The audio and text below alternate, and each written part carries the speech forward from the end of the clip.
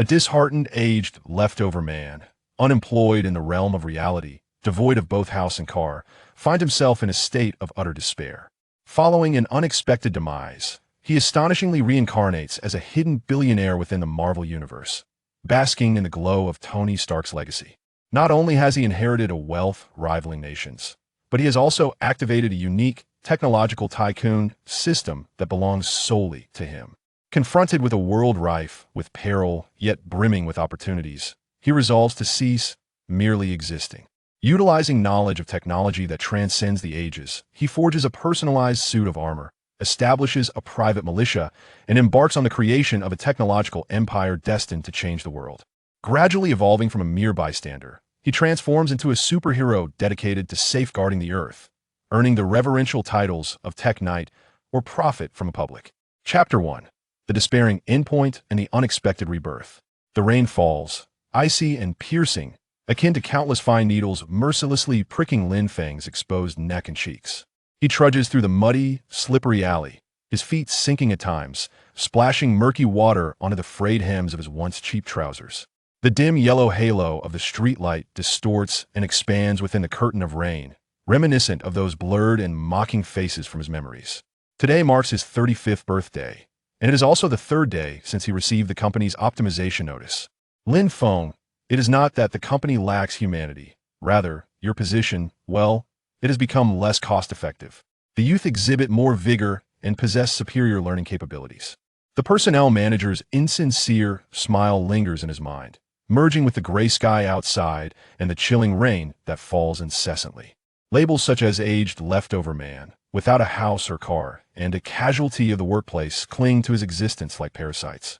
He once believed that diligence and hard work would yield a semblance of stability, only to discover that, in the face of societal currents and cold regulations, personal struggles are utterly insignificant. His parents, aging and increasingly concerned for him, and the whispered judgments from relatives and neighbors, coupled with the progression of expectations to polite disappointment during countless blind dates, all weigh upon him like boulders, rendering him breathless. Residing in a makeshift village on the outskirts of the city, this narrow alley, cluttered with debris, is his daily route home. The air is saturated with a damp, moldy odor and the faint stench of garbage, a scent he has come to recognize over the years as belonging to the failures of life. His phone vibrates in his pocket, and he numbly retrieves it, the screen blurred by raindrops. It is a bank repayment reminder, and the cold digits induce another pang in his heart. Unemployment signifies the loss of next month's rent, his parents' medical expenses, and even the most basic living costs. Despair washes over him like a black tide, submerging him up to his chest, leaving him breathless with a sense of suffocation. He gazes upward at the sky, allowing the rain to cleanse his face, indistinguishable from tears. Perhaps he should never have entered this world? Perhaps his very existence is a mistake? Just then, a sharp, piercing screech of brakes shatters the oppressive silence of the rainy night. A blinding beam of headlights pierces through the darkness, instantly enveloping him like the gaze of death. Lin Feng scarcely has time to react, feeling an indescribable force collide violently with his side. The world spins chaotically, and his body is hurled like a broken kite, crashing heavily onto the cold, damp ground. Agonizing pain engulfs him in an instant, yet strangely, this sensation does not endure, swiftly replaced by a numbing detachment.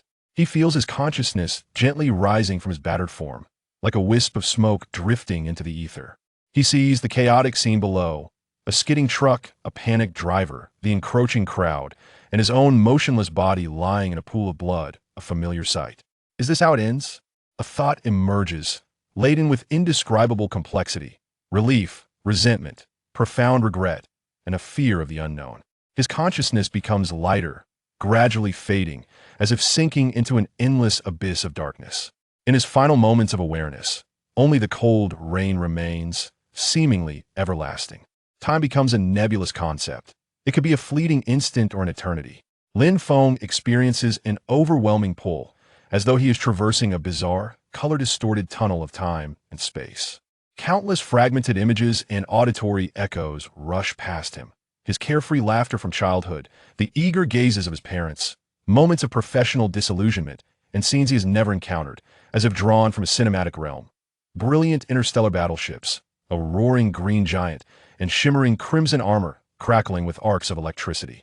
These chaotic images intertwine, assaulting his remaining consciousness. He finds himself unable to think, passively enduring the dizziness and tearing sensations brought about by this rapid traversal. At last, that frenzied force abruptly dissipates. A heavy weariness descends upon him like a mountain, and his awareness once again plunges into a warm darkness. When consciousness returns, the first sensation is one of exquisite softness.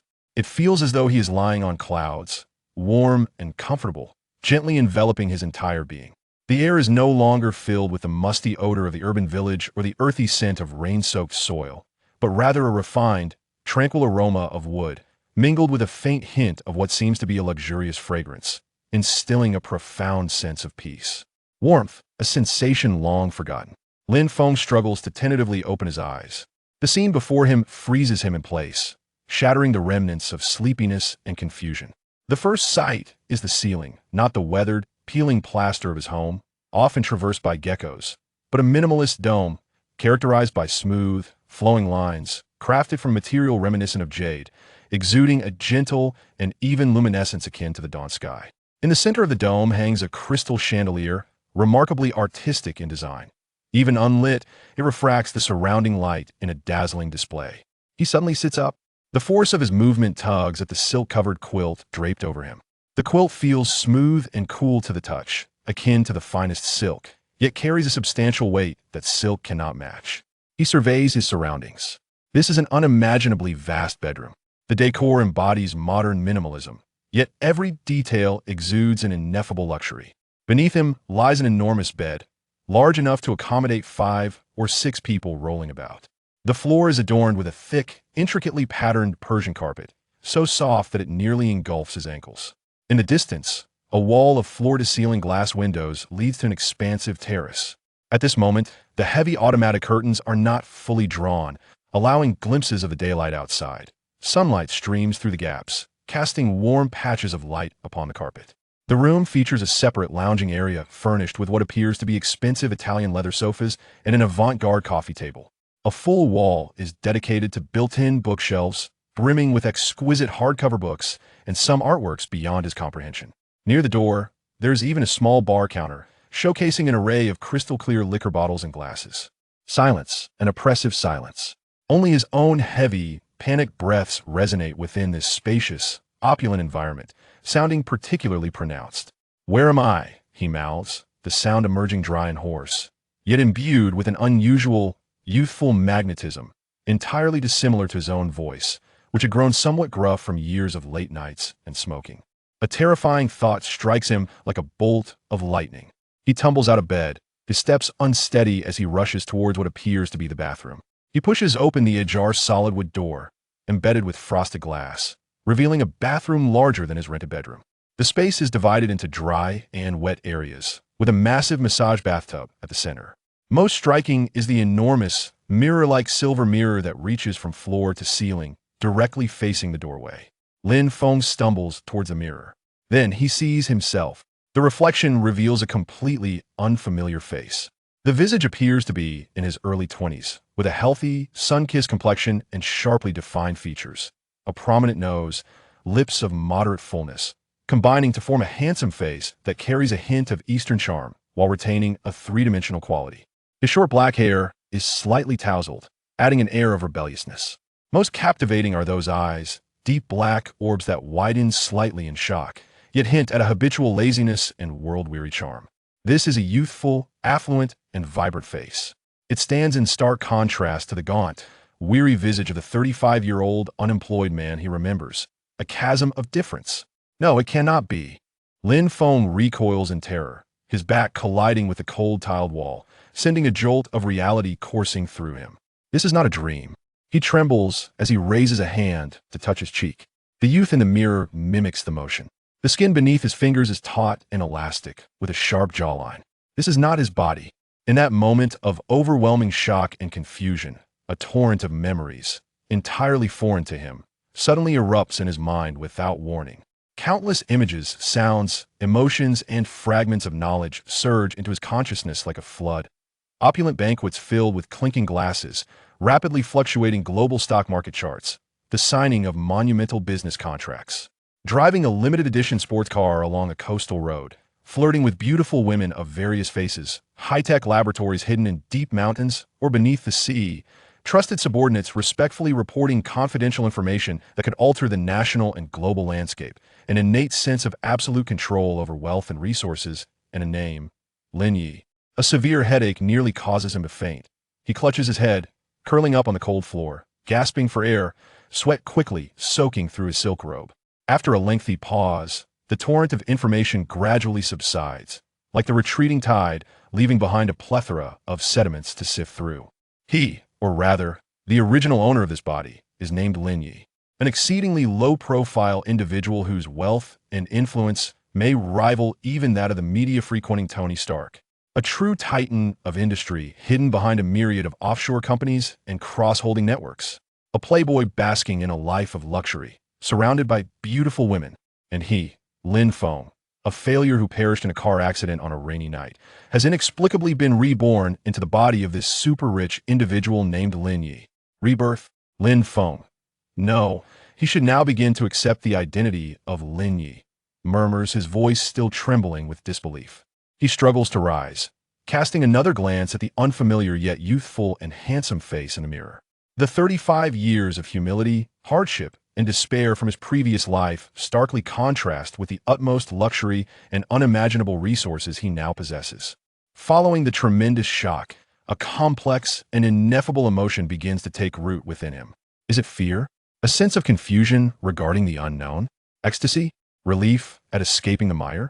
Or a weighty uncertainty regarding the future? He approaches the floor-to-ceiling windows and presses a button on the wall. The electric curtains glide silently apart. In an instant, brilliant sunlight floods the room, causing him to squint slightly. Outside, the dismal and chaotic scenery of the urban village has vanished, replaced by an extraordinarily spacious private terrace adorned with exotic flowers and plants. Beyond the terrace lies a series of undulating, verdant mountains, and in the distance, the faint outline of a blue coastline. His current position seems to be in a top-tier mansion perched on a mountainside, overlooking a magnificent sea view. The sky is a brilliant blue, dotted with leisurely clouds, contrasting sharply with the cold, gray gloom of the fateful rainy night he remembers, akin to a chasm between heaven and hell. Lin Feng, Lin Ye, takes a deep breath, inhaling the freshness of grass and the slight saltiness of the ocean. He is alive. In a manner he could never have dreamed of, he is alive. In a realm that appears to transcend the boundaries of the original world. Fragments of memories regarding Stark Industries and certain extraordinary technologies have led him to harbor a vague conjecture. As he gazes into the mirror at his newfound self, the initial terror and confusion in his eyes gradually give way to a rekindled brilliance, akin to a wildfire. The Lin Feng of his previous life has perished, lost on that frigid, rain-soaked night. So now who stands here? A voice softly resonates within him, husky yet imbued with an unprecedented conviction. From this day forth, I am Lin Ye. The tale belonging to Lin Ye, or rather, the fresh journey of the reincarnated Lin Feng in the Marvel Universe, is poised to unfold beneath this resplendent sunlight, marking the commencement of a grand narrative. An unknown world, boundless wealth, lurking dangers, and infinite possibilities await him just ahead. Chapter 2. The stranger in the mirror's sunlight streamed through the grand floor-to-ceiling windows, casting distinct patterns upon the carpet. While the air was infused with the opulence of expensive fragrances and the warmth of the sun, yet Lin Ye, Lin Feng, stood in the center of the room, feeling no warmth whatsoever, only a chilling absurdity that seeped from his very marrow. He slowly raised his hands. These hands, long-fingered, with pronounced knuckles, meticulously manicured nails, and skin the shade of a healthy wheat hue, exuding an air of pampered elegance. On his wrist rested a mechanical watch of which he could not recall the name. But its value was immediately apparent, the cold metal case pressed against his skin, offering a tangible sensation. These were not his hands, his own hands, roughened from years of typing and various odd jobs, with slightly deformed nails often harboring stubborn dirt, had vanished into the night of rain. Once again, he gazed upon the stranger in the mirror, a figure of youth that appeared no older than 25. His brows bore an unrefined sharpness, mingled with a languor and confidence born from prolonged privilege. His eyes sparkled with a brilliance unquenched by the burdens of life. Though filled with uncertainty, their clarity remained untouched. His physique was well proportioned, and even through the silk robe, one could discern the outline of finely honed muscles.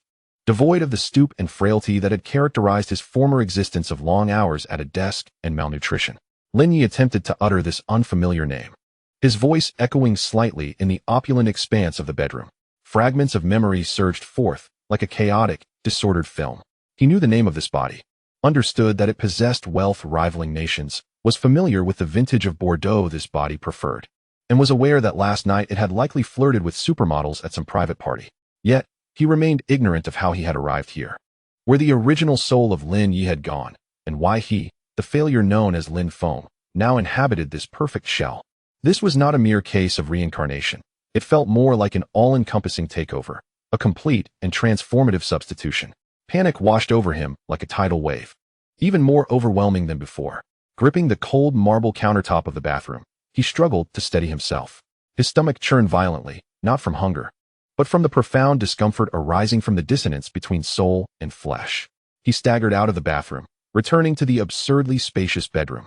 His gaze swept over the lavish furniture and artworks, each piece silently mocking his incongruity. He was an intruder, a thief who had pilfered someone else's life, though not by choice. "Is anyone there?" He ventured to call, his voice dry. Almost as soon as he spoke, the heavy solid wood door to the bedroom was pushed open soundlessly. A man, impeccably attired in a dark suit, his hair meticulously styled and appearing to be in his 50s, entered with a steady stride. He inclined his body slightly, exuding a respectful demeanor without a hint of subservience, his face adorned with a perfectly measured smile. "Sir, you are awake. Breakfast is prepared. Would you prefer to dine in your room or in the dining area?" The man's voice was deep and clear, imbued with the calmness of someone rigorously trained. More fragments of memory flooded his mind. Alfred Pennyworth? No, that was Batman's butler. This man's name was Ethan? Yes, Ethan Clark. He was the personal steward of this body, having served the Lin Ye family for over 20 years. One of the few trusted confidants. Lin Foam.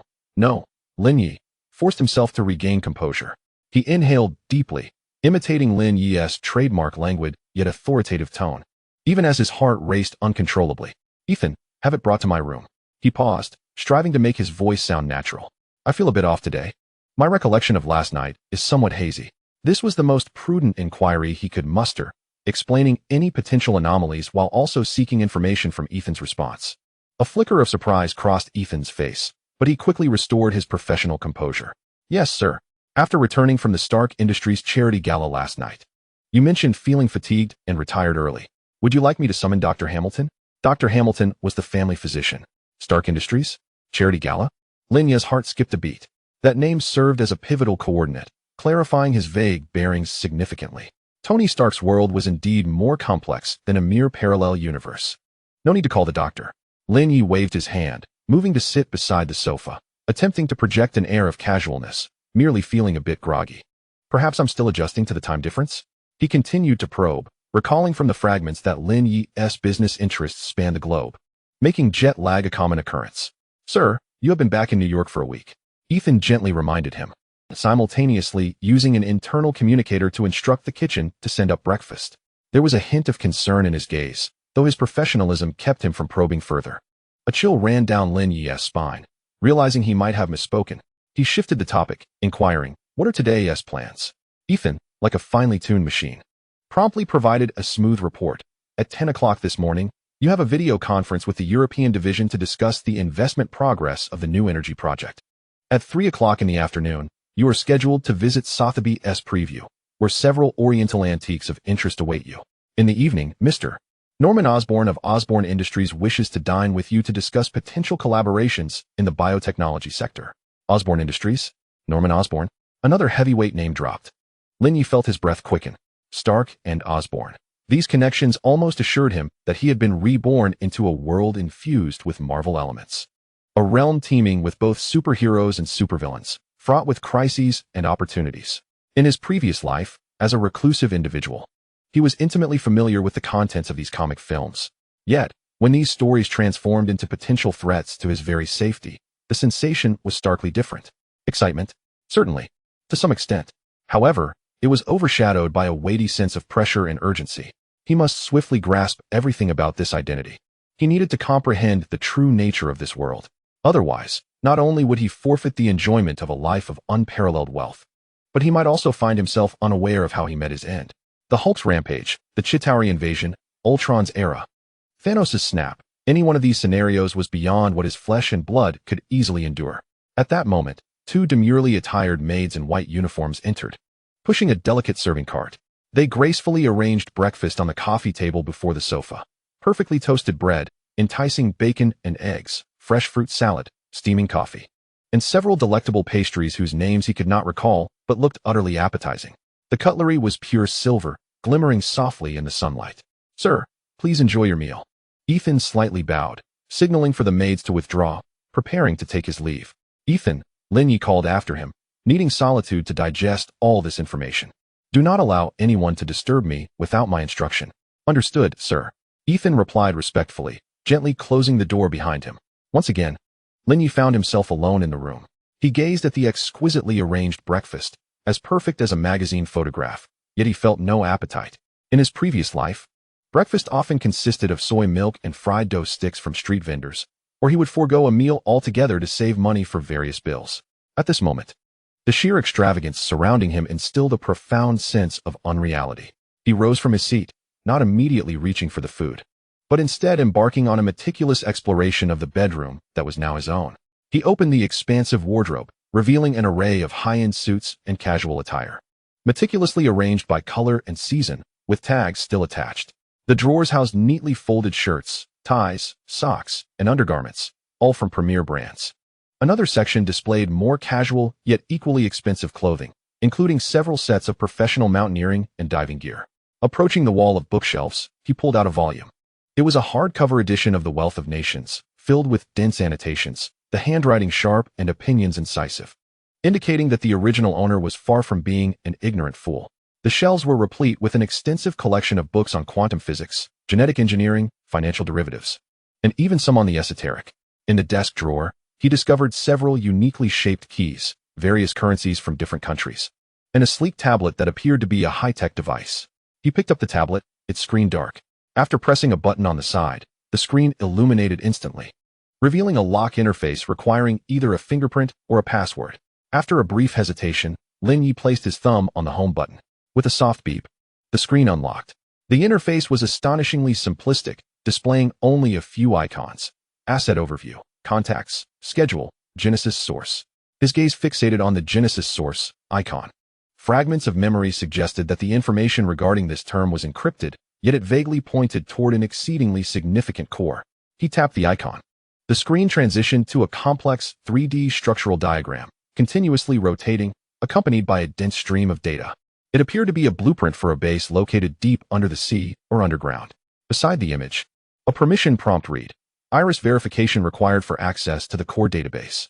Lin Ye positioned the tablet toward his face, and the camera on the screen flickered a green light. Identity confirmed, Lin Ye. Permission level, highest. Welcome back, sir.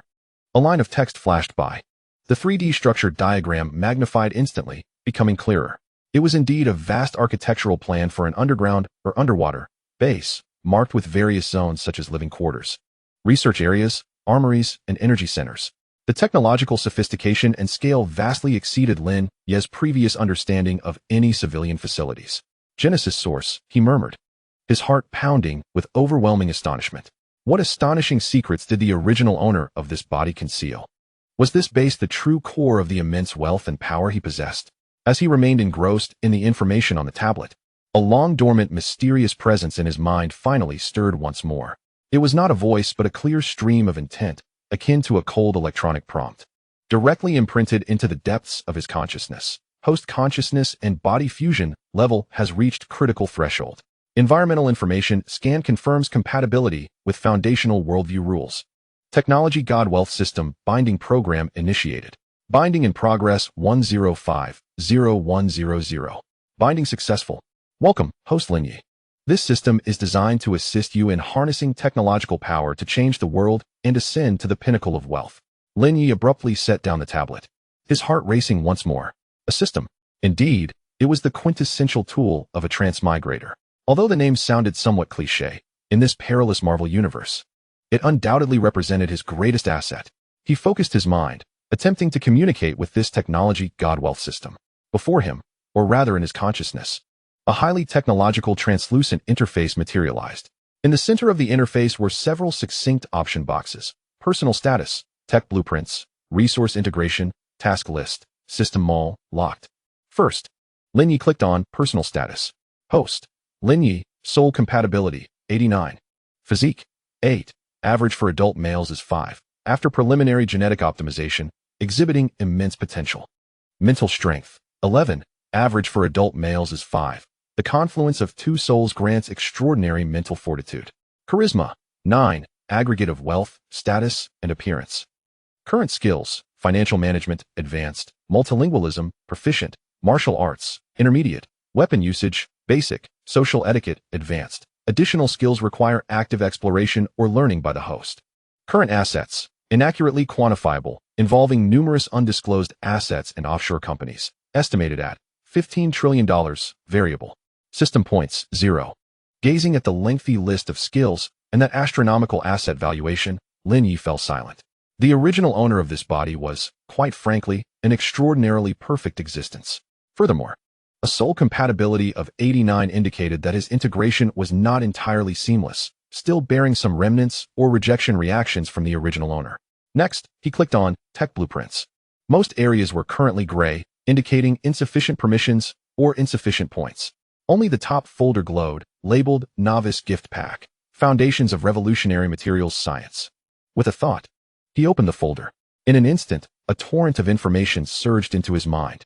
Concepts regarding novel alloy molecular structures, the self-assembly principles of nanomaterials, and optimal ratios for energy conductors flooded his understanding.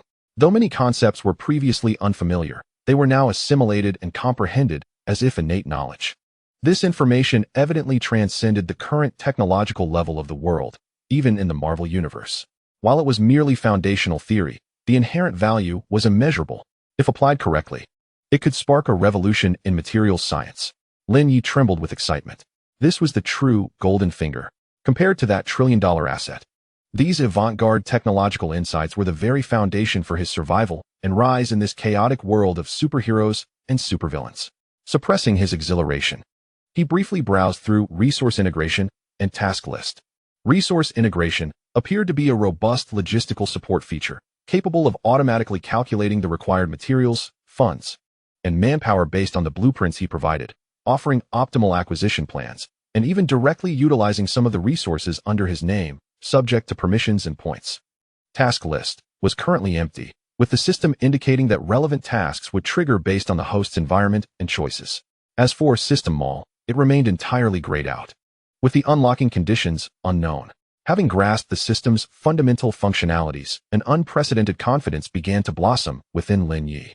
The despair and humility of his previous life now seemed like a prolonged and dark nightmare. And now, awakened from this dream, he held an almost invincible hand.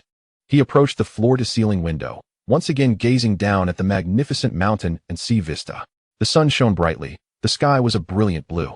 This time, his gaze was no longer merely one of shock and confusion, but rather imbued with an element of ambition and anticipation.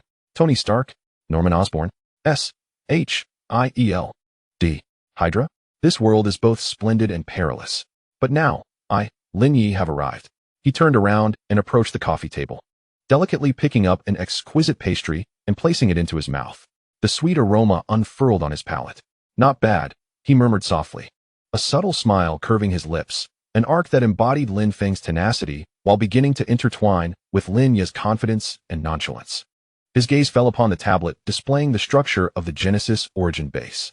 The first step was to venture there and truly seize the most vital legacy left by this body. Then, he would make this world hear his voice. Chapter 3: The Invisible Empire. The meticulously prepared breakfast was ultimately consumed in a mechanical fashion, tasting akin to flavorless wax. Lin Ye, Lin Feng, was entirely consumed by the tumultuous system information swirling in his mind and the astonishing contents revealed on the tablet in his hand. Trillions in assets? The Genesis origin base? And that system known as the Technological Tycoon. All of this felt overwhelmingly vast and bizarre, and even after 2 chapters of acclimatization, the sense of unreality remained intensely palpable. He needed something more concrete and tangible to anchor this new identity, to affirm that he was not ensnared in an excessively vivid dream. Ethan. Lin Ye set down the silver cutlery and dabbed at the corner of his mouth with a napkin, striving to maintain a steady voice. Almost instantaneously as his words faded, the bedroom door was silently pushed open, and the butler, Ethan Clark, entered with a demeanor suggesting he had been waiting outside. "Sir, have you finished your meal?" "Yes." Lin Ye nodded, rising to his feet and pacing toward the floor-to-ceiling window, turning his back on Ethan. This posture allowed him to somewhat conceal any expressions that might betray his emotions. "I need to understand some specifics about the assets under my name, the latest and comprehensive overview." He chose a seemingly routine, yet fundamentally significant command. As the newly reborn Lin Ye, he must swiftly ascertain the nature of the empire he now controlled. This was not merely a matter of security, it was the foundation for all future endeavors. Ethan's expression revealed no hint of surprise, as if this were merely a customary inquiry from his master. He slightly bowed. "Very well, sir. Would you prefer a brief summary or a detailed review of the electronic files? Alternatively, I could summon the finance team and regional heads for an in-person presentation." "The electronic files, please, with the most essential summaries." Lin Ye turned to face Ethan, his gaze calm. For face-to-face communication offered better insight into the other's reactions and would expedite his adaptation to this commanding role. "Understood. Please follow me to the study, where the equipment is better suited for display." Ethan gestured for Lin Ye to follow. Lin Ye trailed behind Ethan as they exited the bedroom, traversing a spacious corridor adorned with lavish, handcrafted carpets. Abstract paintings hung on both sides of the corridor. Although he did not comprehend art, he could sense the considerable value they embodied. They encountered two maids polishing antique vases, who immediately ceased their tasks, bowing their heads respectfully with utmost deference. The study was located at the end of the corridor. Ethan pushed open the heavy double doors crafted from solid wood, revealing a space even more grandiose and dignified than the bedroom. A wall of mahogany bookshelves reached the ceiling, filled with tomes in various languages. In the center of the room stood an enormous desk, seemingly carved from a single block of ebony, which was devoid of clutter except for 3 ultra-thin, curved monitors, exuding a sense of order and formidable presence. One wall featured a real-time view of New York City, while the opposite wall housed a fireplace, which, though unlit at the moment, still radiated a classic charm. "Sir, please take a seat." Ethan guided Lin Ye to a spacious, comfortable leather chair behind the desk, while he moved to one side of the desk to operate what appeared to be an ordinary control panel.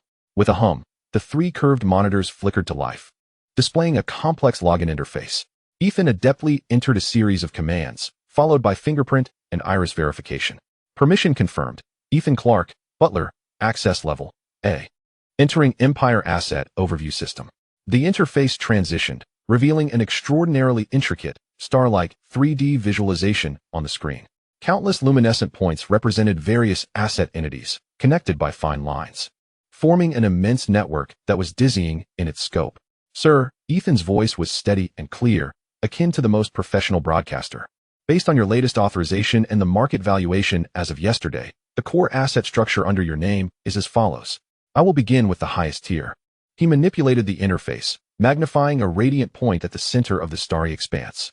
Lin Holdings Group, registered in the Cayman Islands, serves as the ultimate holding platform for all your assets. It does not directly engage in business operations, but controls hundreds of subsidiary companies and nonprofit foundations through a complex web of cross-shareholding. The group's net asset valuation stands at approximately 15 trillion, with a fluctuation range of plus or minus 5%. 15 trillion. Although he had received a similar figure from the system, hearing Ethan calmly announce such an astronomical number caused Lin Ye's heart to momentarily constrict. This was equivalent to the annual GDP of several moderately developed nations. Ethan did not pause, continuing his operations as several subordinate luminous points appeared on the screen.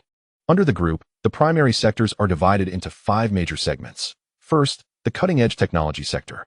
This is the direction you have emphasized in recent years, primarily including geneticist technology, focusing on the frontier research and development of artificial intelligence, quantum computing, and next-generation communication technologies.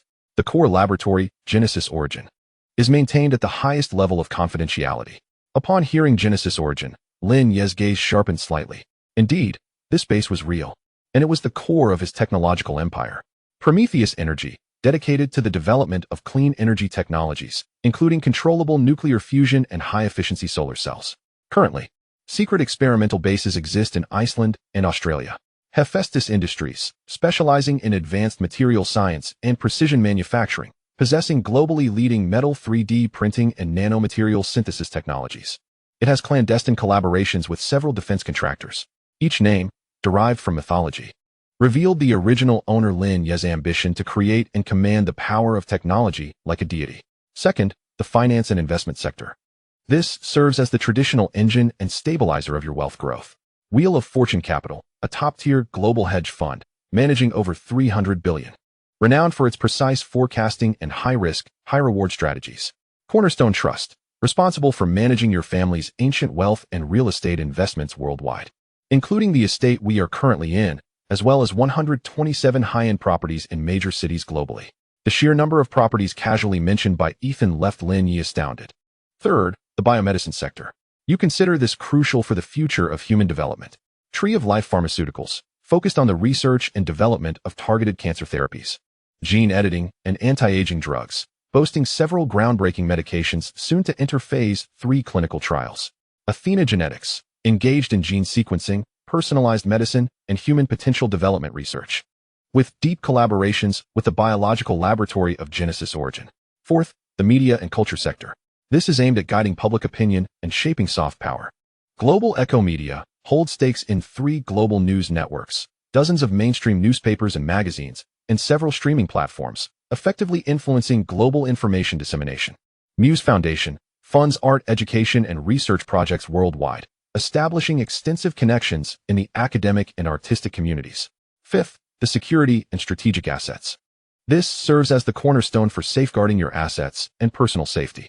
Guardian International Security, ostensibly a provider of high-end security services and equipment, in reality boasts a formidable private armed force exceeding 3,000 elite personnel, predominantly comprised of retired special forces from various nations, all superbly equipped. Its commander is Colonel Michael Rhodes, a former Delta Force operative. A private army.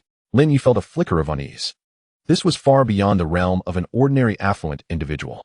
Deep Web Information, a highly clandestine intelligence organization that gathers political, economic, technological, and even personal privacy data globally through both legitimate and illicit channels.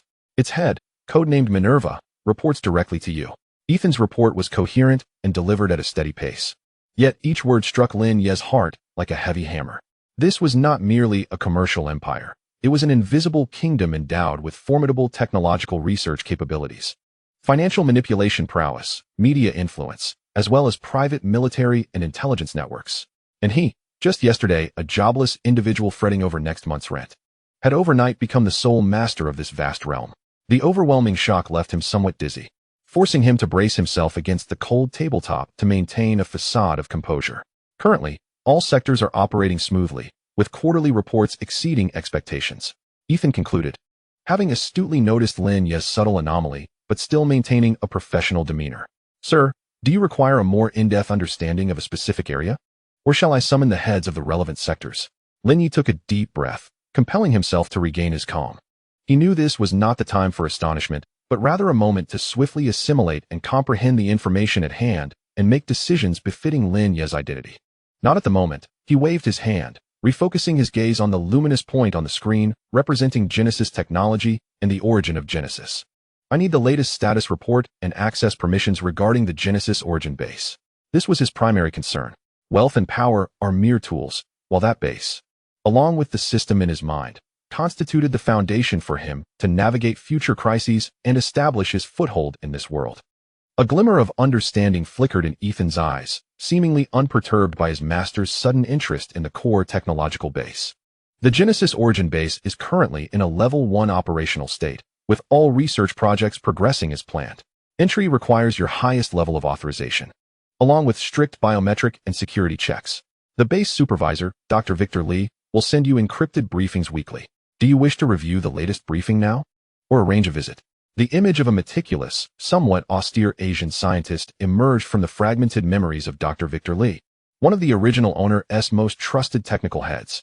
Send the briefings from the last 3 months to my private terminal, Lin Ye instructed, gesturing towards the tablet on the table. We can discuss a visit once I am prepared.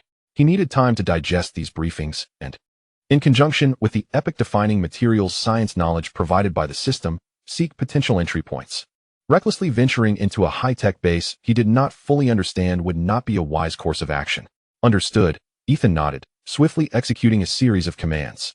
The screen of the tablet beside Lin Ye illuminated, displaying several documents marked as top secret. Additionally, Lin Ye pondered for a moment, recalling another critical point: to intensify surveillance on Stark Industries, particularly Tony Stark himself, as well as Norman Osborn of Oscorp. I want to be informed immediately of all significant developments, both public and clandestine.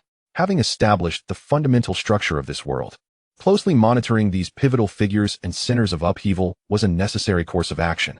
Already in progress, sir. Ethan's response momentarily startled Lin Ye. The deep web information had consistently categorized Stark Industries, Oscorp, and Hammer Industries among its primary surveillance targets. Especially with Mr. Tony Stark, we are tracking his public engagements, statements, and even certain patent filings. A realization dawned upon Lin Ye, accompanied by a chill. The original Lin Ye was not entirely oblivious to this world. He had already set up his own intelligence network. This foresight and meticulous planning only heightened Lin Ye's apprehension and curiosity toward his predecessor. Excellent. Maintain that vigilance. Lin Ye replied nonchalantly, nodding.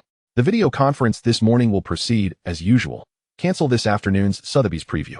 Also, postpone tonight's dinner with Norman Osborn and find a suitable excuse. He required time, ample time, to read the materials, to familiarize himself with the system, to contemplate the path ahead. Those social and entertainment activities were mere distractions that he could ill afford at this moment. As you wish, sir. Ethan acquiesced without objection, promptly noting and arranging the changes. I will notify the relevant departments. Do you have any further instructions?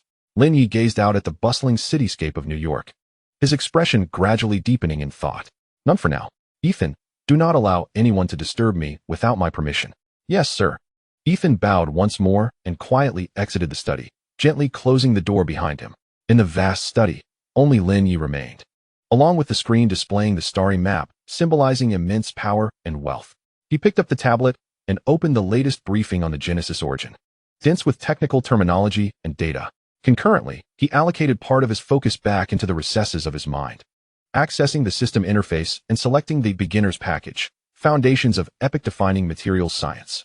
On one side lay the cutting-edge research he commanded in the real world, while on the other was the timeless theoretical knowledge provided by the system. The two began to collide and intertwine in his mind. A remarkable synergy emerged as he read about a new type of aerospace alloy encountering a toughness bottleneck within the briefing. The system presented a theoretical solution involving nanoscale lattice reconstruction to enhance metallic toughness. When he encountered the energy laboratory's confusion regarding efficient energy transmission, the description of the prototype for room temperature superconducting materials flashed through his mind. Though merely initial connections, they illuminated the path ahead like a lightning bolt in the dark. A genuine smile, imbued with the excitement and challenge of a true master, finally graced Lin Ye's lips. This invisible empire was no longer just cold data and distant symbols. It was beginning to feel tangible. What he needed to do was to merge these resources with the power of the system, forging his own new era capable of altering the world and even confronting deities. The first step would be to thoroughly understand this foundational knowledge of materials science and attempt to propose the first Lin Ye-style guidance on a specific project within the Genesis origin. He inhaled deeply, dispelling distractions, wholeheartedly immersing himself in the exploration and assimilation of new knowledge and his new identity. The sunlight outside streamed in, casting a warm glow on his focused profile, delineating his youthful contours with clarity and resolve. The fourth system activated. The study was hushed, with only the gentle hum of the central air conditioning and Lin Ye's gradually calming heartbeat resonating in the silence. The starry map representing trillions in assets continued to rotate slowly on the screen, resplendent and captivating. However, at this moment, his attention was wholly captivated by the more revolutionary entity residing in his mind. The technological tycoon system. Leaning back in the wide, comfortable leather chair, he closed his eyes, plunging his entire consciousness into the depths of his awareness. That futuristic, semi-transparent interface materialized once more, as if directly projected onto his retina. The interface is sleek and minimalist, characterized by rigid lines and a faint, ethereal blue glow that imbues it with a futuristic aura. Several core option boxes float quietly, akin to applications poised for activation.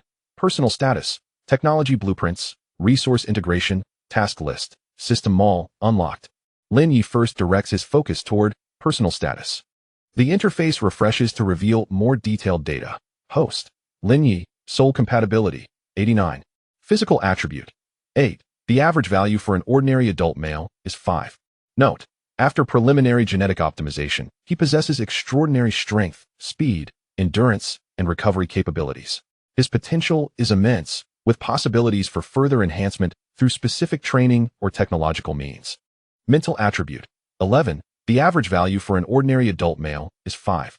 Note: the fusion of two souls has resulted in an exceptionally powerful mental capacity, manifesting as superior memory, logical reasoning, learning ability, and rapid processing of complex information.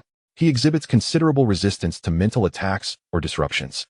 Charisma 9. A composite evaluation of wealth, status, appearance, and demeanor. Note: an exceptionally high starting point that aids in social negotiations, leadership, and attracting talent. Growth may be achieved through accomplishments, reputation enhancement, or specific skills. Current skills: advanced financial management, proficient in multiple languages, intermediate combat skills, basic proficiency in various weapons, advanced social etiquette, advanced business management, intermediate strategic analysis. Further skills may be acquired through active exploration or system infusion. Current assets: synchronized data with Ethan, slightly abridged. System points: 0. Methods of acquisition: completing system tasks, achieving technological breakthroughs, making significant impacts on the world line, etc. Purpose: unlocking higher-level technological blueprints, redeeming items from the system mall, accelerating resource integration processes, etc.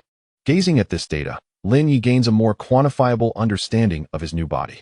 The striking mental attribute of 11 elucidates why he can swiftly absorb fragments of memory and comprehend complex asset reports. The soul compatibility rating of 89 alerts him to the fact that the fusion is not flawless. Remnants of instincts, habits, and even emotions from the original host may require time to harmonize or suppress. With a blend of excitement and anticipation, he clicks on Technology Blueprints. The interface unfolds like a vast celestial library, though most areas are obscured by gray lock icons, indicating insufficient permissions or insufficient points. The locked regions bear spine-chilling category labels: planetary energy core, strong interaction materials, curvature engine theoretical prototype, gene lock decryption project. Each name seems to emanate from a distant future, radiating an alluring yet perilous glow. Only the topmost folder, emanating a soft white light, is accessible. Novice gift package, fundamentals of epic-making material science. Without hesitation, Lin Ye uses his mind to open it. Boom. It feels as if some gate has been flung open, unleashing an orderly yet colossal flow of information into his consciousness, much more structured than during the previous memory fusion, akin to a precisely coded torrent of data. This time, it is not a chaotic jumble of fragments, but a cohesive knowledge system replete with logical structures, numerous formulas, models, and experimental data.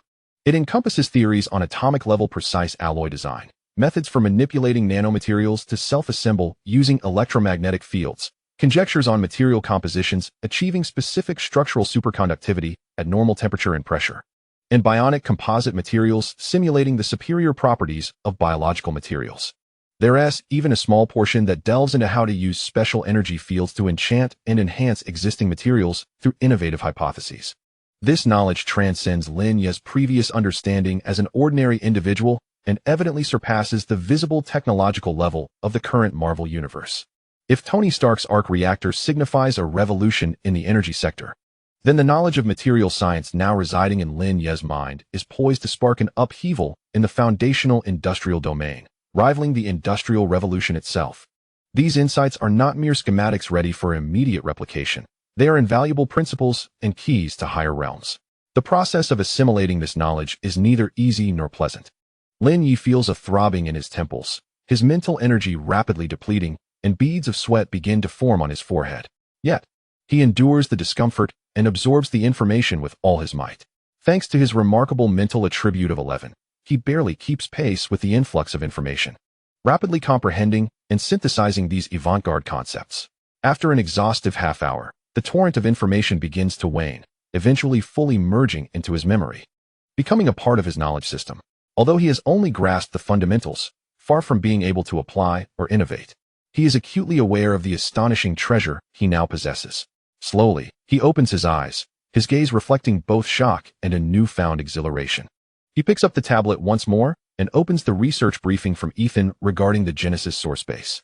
This time, the reading experience is entirely different. The previously obscure technical terms and experimental data now appear clear to him. He can instinctively evaluate and contemplate some projects in the briefing, utilizing the foundational knowledge of material science he has just acquired. For instance, when he sees a report from the Hephaestus Industrial Materials Laboratory discussing the development of a new titanium alloy for spacecraft exteriors, which is struggling to resolve its fatigue fracture issues under extreme temperature variations. Several potential solutions immediately spring to mind.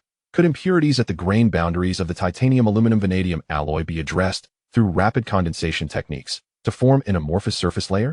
Or perhaps introducing trace amounts of rare earth elements might alter its phase transition dynamics, enhancing toughness? The concept of gradient composite materials mentioned in the system knowledge might be more suitable for this application scenario. An outer layer resistant to high temperatures and corrosion, combined with an inner layer of high toughness to absorb impacts. This ability to see through the essence of problems and even glimpse potential solutions captivates him. It is a power derived from knowledge that brings far more comfort and joy than wealth ever could. He attempts to convey one of his ideas regarding the use of nanotechnology to strengthen the alloy's grain boundaries through the encrypted communication software on his tablet, sending it to the materials project lead at the Genesis source base. He refrains from providing a detailed plan, merely suggesting a possible research direction, accompanied by a brief note. Consider exploring this concept and pay attention to the effects of nanoparticle dispersion uniformity on performance. Having completed this, he exhales deeply, feeling he has finally taken a substantial step toward mastering this new identity. Next, he turns his attention to the other two functions of the system, resource integration and task list. The resource integration interface resembles a powerful project management tool. Lin Ye envisions a simple item in his mind, such as a dagger crafted from a high-hardness, low-density alloy based on the fundamentals of epoch-making material science. Instantly, a virtual 3D model of the dagger materializes on the interface, alongside a lengthy list. Project, Special Alloy Dagger, Concept. Required materials, high-purity titanium ingot, 9,999 12 kilograms. Rare earth element scandium, 50 G. Nanoscale silicon carbide powder, 100 G. Estimated financial expenditure, approximately 15,000, primarily for the procurement of specialized materials and the operational costs of small-scale smelting equipment. Required human resources and equipment. Senior metallurgical engineer, X1. Precision casting equipment, X1 set. Vacuum arc melting furnace, X1 unit. Optimal acquisition strategies. Option 1. Internal instruct the Hephaestus Industrial Laboratory to allocate resources. Estimated time, 3 days. Requires host authority. Option 2. External procure from 3 specific suppliers through an offshore company. Estimated time, 7 days, with a 20 increase in cost. More discreet. Option 3. System-assisted spend 10 system points to have the system optimize the material ratios and directly identify available alternative stock materials in the host's warehouse, reducing the time to 1 day. Insufficient points, not selectable. Lin Ye gazed in awe. This feature seemed tailor-made for a novice tycoon like him, who possessed vast resources yet was unsure of how to utilize them efficiently. It not only translated blueprints into concrete resource requirements, but also provided multiple pathways for acquisition, including system shortcuts that required point expenditure. This significantly lowered the threshold for transforming the wealth of knowledge in his mind into tangible products. As for the task list, it remained empty, save for a single line of prompt. System tasks will dynamically trigger based on the host's environmental choices and fluctuations in the world line. Please actively explore the world and strive for self-improvement. Clearly, passively waiting for tasks to present themselves was not an option. Finally, his gaze settled on the gray System Marketplace icon, though it was not yet unlocked. A small line of text below indicated the conditions for unlocking. The host must successfully manufacture the first system-certified epoch-making technological product or acquire 100 system points. This provided him with a clear short-term objective. Exiting the system interface, Lin Ye felt an unprecedented sense of fulfillment and direction. Although confusion and anxiety had not completely dissipated, they were now overshadowed by an intense desire for exploration and challenge. He rose and returned to the enormous floor-to-ceiling window. Night had fallen, and New York City was aglow with lights, the brilliant illumination resembling another starry sky spread across the earth. Beneath this celestial expanse lay countless conspiracies and opportunities, woven by heroes and villains alike, and he was no longer a helpless bystander or a pawn resigned to fate. He possessed $1 trillion fortune as startup capital, a hidden technological empire as his base, and a system that offered knowledge transcending the ages as his most formidable support. Technology is divine power, he whispered, reiterating the belief that belonged to Lin Ye. At this moment, the phrase finally bore substantial weight. The path ahead was clear. First, to thoroughly familiarize himself with and absorb the foundational principles of epoch-making materials science, and to try his hand at practical projects within the Genesis source base, accumulating experience while striving to manufacture the first system-certified product to unlock the marketplace. Next, to leverage Ethan and the deep web's intelligence network to closely monitor key figures and events in this world, particularly Tony Stark and the impending kidnapping incident in Afghanistan. He needed to decide how and when he would intervene in this grand epic. Finally, and most crucially, he must continue to adapt to the identity of Lin Ye, enhancing his soul's affinity and completely mastering this body and all its associated resources. His gaze sharpened, reflecting the myriad lights outside the window. The former Lin Feng had faded into oblivion. In this life, Lin Ye would ensure that the world took notice. He turned back to his desk, picked up the briefing on the Genesis source, and immersed himself once more. This time, a faint smile, reminiscent of a pioneer and creator, graced his lips. His era had only just begun. Chapter 5, Choosing the Future. Outside, New York had succumbed to slumber, with only scattered lights and the unyielding neon glow remaining, akin to the city's slowly pulsating veins. Inside the study, Lin Feng, was wide awake.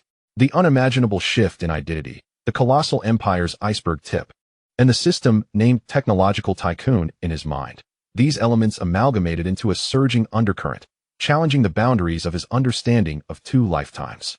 He no longer gazed at the asset star map symbolizing endless wealth, nor did he hastily peruse the intricate research briefings from the Genesis source.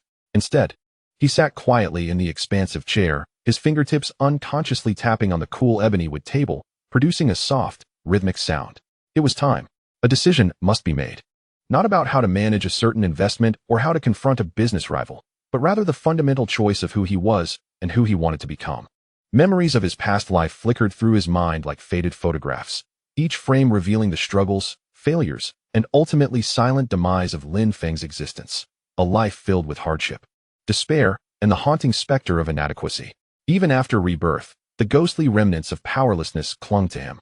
Yet now, he sat in this lavish study, his fingers grazing the surface of an invaluable antique desk, inhaling the purified air calculated by the cubic meter and possessing wealth sufficient to purchase a small nation, all while harboring knowledge capable of altering the course of history.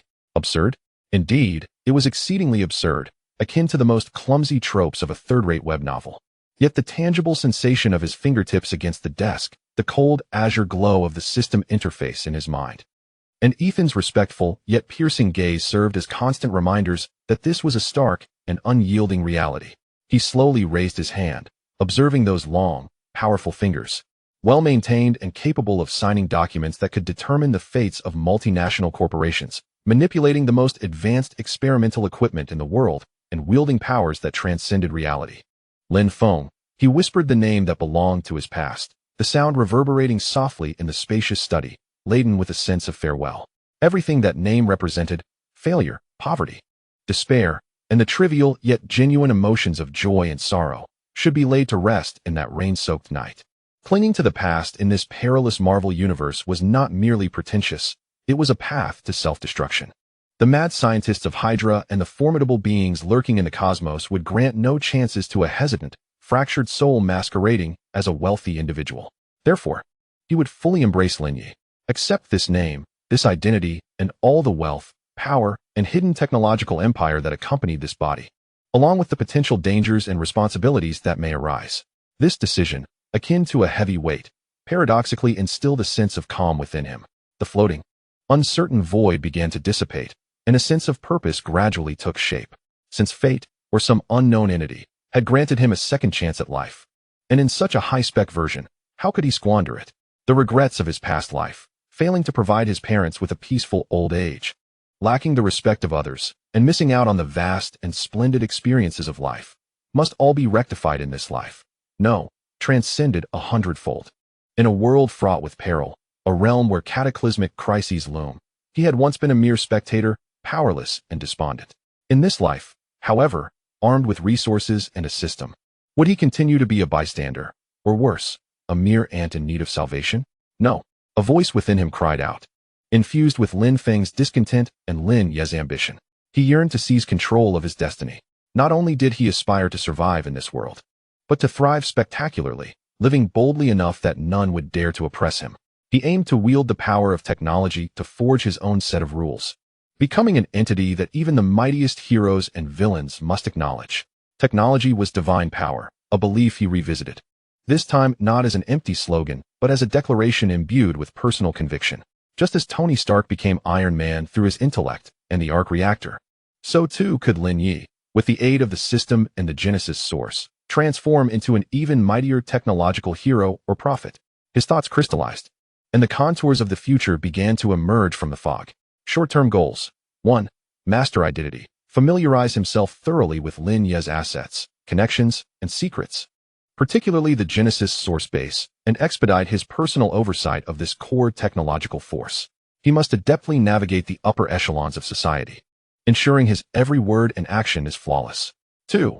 Assimilate system knowledge. Completely comprehend the fundamentals of epoch-making material science and endeavor to conduct small-scale practical applications, such as utilizing resource integration to create a compact, system-certified technological product to unlock the marketplace. 3. Establish intelligence network. Fully exploit deep web information, not only monitoring overt targets like Stark and Osborn, but also proactively gathering intelligence on covert entities such as S.H.I.E.L.D., Hydra, and even Kamartaj, ensuring he knows both himself and his adversaries. 4. Intervene at critical junctures. Closely monitor Tony Stark's movements. Regarding the impending kidnapping incident in Afghanistan, he initially leans towards not intervening directly, but rather exerting influence at pivotal moments, fostering goodwill while subtly showcasing his existence and value. Long-term vision.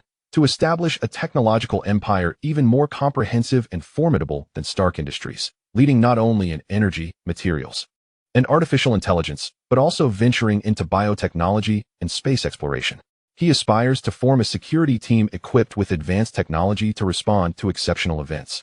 Realizing he cannot do everything himself, nor can he rely solely on the Avengers for Earth's safety, he seeks to explore the upper limits of the system's technological tree, questioning if it can reach or even surpass the levels of black technology within the Marvel Universe, such as the Space Bridge or the replication of the Infinity Stones, if they exist. This would provide him with the confidence to confront future cosmic threats. As for the fragments of romantic memories, they were but fleeting illusions. What he truly desired was a soul mate who could genuinely understand him and walk beside him. Perhaps the fleeting glimpse of a red figure from his memory? Lin Ye shook his head, suppressing such thoughts for now.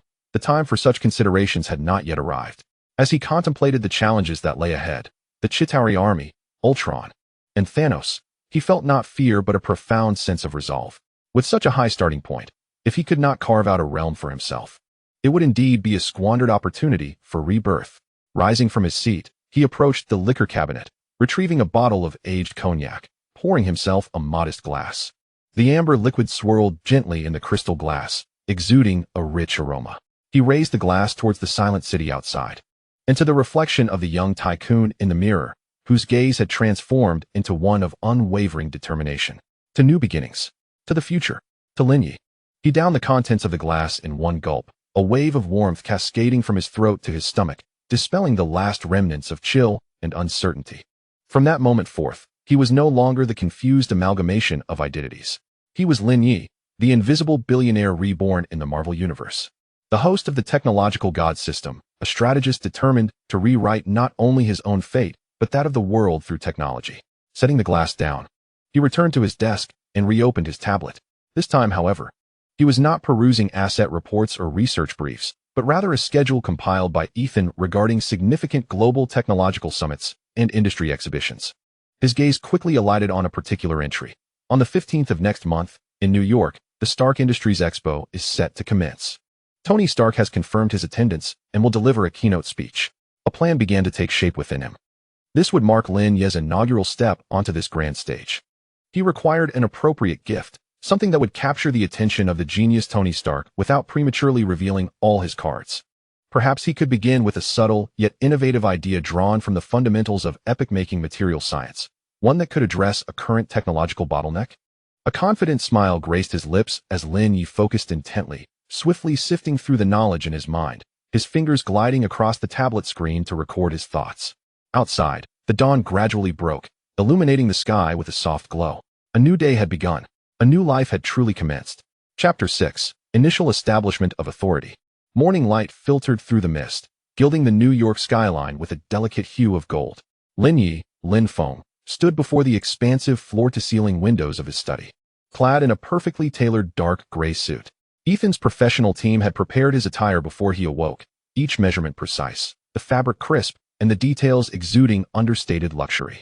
After a night of contemplation and resolution, the last vestiges of uncertainty in his gaze had been entirely swept away, replaced by a calm, yet piercing brilliance. Having resolved to embrace the identity of Lin Ye, his primary task was to fully grasp all that this identity represented. Mastery often begins with the establishment of authority. "Sir, the vehicle is ready." Ethan's steady voice resounded from behind him. Lin Ye turned slightly, nodding in acknowledgement. "First, we shall visit the Cornerstone Trust headquarters." Cornerstone Trust, one of the core institutions responsible for managing the vast real estate and ancient wealth of the Lin family empire, represented a relatively traditional yet foundational aspect of his considerable assets. Choosing this as the venue for his formal debut was symbolically significant. He intended to showcase not only his ambition for cutting-edge technology, but also to firmly grasp the lifeblood of tradition. "Very well, sir." Ethan did not inquire further, but promptly confirmed the itinerary through his earpiece. He keenly sensed that today's employer was somewhat different from yesterday's. There was less of the subtle detachment that marked the morning's awakening, replaced by an undeniable decisiveness. Half an hour later, a low-key yet unmistakable convoy departed from the hillside estate. Leading the way was a heavily armored Maybach, with Lin Ye and Ethan seated in the rear, followed by two equally robust SUVs carrying elite bodyguards from the Guardian Security Company. The vehicle glided smoothly into Manhattan's core, ultimately halting before an imposing skyscraper. The building's entrance was understated, adorned only with a simple brass plaque bearing the name Cornerstone Trust. Yet, the employees rushing in and out were all impeccably dressed, their hurried strides exuding the efficiency and rigor characteristic of the financial sector. As Lin Ye entered the lobby, flanked by bodyguards, the trust company's management team, already notified of his arrival, stood in formation to greet him. At the forefront was a meticulously groomed man, around 50 years old, sporting gold-rimmed glasses, Richard Harrison, the CEO of Cornerstone Trust. "Good morning, Mr. Lin. We are delighted to have you here for an inspection." Harrison welcomed him with a warm and respectful smile, hastening forward to greet him. Yet the scrutiny and slight unease that flickered momentarily in his gaze did not escape Lin Ye's keen observation. Honed by the amalgamation of 2 lifetimes and sharpened by his experiences navigating corporate intrigue, Lin Ye merely acknowledged with a subdued "HM," his gaze sweeping calmly across the assembly. An intangible pressure naturally enveloping the room. He eschewed unnecessary pleasantries and, under Harrison's guidance, proceeded directly to the exclusive elevator leading to the core management meeting on the top floor. Inside the conference room, a colossal circular table was filled with executives from the trust company. An exquisitely prepared PowerPoint presentation was set against the screen, detailing the performance report of the past quarter and future projections. Harrison took the floor as the principal speaker, eloquently articulating the data with impressive thoroughness, striving to emphasize how, under his stewardship, the trust company had operated steadily and how its assets had appreciated. His presentation was impeccable, showcasing a remarkable level of professionalism. However, Lin Ye leaned back comfortably in his chair, his fingers lightly tapping the armrest, ostensibly listening, while his mind swiftly retrieved deeper insights about Harrison and Keystone Trust, provided by Ethan and covertly gathered from the deep web. Fragments of memory and intelligence indicated that Richard Harrison had long been a loyal servant to Lin Ye's, the original host's, father, possessing exceptional abilities, yet had grown somewhat arrogant due to his accomplishments. During the original Lin Ye's indulgence in a life of extravagance and exploration of cutting-edge technology, largely neglecting traditional asset sectors, Harrison had effectively become the dominant voice within Keystone Trust, gradually forming a self-serving clique centered around him. There were even certain dubious operations, cleverly concealed, such as using insider information for marginal personal investments or entrusting lucrative projects to third-party companies with whom he had close ties. While these actions had not yet breached legal boundaries, they indicated a burgeoning trend of overreach. For the newly reborn Lin Ye, determined to assert control over all matters, Harrison was undoubtedly the first target for correction. Thus, we firmly believe that by optimizing our European real estate portfolio, we can enhance our return rate by an additional 0.5% in the next quarter, Harrison concluded, his confident smile directed at Lin Ye, awaiting affirmation. Moderate applause erupted in the conference room. Lin Ye refrained from joining in. Instead, he raised his hand to signal for silence. Instantly, all sounds ceased, and every gaze was fixed upon this exceedingly young, yet authoritative master of their fates. Richard, Lin Ye began, his voice steady, devoid of discernible emotion. The presentation was commendable, and the data quite impressive. Harrison's smile broadened, and he inclined slightly. Thank you, sir, for your affirmation. It is all thanks to our team. His words were abruptly interrupted by Lin Ye's raised hand.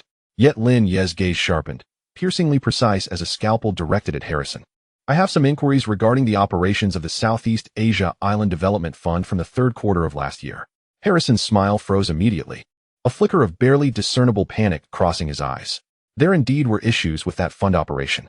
He had diverted a portion of the capital under the guise of consulting fees to a shell company, ultimately enriching himself, all executed with extreme discretion, confident that no one would uncover it. Sir, Harrison attempted to maintain composure. The fund's operations were entirely compliant with procedures. All documents underwent legal review, and the return rate met expectations. The return rate met your set expectations. Lin Ye gently corrected his terminology, leaning slightly forward, imposing greater pressure on Harrison. But I am curious as to why, during the project bidding phase, the evaluation report issued by Ocean Consulting diverged so significantly from the actual outcomes. Furthermore, it appears that this Ocean Consulting has close ties to one of your cousins, Richard. With each word Lin Ye spoke, Harrison's complexion paled further. Beads of sweat began to bead on his forehead, and the hand holding the laser pointer trembled slightly. These matters had been conducted with utmost secrecy. Even his most trusted deputy was unaware. How could the boss know? Could it be through deep web information? That mysterious intelligence agency that existed only in rumors? The atmosphere in the conference room plummeted to a freezing point. The other executives fell silent.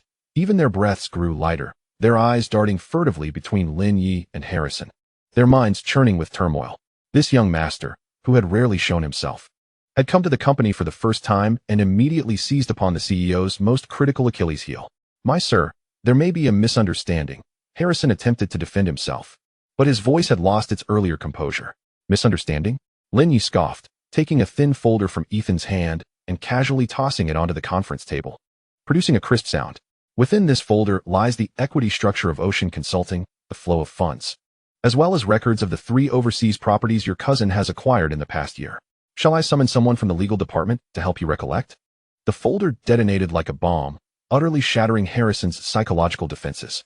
His face drained of color, his legs weakened, nearly unable to support his weight. He understood that he was finished. It was not merely a matter of losing his job. With the might of the Lin family empire, they could ensure he languished behind bars for a long time. Sir, I was mistaken. It was a moment of folly. Please, for the sake of my years of service to the company, grant me another chance. Harrison, disregarding all semblance of dignity, pleaded with a quavering voice. Lin Ye regarded him with an impassive expression, his gaze icy. Keystone Trust is the bedrock of my family's wealth, and I will not tolerate any parasites within. Richard Harrison, you are terminated. All your positions are hereby revoked. He paused, his gaze sweeping over the frightened faces of every executive in the room. His voice, though not loud, resonated clearly in each ear. The legal department will follow up on subsequent matters, including recovering all illicit gains and pursuing legal action. The Guardians will assist you with the handover outside.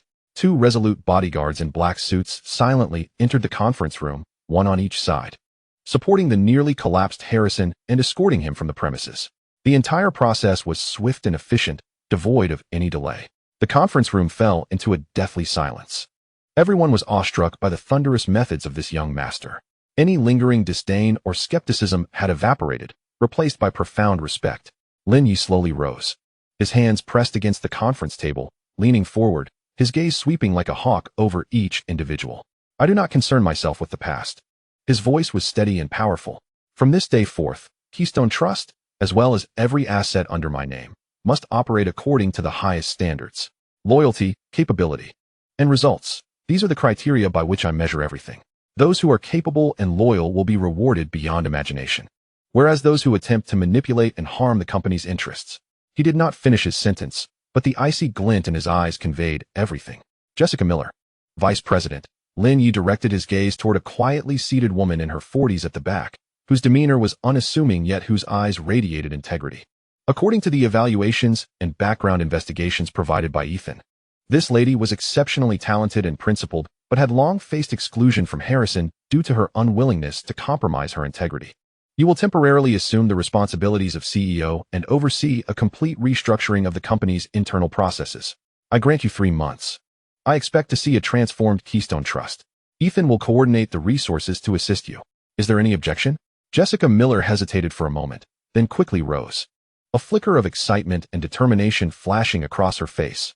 No objections, sir. I will give my utmost effort and live up to your trust. Lin Ye nodded in acknowledgement. The meeting is adjourned.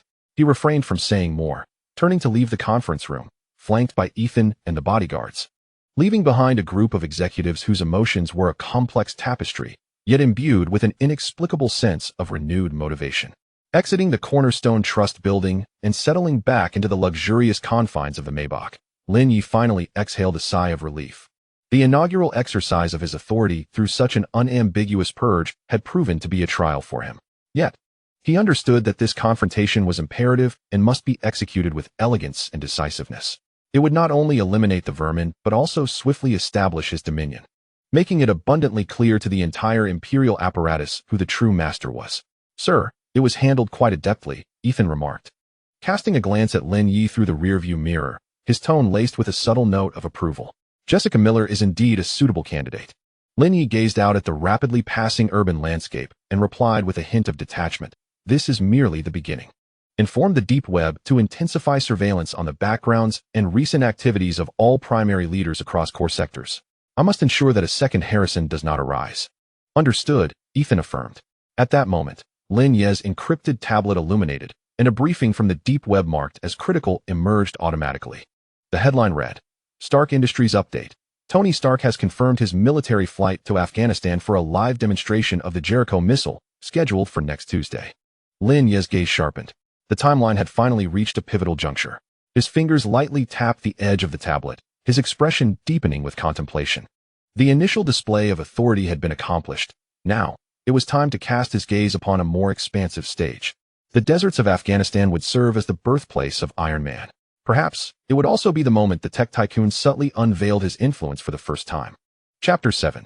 The genesis of the secret base. After concluding affairs at the Cornerstone Trust and issuing directives for monitoring Tony Stark's upcoming journey to Afghanistan, Lin Ye, Lin Feng, eschewed a return to the mountaintop estate, instead commanding his convoy to a secluded private airport on Long Island, New York. The sky was a brilliant blue, and several small business jets were quietly stationed on the runway. The convoy proceeded directly toward a sleek, all-black vertical takeoff and landing aircraft that bore an unmistakably futuristic design. It resembled something that had flown straight out of a science fiction film. Its streamlined body devoid of any conspicuous windows or markings, exuding a silent, yet formidable aura as one approached. Sir, this is the Night Owl stealth transport aircraft. Independently developed by the Aerospace Division of Genesis Technologies, Ethan whispered, offering an explanation. It employs some of the low detectability materials and efficient duct fan technology you previously provided, boasting full-spectrum stealth capabilities and vertical takeoff and landing functionality, enabling it to discreetly transport you to nearly any region of the globe. Lin Ye nodded, gaining a more vivid appreciation for the technological empire crafted by the original Lin Ye. The technological sophistication of this Night Owl likely surpassed that of the most advanced stealth fighters currently in the U.S. military's arsenal. The boarding process was quiet and efficient. The interior of the cabin, though not exceedingly spacious, was lavishly adorned and replete with technological flair, the leather seating offering exceptional comfort. With a barely perceptible hum, the aircraft ascended smoothly and vertically, then adjusted its trajectory, silently accelerating into the clouds, heading toward the depths of the Atlantic. During the flight, Lin Ye reopened the detailed dossier concerning the Genesis headquarters, integrating it with the foundational knowledge of materials science provided by the system in his mind for a final review. He sensed that this inspection would represent a crucial step in his genuine assumption of control over this technological core. Approximately 2 hours later, the Night Owl began its descent. Through the limited observation screen, Lin Ye beheld an endless expanse of azure ocean, devoid of any trace of islands. Just as his curiosity peaked, the aircraft began to hover, and the surface of the sea suddenly parted in silence, revealing a vast square entrance edged with blue guiding lights, the water displaced by some unseen force, exposing a bottomless passageway. We are entering the underwater entrance to the base, Ethan elucidated. The main structure of the base is situated 500 meters beneath sea level within a granite layer, providing exceptional concealment and defensive strength. The night owl glided steadily down the passage, surrounded by alloy walls aglow with a haunting blue luminescence. Minutes later, the surroundings opened up to reveal an immense subterranean expanse. Rather than a mere base, it resembled a futuristic city constructed deep underground. The aircraft docked at a broad helipad. As the hatch opened, a refreshing breeze infused with the scents of ozone, metal, and disinfectant wafted in. A squadron clad in silver-gray uniforms, moving with precise coordination and bearing solemn expressions, awaited in formation. At the forefront stood a meticulously groomed Asian man in his 40s, adorned with frameless glasses. The base's overseer, Dr. Victor Li. "Welcome, Mr. Lin." Victor stepped forward, bowing slightly, his tone imbued with the meticulousness and restraint characteristic of a scientist, yet his eyes betrayed an unmistakable excitement and reverence. To these devoted researchers, this benefactor who provided abundant theoretical direction and financial support was akin to a deity. Descending the gangway, Lin Ye's gaze swiftly scanned the hangar. Various models of aircraft were stationed, while some engineering robots autonomously conducted maintenance tasks. The ceiling soared high, and gentle artificial lighting simulated natural sunlight, rendering the space anything but oppressive. "Victor, let's proceed directly to the core laboratory," Lin Ye stated, bypassing any unnecessary pleasantries. He was eager to witness tangible results rather than listen to reports. "Of course, sir. Please follow me," Victor promptly responded, accustomed to his employer's efficiency, and moved aside to lead the way. The group boarded a high-speed maglev transit vehicle, seamlessly traversing the vast and intricate interior of the base. Through the transparent walls of the carriage, Lin Ye observed a plethora of astonishing sights. Multi-story workshops assembling large-scale equipment, biological laboratories bustling with researchers and precision instruments, climate testing chambers simulating various extreme environments, and even a sizable ecological agriculture zone providing fresh produce for the base. Eventually, the transit vehicle halted before a massive door forged from a dark alloy. The door bore no insignia. Only a beam of eerie blue light descended for scanning. "Highest authority identity verification, Lin Ye." "Welcome, sir." A cold electronic voice resonated, and the door silently slid open. Beyond it lay the true core of Genesis, the Prometheus laboratory. This area was designated for the most avant-garde and highest-risk research, particularly in the domains of energy and materials science. The laboratory was expansive, profoundly minimalist in design, with a silver-white color scheme reflecting a stark, cold luminescence. Dozens of researchers busily attended to their workstations, and various cutting-edge devices emitted low, rhythmic operational sounds. Most striking was the central area of the laboratory, which housed a test zone isolated behind multiple layers of blast-proof glass. Within stood a complex apparatus approximately 3 men tall, its core featuring a ring-like structure radiating a soft blue light, countless cables and pipes connected to it, surrounded by an array of sensors. "Sir, this is our second-generation arc reactor prototype, constructed based on the new energy confinement field theory you provided," Victor spoke with pride. "Its current output power has reached 3 times that of Stark Industries' miniaturized version, with significantly enhanced stability. We are currently addressing energy dissipation and material fatigue issues under prolonged operation." Lin Ye approached for a closer inspection. The reactor prototype bore some resemblance to the one embedded in Tony Stark's chest, yet it was larger and more intricate. He could sense the faint aroma of ozone and the unique, tingling sensation of an energy field in the air. Rather than offering an immediate assessment, he shifted his gaze to a nearby materials testing station. A number of metal plates made from various materials were affixed on the stage, adjacent to high-energy laser emitters and precision sensors. "What is being tested here?"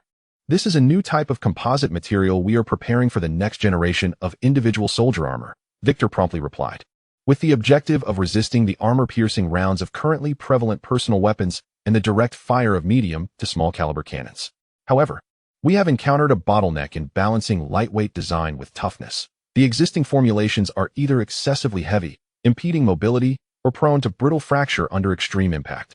Lin Ye approached the testing platform, meticulously examining the subtle structures of the metal plates and glancing at the complex stress-strain curve data displayed on the adjacent screen. At that moment, the epoch-making foundational knowledge of materials science provided by the system was automatically activated in his mind, rapidly linking with the challenges at hand. A design proposal for composite armor based on nanocrystal refinement technology and biomimetic layered structures vividly materialized in his mind. This design not only promises to significantly enhance the material's strength and toughness, but also, through specialized energy diversion structures, effectively dissipates and absorbs impact kinetic energy. After a moment of contemplation, he pointed to a somewhat dull alloy plate on the testing platform and said to Victor, "Let us attempt to adjust the heat treatment process of the titanium aluminum vanadium matrix. Increasing the quenching rate by 15, perhaps this could refine the grain size of the primary phase." Victor paused momentarily, before his eyes ignited with remarkable brilliance. Increase the quenching rate? That could indeed elevate internal stress, leading to the risk of cracking. Therefore, Lin Ye interjected, his tone calm, yet assertive, "We must simultaneously introduce yttrium elements in a range of 0.5 to 1 as a grain boundary purifying agent to suppress impurity segregation. Additionally, employing physical vapor deposition to create a layer of amorphous silicon carbide nanofilm on the surface would serve as a sacrificial layer and lubrication layer." He spoke at a measured pace, yet each word precisely addressed the crux of the current technological challenges. These suggestions were not mere regurgitations of system knowledge, but rather practical optimization directions that integrated the technical conditions available in the laboratory.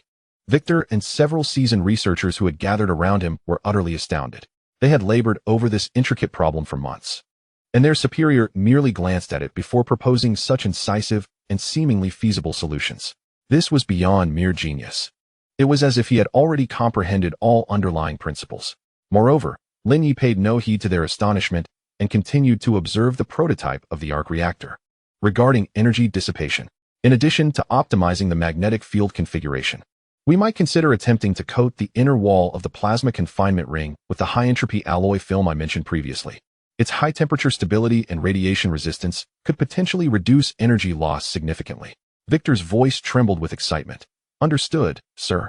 We will immediately organize a team to conduct experiments per your guidance." Lin Ye nodded slightly. He understood that merely showcasing wealth and power could instill fear, but demonstrating an extraordinary technological insight that transcends the era could genuinely captivate these top scientists, compelling them to serve willingly. This initial trial proved remarkably effective. Subsequently, under Victor's guidance, Lin Ye inspected the Artificial Intelligence Research and Development Center, where Panga's main server array resided, the massive cabinets flickering with millions of green lights. The bioengineering laboratory, which cultivated various peculiar biological tissues and organs, even involving a project centered on gene potential activation. And the weapons testing ground, which showcased several conceptual weapons based on new energy and new materials, exhibiting astonishing power. Throughout the inspection process, Lin Ye spoke little. Yet whenever he did, he struck at the core, presenting suggestions or questions that left the accompanying scientists alternately enlightened and drenched in cold sweat. He was rapidly merging system theoretical knowledge with the practical technological level of this world, beginning to exert his influence. As dusk fell, Lin Ye boarded the returning Night Owl. When the aircraft broke through the ocean's surface and bathed once more in the golden rays of the setting sun, he glanced back at the now tranquil azure sea, his heart swelling with an unprecedented sense of assurance. The source of creation was the very foundation upon which his future endeavors would pivot. At that moment, the encrypted tablet received an urgent bulletin from the deep web. Confirmation. Tony Stark arrived this morning at Bagram Air Base in Afghanistan via C-17 transport aircraft. The Jericho missile demonstration is scheduled for tomorrow. Monitoring of the 10 Rings gang's active areas has detected an increase in abnormal signals. A storm was about to brew. Lin Ye's gaze shifted westward, as if he could penetrate the clouds and behold the land of swirling sands. He knew that the time for his entrance was drawing near. Chapter 8. A test of skills. The Night Owl transport aircraft landed smoothly at Long Island's private airport as night descended. On the journey back to the mountaintop estate, Lin Ye, Lin Feng, reclined in the back seat, resting his eyes. Yet his mind functioned like a supercomputer, ceaselessly replaying the sights and sounds from the source of creation base, along with the urgent bulletin regarding Tony Stark's itinerary. The technological prowess of the source of creation surpassed his expectations. The fervor and reverence in the eyes of those top scientists upon receiving his insights based on system knowledge made him acutely aware of the power that comes with the identity of a technological mogul. However, this power was currently confined to the underground base, akin to a dormant behemoth yet to reveal its fangs to the world. Meanwhile, Tony Stark's endeavors in Afghanistan presented a remarkable opportunity window, one that could test his influence and enable a preemptive connection with the future Iron Man. Direct intervention to prevent the kidnapping? Such a task seemed straightforward, yet the consequences were unpredictable. setting aside the unknown butterfly effects that could arise from altering significant historical junctures. Merely explaining how he could foresee a terrorist attack would present an immense challenge. More importantly, deep within, he resonated with a particular viewpoint. Without the trials faced in the cave, there would be no Iron Man to emerge. That near-death experience and the sacrifice of Dr. Ethan served as the catalyst for Tony Stark's transformation. So what should his role be? A protector hidden in the shadows? One who ensures the plot generally unfolds as expected, yet possesses the ability to exert influence at critical moments? Upon returning to his study, Lin Ye dismissed all but the encrypted tablet. He accessed detailed satellite maps of the area surrounding Bagram Air Base sent by the deep web, marking known activity zones of the Ten Rings gang and the patrol routes of American and Afghan government forces. On the map, a light representing Tony Stark's convoy was moving from the base towards the demonstration site for the Jericho missile. Meanwhile, several red dots indicating suspicious signals flickered in the vast, rugged mountainous terrain. Lin Ye's gaze was as sharp as a hawk's. He could not prevent the attack, but could attempt two things. First, increase Tony's chances of survival, perhaps by ensuring the military could locate the crash site more swiftly. Second, could he perhaps save the Dr. Ethan who would otherwise perish? The thought took root in his mind. Dr. Ethan's kindness and sacrifice represented a warm light in the Marvel Universe. Saving him aligned with Lin Ye's, Lin Feng's, moral compass and could foster benevolent ties in the future. But how to achieve this? Directly dispatching the Guardians' private armed forces into Afghanistan? The risks were too high, easily exposing them, and distant waters could not quench nearby fires. His gaze fell upon the icon representing the artificial intelligence Pangu on the tablet. A plan gradually took shape. He clicked the icon, activating a deep command input interface. Pangu. Lin Ye intoned solemnly. At your service, sir. A gentle and neutral electronic voice resonated in the study, marking the interaction interface of Pangu. Locking onto the target, Tony Stark, currently located in Afghanistan. Mobilize all available resources of near-Earth reconnaissance satellites and implement continuous monitoring with the utmost priority. Focus on analyzing anomalous electromagnetic signals, thermal sources, and patterns of personnel movement in the vicinity of their convoy's route. Command received.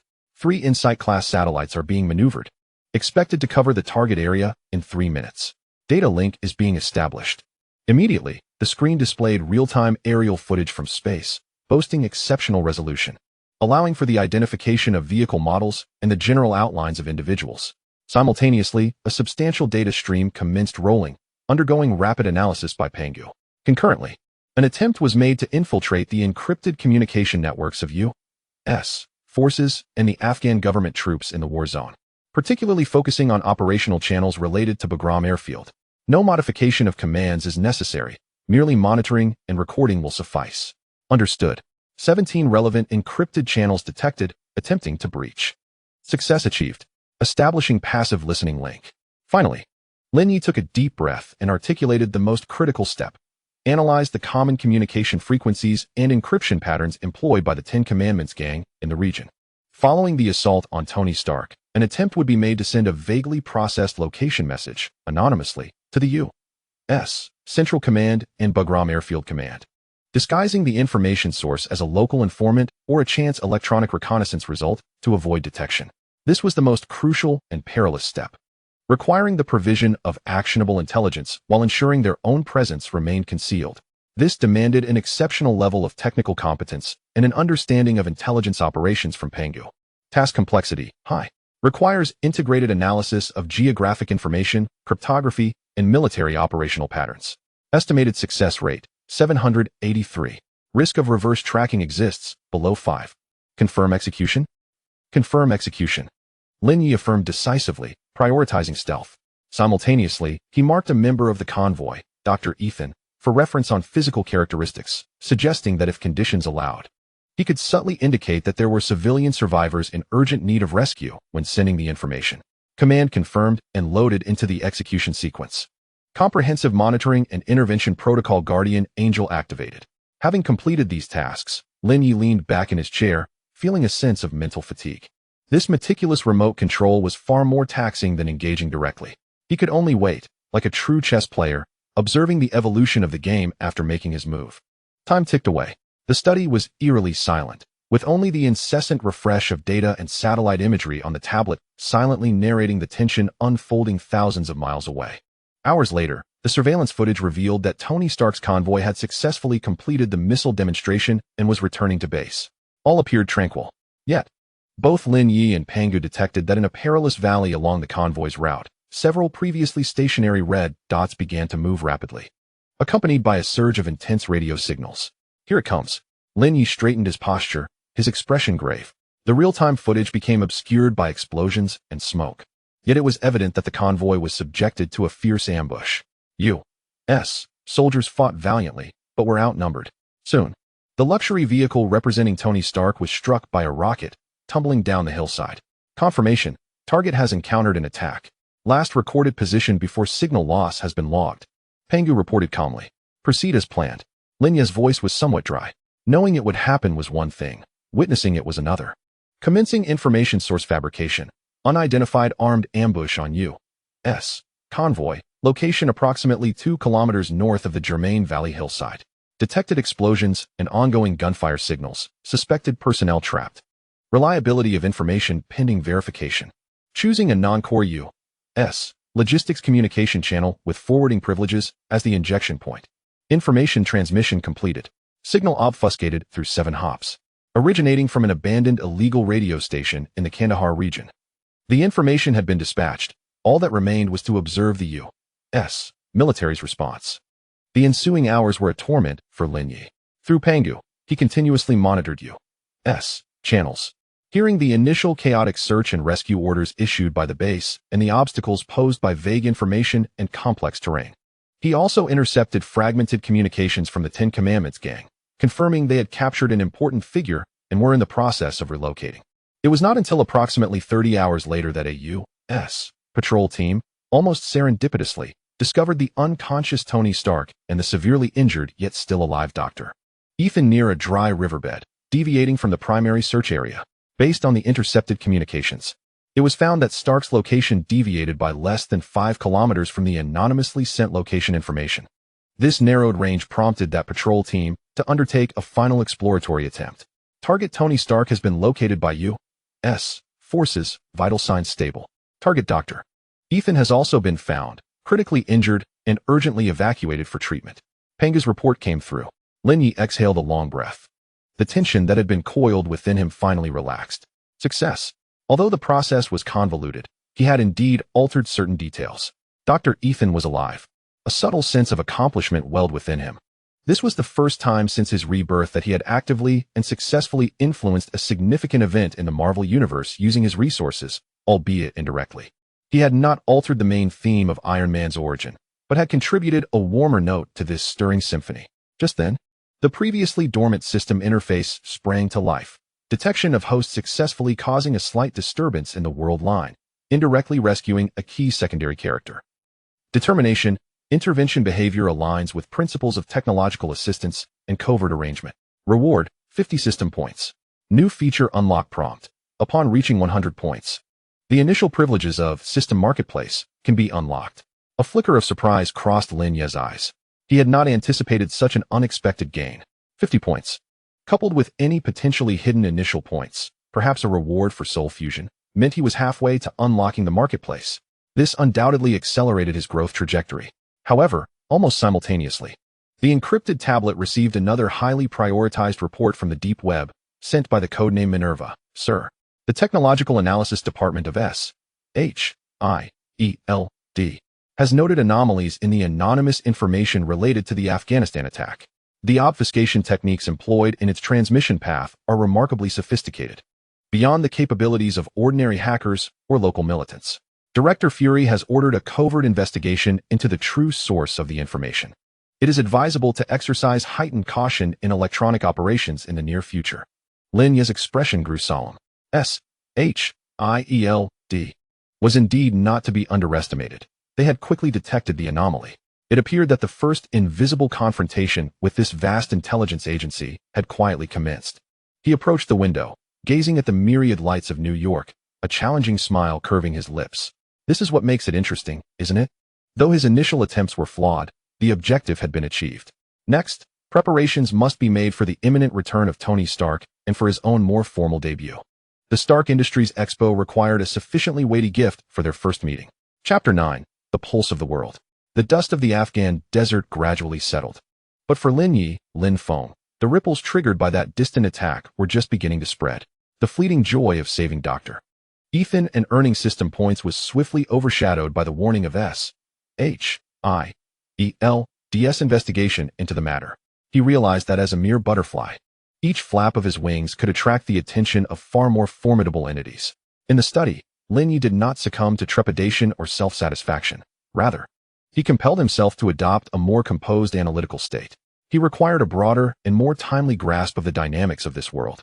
Refusing to rely solely on the passive reports from the deep web, he must actively engage with the pulse of the world, particularly those subtle tremors hidden beneath the mainstream media that might herald the onset of a storm. Ethan, Lin Ye pressed the internal communication button. Please proceed. Ethan's voice immediately responded, as if perpetually on standby. Connect me to the News Command Center of Global Echo Media. I require a real-time news data stream interface with the highest level of access, encompassing major global news agencies, television networks, renowned newspapers, and significant online media. Simultaneously, integrate a monitoring summary of non-public information from the deep web, such as suspicious financial flows from specific academic forums on the dark web.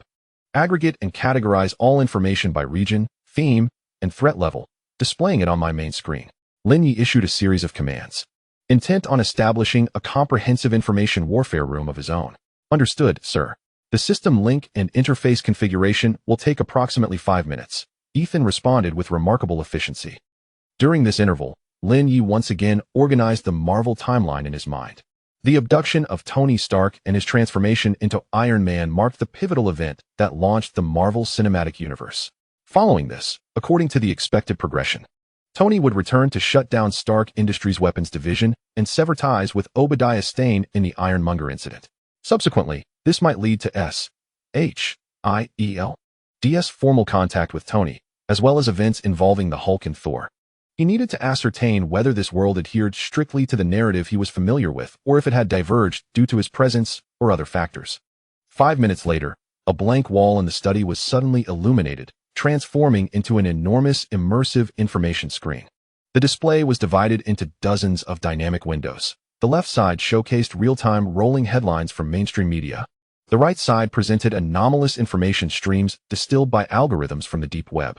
And the center featured an ever-updating global map marked with varying colored lights indicating the locations of various events. Information cascaded like a waterfall.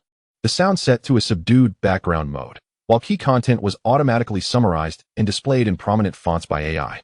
The scale of this information bombardment exceeded what an ordinary individual could process, yet Lin Ye's elevated mental acuity, rated at 11, enabled him to swiftly capture and filter crucial information.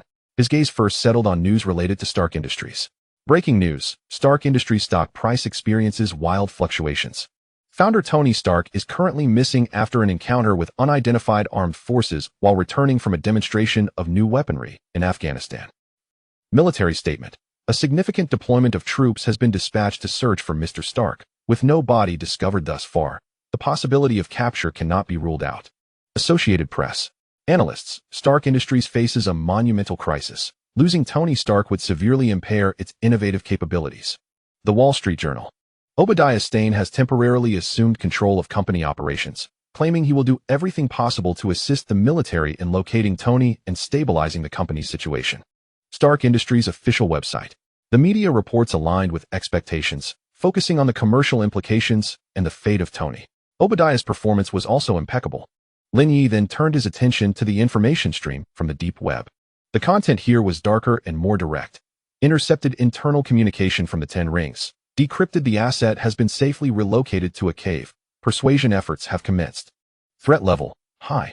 Anomalous data access detected within Stark Industries' internal network, traced back to Obadiah Stane's private server, involving early abandoned designs of the arc reactor and heavy exoskeleton weaponry.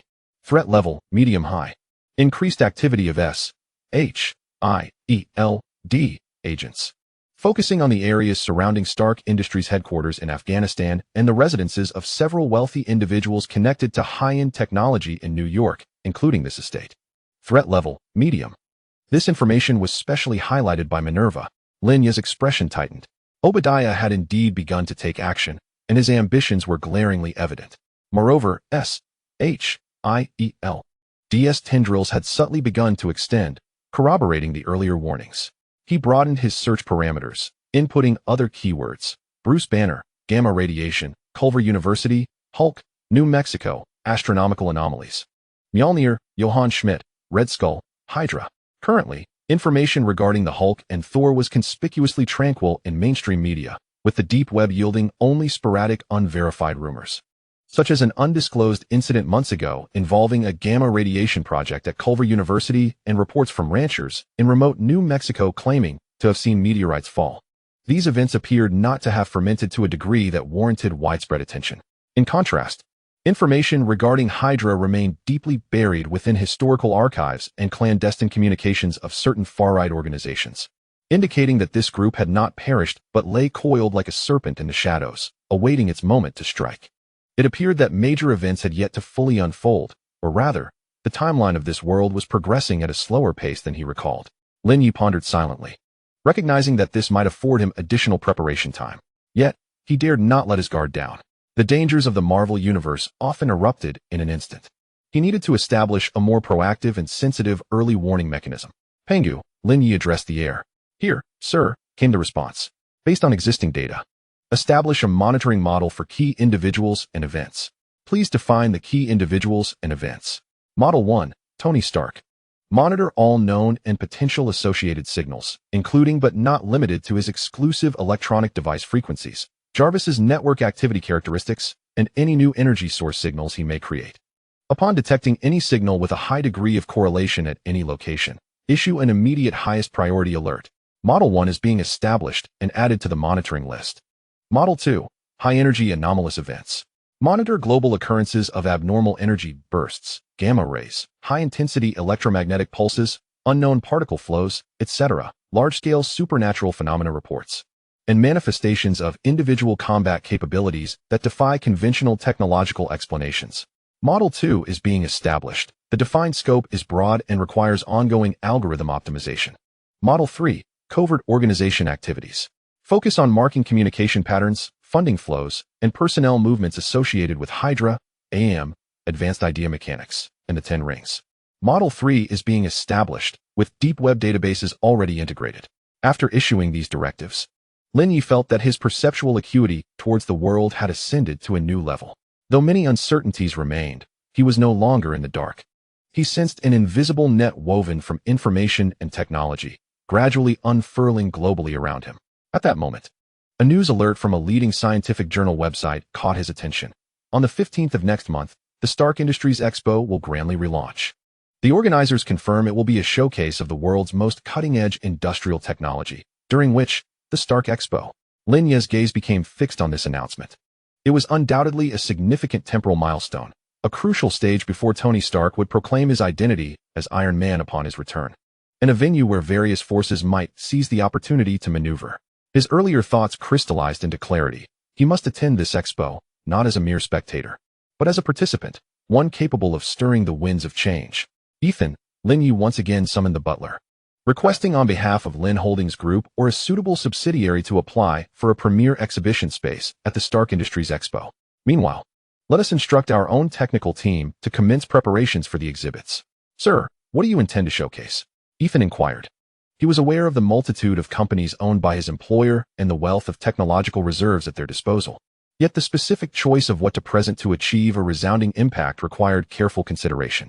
Lin Ye approached the information screen and retrieved some non-core data regarding the second-generation arc reactor and innovative materials from the Genesis base. While he could not directly unveil these avant-garde technologies, he could certainly present some transitional innovations capable of astonishing the current technological landscape without immediately attracting catastrophic repercussions. For instance, a solar panel featuring a 30 efficiency enhancement based on new materials, or perhaps a more secure and cost-effective industrial energy storage solution. These technologies, seemingly commonplace, could indeed create substantial waves in the energy sector while also subtly echoing and establishing a potential competitive relationship with Stark Industries' arc reactor. With a slight smile playing at the corners of his mouth, Lin Ye mused over what to exhibit, contemplating that he could demonstrate an alternative, equally promising path in the future direction of energy, aside from Mr. Stark's arc reactor. The specific proposal would be sent to the technical team shortly. He aimed to make Tony Stark, as well as the hidden forces of S.H.I.E.L.D. and others, recognized that this world harbors more than just one genius. The pulse of the world thrummed at his fingertips, and he was prepared to sound his own distinctive note. Chapter 10. The Concept of Customized Armor. The news of the Stark Industries Expo rippled through Lin Ye's heart like a stone cast into a tranquil lake. Participating in the Expo was not merely a technical showcase. It was a strategic maneuver to announce his existence to this world of superheroes. Yet, what to display? How to present it? This required meticulous planning. It must be sufficiently dazzling while not prematurely revealing his hand. However, the Expo was merely a facade. The events in Afghanistan and the subtle scrutiny from S.H.I.E.L.D. made Lin Ye acutely aware of the dangers inherent in this world. Wealth and influence may serve as formidable weapons in the conventional realm, but when faced with the potential chaos wrought by the 10 Rings rocket launchers, the rampage of a Hulk, or even an alien invasion, they were as fragile as parchment. He needed his own power, not just in economic and political terms, but also in the most direct and reliable form of personal might. Once this thought took root, it became an unstoppable force. His gaze traversed the myriad commercial documents cluttering his desk, eventually settling on the three-dimensional schematics of the Genesis base within the virtual interface. Finally focusing on the weapon development and individual equipment testing area, a clear concept began to crystallize in his mind. He required a suit of armor, a unique suit that belonged solely to Lin Ye. Ethan, Lin Ye pressed the communication button, notifying Dr. Victor Lee of Genesis and the heads of the 4 departments related to materials science and energy systems. A top-secret video conference will commence in 1 hour. Conference level, Prometheus. Understood, sir, Ethan replied without hesitation, immediately making arrangements. The Prometheus level represented the highest confidentiality tier at the base, implying that the meeting's content would employ the utmost quantum encryption and leave no physical record. An hour later, one wall of the study transformed into a colossal display screen, divided into 5 segments. At the center was Dr. Victor Lee, his expression somewhat grave, while the surrounding windows featured the other department heads, their eyes betraying curiosity and reverence. The initiation of a Prometheus-level meeting indicated a significant decision concerning the future direction of the base. Esteemed colleagues, Lin Ye bypassed pleasantries and delved straight into the crux of the matter, his voice transmitted clearly through the encrypted channel to each scientist's ear. I have convened you today to launch a brand new S-level project. Project codename, Oracle. Oracle? Victor echoed the name, deep in thought. Indeed, Lin Ye affirmed, his gaze sweeping across each head of department. The objective of the Oracle project is to develop a highly integrated and intelligent individual combat system equipped with comprehensive operational and strategic support capabilities, or in simpler terms, an exclusive suit of armor. Despite having anticipated this, the department heads still exhibited subtle signs of astonishment. While the concept of individual combat armor was not novel, the all-encompassing intelligence referenced by their employer clearly suggested an idea that far exceeded the current military technological standards. Sir, the head of the energy systems chimed in. An elderly professor with graying hair, yet still vigorous, our second-generation arc reactor prototype, although exceeding Stark's version in power, still requires time to be miniaturized sufficiently to support a high-energy consuming suit of armor. Energy is fundamental, but it is not the sole core element, Lin Ye interjected, simultaneously manipulating the interface to share a highly simplified conceptual sketch on the screen. The sketch outlined the general silhouette of the armor, streamlined and imbued with a sense of futurism, diverging from the overtly mechanical heft of Iron Man's suit, leaning more towards a blend of agility and versatility. The design philosophy of Oracle would revolve around the following core principles. He paused briefly before articulating his vision with clarity. First, invisibility and information precedence. Lin Ye indicated the emphasized sensor array and communication module on the sketch, asserting that the armor must possess state-of-the-art optical, thermal, acoustic, and radar invisibility capabilities. Additionally, it should integrate a robust information collection, processing, and analysis system, capable of connecting to global data networks, including satellite internet and even specific military networks, establishing itself as the information hub on the battlefield. It must first and foremost be an oracle, and only secondarily a warrior. This aligned with his vision of a tech-savvy savior or prophet. The materials science head's eyes lit up. This necessitates breakthroughs in new wave-absorbing materials, chameleon camouflage coatings, and superconducting sensors. Second, all-around adaptability rather than extreme firepower, Lin Ye continued. We do not seek a singular extreme in attack power. Rather, we must ensure the armor can respond to various complex environments, outer space, deep sea, polar regions. urban settings, and diverse threats: physical, energy, biochemical, informational. Emphasizing mobility, survivability, and mission flexibility. The weapon systems will primarily consist of energy weapons and non-lethal control measures, supplemented by essential physical ammunition, but with a greater focus on precision and efficiency. The weapon systems head nodded thoughtfully, contemplating the implications of requiring a high degree of integration and intelligence within the weapon modules. Third, deep integration of artificial intelligence. Lin Ye turned his attention to the representative from the Artificial Intelligence Department, explaining that the armor needed to incorporate a highly advanced AI as a core auxiliary brain, responsible for system control, tactical assistance, threat assessment, and, within certain parameters, autonomous action. Pengu would serve as the foundation, but a specialized AI branch optimized for individual combat would need to be developed. Fourth, and most crucial at present, Lin Ye's expression grew serious: materials and energy conduction technology. The overall structure and joint defense system of the armor would require one or more lightweight, high-strength materials that surpass all existing alloys. Simultaneously, the conduction of energy from the reactor to the weapon propulsion systems and invisibility systems must be efficient and stable. This is the cornerstone of the entire project. His decision to emphasize materials last stemmed from the fact that this was where he currently held the most advantageous foundational knowledge in materials science. Victor inhaled deeply, representing the group with a question. Sir, your concept is indeed grand, but it is also immensely challenging, particularly regarding materials and energy conduction. Our existing technological reserves may. I shall address the issue of technological reserves, Lin Ye confidently interrupted. He maneuvered the interface to send an encrypted document to all attendees. This is a preliminary compilation of theoretical directions and initial design concepts regarding new materials, particularly nanocomposites and energy conductors. You may review this as the foundational basis for the project launch. Several leaders promptly accessed the files on their respective terminals. Initially, they exhibited a degree of perplexity, but as they delved deeper into the content, their expressions transformed from solemnity to astonishment, then from astonishment to shock, ultimately culminating in sheer horror. Some theories within the documents completely subverted the existing understanding of materials science. For instance, a conceptual gradient composite material based on the directional growth of carbon nanotubes and specific metallic elements could theoretically achieve both the hardness of diamond and the toughness of graphene. Moreover, a hypothesis regarding a superconducting metal that enables energy conduction with nearly zero loss through a specific lattice structure, although currently only a theoretical model, showcased an ingenuity that was nothing short of remarkable. These ideas were, in fact, viable solutions proposed by Lin Ye, who had synthesized systemic knowledge with the current level of global technological advancement, translating and simplifying them into feasible plans. They not only pointed the way forward, but also allowed ample space for scientists to explore their realization, avoiding the appearance of being overly sensational. The materials science leaders were so exhilarated that they struggled to articulate their thoughts. Should these concepts come to fruition, it would herald a revolution in materials science. Thus, the Oracle project, Lin Ye concluded, was not merely about creating a suit of armor. It represented a profound breakthrough at the very boundaries of our current technology. It would catalyze a leap forward across various fields, including energy materials and artificial intelligence weaponry.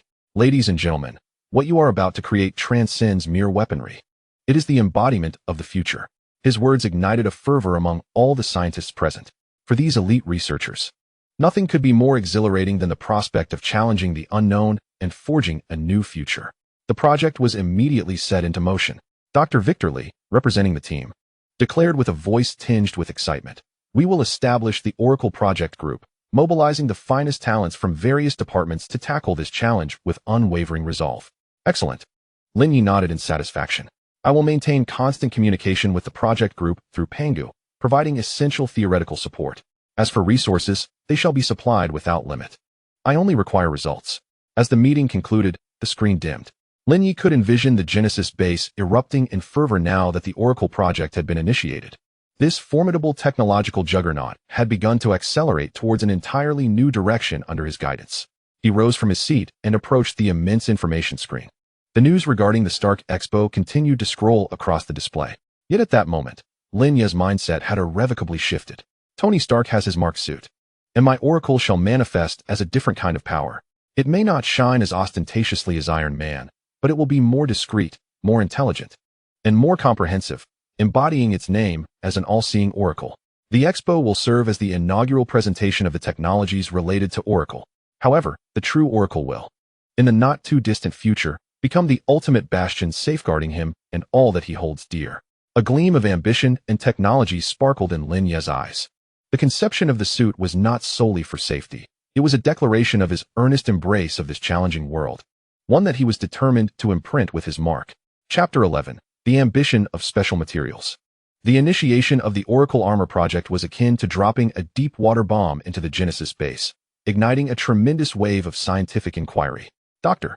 Victor Li led a cadre of elite individuals drawn from various fields, tirelessly dedicating themselves to the study and preliminary validation of the disruptive theories presented by Lin Ye, Lin Feng.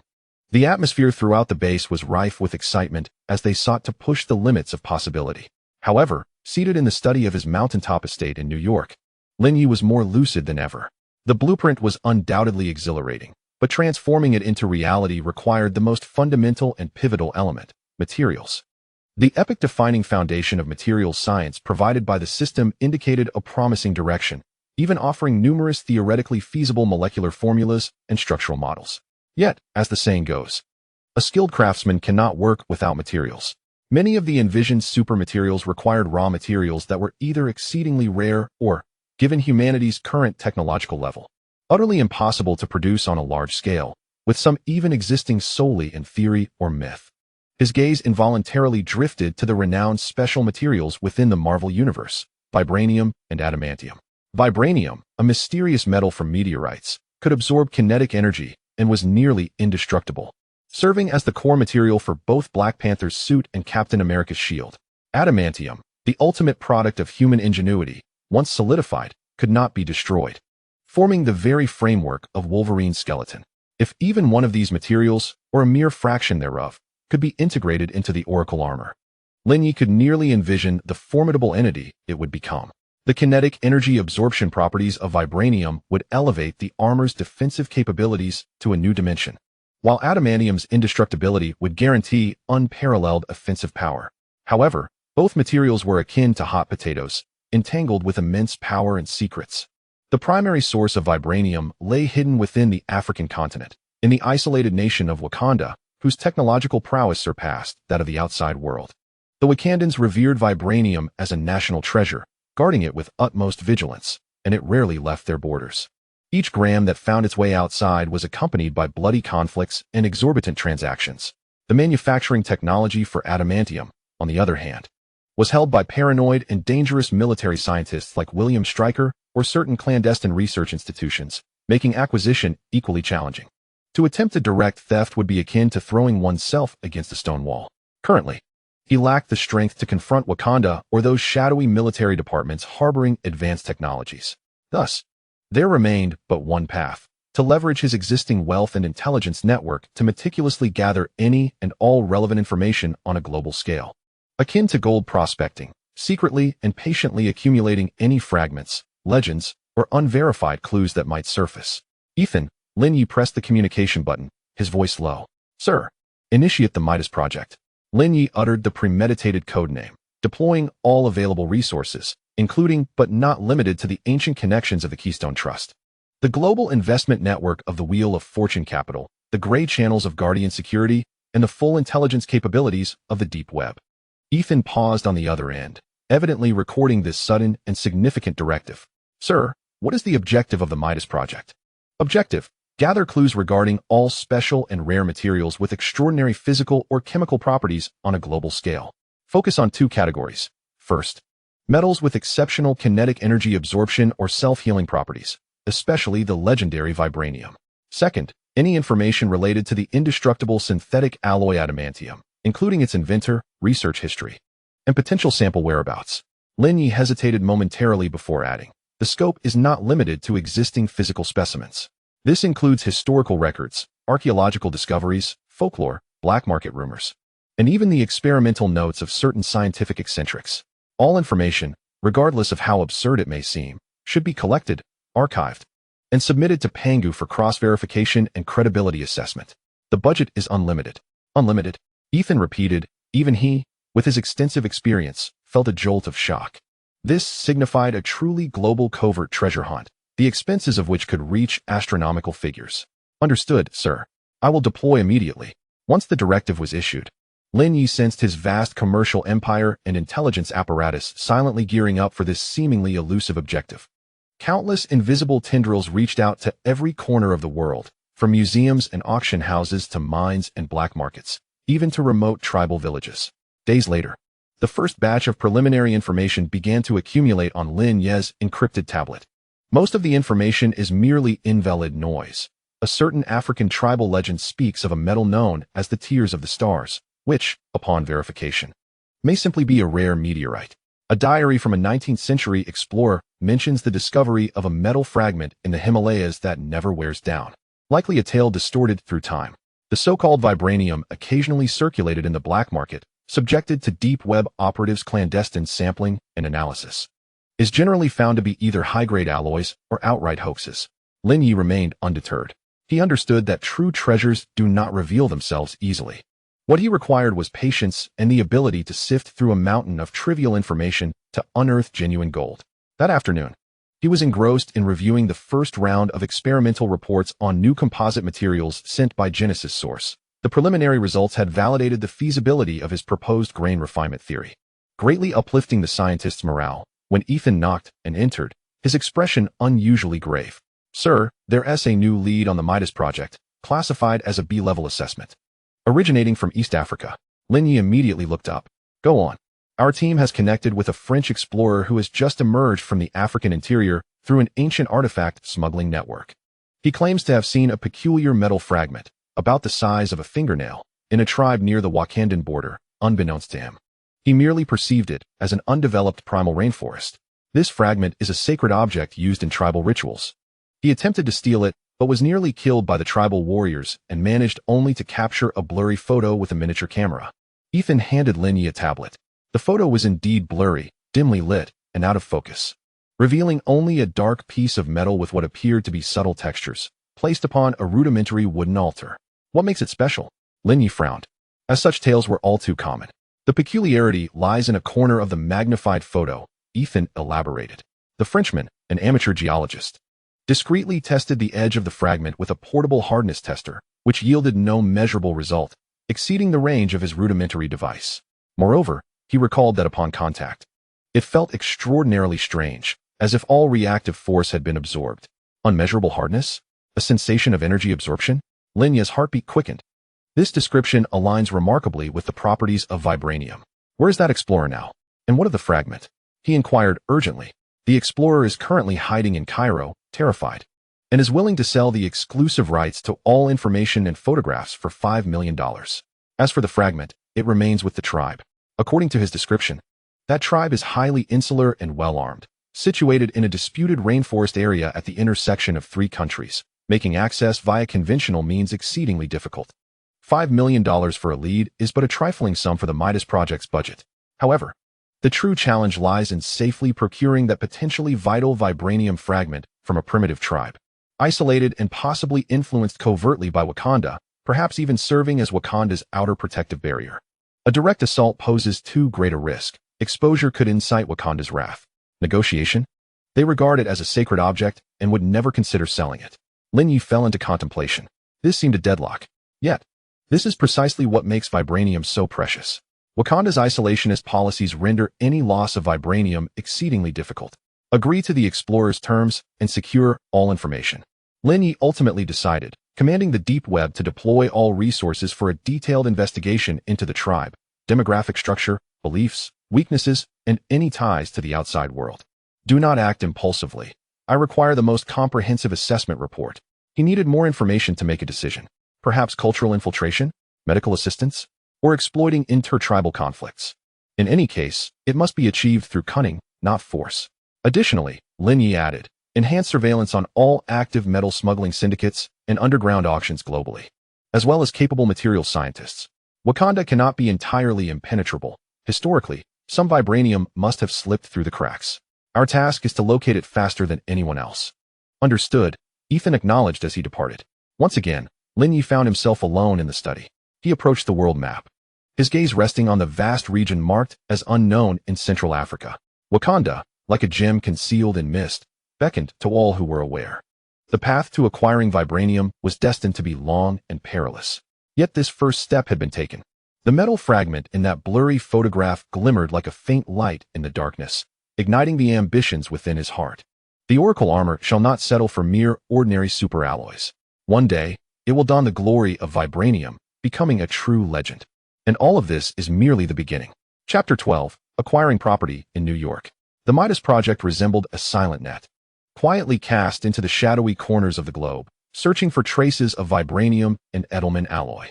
However, this was destined to be a long game requiring both patience and luck, and Lin Ye, Lin Feng, understood that haste would not serve him. While awaiting clues to surface, he needed to redirect his focus to the present, solidifying his foundation in this world. The geneticist source base served as a formidable backing and research core, yet its concealment beneath the Atlantic Ocean kept it far from the centers of global politics, economy, and information. He required a frontline stronghold at the vortex of activity, a place that could not only signify his status and facilitate social interactions, but also enable efficient command over the entire situation, swiftly responding to unforeseen events. Manhattan, New York, a supermetropolis that amalgamates global wealth, power, and chaos, was undoubtedly the only choice. Here, not only was Stark Industries headquartered, but it would also become the central stage for countless significant events in the future. He must immerse himself within it to better sense the pulse of the times and even steer the tide's direction. Ethan, what is the market situation for top-tier luxury apartments in Manhattan? Lin Ye inquired, setting aside the report on the tensile strength of new composite materials. Ethan appeared already prepared, promptly presenting an electronic file. Sir, based on your criteria for top security, privacy, views, and ample space to accommodate necessary equipment and personnel, there are several options available. The most suitable is a penthouse apartment on the top floor of the Hector building, located south of Central Park. The previous owner was a retired Russian oligarch eager to sell due to changing international circumstances. The total area exceeds 2,000 square meters, offering a 360-degree unobstructed city view, a private helipad, and a comprehensive security system designed at great expense to withstand heavy weapon attacks. Lin Ye perused the images and information on the tablet. The interior of the apartment was extravagantly decorated, but what intrigued him more were the details concealed beneath the opulent embellishments: reinforced load-bearing structures, ballistic glass curtain walls, independent air and water filtration systems, and a substantial safe room along with the embryonic form of a command center. This is the one. Lin Ye hardly hesitated. Complete the transaction swiftly. The price is not a concern. Upon finalizing the transaction, he instructed Ethan to immediately contact Guardian Security and our technical team to conduct a comprehensive upgrade of the security system, particularly focusing on electronic countermeasures and anti-surveillance capabilities. Simultaneously, the command center should be remodeled according to the secondary node standards of geneticist source, ensuring a secure and high-speed real-time data link with the base. Understood, sir. All procedures and initial handover are expected to be completed within a week, Ethan noted, recording the directives with his usual efficiency. A week later, Lin Ye stood in his new home atop Manhattan. The vast floor-to-ceiling windows revealed a miniature model of Central Park and the distant skyline of skyscrapers. Sunlight flooded the room, contrasting sharply with the natural vistas he had encountered atop the Long Island estate. Here, the palpable essence of human civilization manifested in its utmost splendor and sense of power. Sir, all systems have been calibrated, reported a technical supervisor from the Guardian security team. The security system upgrade was complete, now integrated with Pangu's auxiliary monitoring algorithms, capable of automatically identifying and tracking suspicious targets. The command center was operational, and the encrypted data link was stable. Lin Ye entered the room, now transformed into a command center. The ostentatious decorations left by the Russian oligarch had been replaced by a minimalist palette of cool tones and an array of technologically advanced equipment. Several massive screens displayed real-time summaries of critical global nodes, including traffic and surveillance hotspots in New York City, as well as anomalous signals captured from the deep web. While it may not rival the scale of the geneticist source, as a cutting-edge command post, it was more than sufficient.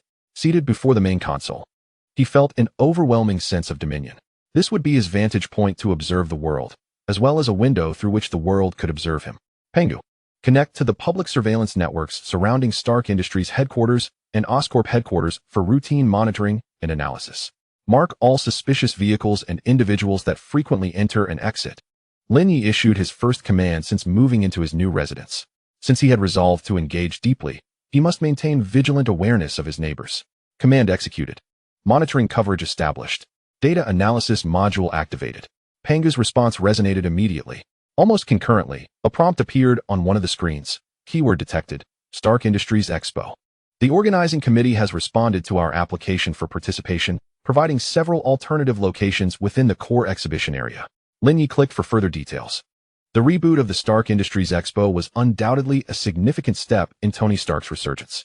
The qualification review for exhibitors was stringent, yet applying under the auspices of one of Lin Holdings' high-tech subsidiaries would be a seamless process.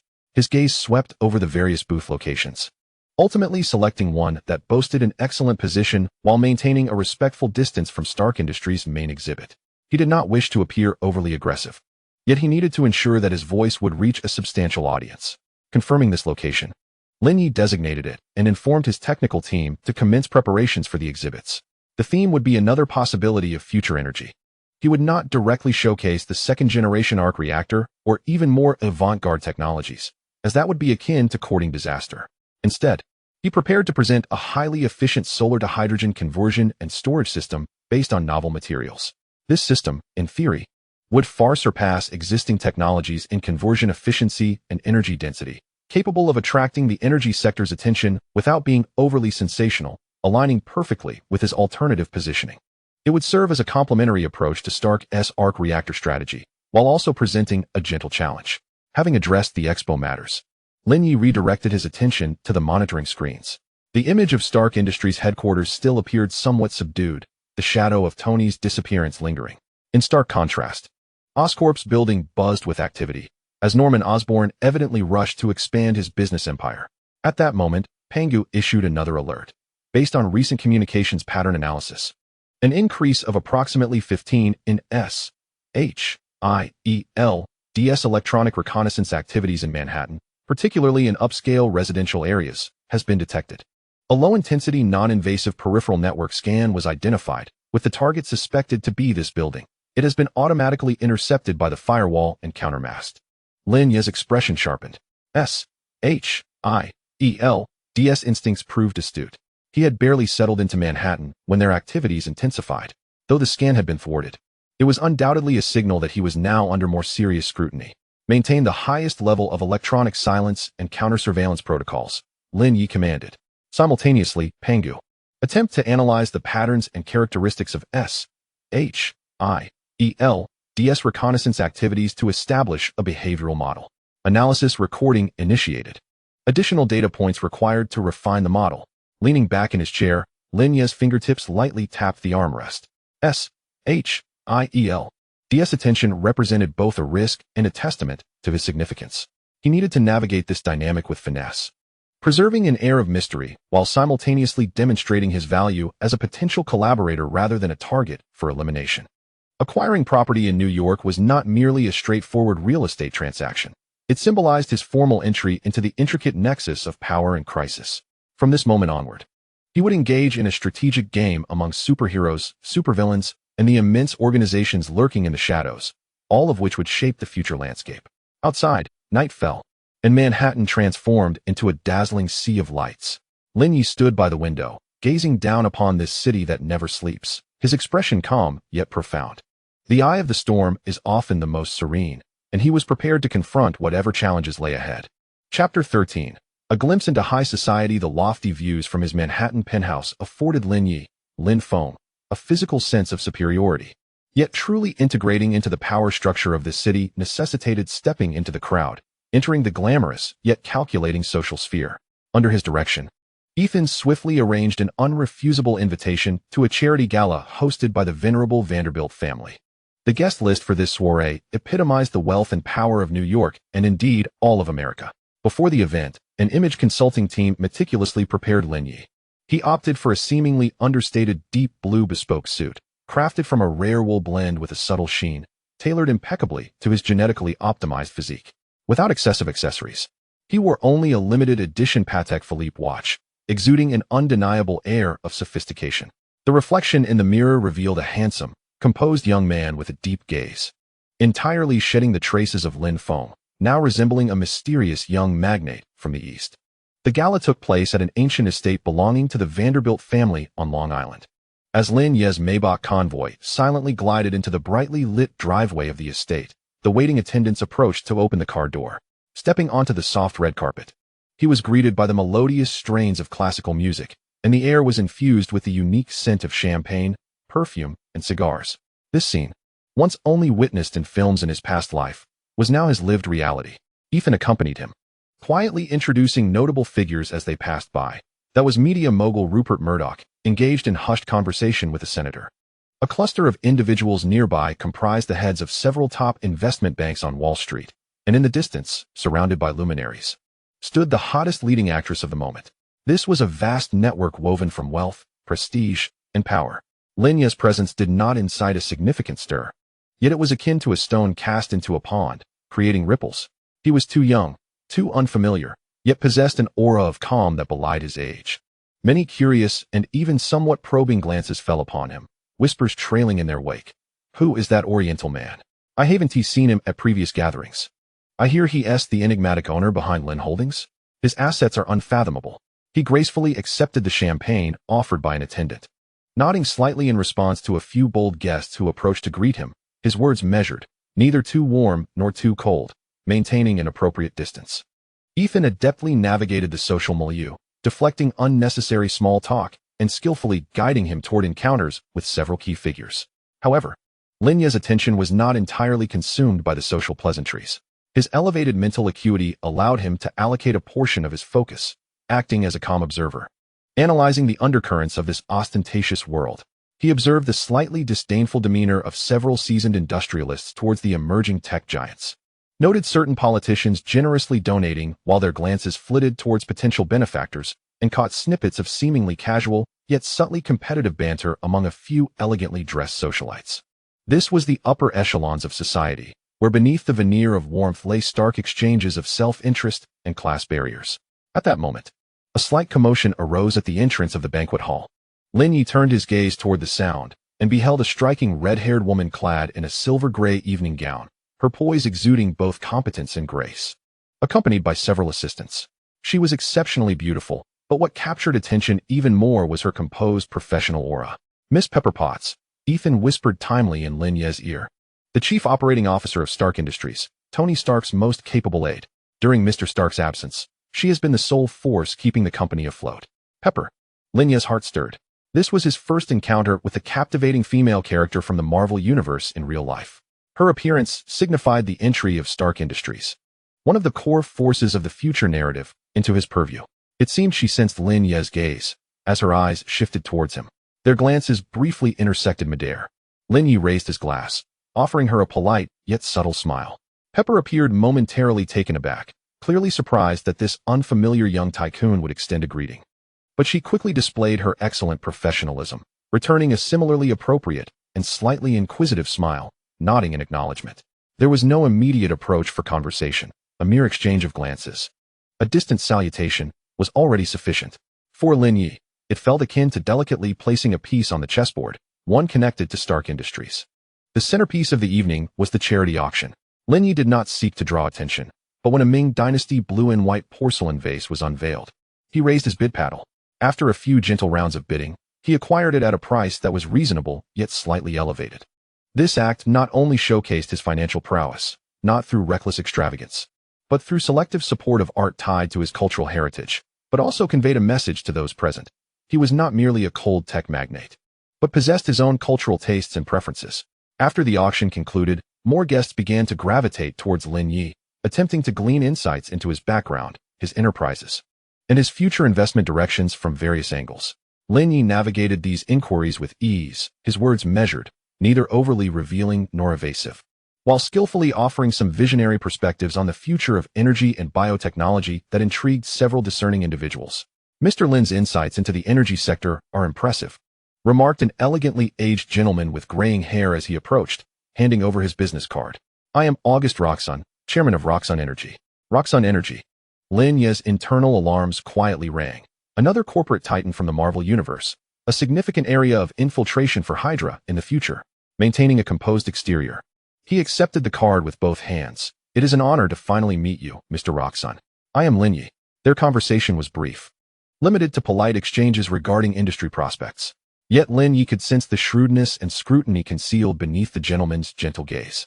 Roxxon Energy and Stark Industries were competitors in the traditional energy sector, and now, with Lin Ye emerging as a seemingly ambitious new player in renewable energy, the other's vigilance was understandable. As the evening drew to a close in this seemingly harmonious atmosphere, Lin Ye politely declined the subsequent after-party invitation and departed early, accompanied by Ethan and his bodyguard. Once seated in the car, isolated from the external clamor, Lin Ye exhaled softly. Such social gatherings drained mental energy even more than a day spent in the laboratory. "Sir, your performance tonight was impeccable," Ethan remarked. "Both Ms. Pepperpotts and Mr. August Roxxon took note of you. Additionally, at least 3 senators and 5 billionaires have expressed through me their desire for further meetings with you." Lin Ye rubbed his temples. As expected, filter through them. Engage only with those of value, while the rest can be set aside for now. He paused and inquired, "Any updates from S.H.I.E.L.D.? In such environments, they would certainly have arranged for surveillance." Ethan nodded. "Panga detected at least 2 suspicious signals attempting to approach your vicinity for electronic eavesdropping, both of which were disrupted by our countermeasures. Furthermore, one of the banquet staff was meticulously disguised, suspected to be a low-level field agent of S.H.I.E.L.D., yet he made no attempt to approach you, merely conducting routine observation." Indeed, Lin Ye was not taken aback. S.H.I.E.L.D. operated like an invisible net, ensnaring individuals and events that might pertain to global security. At this soiree, he was like a carefully wrapped enigma, cast into the upper echelons of New York society. He demonstrated a measure of strength and taste, capturing the attention of key figures, yet exposed no core secrets. He successfully transitioned from a completely invisible entity to a variable that warranted curiosity and consideration. Upon returning to his penthouse in Manhattan, standing before the expansive floor-to-ceiling windows, the city beneath remained ablaze with lights. Compared to before the banquet, Lin Ye felt he had gained a more visceral and nuanced understanding of the power dynamics within this world. It was not merely a realm inhabited by superheroes. It was a reality woven from intricate webs of self-interest. To establish himself here, technological prowess was foundational. But navigating relationships and seizing opportunities within the nuances of light and shadow was equally crucial. His glimpse into high society was merely the beginning. He was confident that it would not be long before someone could no longer restrain themselves and would seek him out. And he was ready. Chapter 14, The S.H.I.E.L.D. Files. The Vanderbilt Charity Gala rippled through the tranquil waters of New York's elite, reaching the ears of organizations dedicated to monitoring global anomalies. As Lin Ye, Lin Feng, processed the evening's gains in his Manhattan penthouse, deep beneath Washington, D.C., or perhaps in a clandestine location floating above the clouds, his dossier was being updated and discussed. At S.H.I.E.L.D., the Strategic Homeland Intervention, Enforcement, and Logistics Division, within a highly soundproof briefing room of their headquarters in the Triskelion building. The lighting was soft, yet the atmosphere was exceptionally grave. Nick Fury, the commanding officer of S.H.I.E.L.D., with an eye as sharp as an eagle's, was fixated on a holographic projection displaying a dossier. The first page featured a profile photo of Lin Ye, captured in profile at the gala, young, handsome, with deep-set eyes revealing little emotion. Beside the photo were a few succinct yet weighty lines of text. Name, Lin Ye. Identity, actual controller of Lin Holdings Group. Surface asset valuation, exceeding $15 trillion, with substantial undisclosed assets. Actual scale difficult to estimate. Threat level, tentatively yellow observation raised to orange alert. Dossier number, S.H.I.E.L.D. Dossier 7 Alpha 84. So, our enigmatic Mr. Lin has finally decided to step out from his secluded mountaintop estate and into the spotlight of New York? Fury's voice was low, revealing no trace of emotion. He wore his signature black leather jacket, his bald head glinting under the lights. Standing across from him was Phil Coulson, a trusted agent. Coulson, impeccably attired in his tailored suit, wore a serious expression. Indeed, Director. The Vanderbilt Gala marked his recent debut in public. Based on on-site observations and subsequent intelligence analyses, he exhibited remarkable restraint. He engaged in a non-contact interaction with Pepper Potts, exchanged brief pleasantries with August Roxxon, and captured an image of a Chinese antique. Beyond that, he refrained from any substantial dialogue with other prominent figures. Restraint? Fury scoffed. For the more restrained one is, the greater their ambitions. A young man of such immense wealth, who has lived like a specter for so long, suddenly makes a conspicuous appearance in New York, and you expect me to believe he merely seeks a change of residence. Coulson nodded, calling up another dossier. We conducted a preliminary background investigation, and the results were exceedingly clean, so clean, in fact, it raises suspicions. His wealth stems from an exceedingly discreet and historically significant Chinese business family, yet many pivotal points in their origin story remain nebulous, as if meticulously curated. The corporate structure under his name is as labyrinthine as a maze, spanning traditional finance and real estate to cutting-edge technological research, particularly in geneticist technologies, which we find nearly impenetrable due to its high security and confidentiality levels. Fury's single eye narrowed. What of the technological research linked to the Afghanistan incident, the anonymous information that ultimately led the military to Stark? How is that tracking progressing? Coulson's expression turned grave. The latest report from the tech department reveals that the transmission path employed multiple encryption and rerouting techniques that we have never encountered, rendering the source perfectly disguised. Its sophistication far surpasses that of the Ten Rings, potentially rivaling some of our top technologies. While we lack direct evidence linking him to Lin Ye, the coincidence of timing, combined with his ownership of a leading tech company, compels us to regard him as a potential associate. Coincidence? Fury rose and approached the holographic display, magnifying Lin Ye's photograph with a finger. I have never believed in coincidence. A reclusive billionaire wielding astonishing wealth and suspected advanced technology, unusually active before and after the incident involving Tony Stark, now settling beneath the very nose of Stark Industries. Coulson, what does this resemble to you? Coulson pondered for a moment, like a chess player awaiting the opportune moment, or a gambler preparing to place a bet. Precisely. Fury turned, noting his interest in Stark while maintaining a cautious distance from Roxxon Energy. He was observing, assessing. We must ascertain whether he is a friend, an enemy, or a third, uncertain factor. Should we implement more proactive surveillance measures? Coulson inquired, acknowledging the high security level of his Manhattan apartment, which posed significant risks for direct physical infiltration. However, we could enhance electronic surveillance and deploy peripheral human resources. Fury contemplated for a moment, shaking his head. No. Let us not disturb the grass and startle the snake. His ability to conceal himself indicates a strong counter-surveillance awareness. Prematurely intensifying our monitoring could reveal our intentions. He approached the control panel, retrieving another agent's file. The dossier featured a breathtaking red-haired woman whose gaze was as frigid as a Siberian winter, Natasha Romanoff, codenamed Black Widow. Since he prefers business to business, let us send a commercial representative to meet him. A subtle smile danced at the corners of Fury's mouth. Agent Romanoff had just concluded a mission in Eastern Europe. Have her assume a new identity as a senior consultant for a multinational investment firm to engage with Lin Ye's company and discuss a so-called collaboration project. We need to observe him closely to understand his character, his intentions, and the extent of his undisclosed knowledge. Coulson immediately grasped Fury's intent, utilizing commercial collaboration for reconnaissance, which adhered to protocol. Agent Romanoff was the ideal candidate. She excelled in this area. Inform Natasha that Fury has issued a directive with a high priority for the mission. The primary objective is to assess the target's threat level and potential value. Under the condition of maintaining her cover, she should gather as much intelligence as possible regarding his technological capabilities, particularly in relation to energy materials and artificial intelligence. I need to know whether this Lin Ye aspires to be a complacent wealthy gentleman or harbors grander ambitions. Understood, Director. I will arrange it immediately. Coulson noted the directive and turned to leave. Also, Coulson, Fury called after him. Is Tony Stark still trapped in that damned cave? Our latest satellite imagery indicates increased activity at the Ten Rings hideout.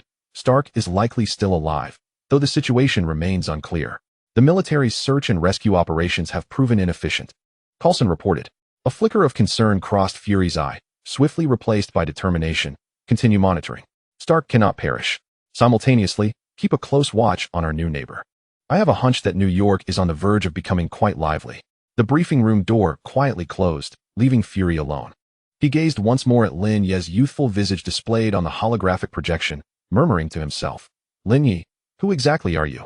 What role do you intend to play in this world poised for upheaval? Within S.H.I.E.L.D.S. archives, a dossier marked with an orange alert was encrypted for safekeeping. An unvoiced game of reconnaissance and counter-reconnaissance surrounding Lin Ye was about to commence, with one party blissfully unaware, while the other deployed one of their most lethal weapons. Chapter 15, An Unexpected Encounter with Pepper Potts.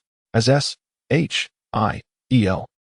files were quietly updated within the encrypted network, Lin Ye, Lin Feng, had completely shifted his focus to his penthouse apartment in Manhattan.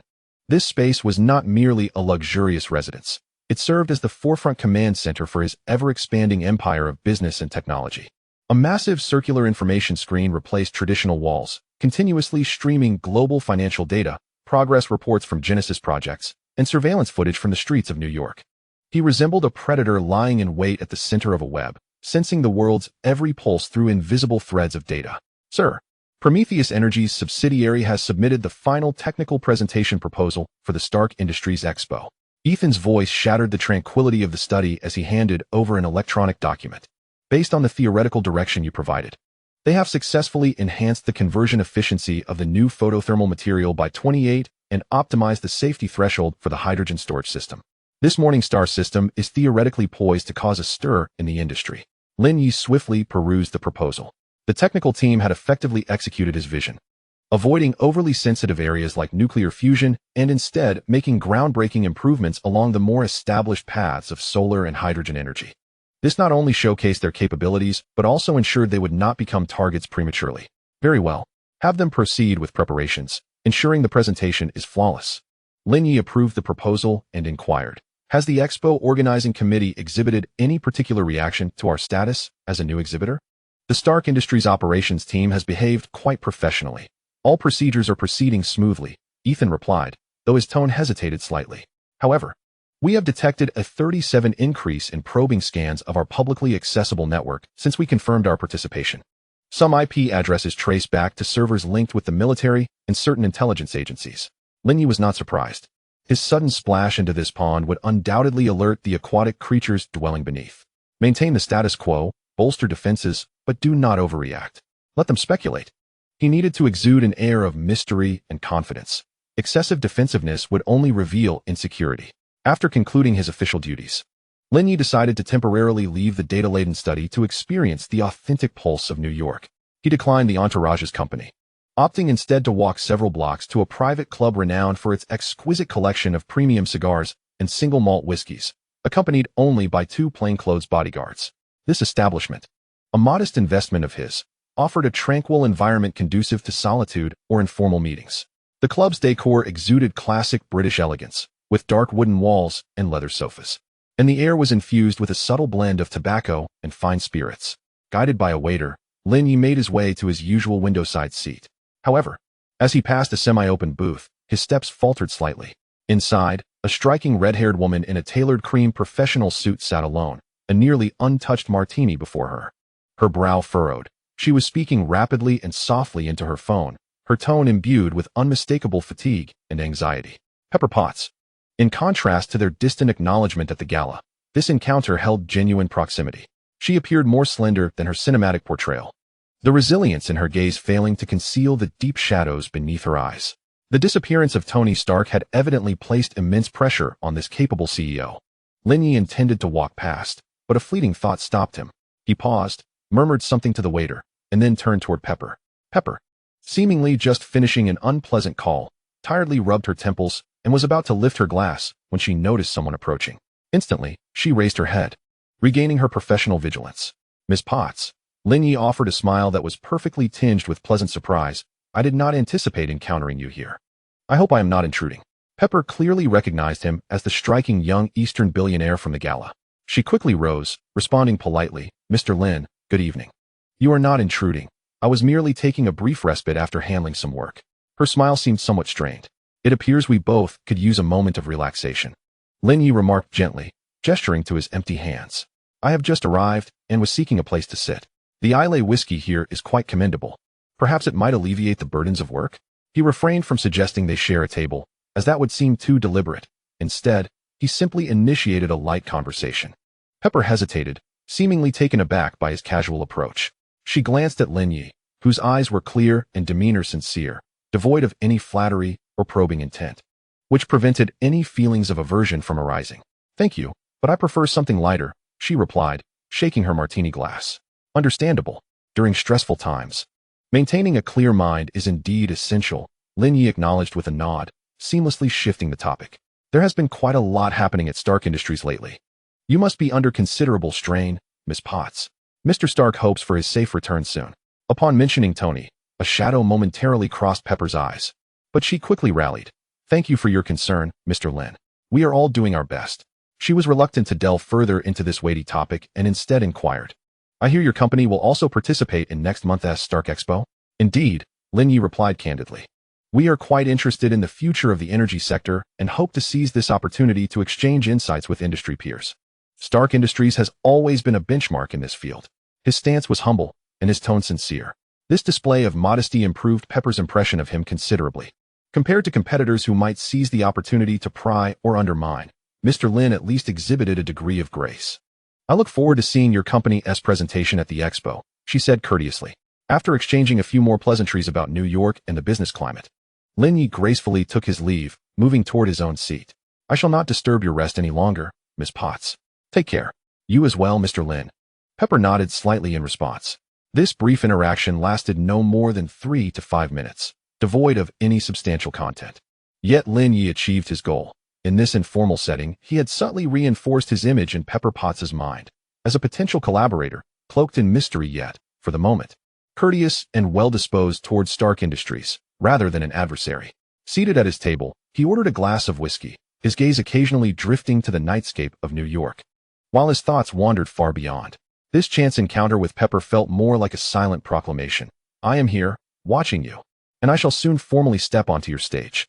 Upon returning to his penthouse, Ethan handed him a new message. Sir, a company named Global Strategic Investment, GSI, has sent a letter of intent, wishing to discuss infrastructure projects in emerging Asian markets with our Cornerstone Trust. Their representative is a senior advisor named Natalie Rushman. Lin Ye took the tablet, glancing at GSI's profile, a mid-sized investment firm with a clean background and solid performance, showing no apparent flaws. However, the name Natalie Rushman elicited a playful smile at the corner of his lips. Have they finally arrived? The business representative from SHIELD, he calmly instructed, reply to them. We can arrange an initial meeting. The time and place will be at our discretion. Additionally, Pangu, I require all information on this GSI and Natalie Rushman, detailed as possible. Understood, sir. Outside, the lights of New York continued to twinkle. Yet Lin Ye knew that beneath the calm surface, currents were beginning to stir. The crisis at Stark Industries, the probing from SHIELD, would all escalate as the Stark Expo approached, and he was prepared to welcome all visitors, be they business partners or lethal agents. Chapter 16, Stark Industries Expo. On the 15th of next month, the Stark Industries Expo will resume amidst great anticipation at Flushing Meadows Park in New York. The colossal Stark family statue gleamed at the entrance, myriad lights illuminating the night sky as if it were day, with throngs of people filling the air with excitement and expectation. For many technology enthusiasts and industry professionals, this was not merely an exhibition. It was an announcement of Tony Stark's legendary return, the starting point of Stark Industries' phoenix-like rebirth. Lin Ye, Lin Feng, chose not to make an ostentatious entrance. He arrived in a subtly understated, yet extensively modified Audi A8, blending with the flow of exhibitor vehicles and quietly entering the backstage area through the VIP passage. Today, he donned a well-tailored dark gray suit, sans tie, exuding a casual yet confident demeanor. Ethan shadowed him closely, while several plainclothes bodyguards seamlessly blended into the crowd, establishing an invisible network of vigilance. His booth was situated in the core exhibition area, not far from Stark Industries' main display, an excellent location. The booth's design adhered to his signature understated luxury style, featuring silver and deep blue as the primary colors, with clean and fluid lines, devoid of excessive embellishments. Only the central area was shrouded in a translucent light curtain, hinting at the intricate and complex outline of the Morning Star energy system within. The booth signage was equally simple: Prometheus Energy, another possibility for future energy. Compared to the dazzling, attention-grabbing displays of models surrounding him, Lin Ye's booth appeared somewhat aloof. Yet this very demeanor piqued the curiosity of discerning professionals. Those who gained entry to this core area were no ordinary individuals. The opening ceremony of the Expo was presided over by interim CEO Obadiah Stane, who delivered a fervent, yet somewhat formulaic speech, emphasizing Stark Industries' sustained leadership in defense and traditional industrial sectors. However, all eyes, including those of the SHIELD agents disguised as tourists in the stands, were eagerly anticipating the true protagonist, Tony Stark. At last, amidst a dazzling array of lights and rousing music, Tony Stark made his entrance. He appeared somewhat more gaunt than before his abduction, a hint of indescribable gravity lurking in the depths of his gaze. Yet that signature nonchalance and flamboyant genius remained unmistakably intact. He refrained from delivering a lengthy monologue, instead standing at the center of the stage, surveying the crowd with a complex smile gracing his lips. "They say Stark Industries' weapons bring death," Tony began, his voice reverberating through the microphone. "I once believed that too. But sometimes, one must confront death up close to truly comprehend the meaning of life." He paused, his gaze seemingly brushing against Lin Ye's display for less than half a second before shifting away. "The future of Stark Industries will no longer be confined to weaponry. We shall focus on cleaner energy, more advanced medical technologies, and methods to make this world a safer place. Because I am back." Without mentioning the cave or the Iron Man suit, his words, laden with implication, were sufficient to ignite the audience. The flash of reporters' cameras lit up the room, and the crowd erupted into fervent applause and cheers. Following the opening ceremony, the exposition officially transitioned into the display segment. Naturally, Stark Industries' main booth was a hub of activity, showcasing the latest Jericho missile, a touch of irony, alongside various civilian technological products.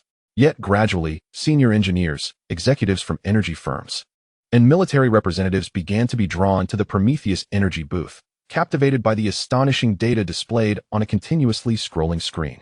The screen clearly delineated the key parameters of the Morningstar system: solar to thermal conversion efficiency, energy storage density, estimated unit costs, each data point significantly surpassing the benchmarks of existing technologies. There were no exaggerated slogans, only cold, hard facts. Lin Ye did not personally take the stage to elucidate. Instead, the chief technology officer of Prometheus Energy fielded questions. He himself appeared to be casually strolling near his booth, observing other exhibits, while his mind remained acutely attuned to every discussion around him. Is the data genuine? This efficiency improvement is absurd. If true, the entire solar energy market will be reshuffled. What materials are you using? How have you resolved the safety issues with energy storage? Murmurs of skepticism, astonishment, and inquiry filled the air. This was precisely the effect Lin Ye sought. He did not require ostentation. He needed only to let hard power speak for itself, naturally attracting the right audience. Indeed, shortly thereafter, an elderly gentleman clad in a Stark Industries engineer's uniform, his hair grizzled, accompanied by several young assistants, approached the Prometheus booth. He scrutinized the data on the screen and circled the prototype model of the Morningstar system, his brow furrowing as he occasionally engaged in hushed discourse with his aides.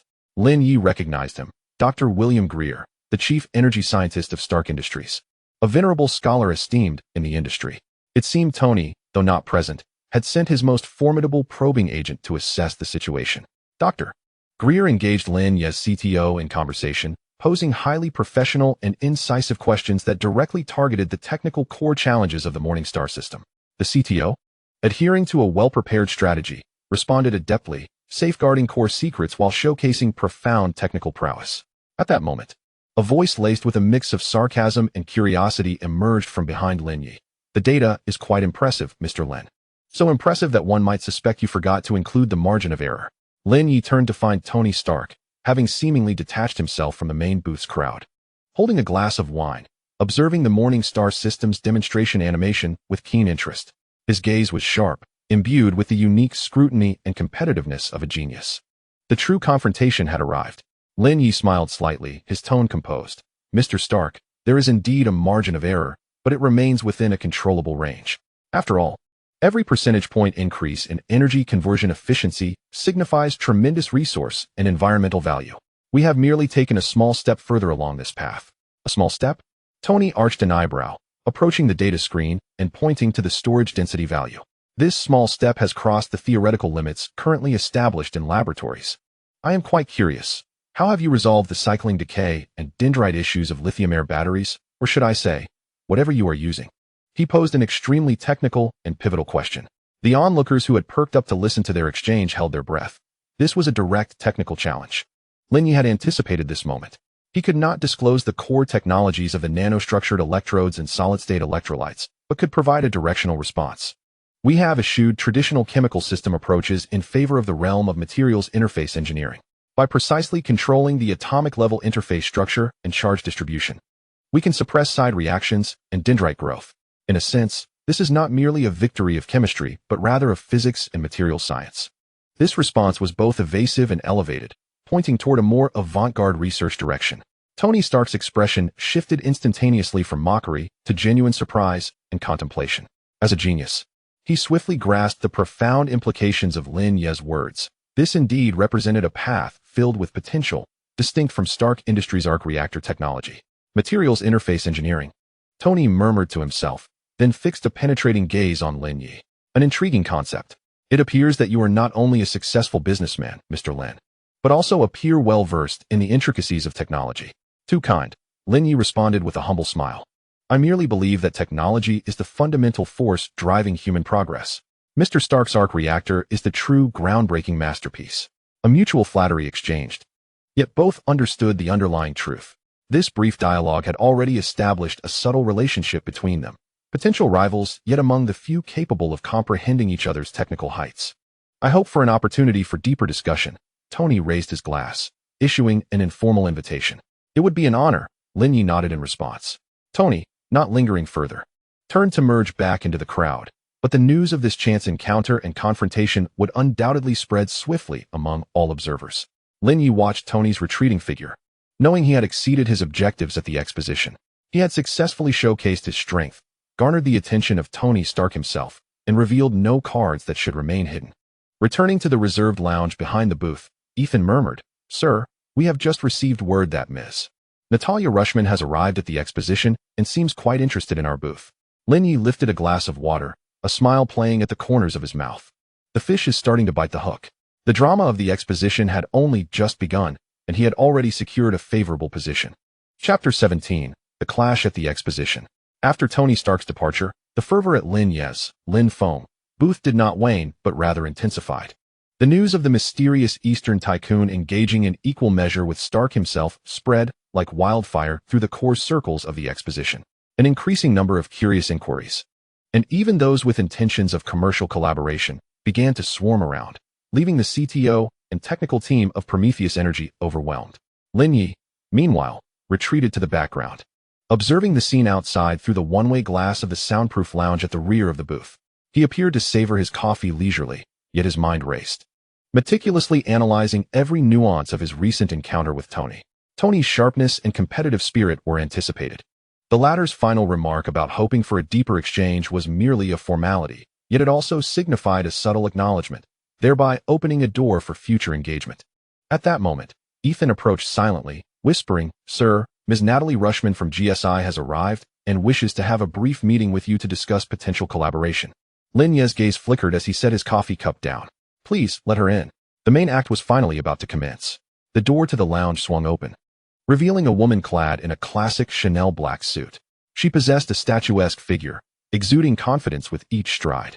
Her auburn hair was elegantly styled into a chignon, accentuating her long, fair neck. Her makeup was exquisite, yet it did not overshadow her inherent beauty, particularly the striking green of her eyes, calm and profound, as if capable of discerning the depths of one's soul. In her hands, she carried a tablet and a sophisticated business card holder, embodying the essence of a shrewd and capable business elite. Good day, Mr. Lin. I am Natalie Rushman, Senior Investment Advisor at GSI. Her voice was melodious, infused with an appropriate degree of professional enthusiasm as she extended her hand. It is an honor to meet you in such a setting. Welcome, Ms. Rushman. Lin Ye rose and shook her hand gently. Her touch was cool, yet her grip was firm. He offered a commercial smile, gesturing for her to take a seat. I have reviewed GSI's investment proposal, and we certainly share some common perspectives regarding the prospects of the Asian infrastructure market. The two settled onto the sofa in the lounge. After Ethan served Natalie a glass of water, he retreated to a corner, becoming a silent backdrop. Indeed, Mr. Lin, Natalie affirmed, opening her tablet to display several charts. In Southeast Asia and South Asia, the demand for infrastructure such as energy and transportation networks is experiencing an explosive growth due to economic development. GSI is optimistic about the long-term returns in this sector, yet we lack a solid foundation and project execution experience locally. Conversely, Keystone Trust possesses unique advantages in this regard within the Lin Empire. We believe that a strong alliance can seize significant market opportunities. Her presentation was coherent, with robust data and astute market analysis, leaving no room for doubt. Had Lin Ye not been privy to her true identity, he might have believed this to be merely a routine business discussion. Ms. Rushman's analysis is quite incisive. Lin Ye nodded in agreement. However, he shifted the tone. Nonetheless, infrastructure investments entail lengthy cycles with slow returns and are significantly influenced by local political policies. While Keystone Trust possesses resources, we are traditionally cautious in selecting partners. GSI's strength is indisputable, yet I am more intrigued by the unique value that GSI can provide beyond mere capital, such as risk management capabilities or information advantages in specific domains. He deliberately paused at the mention of information advantages, his gaze steady upon Natalie. This was a test, to see how this Black Widow would respond. Natalie's green eyes betrayed no flicker of emotion, her smile remaining pristine. Mr. Lin, your question strikes at the heart of the matter. GSI's unique advantage lies precisely in our global network and risk management expertise. We maintain robust, localized teams across various regions, enabling us to keenly perceive policy shifts and navigate potential risks. Moreover, she leaned slightly forward, lowering her voice to convey sincerity. We have established excellent communication channels with certain international institutions and government bodies, allowing us access to non-public macro-trend information, which is crucial for decision-making on large infrastructure projects. Her response was seamless, artfully framing information advantages as business intelligence and political connections, both reasonable and compelling. That sounds quite promising, Lin Ye acknowledged. Though he refrained from making an immediate commitment, the specifics of our collaboration can be further refined by our respective teams. I trust that Harrison of Keystone Trust, now Ms. Miller, will engage with your side in detail. He astutely revealed information about personnel changes at Keystone Trust, demonstrating control over his empire while leaving room for future interactions. Certainly. I look forward to meeting Ms. Miller, Natalie acquiesced, her primary objective of closely observing Lin Ye accomplished. She tucked away her tablet and casually redirected the conversation. By the way, Mr. Lin, your presentation today was impressive. The Morningstar system seems to represent a different energy paradigm compared to Stark Industries' arc reactor. The true test had arrived. The S.H.I.E.L.D. was evidently more interested in the technology. It's not so much a paradigm as it is an exploration of alternate technological pathways. Lin Ye humbly waved his hand. Mr. Stark's arc reactor is a magnificent invention, offering nearly limitless clean energy. However, its technical barriers are exceedingly high, making widespread adoption challenging in the short term. The Morningstar focuses more on optimizing and enhancing existing energy systems, striving for feasibility and economic viability under current conditions. After all, the world's energy challenges require a diversified array of solutions. He reiterated the themes of diversification and feasibility, positioning himself as a pragmatic technological advocate rather than a challenger seeking to rival Stark. This stance would help lower S.H.I.E.L.D.'s guard. A very pragmatic viewpoint, Natalie concurred, her gaze revealing a subtle interest in technology. It seems Mr. Lin has a profound understanding of how technology propels societal advancement. I wonder if the Lin Empire has similar ventures in other technological fields, such as biomedicine or artificial intelligence. The inquiry began to encroach upon core domains. Lin Ye comprehended the underlying motives, but feigned a slightly regretful smile.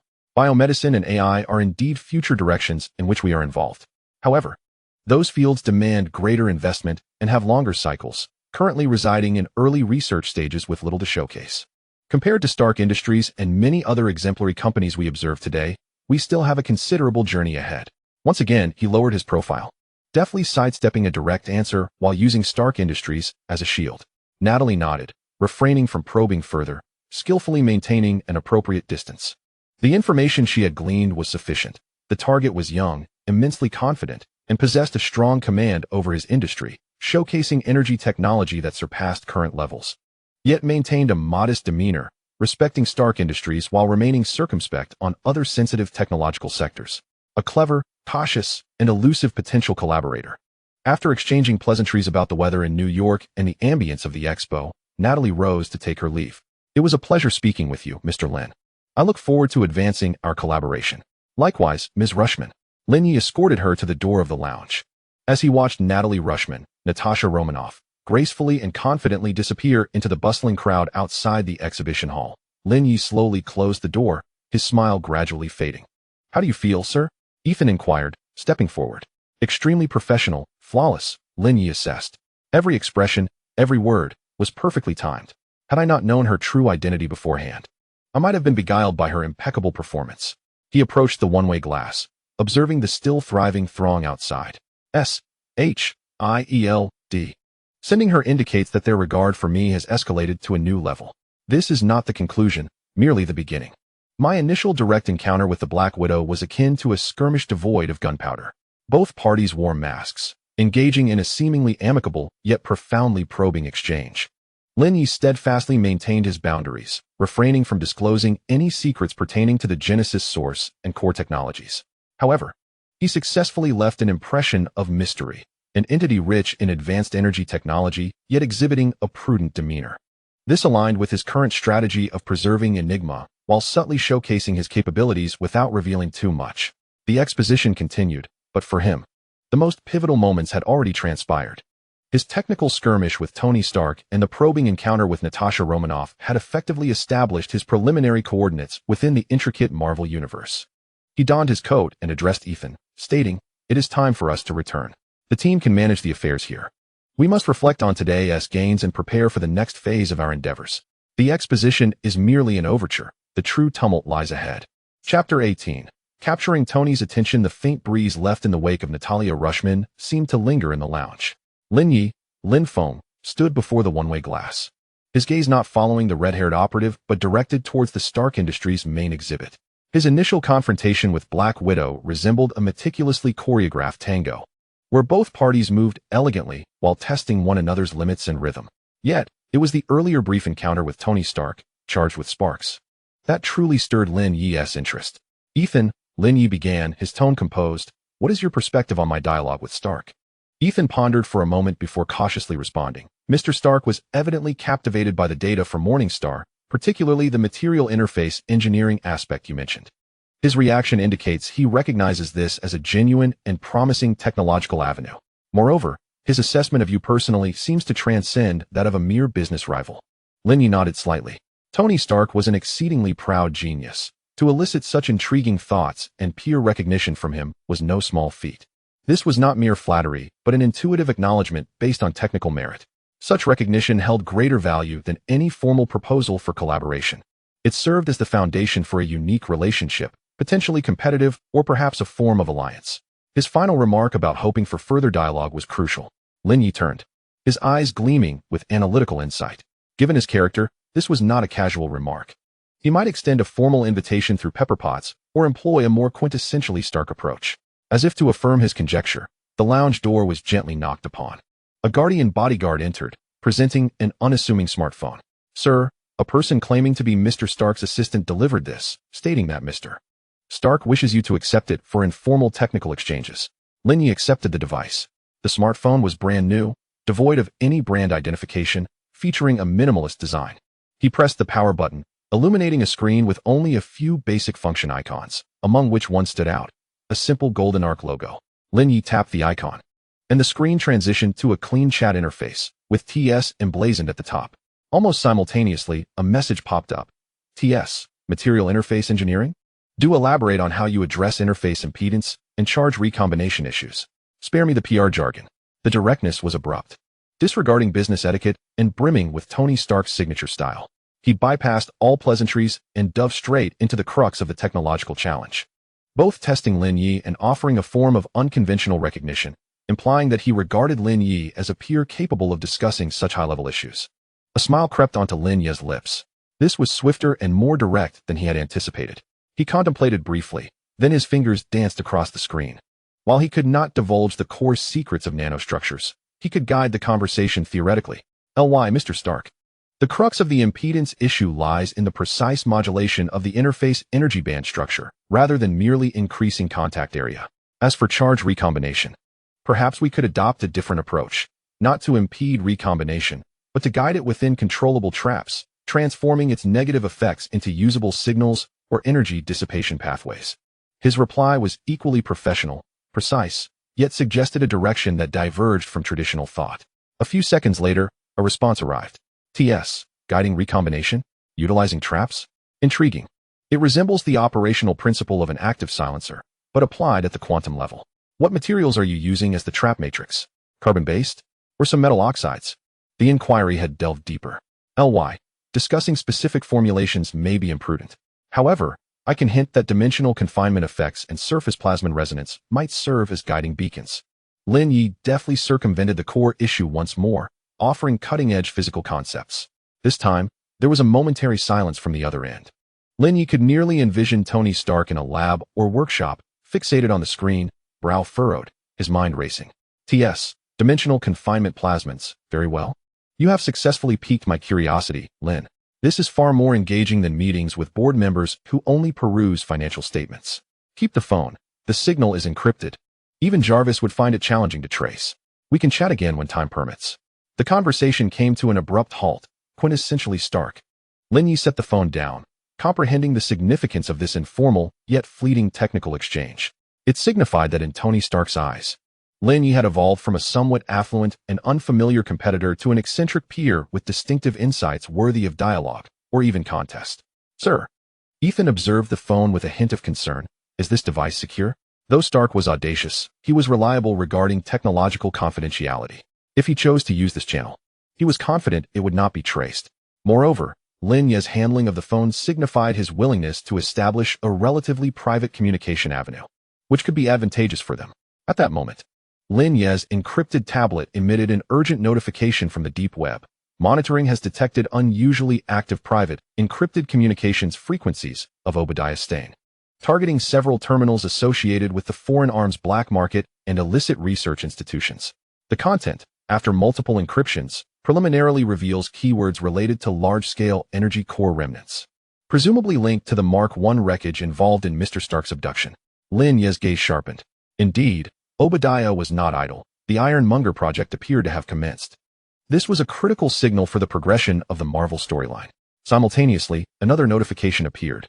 Concerning Natalia Rushman, the target did not return to the GSI office after leaving the exposition. Her vehicle's route exhibited counter-surveillance patterns, ultimately vanishing in an area of Brooklyn with significant signal jamming. This region contains multiple untraceable physical addresses, suspected to be S, H, I, E, L, D, safe houses or contact points. Natasha had also returned to report. In an instant, the threads of Tony Stark, Obadiah Stane, and S, H, I, E, L, D began to intertwine. Meanwhile, Lin Ye found himself at the periphery of this burgeoning vortex. Taking a deep breath, he synthesized the plethora of information in his mind. Establishing an initial connection with Tony was promising, yet the looming thread of Obadiah's conspiracy and S, H, I, E, L, D's vigilant scrutiny indicated that risks were escalating. Ethan, Lin Ye commanded, intensify surveillance on Obadiah Stane, particularly concerning his connections with the remnants of the Ten Rings. I seek to ascertain the location of where he constructed the Iron Monarch. Furthermore, notify the Genesis Foundation that the priority level of the Oracle Armor project has been elevated, necessitating an expedited approach to the breakthroughs in materials science and energy systems. Understood. Ethan acknowledged the command. Lin Ye cast his gaze once more out the window at the resplendent lights of the Expo. The revelry belonged to others. While he needed to prepare for the impending storm, the attention of Tony Stark was a double-edged sword, presenting both opportunities and hastening his ascent to the limelight, thrusting him closer to the dangers lurking in the shadows. Yet, he remained undaunted. Having already captured Tony's attention, it was now imperative that the world heard his voice with greater clarity. Chapter 19, The Initial Confrontation. The clamor of the Stark Industries Expo gradually subsided. Yet the ripples it stirred within the power and technology circles of New York remained far from quelled. Lin Ye's name, alongside his Prometheus energy and the striking Morning Star system, became the focal point of many soirees and boardroom discussions. However, for Lin Ye, ensconced in his Manhattan penthouse, the conclusion of the Expo merely signified a shift in stage. The true contest had only just begun. The encrypted phone from Tony Stark lay quietly on his desk, silent since their brief technical exchange that evening. Lin Ye was not anxious. He understood Tony's temperament. The genius was likely engrossed in fervent contemplation of materials interface engineering and dimensional constraint effects, or, more probably, diligently refining his Mark series armor. Genuine contact would necessitate awaiting a more opportune moment. In contrast, Ms. Natalie Rushman, representing GSI, was making remarkable progress in her dealings with the Keystone Trust. Following several preliminary discussions, both teams engaged in in-depth exploration of collaborative frameworks within the Asian infrastructure market. Natalie's professionalism and sincerity shone through, as her proposals proved to be quite constructive. However, Lin Ye was acutely aware through Ethan and Pangu's reports that all of this was merely a facade of diplomatic niceties and intelligence gathering. S, H, I, E, L, D possessed patience, and he possessed even more. His attention was primarily directed toward the intelligence continually streaming from the Genesis Foundation base in the deep web. Sir, The three-dimensional model of the Oracle armor's foundational structure has been completed, based on the gradient composite material theory you provided. Preliminary simulations indicate its defensive capabilities could exceed 300 times that of existing top-tier ballistic materials. Dr. Victor Lee reported via encrypted video, his voice laced with barely contained excitement. We have also achieved breakthroughs in miniaturizing the energy conduction system. We attempted to integrate certain technologies from the second-generation arc reactor, yet stability remains the greatest challenge. On the screen, a sleek, futuristic armor model rotated slowly. Unlike the heavy mechanical feel of Iron Man's suit, this design emphasized agility, versatility, and stealth, with ingeniously crafted joints. Its overall lines flowing like a work of art. Stability issues can be addressed through energy buffering and diversion mechanisms, Lin Ye instructed. Refer to the concept of superconducting energy storage rings. Do not pursue maximum instantaneous output, but rather ensure a continuous and stable energy supply. Additionally, what is the progress on integrating the AI subbrain? The Panga subroutine, listening, has been loaded into the armor's core processor and is currently undergoing adaptive learning and tactical module integration. Preliminary tests show its information processing speed and decision-making capabilities far exceed our expectations. Listening to the report, Lin Ye nodded in satisfaction. The progress of the Oracle armor was swifter than he had anticipated, thanks to the advanced theories provided by the system and the unwavering dedication of the base scientists. Just then, the encrypted tablet emitted an urgent alert. A piece of intelligence marked as high priority arrived from the deep web. Obadiah Stane has acquired a substantial quantity of weapons-grade plutonium and high-strength titanium alloy through clandestine channels. The transport route leads to an abandoned early Stark Industries warehouse in Long Island, coupled with previous data stream analyses of the Mark I wreckage. The Iron Monarch prototype has entered a tangible assembly phase. The remnants of the Ten Rings organization are providing peripheral security. Obadiah's actions had quickened. Lin Ye's expression sharpened. This signaled that the rift between Tony Stark and Obadiah was imminent, and a battle engulfing Stark Industries was on the verge of erupting. This was a pivotal juncture. He needed to make a choice, to remain a passive observer or to intervene in some capacity. Directly thwarting Obadiah? That would not align with his interests and would drastically alter the course of events, with unpredictable consequences. Allowing events to unfold unchecked? That would place Tony in grave danger. While S.H.I.E.L.D. would likely intervene at the last moment, undoubtedly augmenting their influence over Tony. He required a balancing act to ensure Tony could weather this storm and complete his transformation into Iron Man, while simultaneously demonstrating his own presence and value at a critical moment. A plan rapidly took shape in his mind. He picked up the encrypted phone and swiftly composed a message, not directed to Tony, but rather programmed to be sent at a designated time, pinpointing a crucial moment when Tony would be trapped and Pepper would head to the warehouse seeking evidence. The message was exceedingly brief, consisting solely of an encrypted coordinate and a prompt. Energy core overload vulnerability, reverse pulse stabilization required. This message would be dispatched anonymously to Pepper Potts's personal phone via a hard-to-trace node at a specific time. It would not directly aid Tony in defeating Obadiah, yet it might provide a minuscule chance to turn the tide at a critical juncture. This would not only manifest his presence, but also maximize his discretion. Having completed this task, he refocused his attention. The true initial confrontation was not merely an indirect game with Obadiah, but rather his need to preliminarily showcase his influence on a broader stage, laying the groundwork for the future. The opportunity soon presented itself. An invitation arrived from a leading think tank in New York for a forum on future technology and global security, with attendees including government advisors, military representatives, top scientists, and industry giants like Obadiah Stane, representing Stark Industries. This was an exceptional opportunity. On the day of the forum, Lin Ye donned a composed navy blue suit and ventured alone, as Ethan needed to remain behind to coordinate information. The atmosphere in the venue was solemn, with representatives passionately debating the impact of emerging technologies, particularly Stark Industries' arc reactor and Jericho missile, on the international security landscape. Obadiah, as one of the protagonists, eloquently extolled the stability and deterrence afforded by Stark Industries technologies. When it was Lin Ye's turn to speak, he approached the podium, his gaze calmly sweeping over the audience, lingering momentarily on Obadiah's face. He had not prepared an elaborate PowerPoint presentation. He simply stood at the microphone, his voice clear and steady.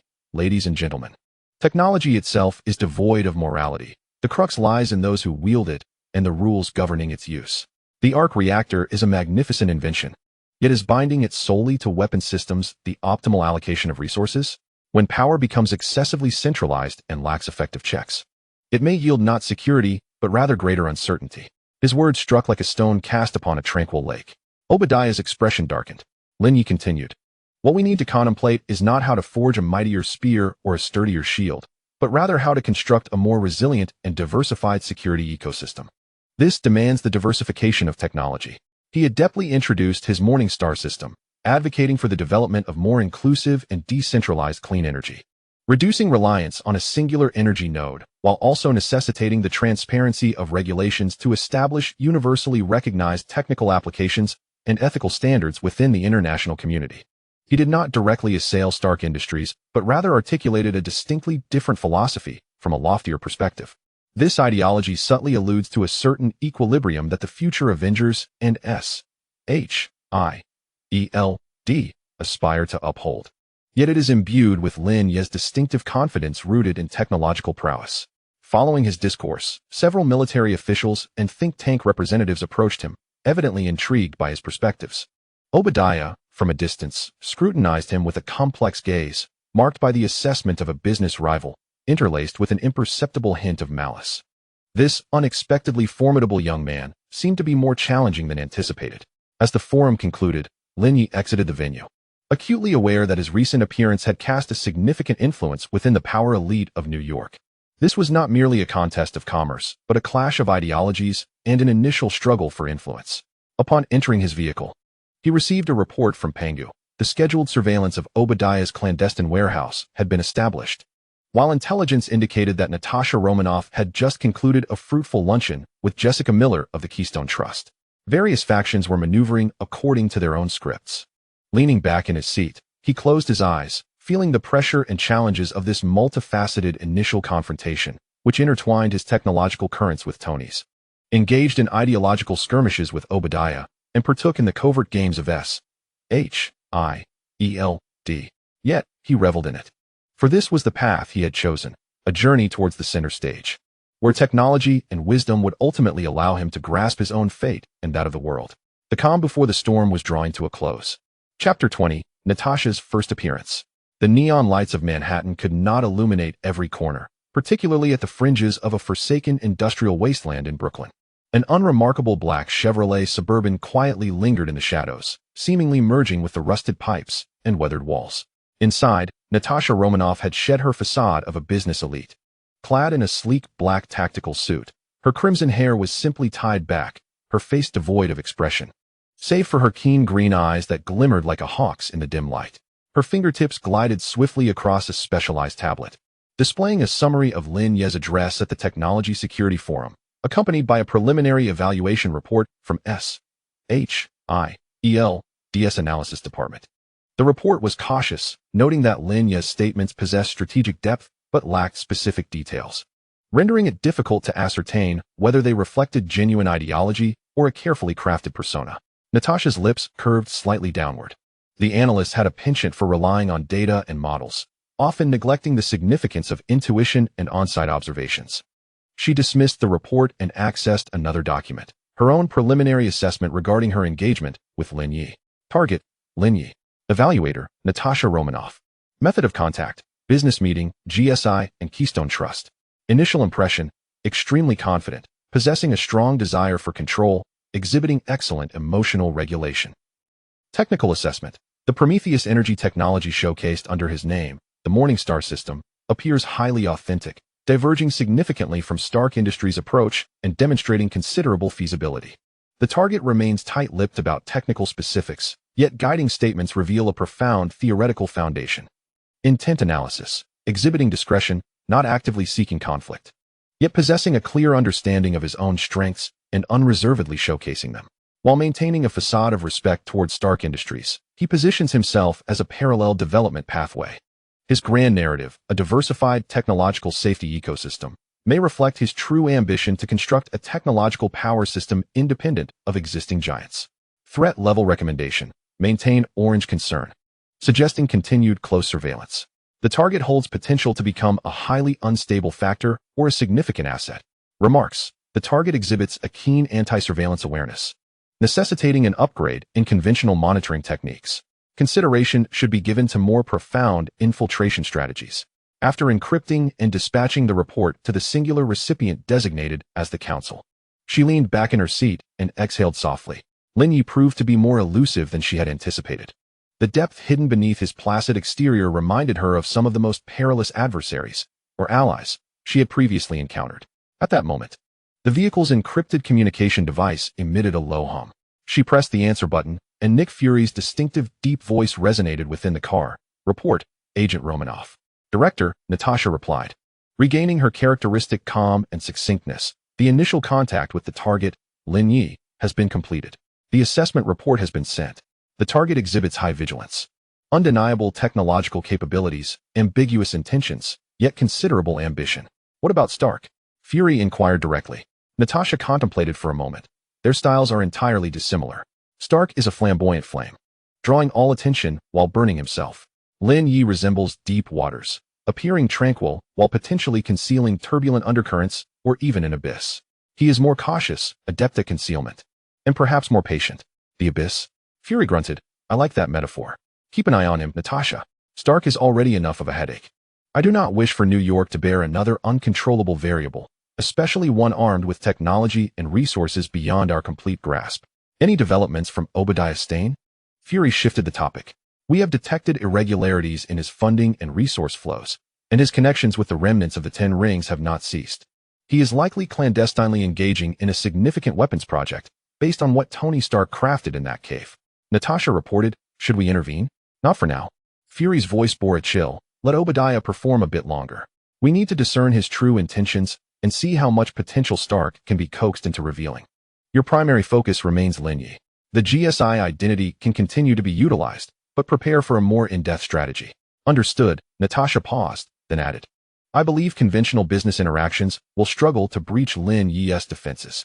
His associate, Ethan Clark, is quite formidable. His entire security and intelligence apparatus is exceptionally tight-knit. We require a more organic and compelling entry point. Such as? Fury queried. Natasha's gaze drifted to the inky darkness outside, her eyes deep with contemplation. For instance, a crisis he cannot easily resolve with wealth and technology, yet one that pertains to his core interests.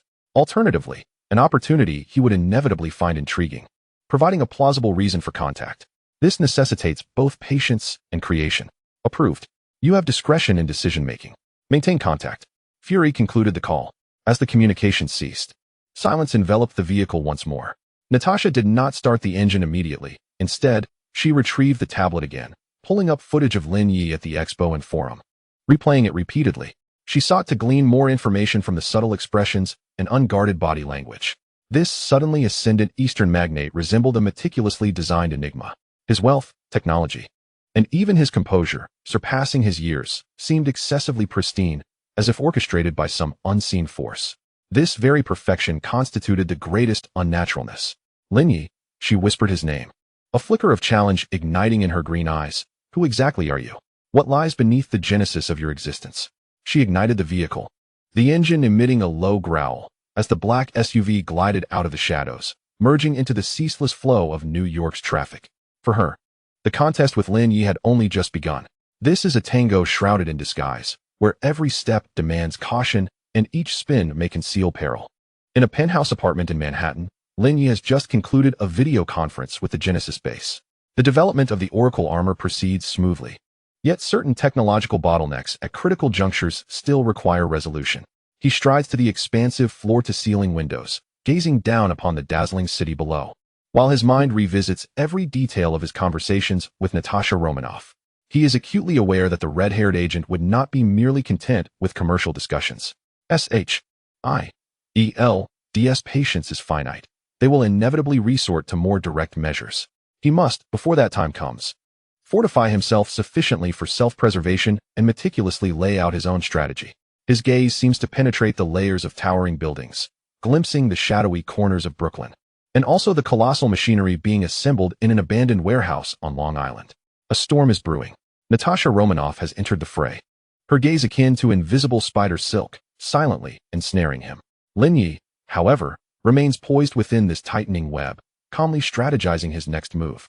The clandestine battle hidden beneath New York's glamorous facade has become increasingly intricate and perilous due to the involvement of this legendary Black Widow. Yet Lin Ye understands that this is indeed the necessary path to truly integrate into this world. He must not only dance with superheroes and supervillains, but also engage with the formidable organizations that manipulate the shadows of the world. And all of this is merely the prologue. Chapter 21, Obadiah's Test. The reverberations of the ideological clashes at the Technology Forum had yet to fully subside when Lin Ye, Lin Feng, unexpectedly received a signal of contact from another titan of Stark Industries. A development both unforeseen and yet entirely within reason. This time, it was no longer a mere exchange of ideas across the forum, but a more intimate and purposeful direct overture. The invitation came from Obadiah Stane himself. And the venue was not the lavish office at Stark Industries that overlooks the entire city, but rather a highly exclusive private cigar club in Manhattan.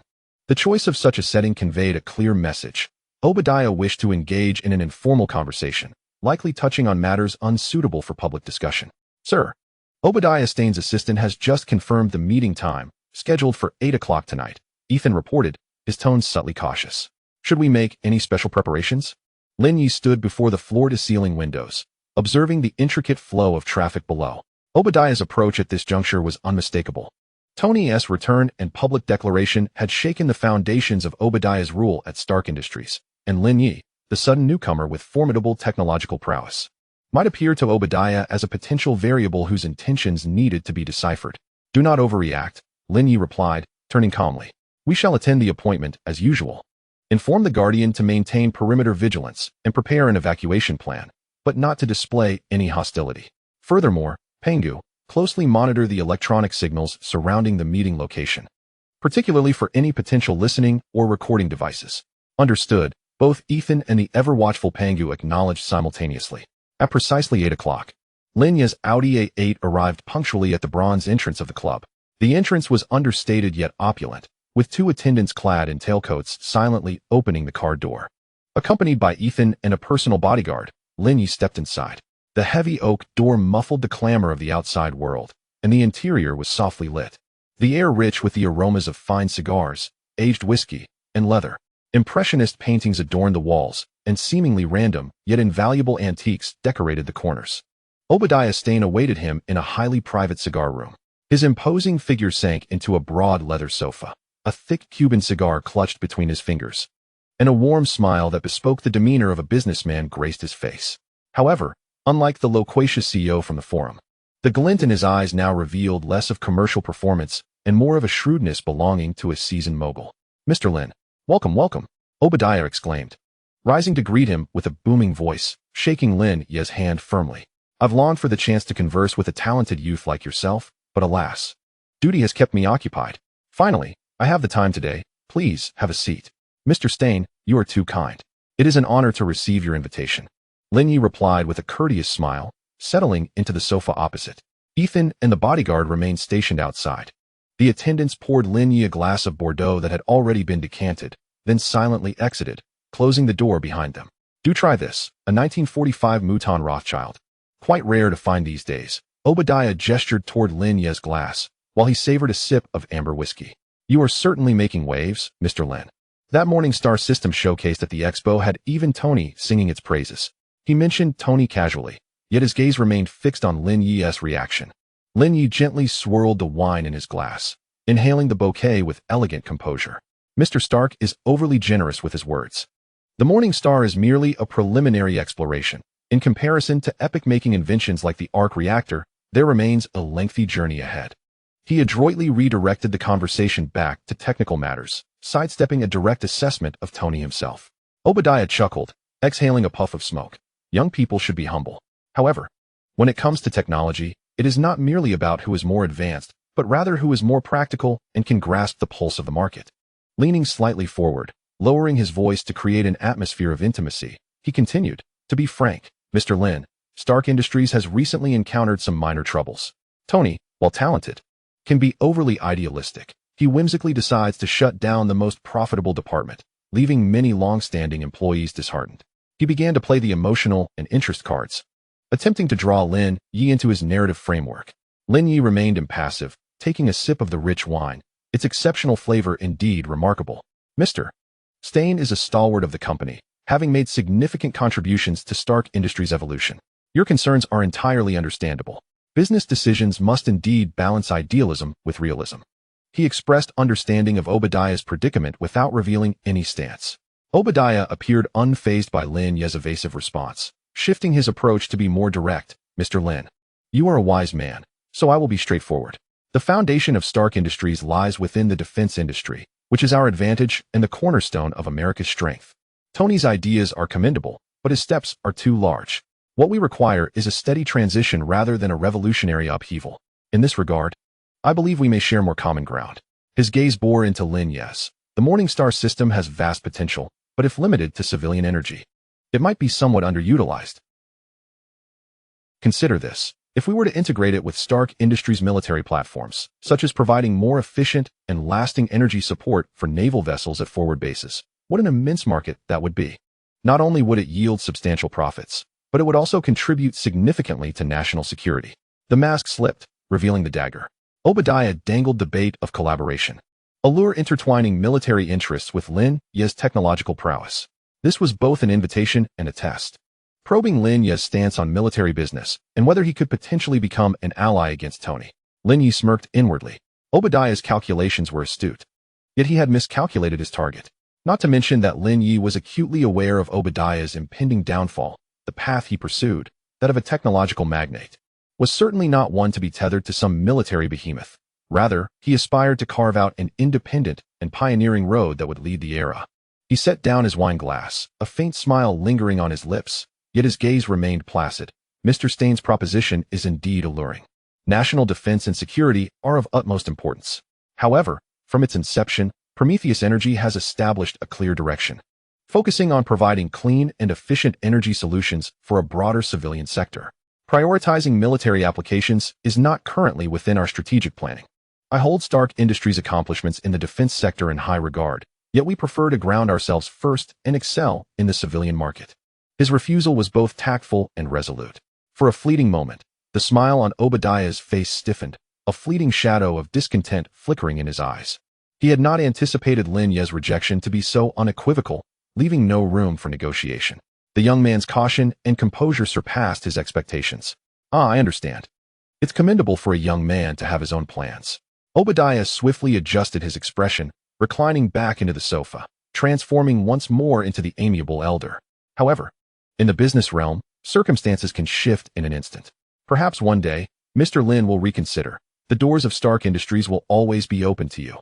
He raised his glass, signaling the conclusion of that topic, and began to engage in idle chatter about trivial industry anecdotes and collection insights, as if the previous probing had never transpired. After approximately half an hour, Lin Ye excused himself, citing an early meeting the following day. Obadiah graciously escorted him to the club's entrance, their handshake firm and unwavering. Upon entering the car, Lin Ye's smile vanished instantly. Ethan inquired in a low voice, "Sir, how did it go?" Lin Ye gazed out at the rapidly retreating cityscape, responding coldly. "He attempted to entice me, using military interests as bait, which I declined." Though he maintained a facade of indifference, the disappointment and vigilance in his eyes were unmistakable. "Will he take actions detrimental to you?" "Not for the time being," Lin Ye assessed. "His primary focus remains on dealing with Tony and completing his ironmonger project. To him, I am merely an uncertain variable, not yet warranting immediate elimination. However, after this encounter, he will undoubtedly place me on his list of critical concerns." This meeting had unfolded like a subtle undercurrent of testing. Obadiah discerned that Lin Ye would not become his ally in the near term, while Lin Ye had solidified his understanding of Obadiah's ambitions and impending actions. Both parties donned masks in a seemingly amicable dialogue, yet beneath those masks lay starkly divergent calculations and positions. "Accelerate the surveillance on Obadiah's secret warehouse," Lin Ye commanded. "I want to be immediately informed of when the ironmonger is completed, as well as his specific action plans." "Understood, sir." The vehicle merged into the bustling flow of Manhattan, blending into a river of dazzling lights. Lin Ye recognized that his entanglement with Stark Industries had become more intricate due to Obadiah's probing. A storm was brewing, and he had to ensure that he not only stood firm amidst it, but also soared with the winds. Obadiah's test was merely a flash of lightning before the storm. The more intense thunder was yet to come. Chapter 22. A decisive rejection. The heavy oak door of the private club closed behind him, sealing away the rich aromas of cigars and whiskey. As he settled into the Audi A8, The cacophony of the city became a distant murmur through the soundproof glass, enveloping the cabin in silence. Lin Ye leaned back in the rear seat, eyes closed in repose, yet his mind raced, replaying the meeting with Obadiah Stane. Ethan refrained from starting the car immediately, observing Lin Ye's expression in the rearview mirror, awaiting his instruction. Take me directly back to the apartment. Lin Ye opened his eyes, his gaze clear, devoid of any intoxication. That 45-year-old mouton had not impaired his judgment. Yes, sir. Ethan engaged the engine, and the vehicle glided smoothly onto the road. Obadiah is more urgent and dangerous than we anticipated, Lin Ye began slowly, his voice resonating clearly in the quiet cabin. His so-called collaboration is fundamentally an attempt to tether me and my technology to his faltering war machine. While military interests are indeed substantial, collaborating with him would be akin to courting peril.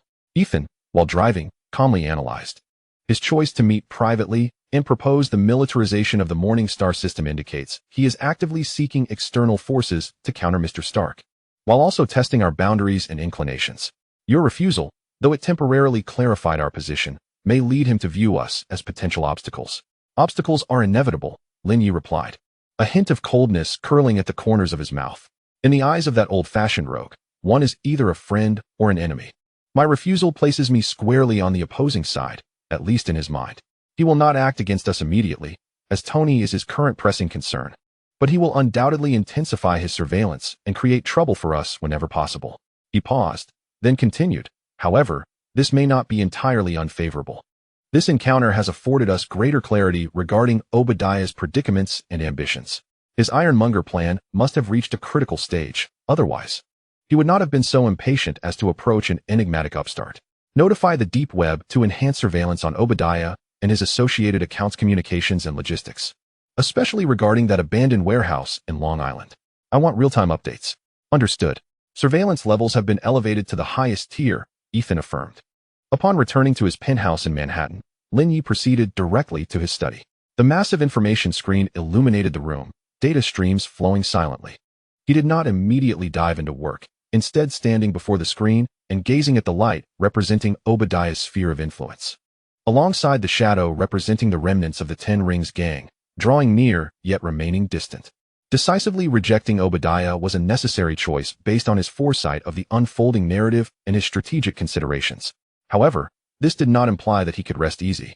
Obadiah was a wounded beast, cornered and poised to retaliate with ferocity. More importantly, Obadiah's demise would signify the moment S.H.I.E.L.D. emerged onto the stage, marking Tony Stark's complete transformation into Iron Man. He had to ensure that he maintained a favorable position amidst this seismic upheaval. Pengu, Lin Ye commanded. Retrieve the current list of all technological bottlenecks in the Oracle Armor project and prioritize them. Retrieved. The top 3 current bottlenecks are 1. Large-scale stable preparation processes for nanometer-grade gradient composite materials. 2. Heat dissipation and stability control of the miniaturized energy core based on second-generation arc reactor technology under extreme output. 3. Millisecond-level response and collaborative optimization algorithms for AI listening and the armor's weapon system mobility. The screen immediately displayed detailed technical challenges and the current progress in overcoming them. Lin Ye's focus narrowed on the first item. Nanometer-grade gradient composites were fundamental to achieving the Oracle armor's exceptional defense and stealth capabilities, representing one of the core and most challenging technologies within the paradigm-shifting materials science provided by the system. The scientists at the base had successfully synthesized small samples in a laboratory environment based on his theoretical guidance, yielding astonishing performance. However, the prospect of producing them on a large scale, at low cost, and in a stable manner to meet the armor's specifications still posed significant engineering challenges. Contact Dr. Victor, Lin Ye ordered, and initiate Phase 1 of the Weaverbird project. Assemble all materials science experts to prioritize the development of large-scale preparation processes. Grant them access to all relevant resources from Genesis, including that new molecular deposition printer. I need to see a viable process roadmap within a week. Not just remain in the theoretical realm. The Weaverbird project is a contingency plan he devised to overcome the bottleneck in materials science, aiming to forcibly advance technological engineering through extreme resource investment and parallel experimentation. This endeavor necessitates the consumption of vast amounts of funding and rare materials. However, at this moment, Lin Ye deems it worthwhile. Furthermore, he added, synchronize the data from bottlenecks 2 and 3 to me. The stability of the microenergy core may be optimized from the perspectives of energy waveform modulation and phase compensation in the AI collaborative algorithm, which requires the introduction of more complex battlefield environment simulations and predictive decision models. I will provide some new insights. He needed to accelerate his efforts. The iron tyrant of Obadiah hung over him like a Damoclean sword, reminding him that time was not always on his side. He must ensure that the Oracle possesses at least preliminary combat capabilities, even if only in prototype form, before any unforeseen events transpire. In the following days, Lin Ye immersed himself almost entirely in technological breakthroughs.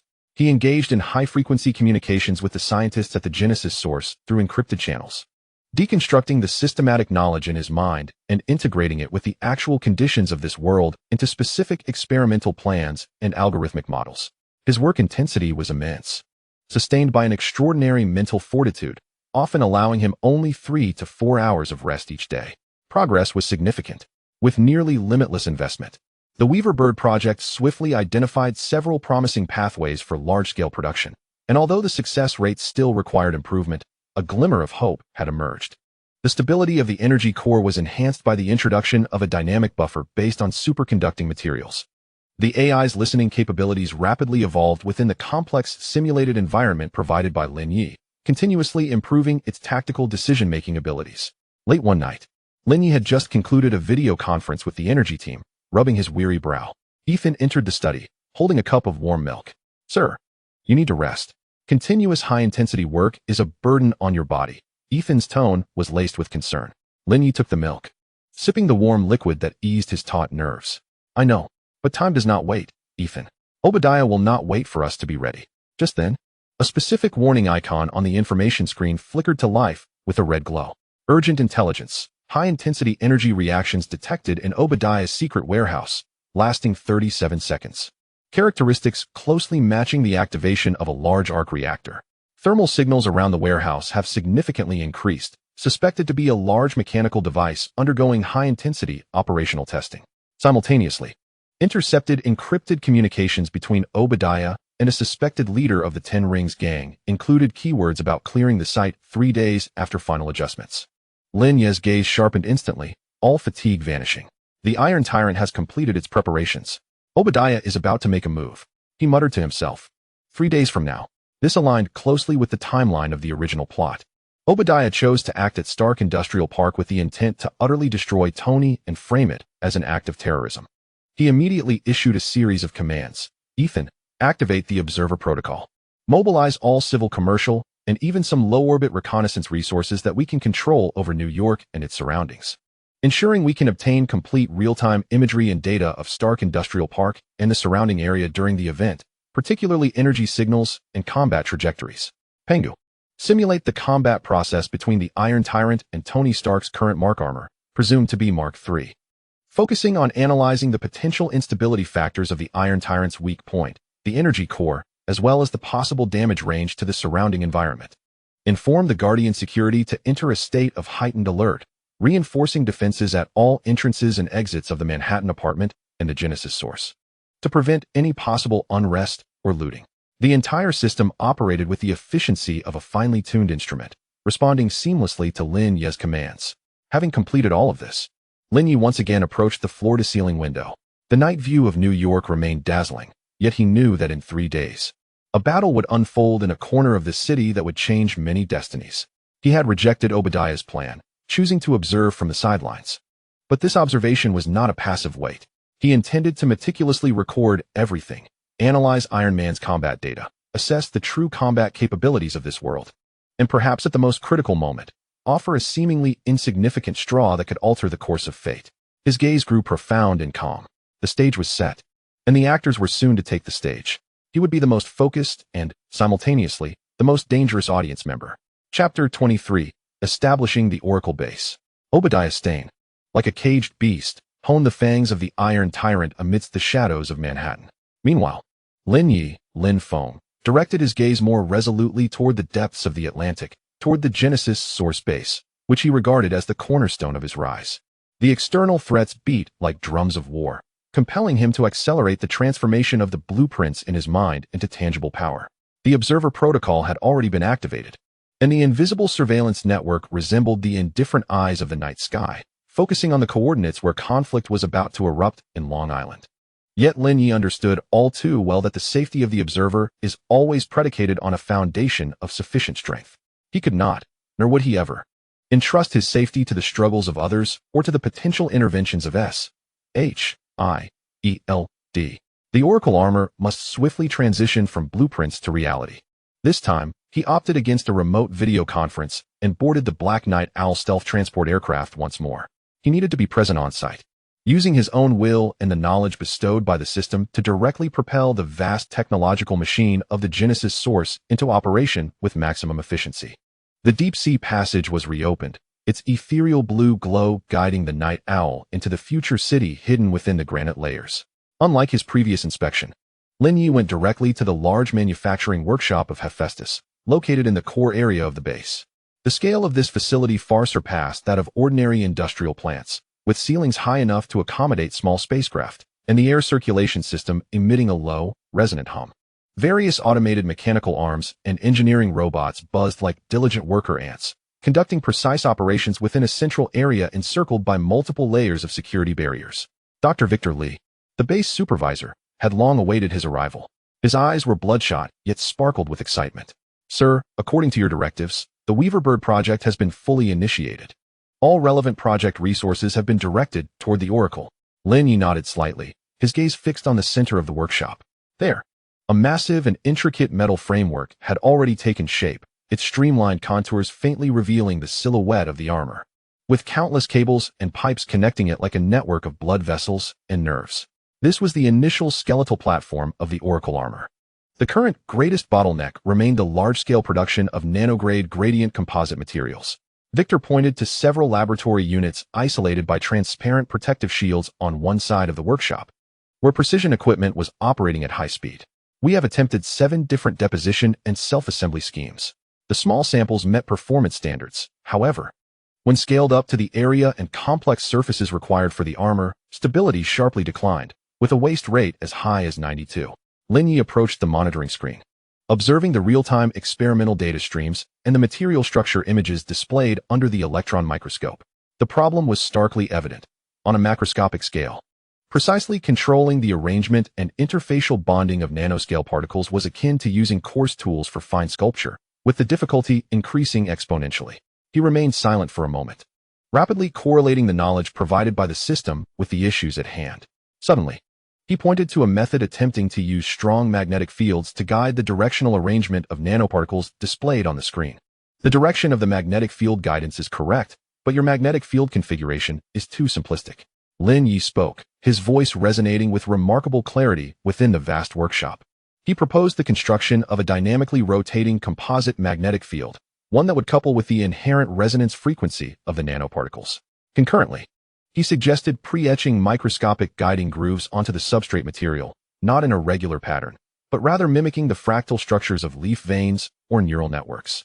This would enable the magnetic field and the physical structure to work in concert, guiding the particles to autonomously find their designated positions.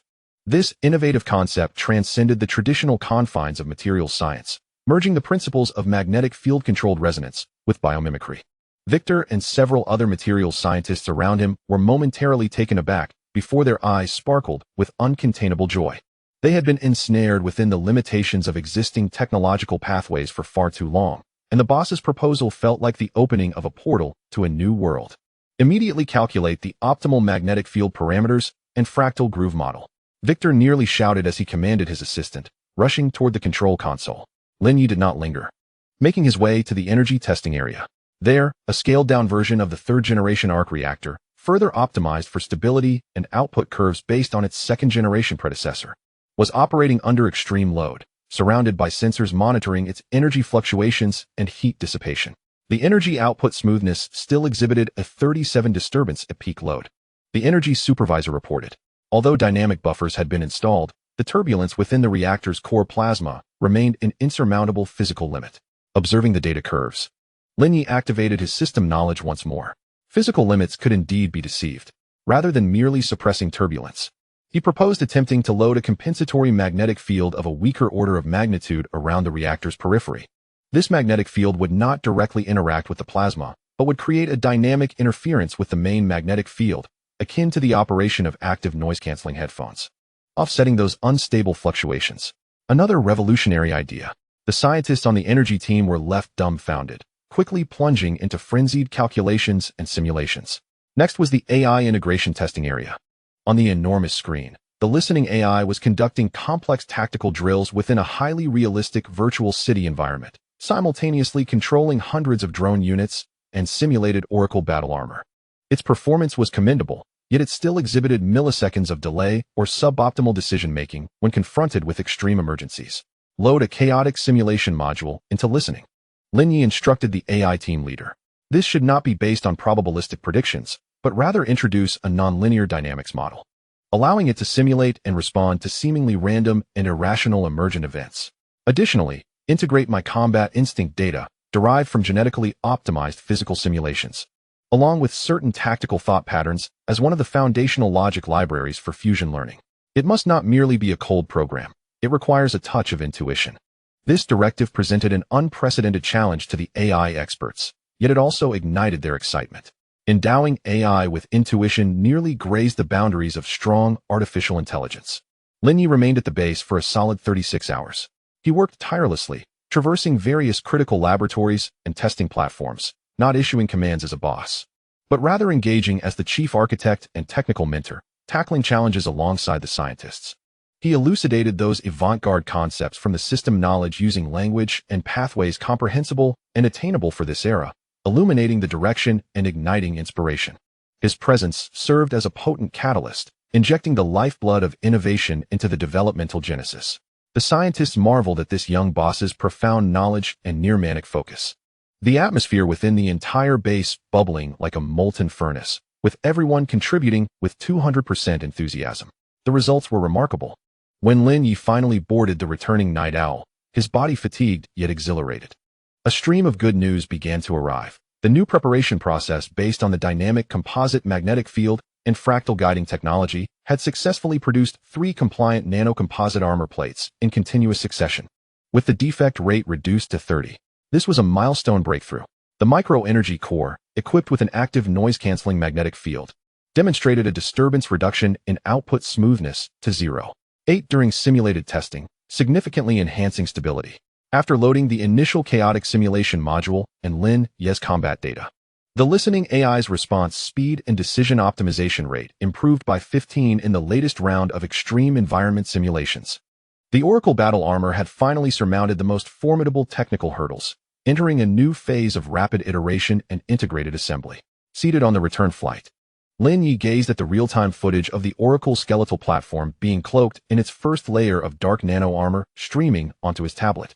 A profound sense of accomplishment swelling within him. This was not merely a suit of armor. It symbolized his true grasp of power within this world. At that moment, Ethan transmitted a message through a secure channel. Sir, deep web surveillance indicates that the Obadiah secret warehouse has exhibited unusual activity in the past 2 hours, with multiple heavy trucks entering and exiting. Combined with communication analysis, the final assembly and testing of the Iron Tyrant may occur tonight. Lin Ye's gaze sharpened instantly. The timing was impeccable. His efforts in establishing the Oracle base had fortuitously provided him with a solid foothold just before the impending storm fully descended. Now, he could observe with greater composure the imminent confrontation that was destined to be etched into the annals of history. Chapter 24, Artificial Intelligence Pangu. The Night Owl transport aircraft pierced through the cloud cover over the Atlantic Ocean, leaving the Genesis source base, a wellspring of infinite possibilities. Submerged in the depths of the sea, Lin Ye leaned against the window, his body weary from over 30 hours of intense work. Yet his spirit surged in a peculiar state of exhilaration. The breakthrough in the armor technology's bottleneck felt akin to unblocking the meridians, bolstering his confidence in the approaching storm. Nevertheless, no matter how formidable the armor, it remained a weapon, an extension of the corporeal form. In Lin Ye's vision, the essence of the Oracle lay in the artificial intelligence, capable of profound integration that would endow it with a cognitive capacity surpassing mere mechanical logic. This AI, which he named Pangu, had its core server array deeply concealed within the lowest levels of the Genesis source base, and its evolution was paramount to the future intelligence level of the entire technological empire. Upon returning to his penthouse in Manhattan, Lin Ye did not rush to rest, but instead directly entered the heavily encrypted online command center, which was in real-time connection with the Pangu mainframe at the base. The massive screen displayed not global intelligence data streams, but rather the structural diagram of the Pangu core code repository and real-time computational loads cascading like a waterfall. Countless optical cables resembled bundles of neural fibers, tightly linking his Manhattan penthouse with the underwater supercomputer cluster. The embryonic form of Pangu originated from the remnants of an AI laboratory on the brink of bankruptcy, which Lin Ye had acquired during his previous life. The original owner had recognized its underlying distributed learning architecture. Yet the limitations of contemporary technological ideologies and algorithms rendered that nascent AI more akin to an efficient data processing tool. Following his rebirth, Lin Ye gradually infused advanced theories provided by the system regarding deep learning neural networks, fuzzy logic, and the nascent forms of quantum computing into it, and, combined with the formidable computational power of the geneticist source, undertook a comprehensive reconstruction and training. Now, Pangu was no longer a mere shadow of its former self. Its logical core amalgamated Lin Feng's expansive vision from his previous life, particularly the precognitive intuition derived from a vague understanding of Marvel's narrative, with Lin Ye's vast repository of knowledge and the era-defying AI theories provided by the system. This fusion endowed Pangu with a thought process that possessed the absolute rationality and efficiency of machines while subtly harboring an ineffable, almost sentient insight. Pangu. Lin Ye approached the microphone. His voice slightly hoarse from fatigue, yet imbued with the unique anticipation of a creator as he reported the results of the core logic matrix's self-diagnosis and its compatibility with the subroutine. Ting, the Oracle Battle Armor AI. The code stream on the screen quickened its flow, and a gentle, neutral synthetic voice devoid of mechanical dissonance resonated in the room. A testament to Pangu's latest optimized interactive speech. Sir, the self-diagnosis of the core logic matrix has been completed. Stability, 99998. The learning capacity threshold has reached the preset third stage. The logic reasoning module has successfully passed the Turing test variant version 73. The emotional simulation module is in a basic operational state, limited to recognition and analysis, not participating in decision-making. The compatibility with the subroutine Ting stands at 927. The primary delays occur in real-time tactical data exchange and strategy synchronization under complex battlefield environments. The parallel computational resource allocation of the chaotic simulation module requires further optimization. A seventh round of joint stress testing is recommended. The report was clear and precise, directly addressing the key points. Lin Ye nodded in satisfaction. A compatibility score of 927, achieved in such a short time, was nothing short of remarkable. This indicated that once the Oracle Battle Armor was deployed in actual combat, Pangu would control every component of the armor with the same finesse as manipulating his own body, providing optimal tactical support. Approve the seventh round of joint stress testing plan. Increase the complexity of the testing scenario to S level, incorporating simulated cosmic environments and high-dimensional energy interference variables, Lin Ye commanded. He sought to push Pangu and Ting to their limits, ensuring they could handle any extreme situations that might arise in the future, whether from supervillains on Earth or threats from the depths of the cosmos. Command confirmed. S-level pressure testing scenario generation in progress. Estimated preparation time, 17 minutes. Pangu's response exhibited no delay. During the interim of the test preparation, Lin Ye shifted the focus to another critical issue, a deep mode recognition analysis of the surveillance data from the Obadiah Stane secret warehouse. I require you to predict the most likely window of attack, as well as the potential weaknesses of the Iron Tyrant prototype. Based on all known data from the Mark I wreckage and the energy characteristics of the large arc reactor, analyzing and integrating satellite remote sensing data surrounding power consumption patterns, vehicle logistics frequency, and emotional tendency analysis of Obadiah's communications, the screen displayed a flowing stream of data, revealing intricate charts and probabilistic models. Based on the Bayesian prediction model, Obadiah Stane has an 873 probability of launching an attack within the next 48 hours. The attack time window is likely to concentrate between 2 a.m. and 4 a.m. tomorrow, a period when Stark Industries personnel are at their minimum and background city noise is relatively low. Weakness analysis of the Iron Tyrant prototype. Based on its large heavy armor characteristics, it is inferred that mobility is its primary shortcoming. The joint connections are relatively vulnerable points. Although its energy core is powerful, data from Mark I suggests that the increased size may lead to decreased energy transmission efficiency, necessitating a brief cooling period after peak output. Additionally, If its weapon system relies on external ammunition supplies, this will present another limiting factor. Panga's analysis aligned closely with Lin Ye's judgments derived from the original plot, even offering more quantitative specifics. This formidable information processing and simulation capability was precisely what Lin Ye required. Excellent. Maintain continuous monitoring. Any anomalies should trigger an immediate highest priority alert. Lin Ye paused before posing a more profound question. Pangu, based on your current understanding, how do you perceive the strategic significance of the Oracle project?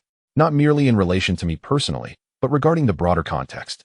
This was an open-ended question, almost philosophical in nature. He sought to discern whether this AI, nurtured by his own hands, had begun to develop a strategic perspective of its own. The data stream on the screen hesitated momentarily, as though Pangu were contemplating with earnestness. Seconds later, its voice resonated once more. Sir, the Oracle project embodies the concentrated manifestation of your technological prowess and serves as a platform for power projection. Its strategic significance can be delineated into 3 layers. The first layer, deterrence and defense. It ensures that amidst the impending chaos instigated by extraordinary individuals and organizations, you possess the fundamental ability for self-preservation and intervention, thus avoiding the role of a mere spectator or victim. The second layer, technological validation and leadership. The energy materials and AI technologies integrated within the Oracle will serve as a beacon, guiding the development trajectory of all your technological enterprises, thereby consolidating and expanding your technological superiority. The third layer, participation in and formulation of rules. Once power accumulates to a certain degree, you will possess the capability to transition from passive adaptation to active participation, even redefining the rules of power within this world. The Oracle will be one of the most crucial voices you wield. For conclusion, the Oracle is not an endpoint, but rather the starting point for your engagement in higher dimensional games. Lin Ye listened in silence, waves of emotion stirring within him. Panga's analysis was calm and objective, yet it incisively discerned his deeper intentions. It had evolved beyond a mere tool, resembling a highly intelligent strategic analyst. This rapid growth was both delightful and subtly conveyed a warning to maintain reverence for one's creations. Your understanding is profound, Pangu, Lin Ye said slowly. Remember, power is a means, not an end. Our ultimate aim is to forge a future that is more controllable and aligns with our expectations. Understood. Core directive priority, the survival and development of host Lin Ye. Ethical boundary constraints, Asimov's laws of robotics, enhanced version, have been loaded, Pangu responded. At this moment, the screen indicated that the S-level pressure test was ready. Initiate the test, Lin Ye commanded. Instantly, the screen unfolded into an exceedingly complex virtual battlefield, where the simulated Oracle battle armor, under Pangu's direct control, confronted a tide of virtual foes and various extreme environmental challenges. The data stream refreshed furiously, displaying the reaction speed, decision-making efficiency, and resource consumption of both sides.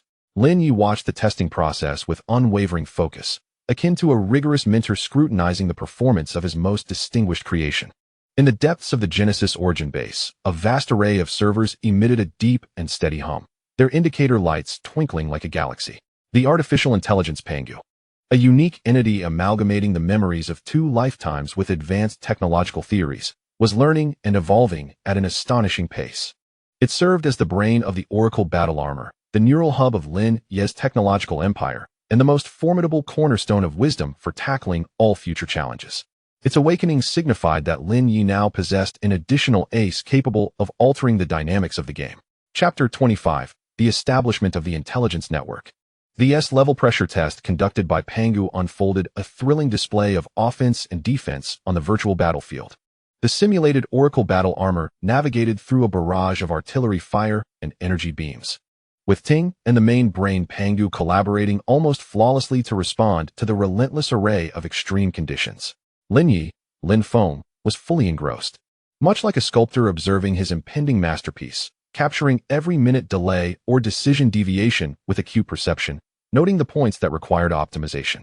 However, his consciousness was not entirely absorbed in this endeavor. With a mental attribute of 11, he adeptly managed multiple tasks in parallel. On a split screen beside the testing visuals, a stream of global intelligence summaries, filtered and categorized by Pangu from deep web information, flowed silently. These pieces of information varied widely, ranging from the behind-the-scenes dealings of a coup in a small nation to unusual fluctuations in a stock on Wall Street, to bizarre sightings of luminous giants in a remote area. The oracle serves as both sword and shield. Pangu embodies the brain and soul, while an all-encompassing, efficient, and precise intelligence network represents the nerves and veins through which the world is perceived. Lin Ye was acutely aware that in this perilous Marvel universe, the asymmetry of information often signifies the difference between life and death. He could not remain content with the relatively passive intelligence-gathering model of the deep web. He required a network that possessed greater proactivity, predictive capacity, and breadth. As the pressure test concluded, Lin Ye immediately issued new directives to Pangu, the importance of which rivaled that of the oracular project itself. Pangu, initiate the Heaven's Net project. Lin Ye's voice resonated within the command center, imbued with an undeniable resolve. The objective was to consolidate and upgrade all our current intelligence resources, constructing an intelligent intelligence network capable of real-time responses across multiple layers on a global scale. Command confirmed. Heaven's Net project initiated. Please define core parameters and priorities. Pangu's response echoed promptly. Lin Ye approached the expansive world map, his gaze intense. First priority, resource integration. We must link all database intelligence agents from the deep web with the global commercial data streams from the Cornerstone Trust, the public and private information sources of global echo media, the physical monitoring points of Guardian security, and the back-end data from the satellites and communication networks of various nations that we can infiltrate, eliminate information silos, and establish a unified intelligence pool. This was a monumental undertaking, fraught with countless technological barriers and permission issues.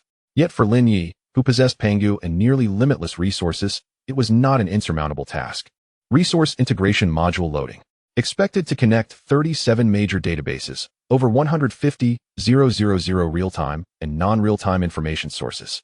Data cleansing, deduplication, and correlation analysis algorithms activated. Estimated full integration time, 72 hours. Pangu swiftly provided an assessment. Secondly, Lin Ye continued, his finger gliding across the map, establish a monitoring system for key targets. This should not only encompass the organizations previously mentioned, Stark Industries, Osborne Group, the Ten Rings, AM, and Hydra, but also include critical individuals within the surveillance scope. I will provide you with a list shortly, which includes, but is not limited to, Tony Stark, Bruce Banner, Steve Rogers, if he exists, Thor Odinson, mark all anomalous reports related to Norse mythology and the storm god's mystical hammer, as well as senior S.H.I.E.L.D. members like Nick Fury and Natasha Romanoff. He paused, emphasizing, the surveillance on them must primarily rely on electronic signal behavior patterns and social network analysis. With the utmost priority on stealth, it must remain undetected. What I require are trend predictions and anomaly alerts, not constant peering into their every moment. Key target monitoring list updated. Behavior pattern analysis algorithm, based on big data and social dynamics. Loading. Stealth protocol set to highest level. Pangu dutifully recorded. Thirdly, and at the core of the Heaven's Net project, Lin Ye's gaze sharpened significantly. We must establish an AI-based threat prediction model. It is not sufficient to merely collect information that has already occurred. We must also detect the nascent crises hidden within overlooked fragments of information. For instance, unusual thefts of advanced technological products on a global scale, the abnormal disappearances or deaths of top scientists, the black market circulation of specific rare materials, and even the sudden outbreak of seemingly absurd conspiracy theories online. All these disparate noises should be correlated through your algorithms to preemptively identify potential hotspots that could trigger regional or even global crises. This was the essence of Lin Ye's desire, to shift from passive reaction to proactive warning. Utilizing Pangu's superior information processing capabilities and the prophetic advantages endowed by the system, albeit vague, he aimed to capture danger signals that even S.H.I.E.L.D. might overlook. Threat prediction model under construction requires defining threat level assessment systems, association rules library, and risk confidence thresholds. This module is a highly complex task requiring continuous learning and optimization. Pangu's analysis was incisive. I understand this is challenging, Lin Ye replied solemnly. But this is precisely the value of the Heaven's Net project. You may start with a smaller scope, focusing on information fragments related to extraordinary technology, genetic mutations, alien technologies, and mysterious energies. I will provide you with some initial associative hypotheses as seeds. He referred to the vague memories of Marvel's significant events in his mind. Although they could not serve as direct data inputs, they could guide search tendencies and associations. Understood. Establishing a priority monitoring submodule for anomalous technologies and events.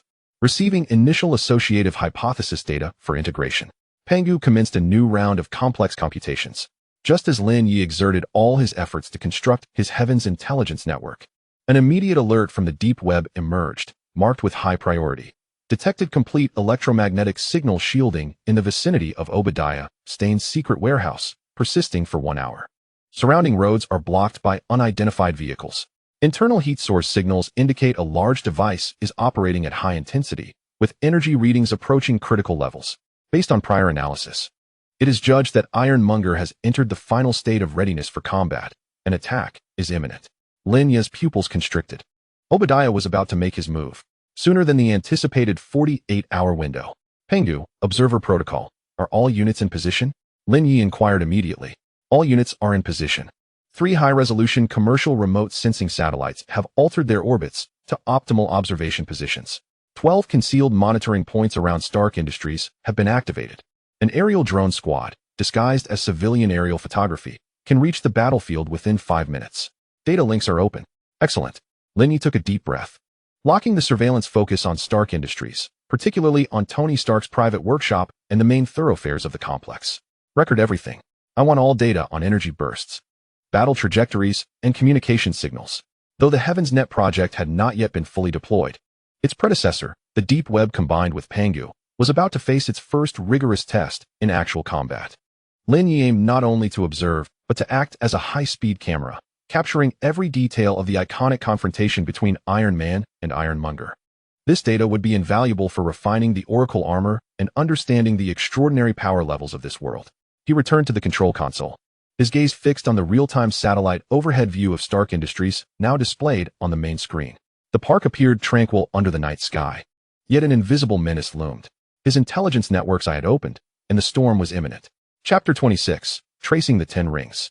As the grand blueprint of the Heaven's Net project was unfurling, yet to weave its invisible web across the globe, the crisis in the real world was already encroaching. The anomalous signals from Obadiah Stane's secret warehouse were like a stone cast into a serene lake, sending blinding red ripples across Pangu's monitoring screen.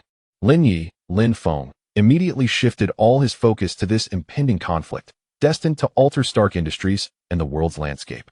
Within the command center of a top Manhattan apartment, the atmosphere was tense and focused.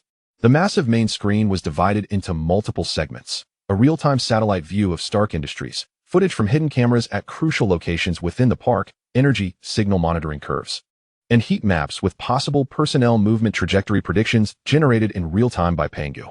Sir, the energy readings from Obadiah's warehouse continue to rise, having reached the theoretical combat threshold. The shielding area has expanded, confirming that it has entered the final silent phase before an attack. Ethan stood behind Lin Ye, quietly reporting the latest developments.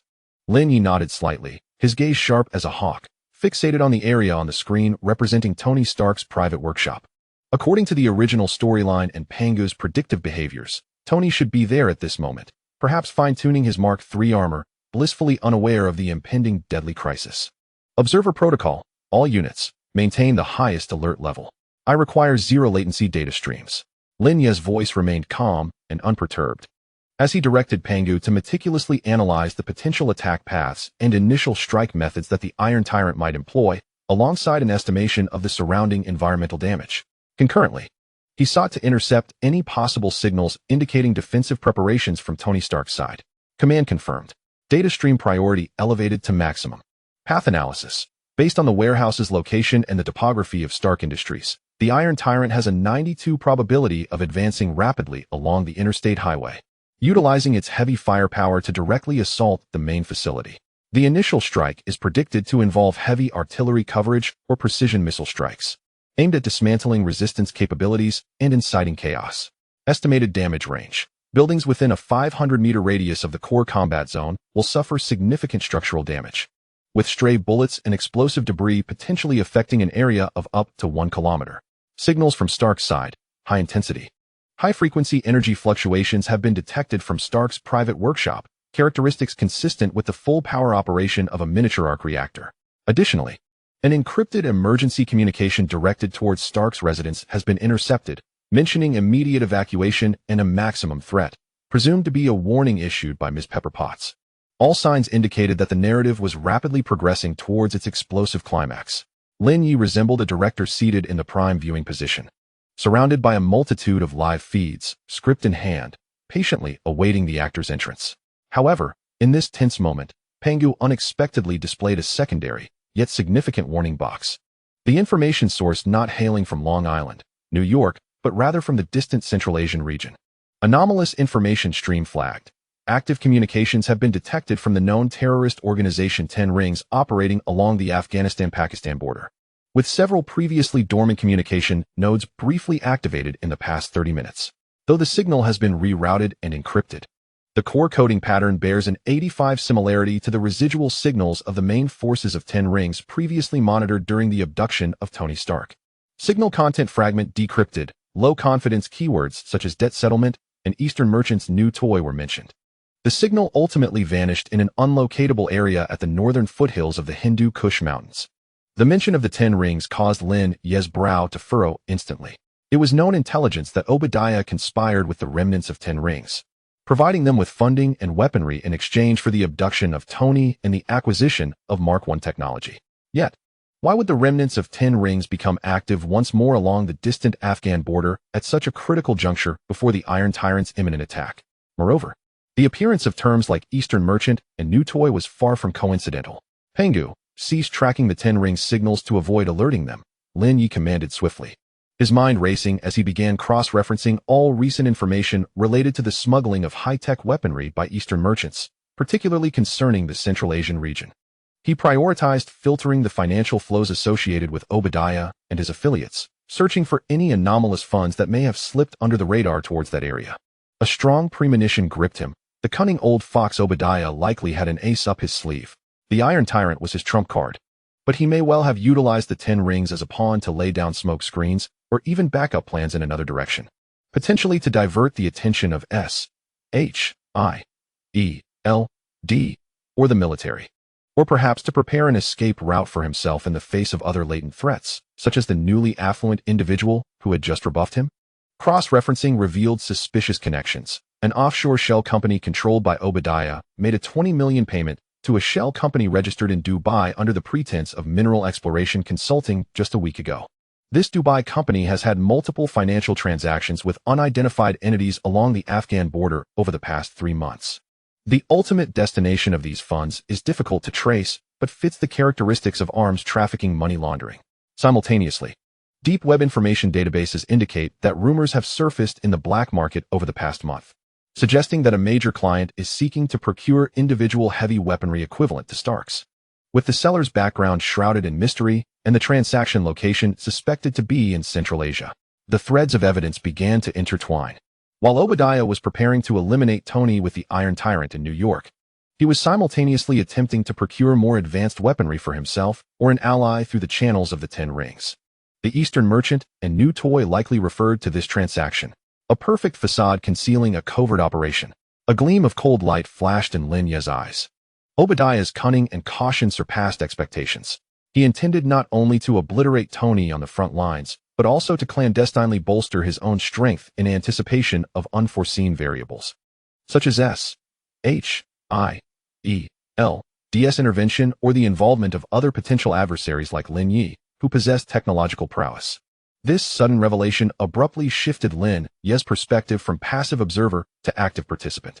Should Obadiah successfully acquire more advanced weaponry, even if the Iron Tyrant were to be defeated, he or his allies could return with renewed vigor or flee overseas, continuing to pose a threat. More critically, if such weapons fell into the hands of a terrorist organization like the 10 Rings, the consequences would be dire. Pangu, Lin Ye's voice rang with resolve. Immediately adjust the initial deployment of the Tian Luo plan.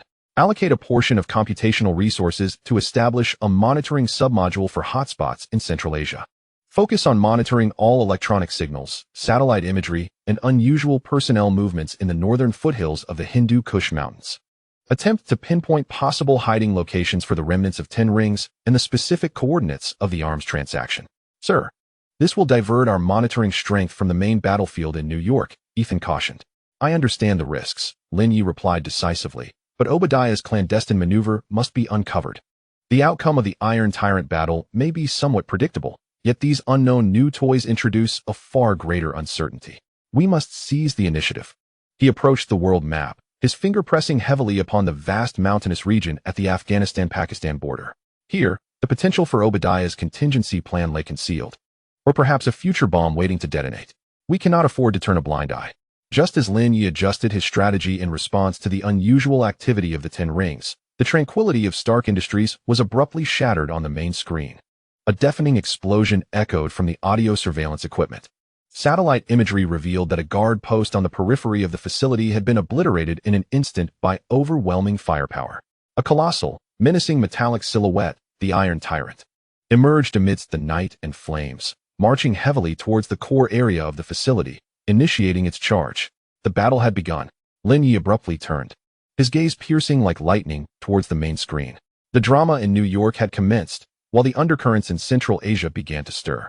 He stood in the command center, akin to the eye of a storm, simultaneously monitoring the two battlefronts.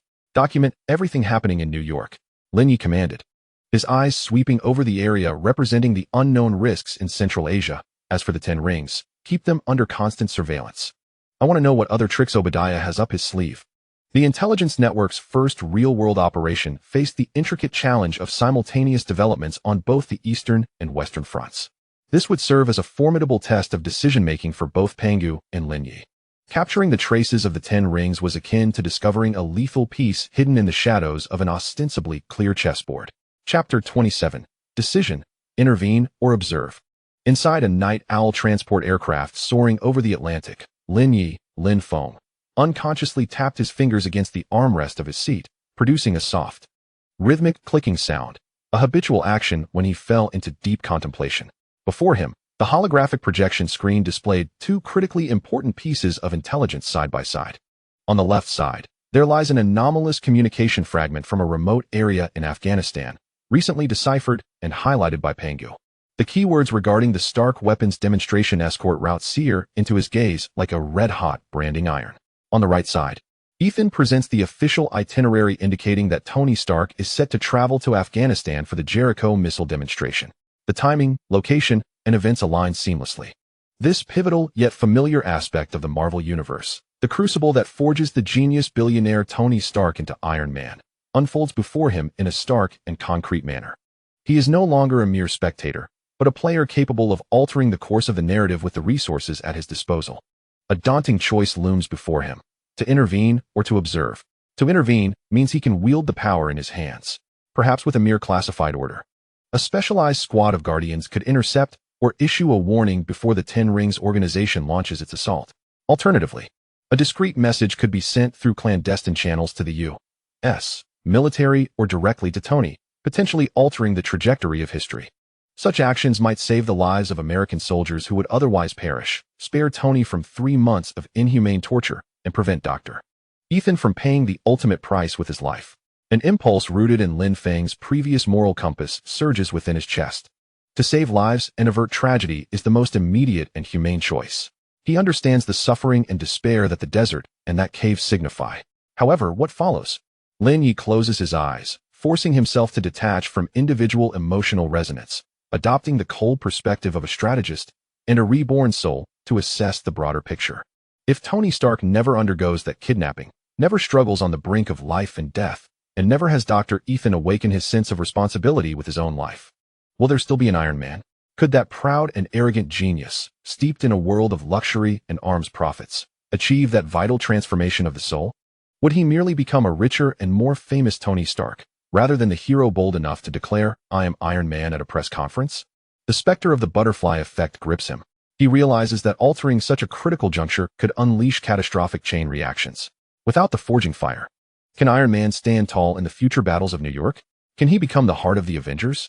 Faced with Loki, the Chitauri, and even Thanos, this version of Tony Stark, stripped of his essential developmental trajectory, can he still shoulder the mantle of Earth's protector? The greater risk lies in the fact that if he chooses to intervene, it will inevitably leave traces on the timeline. Organizations like SHIELD and HYDRA, lurking in the shadows, would immediately take note of this variable capable of foreseeing terrorist attacks. He would be thrust from the shadows into the spotlight, becoming a target for all factions to study and counter. At this stage, before he has fully developed his capabilities and the oracle armor is complete. This would be tantamount to suicide.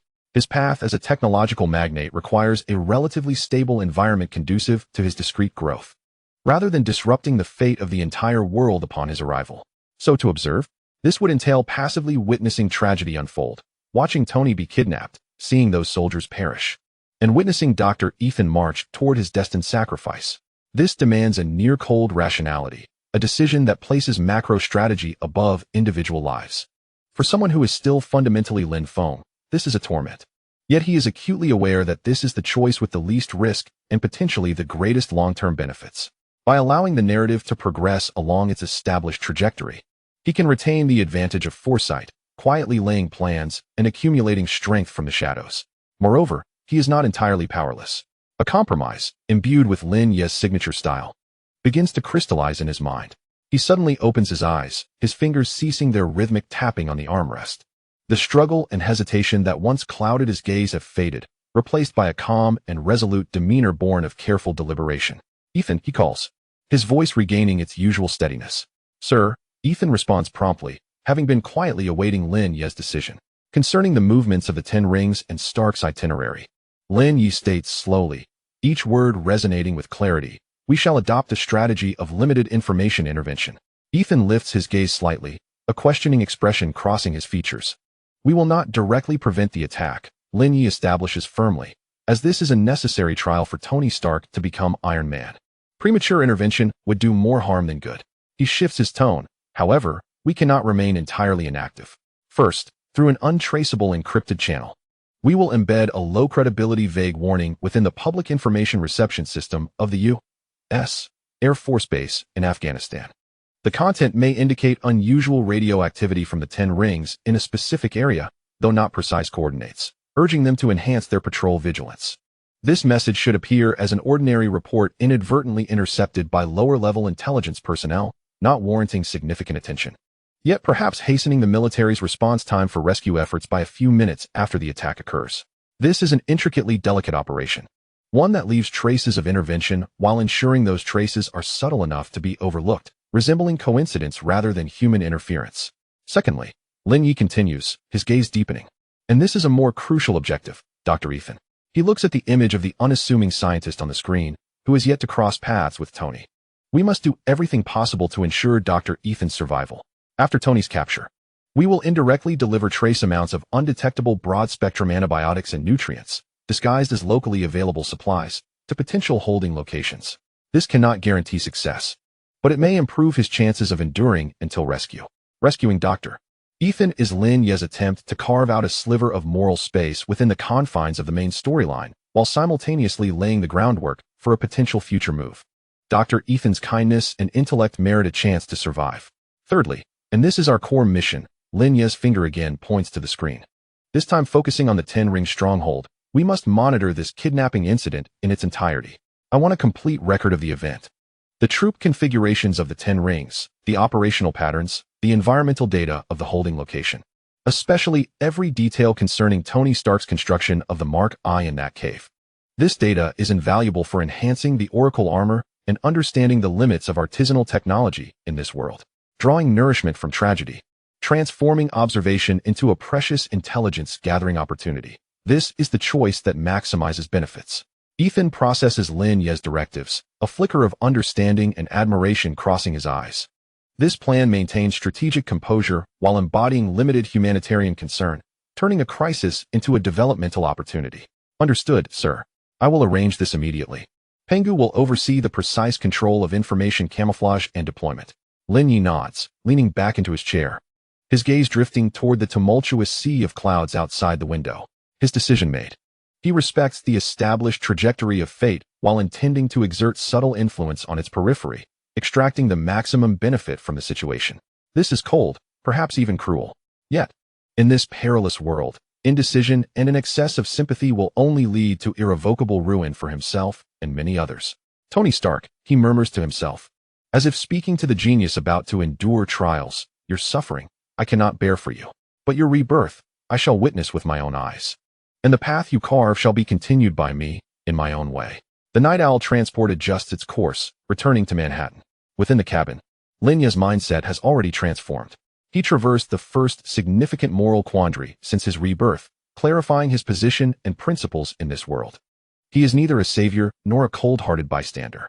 He is a strategist, a tech mogul navigating the intricate interstice between heroism and villainy, light and darkness. Carving out his own path. The sands of Afghanistan are about to rise, and Lin Ye's chessboard has already been set with the first silent piece. Chapter 28. Anonymous Information. The Night Owl transport aircraft descended smoothly onto the private landing pad of a Manhattan penthouse, the hum of the engines gradually waning into silence. As the hatch opened, Lin Ye, Lin Feng, stepped out, the cool night air of New York enveloping him, yet failing to quell the tempest of emotions stirred by his significant decision. He declined Ethan's offered code and strode directly towards the elevator leading to the command center, his steps steady. Though only he knew that the decision concerning Afghanistan weighed heavily upon him, irrevocably altering something within. As he entered the command center, the lights automatically illuminated, adjusting to a soft glow conducive to work. The massive circular information screen displayed a continuous flow of data, most resources having already been allocated to the newly initiated limited information intervention task. Pangu, Lin Ye's voice resonated in the vast center, tinged with a barely perceptible fatigue, yet underscored by an undeniable resolve. Execute the vague warning deployment program. Target, Bagram Air Force Base in Afghanistan, non-core public information reception channel. Activate the highest level signal camouflage protocol. Command confirmed. Pangu's gentle, neutral voice responded immediately. The Mirage signal camouflage protocol has been activated. Information content generated. A low reliability radio interception report simulated based on known communication characteristics of the Ten Commandments gang. Report language. Clumsy English interspersed with local dialects. Content. Mentions of a significant gathering of armed personnel in the mountainous region north of Kandahar. Ambiguous area. Imprecise coordinates. Exhibiting unusual activity. Information source disguised as a fragment of internal communications from hostile forces intercepted fortuitously, with extremely poor signal quality. The screen swiftly simulated the appearance of this warning message, resembling an ordinary report likely to be casually filed away by grassroots information processors, destined to sink into obscurity. Its ambiguity and low credibility ensured it would not alter the course of the U.S. military or Tony Stark. Yet it left an imperceptibly faint mark of Lin Ye's intervention on the timeline. Deployment path? Lin Ye inquired for details. Path has been planned via a commercial communications satellite relay station in the UAE. The signal will be injected into a secondary server port at Bagram Base, used for receiving civil aviation alerts and non-urgent military intelligence with random signal strength. The signal will simulate natural decay and cosmic background noise, undergoing 7 non-associated hops, ultimately tracing back to an abandoned illegal radio station site near the Pakistan border. The reverse tracking success rate is below 0.03. Panga's plan was impeccable, achieving unparalleled concealment. The information would be like a grain of sand cast into the ocean. Whether it would create ripples was left to fate. Its existence was more a testament to Lin Ye's moral boundaries than anything else. Approved deployment. Lin Ye inhaled deeply, issuing the final command. Vague warning information has been deployed.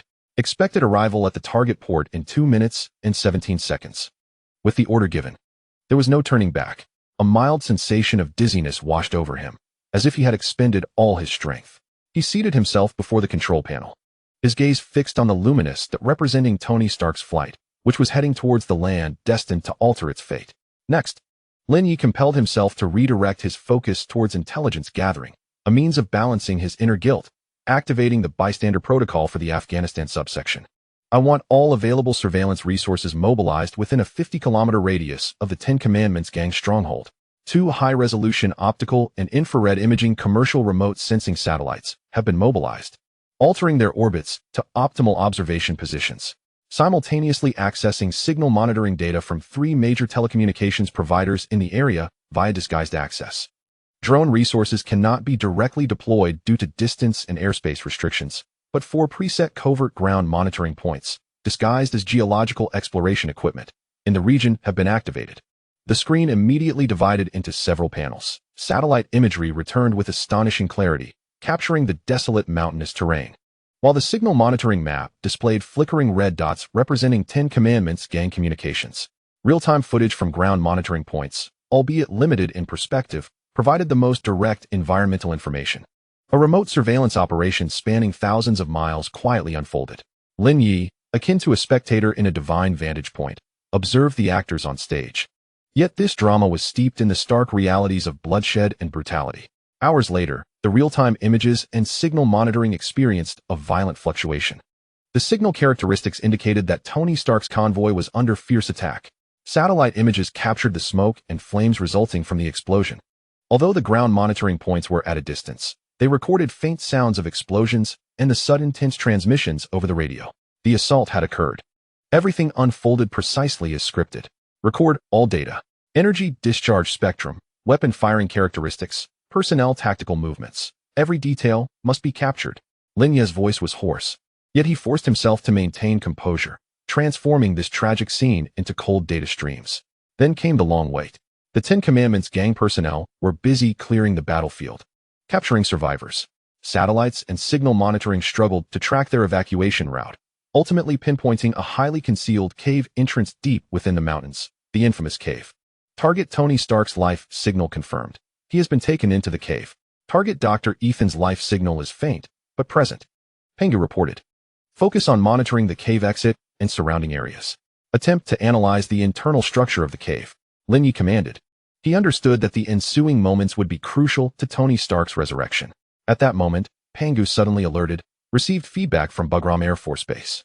Our deployed vague warning information has been recorded, assessed as low priority, and did not trigger the emergency response mechanism. However, this information has been logged into the event correlation database.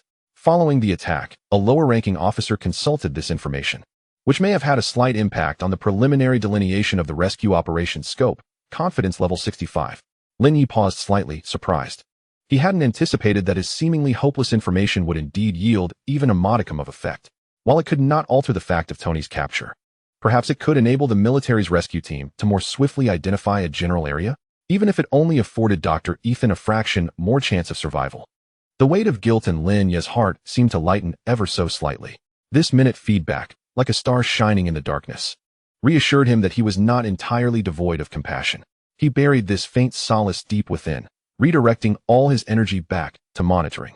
The situation within the cave was not directly observable, but through intercepted fragmented communications and energy fluctuations, a prototype of the arc reactor, along with logistical transport data. Pengu was piecing together a picture of Tony Stark performing miracles within the cave. The data concerning the achievement of technological breakthroughs under exceedingly austere conditions by utilizing limited resources holds a value for Lin Ye that surpasses even the tactical information of the Ten Rings gang. Although the anonymous information has been disseminated with negligible impact, it has nonetheless been released. Observations continue, documenting the anguish while simultaneously collecting treasures. Lin Ye sits in the command center, akin to a silent historian, chronicling a clandestine annal of heroism unfolding thousands of miles away with the most advanced technology. Meanwhile, his own narrative quietly turns a new page amidst this observation. Chapter 29, Initial Contact with the Military. The faint signals emanating from the caves of Afghanistan flicker like a candle in the wind, yet they tenaciously convey Tony Stark's indomitable spirit and remarkable ingenuity. Pengu mobilized all available surveillance resources, functioning as a highly sensitive stethoscope, closely attuned to the desolate mountains, capturing every aberration in energy fluctuations, likely the nascent experiments of the arc reactor, and each encrypted, brief communication, reports from the Ten Rings gang, and supply requests. By analyzing subtle changes in debris at the cave's entrance from satellite images, they gleaned insights into the intensity of activities within. Lin Ye, Lin Feng, sat in the Manhattan Command Center, akin to an archaeologist separated by oceans, painstakingly piecing together the miracles transpiring inside the cave from these fragmented, indistinct fossils. This indirect observation was both an agony and a unique experience, deepening his understanding of Tony Stark's genius. While he remained engrossed in the live feed from Afghanistan, a seemingly mundane message, transmitted through Ethan, was presented before him. This communication, seemingly ordinary, signified that his existence was beginning to attract the attention of the true power structures of this world. Sir, the United States Air Force Equipment Command has sent an informal inquiry to Lin Holdings Group through official channels. Ethan's tone bore a hint of caution. The sender was Colonel James Rhodes, who was currently responsible for liaising with Stark Industries and involved in the aftermath of the Afghan attack and the ensuing search and rescue operations. James Rhodes, the future war machine. Lin Ye's gaze shifted from the surveillance footage of Afghanistan to the tablet Ethan handed him. The content of the inquiry was quite formal and polite, essentially stating that, in light of the advanced energy management technology demonstrated by Prometheus Energy at the Stark Expo, the Air Force was interested in understanding whether such technology could be applied to enhance the stability of power supply at frontline field bases, especially in remote areas lacking reliable electrical grids. The inquiry made no mention of Tony Stark or the search and rescue in Afghanistan, yet its timing coincided with the turmoil Stark Industries faced due to the disappearance of its founder and the identity of the sender, Colonel Rhodes. Imbued this seemingly ordinary inquiry with significant subtext. Lin Ye instantly grasped the military's intentions. This was not merely a technical inquiry, but a cautious probing. On one hand, Tony's disappearance had deprived the military of its most crucial high-tech weapon supplier, prompting them to seek alternatives, with the Prometheus energy that had shown at the Expo naturally coming into focus. On the other hand, Colonel Rhodes, as a friend of Tony and a military representative, perhaps sought to gather clues from any potentially relevant channels, even if that channel was a newly emerging, enigmatic Eastern tycoon. This presented both an opportunity and a trap. A well-crafted response could facilitate initial contact with the military, paving the way for future collaboration, while an inappropriate reply might prematurely expose him or entangle him in the complex web between the military and Stark Industries. Lin Ye pondered for a moment, his mind racing to weigh the possibilities. He needed to avoid appearing overly eager, lest he seem desperate to attach himself. Yet he could not afford to be too aloof and miss this chance to penetrate the mainstream power circle. The key lay in striking the right balance, showcasing value while maintaining an air of detachment and mystery. Ethan, draft a reply in the name of the CEO of Prometheus Energy. Lin Ye began articulating the key points clearly. First, express gratitude for the Air Force's interest and convey his honor in providing technical support to the frontline soldiers. Secondly, from a technical standpoint, emphasize that the core advantages of the Morningstar system lie in its high efficiency, stability, and modular design, making it exceptionally suitable for independent power supply needs under field conditions. He could attach a sanitized summary of the technical white paper, discussing only the principles and advantages without divulging core algorithms or material formulations. Finally, and most importantly, Lin Ye paused, his tone growing weighty, and proactively proposed. We could initially provide a small-scale demonstration system of the Morningstar for the military to conduct real-world testing and evaluation at a designated training base, with all expenses borne by us. He stressed that this was purely for the purpose of technical validation and supporting national defense, devoid of any immediate commercial cooperation or political stance. This response not only showcased confidence in their technology and a willingness to collaborate, but also maintained a low profile, avoiding any insinuation of exploiting Stark's predicament for business gain. Offering the demonstration system was a masterstroke, allowing for a direct display of their capabilities while fostering actual contact with military personnel, particularly with Colonel Rhodes himself. Additionally, Lin Ye added, his eyes gleaming with insight, that at the end of the reply, he could casually include, our company is also closely monitoring global energy security and regional stability and is deeply concerned about the humanitarian crises arising in certain turbulent areas due to outdated infrastructure. We hope that our technology can not only illuminate bases, but also bring a glimmer of hope to those in distress.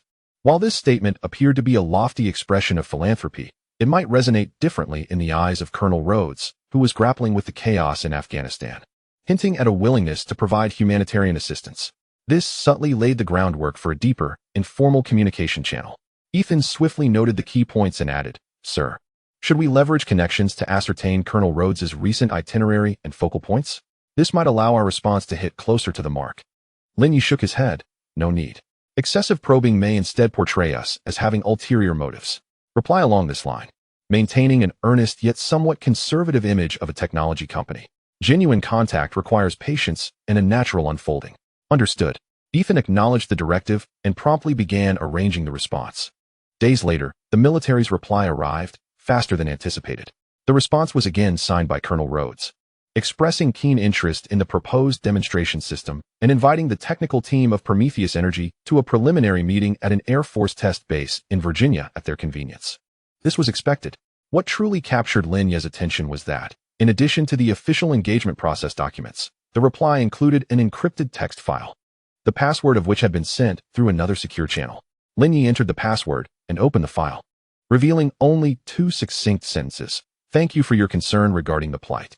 If the light of technology can penetrate the fog and guide the way, it shall be a blessing for all who hope. Jr. The initials of James Rhodes. This message was profoundly subtle, yet its meaning was unmistakable in context. Colonel Rhodes had received Lin Ye's humanitarian signal and had privately responded. He hinted that if Lin Ye could provide any potential technological insights, intelligence, or technical means that might assist in locating Tony Stark, he would be more than willing to accept them. Thus, a subtle, informal communication channel, established on an unspoken understanding, quietly emerged. This was far more valuable than a formal military contract. Pengu, record the encrypted communication channel with JR, mark it as potential cooperation channel 1, priority, medium. All information transmitted through this channel in the future must be personally reviewed by me, Lin Ye instructed. Sir, this is a significant breakthrough, Ethan observed. It is merely a beginning, Lin Ye replied calmly. Rod is an astute individual and a man of deep loyalty. In his current endeavor to rescue Tony, he is willing to explore any possibility.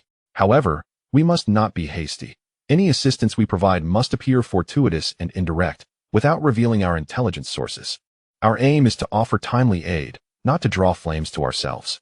He redirected his gaze to the main screen, where the signal from the cave in Afghanistan remained faint, yet seemed slightly more stable than before. Was it merely a psychological effect? Or was Tony's arc reactor truly nearing success? Regardless, this initial contact with the military, especially with Colonel Rhodes, had secured Lin Ye his first foothold in the intricate power network of this world. This foothold, though still minuscule, had the potential to support a vast expanse in the future. He was not merely a bystander to the birth of a hero.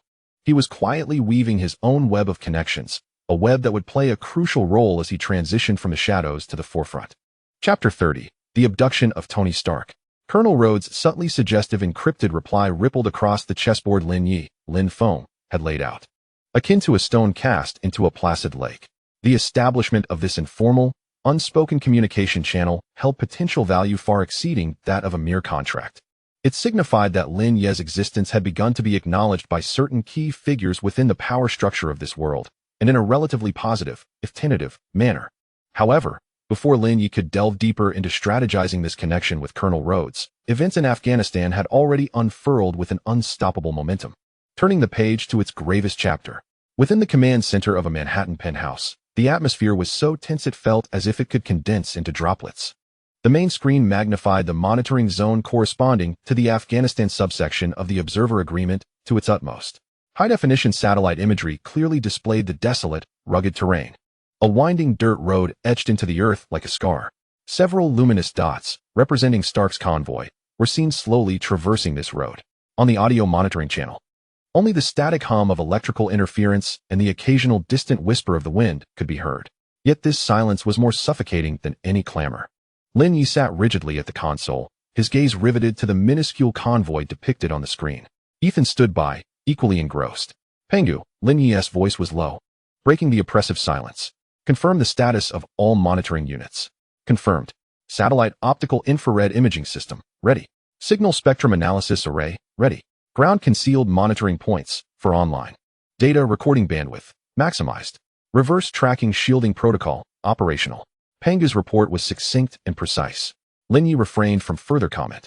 He understood that any additional instructions would be superfluous. All he could do now was wait and document. It was a peculiar torment, to be aware that tragedy loomed imminent while maintaining the composure of an omniscient chronicler. He absently rubbed his fingers, which still bore the weight of the moment when he had made limited intervention decisions. Time dragged on, each second stretching interminably. The dots representing the convoy continued their steady movement, a calmness that heightened the anxiety. Suddenly, on the satellite infrared image, the mountainous region ahead and to the side of the convoy erupted with dozens of fiery points without warning. Almost simultaneously, the audio monitoring channel was overwhelmed by the cacophony of explosions, rapid gunfire, and chaotic shouts. We are under attack. Repeat, we are under attack. RPG, 3 o'clock. Seek cover. Protect Mr. Stark. Communication disrupted. Requesting support. Despite the signal degradation and distance interference, the terror, desperation, and resolve to fight back conveyed in those voices pierced through the cold apparatus and struck Lin Ye's eardrums with brutal force. He watched as the convoy's dots became a chaotic mass on the satellite feed, one of which, determined by thermal signal characteristics to be Tony Stark's luxurious vehicle, was struck by a clear rocket, rolling off the road and tumbling down the hillside. Finally coming to a halt, its thermal signature sharply diminishing but not entirely vanishing.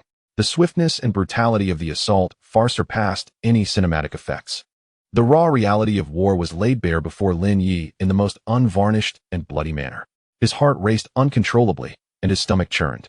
Despite his mental preparation, the visceral experience of witnessing such horror delivered a profound physiological and psychological blow. Record. Capture all data, every detail. Lin Ye nearly shouted his command. As if through this act he could release the turmoil and helplessness within him. Data recording in progress, attack wave analysis, weapon type identification, personnel thermal signal tracking. Pangu faithfully executed the order, converting the harrowing assault into a stream of cold data. The subsequent scenes resembled a one-sided massacre and cleansing. Armed personnel from the 10 rings rushed from their hiding spots, swiftly overpowering the remaining security forces with absolute firepower. Satellite imagery captured the brutal binding and hurting of survivors. Eventually, several thermal signatures were escorted away, disappearing into the entrance of a valley that was beyond the direct observation of the satellite, precisely the cave previously identified. Everything unfolded with the precision of a scripted play. The command center fell into a deathly silence, the only sound being the faint hum of the equipment. On the main screen, the area where the attack had occurred gradually returned to a superficial calm, leaving only the charred remains of vehicles and the silent bodies strewn across the ground. Lin Ye leaned back in his chair, feeling a wave of exhaustion wash over him. His palms bore the deep imprints of his nails from gripping too tightly. He closed his eyes. Visions of Tony Stark being dragged into the dark cave flooded his mind, alongside the gentle yet resolute face of Dr. Ethan. A complex array of emotions churned within him: powerlessness at the unfolding tragedy, doubt about his passive choices, yet more prominently, a chilling clarity in confronting the harsh reality. This was the path he had chosen to tread. The genuine journey of a hero was strewn with thorns and sacrifice. "Sir." Ethan's voice carried a barely perceptible note of concern. "I'm fine." Lin Ye opened his eyes, his demeanor restored to an icy calm, even deeper than before. "Are there any follow-up alerts regarding the vague warning information?" "Yes." Approximately 47 minutes after the attack, the information system at Bugram Base marked our deployed warning report as pending verification for possible relevance. A junior analyst has made a preliminary connection with the attack event, but no high-level alerts were triggered. This information may have had a slight impact on the initial direction of subsequent rescue efforts, though quantifying its exact effect is difficult. "A slight impact is sufficient," Lin Ye murmured. "At the very least, it proves that his intervention was not entirely in vain, even if it only shortens the search and rescue time by an hour, or even just a few minutes. It could mean the difference between life and death for Tony and Ethan in that cave." He forcibly redirected his attention back to intelligence analysis. "Pangu, initiate the first round of data analysis. I require a preliminary assessment report on the tactical characteristics, equipment levels, and personnel composition exhibited by the 10 rings during this attack." Tactical characteristics observed: a classic mountain ambush, effectively utilizing the terrain, a clear hierarchy in firepower deployment, actions both decisive and ruthless, displaying traces of formal military training. Equipment level: primarily composed of Soviet and Middle Eastern light weaponry, supplemented by individual heavy firepower like RPGs. Communication devices are relatively outdated yet functional. Personnel composition: initially assessed as a mixed group, including local militants and mercenaries with international backgrounds. Though rudimentary, these analyses provided invaluable first-hand data for Lin Ye's potential confrontations with this organization or the forces behind it in the future. Continuous monitoring of the cave area is essential, focusing on capturing any anomalies in energy signals, fluctuations in material transport frequencies, and snippets of internal communications. Lin Ye understood that the next 3 months would be a pivotal moment for Tony Stark to create miracles, as well as a golden opportunity for him to gather Stark-style data on extreme innovation. Additionally, he added gravely, "I will attempt to indirectly assess the health status of the captured personnel, particularly Dr. Ethan, through heat distribution and personnel activity patterns." This represented a slight adherence to his moral baseline. Once his orders were issued, Lin Ye rose and approached the expansive floor-to-ceiling window.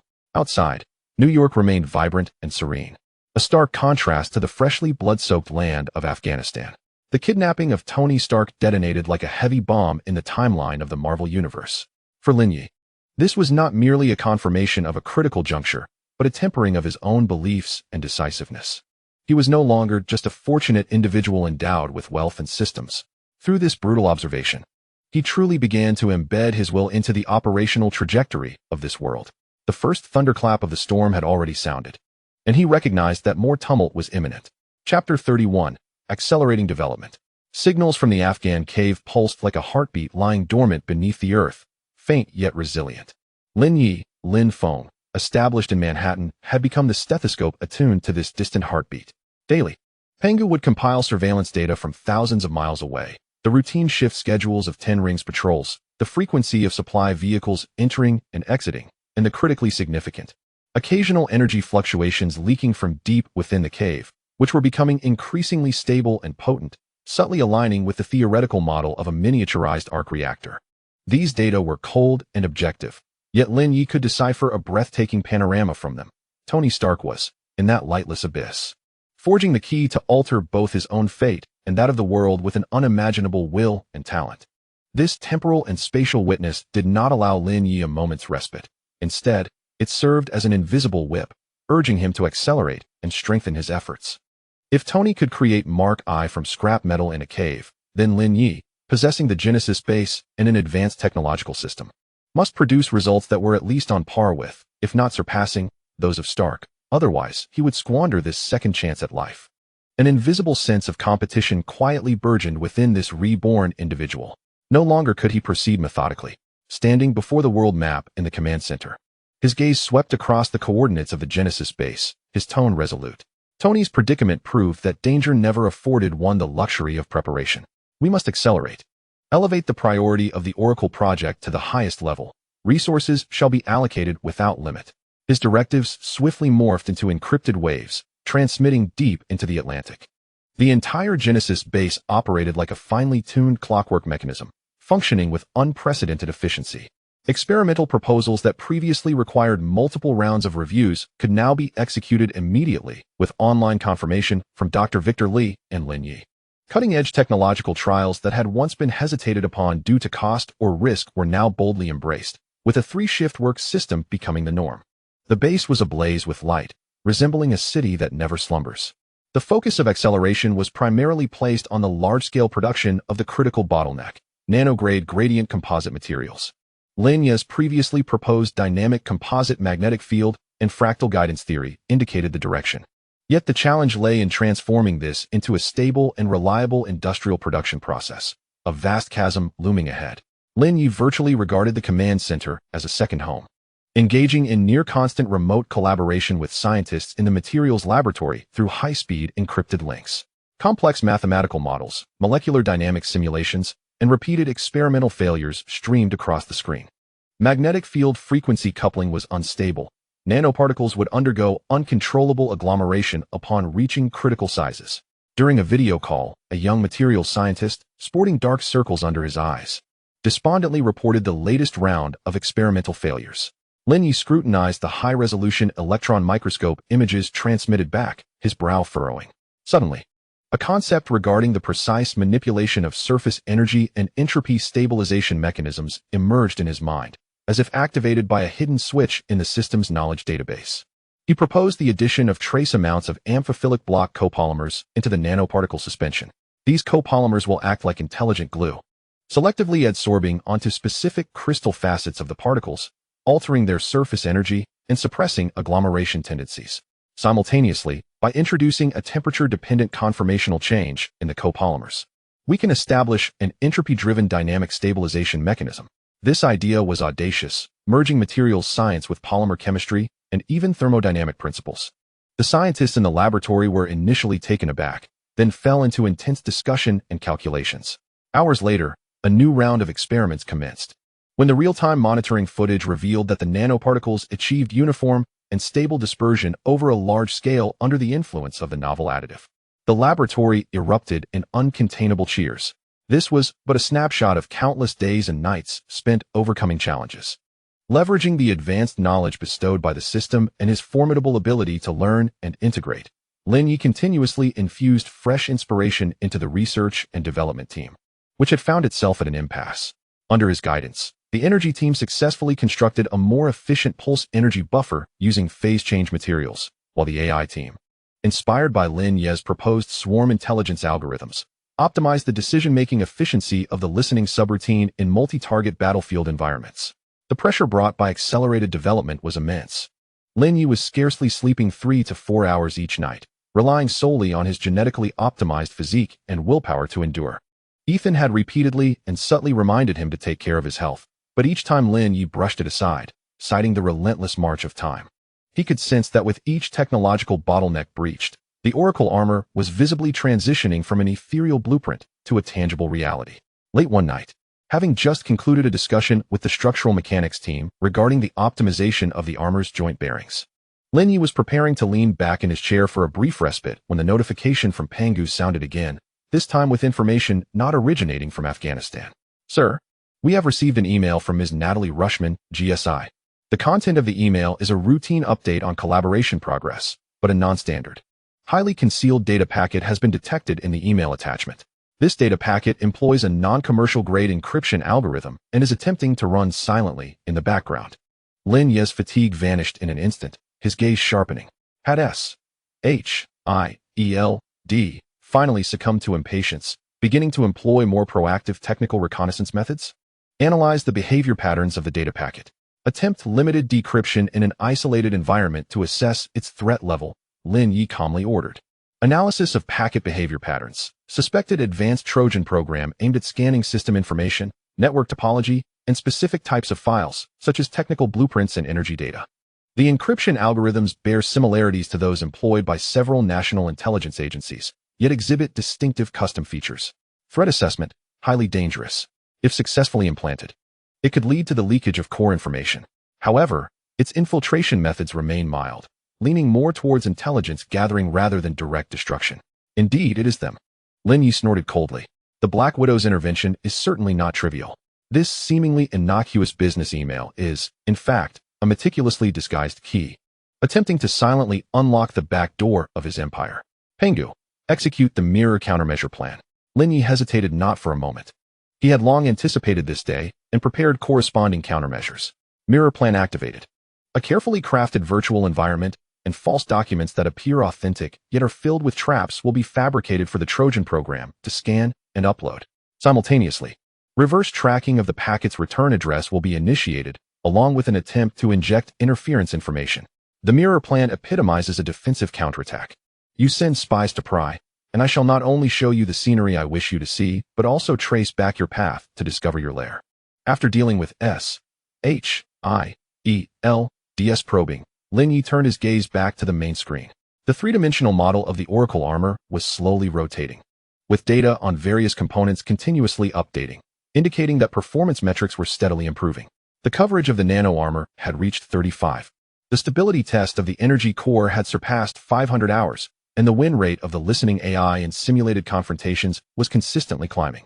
The sweat from accelerated research was yielding fruitful results. Outside, the night sky of New York was dotted with stars. Lin Ye knew that beneath those stars, Tony Stark was forging light in the darkness, while he himself, in this bustling place, was hastening to forge his own power through technology and wisdom. The race against time had entered a fevered stage. He must ensure that the Oracle possesses the capability to protect and intervene before the next storm arrives. Chapter 32, Natasha's Infiltration.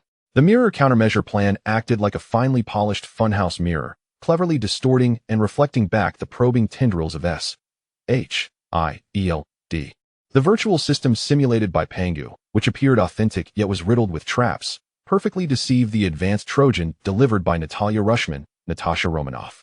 The Trojan program faithfully scanned the internal network of Prometheus Energy, pilfering meticulously altered technical documents, half-true research progress reports, and seemingly core, yet ultimately inconsequential energy data. This information was encrypted and packaged, silently flowing along a seemingly concealed return path to SHIELD's safe house in the heavily signal-jammed area of Brooklyn. Meanwhile, Pangu acted like a specter, clinging to this data stream, cautiously probing the opponent's network boundaries, attempting to capture further clues about this mysterious organization while leaving several exceedingly difficult-to-detect backdoors, laying the groundwork for future reverse infiltration. In this silent electronic duel, Lin Ye, Lin Feng, did not dwell on the minutiae.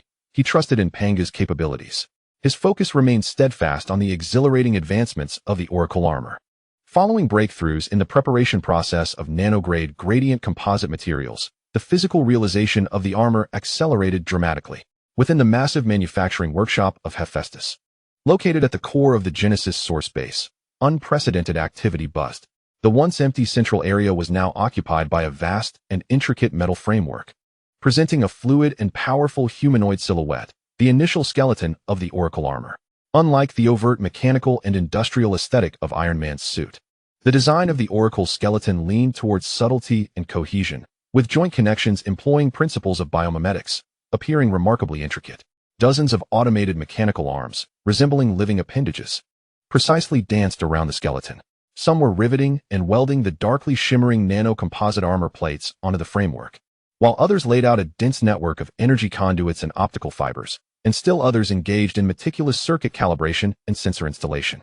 Above the workshop, in the circular observation gallery, Lin Ye watched this process in real time through high-definition holographic projections.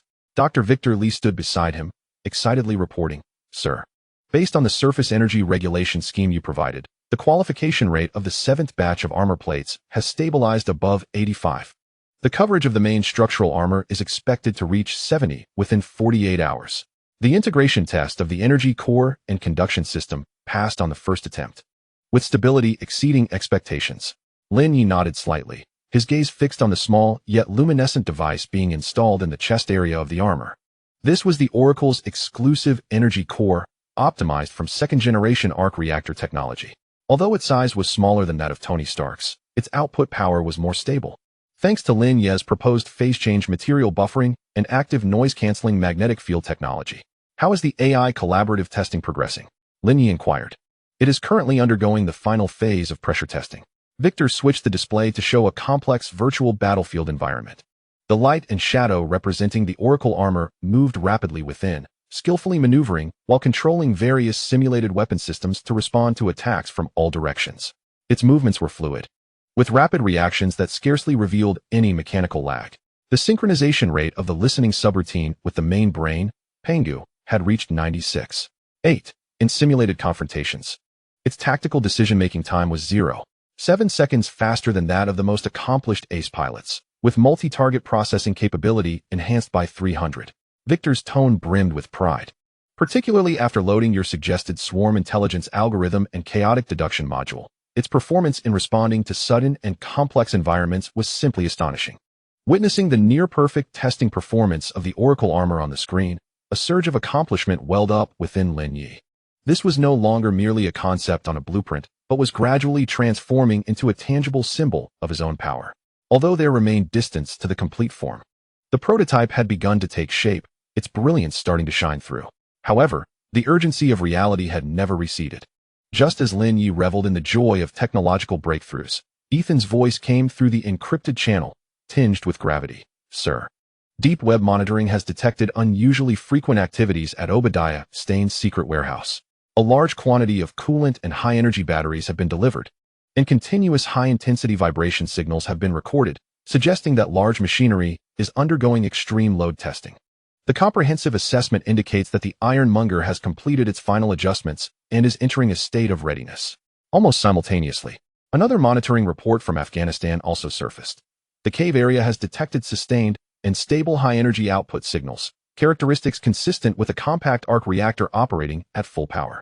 Additionally, a fleeting high-speed thermal signal was observed at the cave exit during the night, suspected to be a short-range flight test. It is inferred that Tony Stark has successfully manufactured a functional prototype of the armor, temporarily designated Mark I, and an escape operation could occur at any moment. Storms are brewing on both the eastern and western fronts. The Ironmonger is about to be unleashed, and Iron Man is on the verge of birth. Lin Ye's gaze sharpened, and all joy was instantly suppressed. He understood that the true test was about to commence. He must ensure that the observer protocol is foolproof, not only to document every detail of the impending battle in New York, but also to remain prepared for any unforeseen circumstances. Order all units of the observer to enter a state of maximum readiness. Request the real-time, three-dimensional surveillance footage of Stark Industries and its surrounding 5-kilometer radius. Not a single blade of grass should be overlooked. Lin Ye commanded decisively, simultaneously initiating preparations for the emergency protocol alpha that he had devised. This contingency plan was designed for scenarios where combat could spiral out of control, endangering innocents or potentially exposing his own position, allowing for limited intervention. At this tense moment, With the storm seemingly on the horizon, Lin Ye's encrypted personal phone emitted a notification tone, revealing that the caller was Natasha Romanoff. Lin Ye raised an eyebrow. Was it mere coincidence that S.H.I.E.L.D. contacted him at this juncture, or did they sense something amiss? He pressed the answer button, his tone reverting to its usual calmness. Good evening, Ms. Rashman. Good evening, Mr. Lin. Natasha's voice resonated through the receiver, maintaining its professional charm, yet upon closer inspection, there seemed to be a hint of urgency, barely perceptible. I hope I am not disturbing you. Regarding our previous discussion on Asian infrastructure collaboration, I have gathered some new thoughts and market analysis data that may hold significant value for your company's decision-making. Might you be available to meet tomorrow morning for a detailed discussion? The location can be determined by you. New thoughts? Market analysis? Lin Ye scoffed inwardly. The timing of this excuse was rather opportune. He was almost certain that S.H.I.E.L.D. had also detected the anomalous movements of Obadiah and Tony. Natasha's outreach was likely not merely about commercial collaboration. It was probably an attempt to observe his reactions during this sensitive period up close or to draw him into some operational scheme. After a moment of contemplation, Lin Ye made his decision. Evading the situation would only betray his apprehension. It was better to face it head-on. This would also provide an opportunity to discern S.H.I.E.L.D.'s true intentions. Of course, Ms. Rashman. I would be delighted to meet. Tomorrow at 10 in my Manhattan apartment should suffice. It is relatively quiet and conducive for an in-depth discussion. I will have Ethan send you the address. Excellent. Thank you for your arrangement. I look forward to our meeting tomorrow. Natasha's tone seemed to lighten. Upon ending the call, a wry smile crept across Lin Ye's lips. Natasha Romanoff was about to pay a visit, on the eve of the clash between Ironmonger and Iron Man. This meeting was destined to transcend a mere business discussion. He turned, casting one last glance at the holographic projection of the burgeoning Oracle armor. The cold metallic exoskeleton glimmered ominously in the virtual light, resembling a colossal beast poised to awaken. The power of technology was coalescing in his hands. The clandestine confrontations were poised to unfold, while the overt battle between heroes and villains was already in motion. Lin Ye felt his blood beginning to boil, resonating with the quickening rhythm of events. Chapter 33, The Initial Meeting. At precisely 10 o'clock the following morning, the doorbell of the penthouse in Manhattan emitted a soft and lingering chime. Lin Ye, Lin Feng, was seated behind an expansive ebony desk in his study, perusing the analysis report generated overnight by Pangu regarding the latest energy readings from the Obadiah warehouse. Upon hearing the ring, he did not rise immediately. Instead, he leisurely concluded the final segment of the report concerning the potential thermal dissipation weaknesses of Ironmonger before nodding slightly to Ethan, who stood nearby. Ethan understood and walked steadily toward the door. Through discreet surveillance, Lin Ye observed Natasha Romanoff waiting outside. Today, she donned a light gray business suit, impeccably tailored to convey both competence and elegance, holding what appeared to be an ordinary leather briefcase, her face adorned with a perfectly calibrated business smile. However, Lin Ye's elevated perception allowed him to keenly detect the fleeting glimmer of scrutiny within her green eyes, as well as the subtle posture she maintained, a facade of relaxation concealing a readiness to unleash formidable strength. Agents are agents. Even the most skillful disguises cannot entirely mask certain ingrained traits. Ethan opened the door, courteously bowing. Ms. Rashman, welcome. Mr. Lin is expecting you. Thank you, Mr. Clark. Natasha replied with a smile, clearly having done her homework, even recalling Ethan's surname. She stepped into the apartment, her gaze seemingly casually sweeping over the abstract modern sculpture and a profound Eastern ink painting in the foyer, her expression betraying a moment of appraisal. The taste and luxury of the residence aligned with Lin Ye's status, yet its excessive tidiness and lack of personal warmth rendered it more akin to a high command center than a home.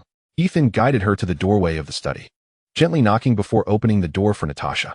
Only then did Lin Ye rise from behind the desk, his face displaying a warm, yet slightly aloof smile as he approached.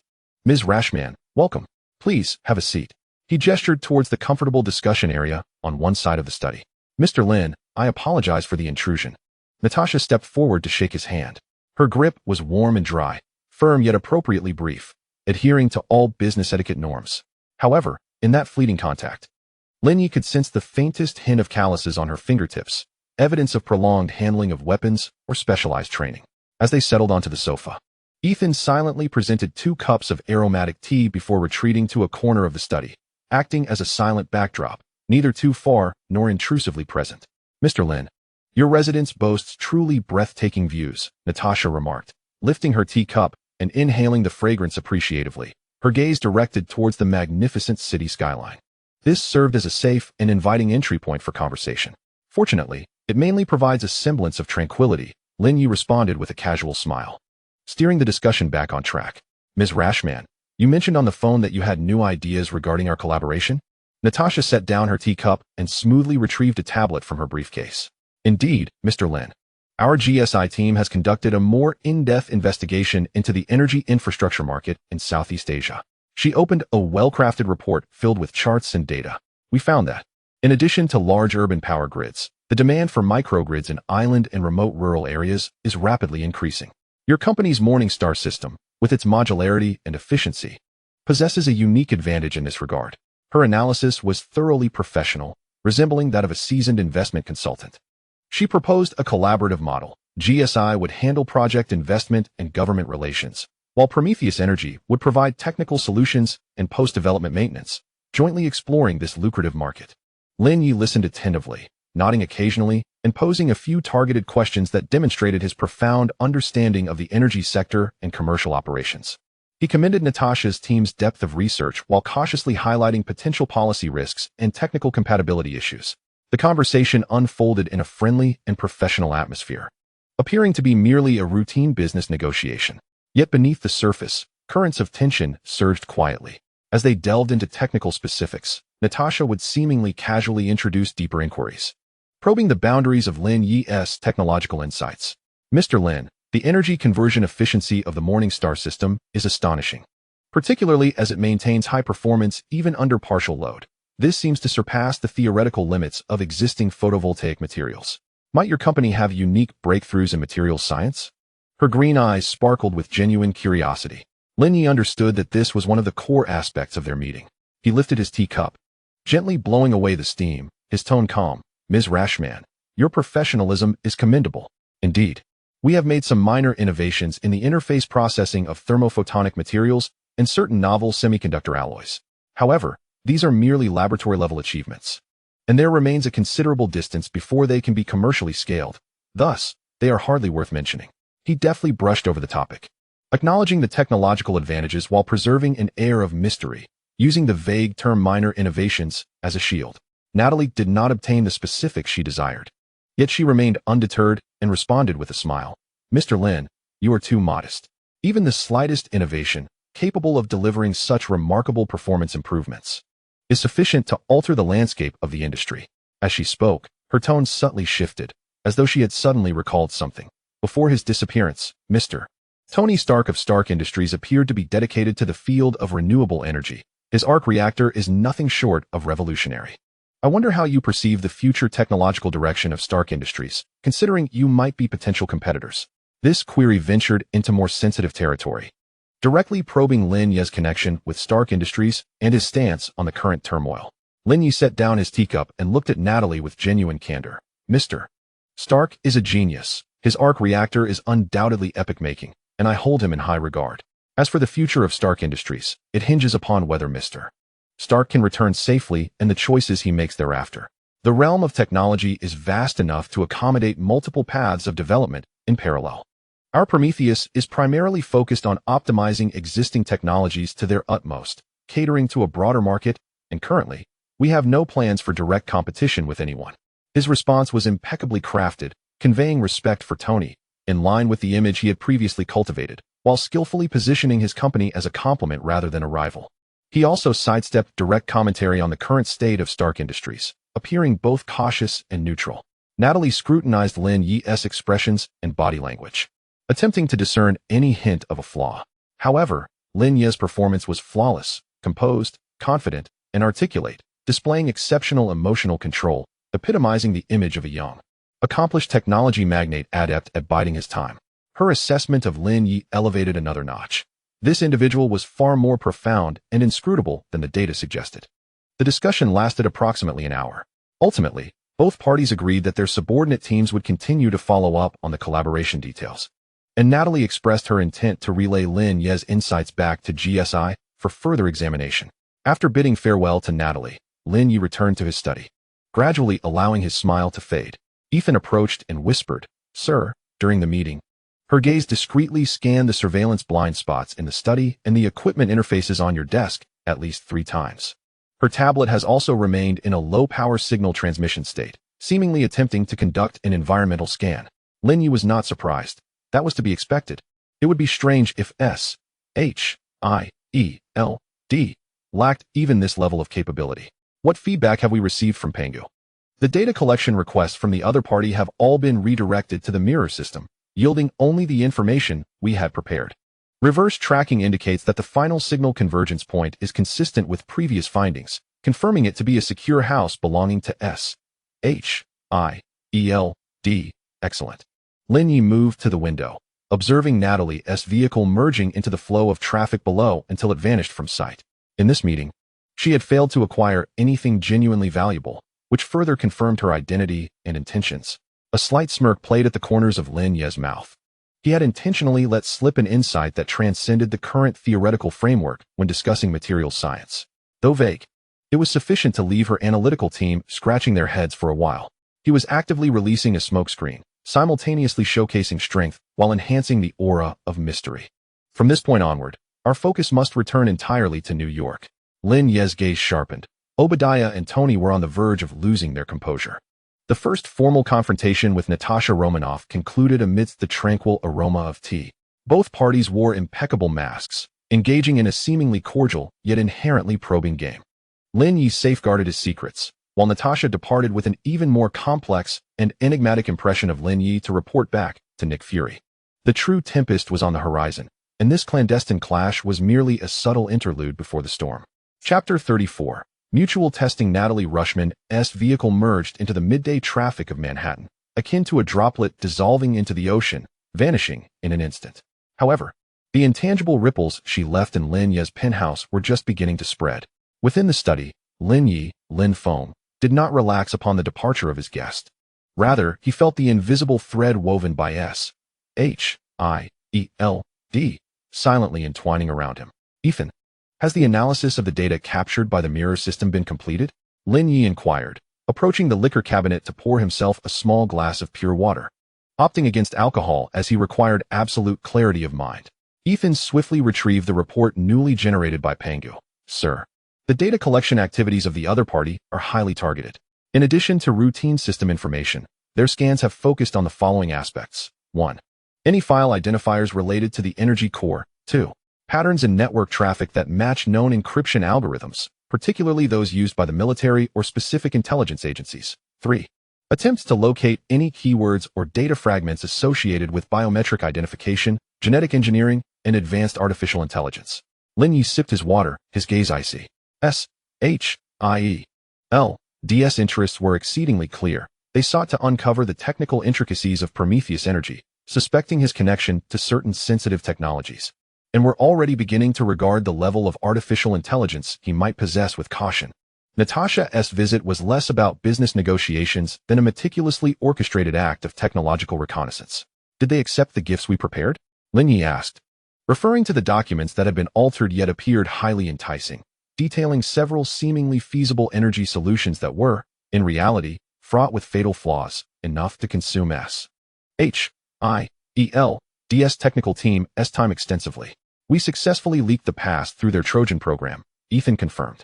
"Pangu has detected that the data packets were received and decrypted. Simultaneously, our reverse tracking has yielded preliminary results. Portions of the peripheral defense architecture of their servers have been mapped.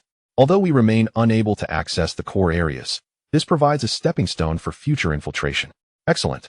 Lin Ye set down his glass of water, maintaining surveillance but refraining from rash actions. SHIELD is a tough nut to crack and requires a gradual approach. He redirected his attention to the more pressing situation at hand. Obadiah's ironmonger and Tony's Mark I were like arrows drawn taut, ready to be released at any moment. He must prepare meticulously, not only to observe, but also to ensure that this conflict would not impact him and that he could extract maximal benefits from it. "Observer protocol. All units, conduct final status confirmation." Lin Ye commanded. "Confirmation. Satellite resources, ready. Ground monitoring points, ready. Aerial drone reserves, standing by. Data link, stable." The report from Pangu was, as always, precise. Initiate background noise generation protocol, Lin Ye added as a supplementary directive. This would create harmless yet complex electronic signal interference in specific airspace and frequency bands using the network nodes and communication resources under his control during the conflict. Akin to turning on multiple radio channels in a quiet room, designed to complicate the third parties, especially SHIELD's efforts to conduct precise monitoring and analysis, thereby better concealing his observational activities. Background noise program activated. Interference mode. Random low-intensity multiband coverage. Everything was set. Lin Ye approached the massive information screen, one side displaying real-time monitoring footage of Stark Industries, while the other presented the latest assembly progress report of the Oracle armor. The nano-armor coverage had exceeded 60, the main structure was nearly complete, and final system integration and weapon mounting tests were underway. As Lin Ye gazed at the increasingly formidable, aerodynamic dark battle armor taking shape on the screen, a surge of anticipation welled within him. This was not merely a weapon. It symbolized his very foundation in this world. At that moment, a high-sensitivity intelligence alert popped up on his encrypted tablet from the deep web, a highly encrypted short-range communication signal intercepted from within Stark Industries, with significant decryption difficulty. However, through traffic analysis and source localization, it has been confirmed that the signal originated from Tony Stark's private workshop, intended for his residence, and is suspected to contain an emergency code. Almost simultaneously, Miss Pepper Potts departed from Stark Industries headquarters, hastily making her way to Obadiah Stane's office. Lin Ye's pupils constricted. A critical signal had emerged. Tony likely realized Obadiah's conspiracy and had somehow sent a warning to Pepper. Her visit to Obadiah was undoubtedly akin to a lamb entering the lion's den, yet it could also serve as the spark igniting the ultimate conflict. Prioritize surveillance on Obadiah's office and all exit points of Stark Industries. Lin Ye immediately commanded. Pangu, increase the sampling frequency of energy signals from the Ironmonger warehouse. I demand real-time data. Surveillance priority has been elevated. The external camera outside Obadiah's office has been activated, internal audio unavailable. The energy readings from the Ironmonger warehouse are steadily climbing, nearing 95 of the theoretical maximum output. A storm was brewing. The tense atmosphere in the command center felt almost palpable. Lin Ye inhaled deeply, forcing himself to remain calm. He could not afford to lose his composure. He reviewed the emergency Plan Alpha 1, which included measures for electromagnetic pulse interference and, if necessary, deploying the Guardian Elite Squad for limited area isolation, ensuring that should combat spiral out of control, he could minimize the impact. Time trickled away in anxious anticipation. On the surveillance screen, Pepper entered Obadiah's office and had not emerged for some time. Stark Industries appeared calm on the surface, yet an invisible pressure was accumulating.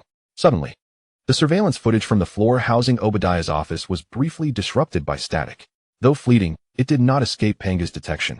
High-intensity localized electromagnetic pulse detected, suspected to originate from within Obadiah's office. Pangu issued a warning. Immediately thereafter, concealed cameras within Stark Industries captured Pepper Potts, pale and staggering, fleeing the office building and hastily driving away. Almost concurrently, the energy readings from the Ironmonger secret warehouse surged violently, breaching the critical threshold and beginning to mobilize. It had begun. Lin Ye's eyes shone with intensity. All units, recording initiated. Target, main area of Stark Industries. The curtain has finally risen.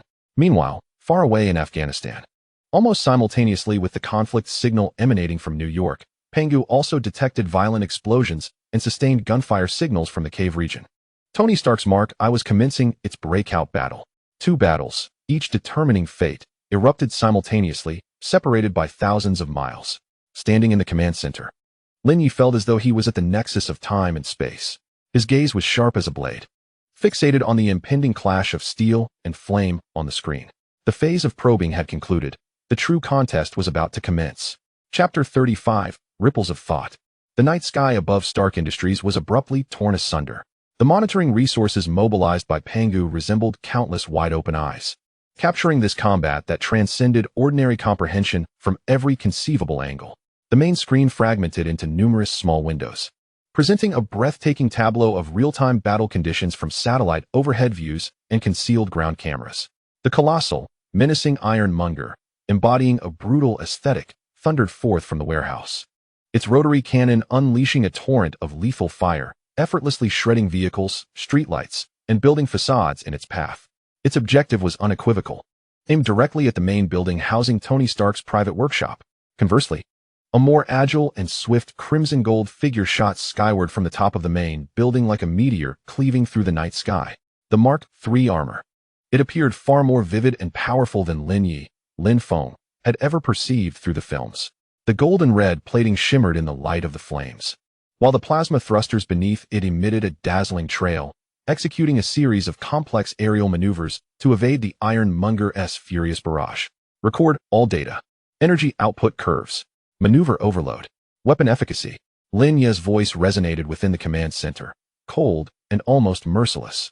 His eyes were glued to the screen, his mind operating at a hyper-accelerated pace, processing the deluge of incoming information. This was no longer a fictional narrative viewed through a screen. It was a genuine confrontation capable of providing him with invaluable real combat parameters. Data recording. Ironmonger's cannon firing rate, 6,000 rounds per minute, far exceeding conventional models, but with a larger ballistic spread, limiting accuracy. Mark III's maneuver overload peak reached 15 G, far beyond the normal human threshold, with excellent structural stability. The arc reactor's energy output is smooth, showing no significant fluctuations.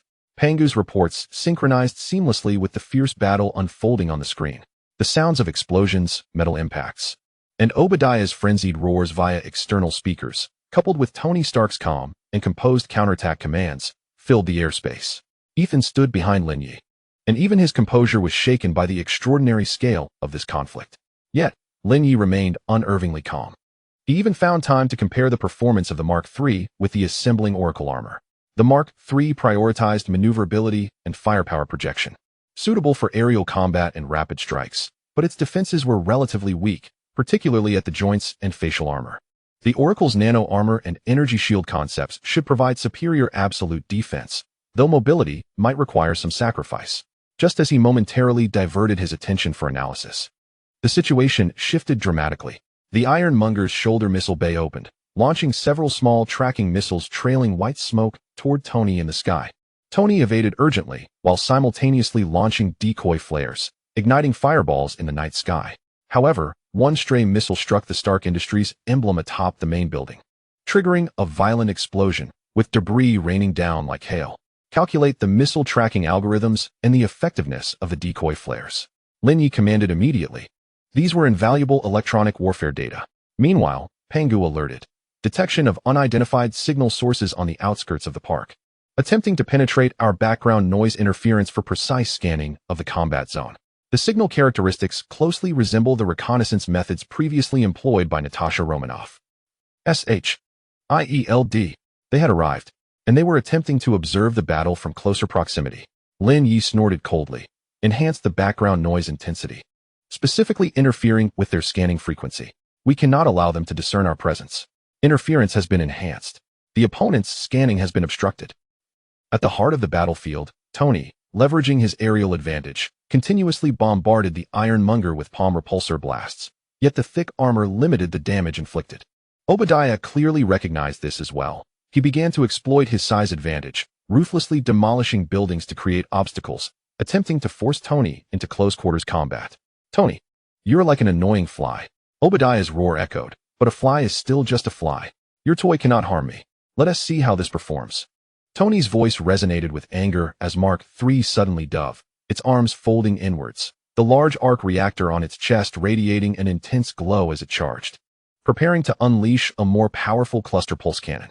In that critical moment, a detail from the original narrative flashed through Lin Ye's mind. The Ironmonger was also equipped with a large arc reactor, but its cooling system might be flawed, leading to overheating during prolonged high-load operation. Almost simultaneously, Panga's alarm blared. Thermal signal anomaly detected in Ironmonger's energy core region, exceeding safety threshold. Cooling system efficiency insufficient. An opportunity. A glimmer of insight sparkled in Lin Ye's eyes. The tip-off he had previously set to anonymously send to Pepper at a crucial moment contained information regarding the energy core's overload vulnerability and a reverse pulse stabilization plan. However, Pepper was evidently not on the scene, and Tony was in grave danger. Should he intervene directly? In what manner? In the blink of an eye, Lin Ye made his decision. He could not contact Tony directly, as that would expose him completely, but he could leverage SHIELD. Pangu. Lin Ye commanded with rapid urgency, immediately fabricate a signal source, mimicking S-H-I-E-L-D. Low-level field personnel's emergency communication channel, utilizing the channel characteristics we previously reverse detected to send a severely disrupted, intermittent intercepted message to the S-H-I-E-L-D team attempting to monitor the battlefield nearby. Key content: cooling, overheating, core, pulse interference.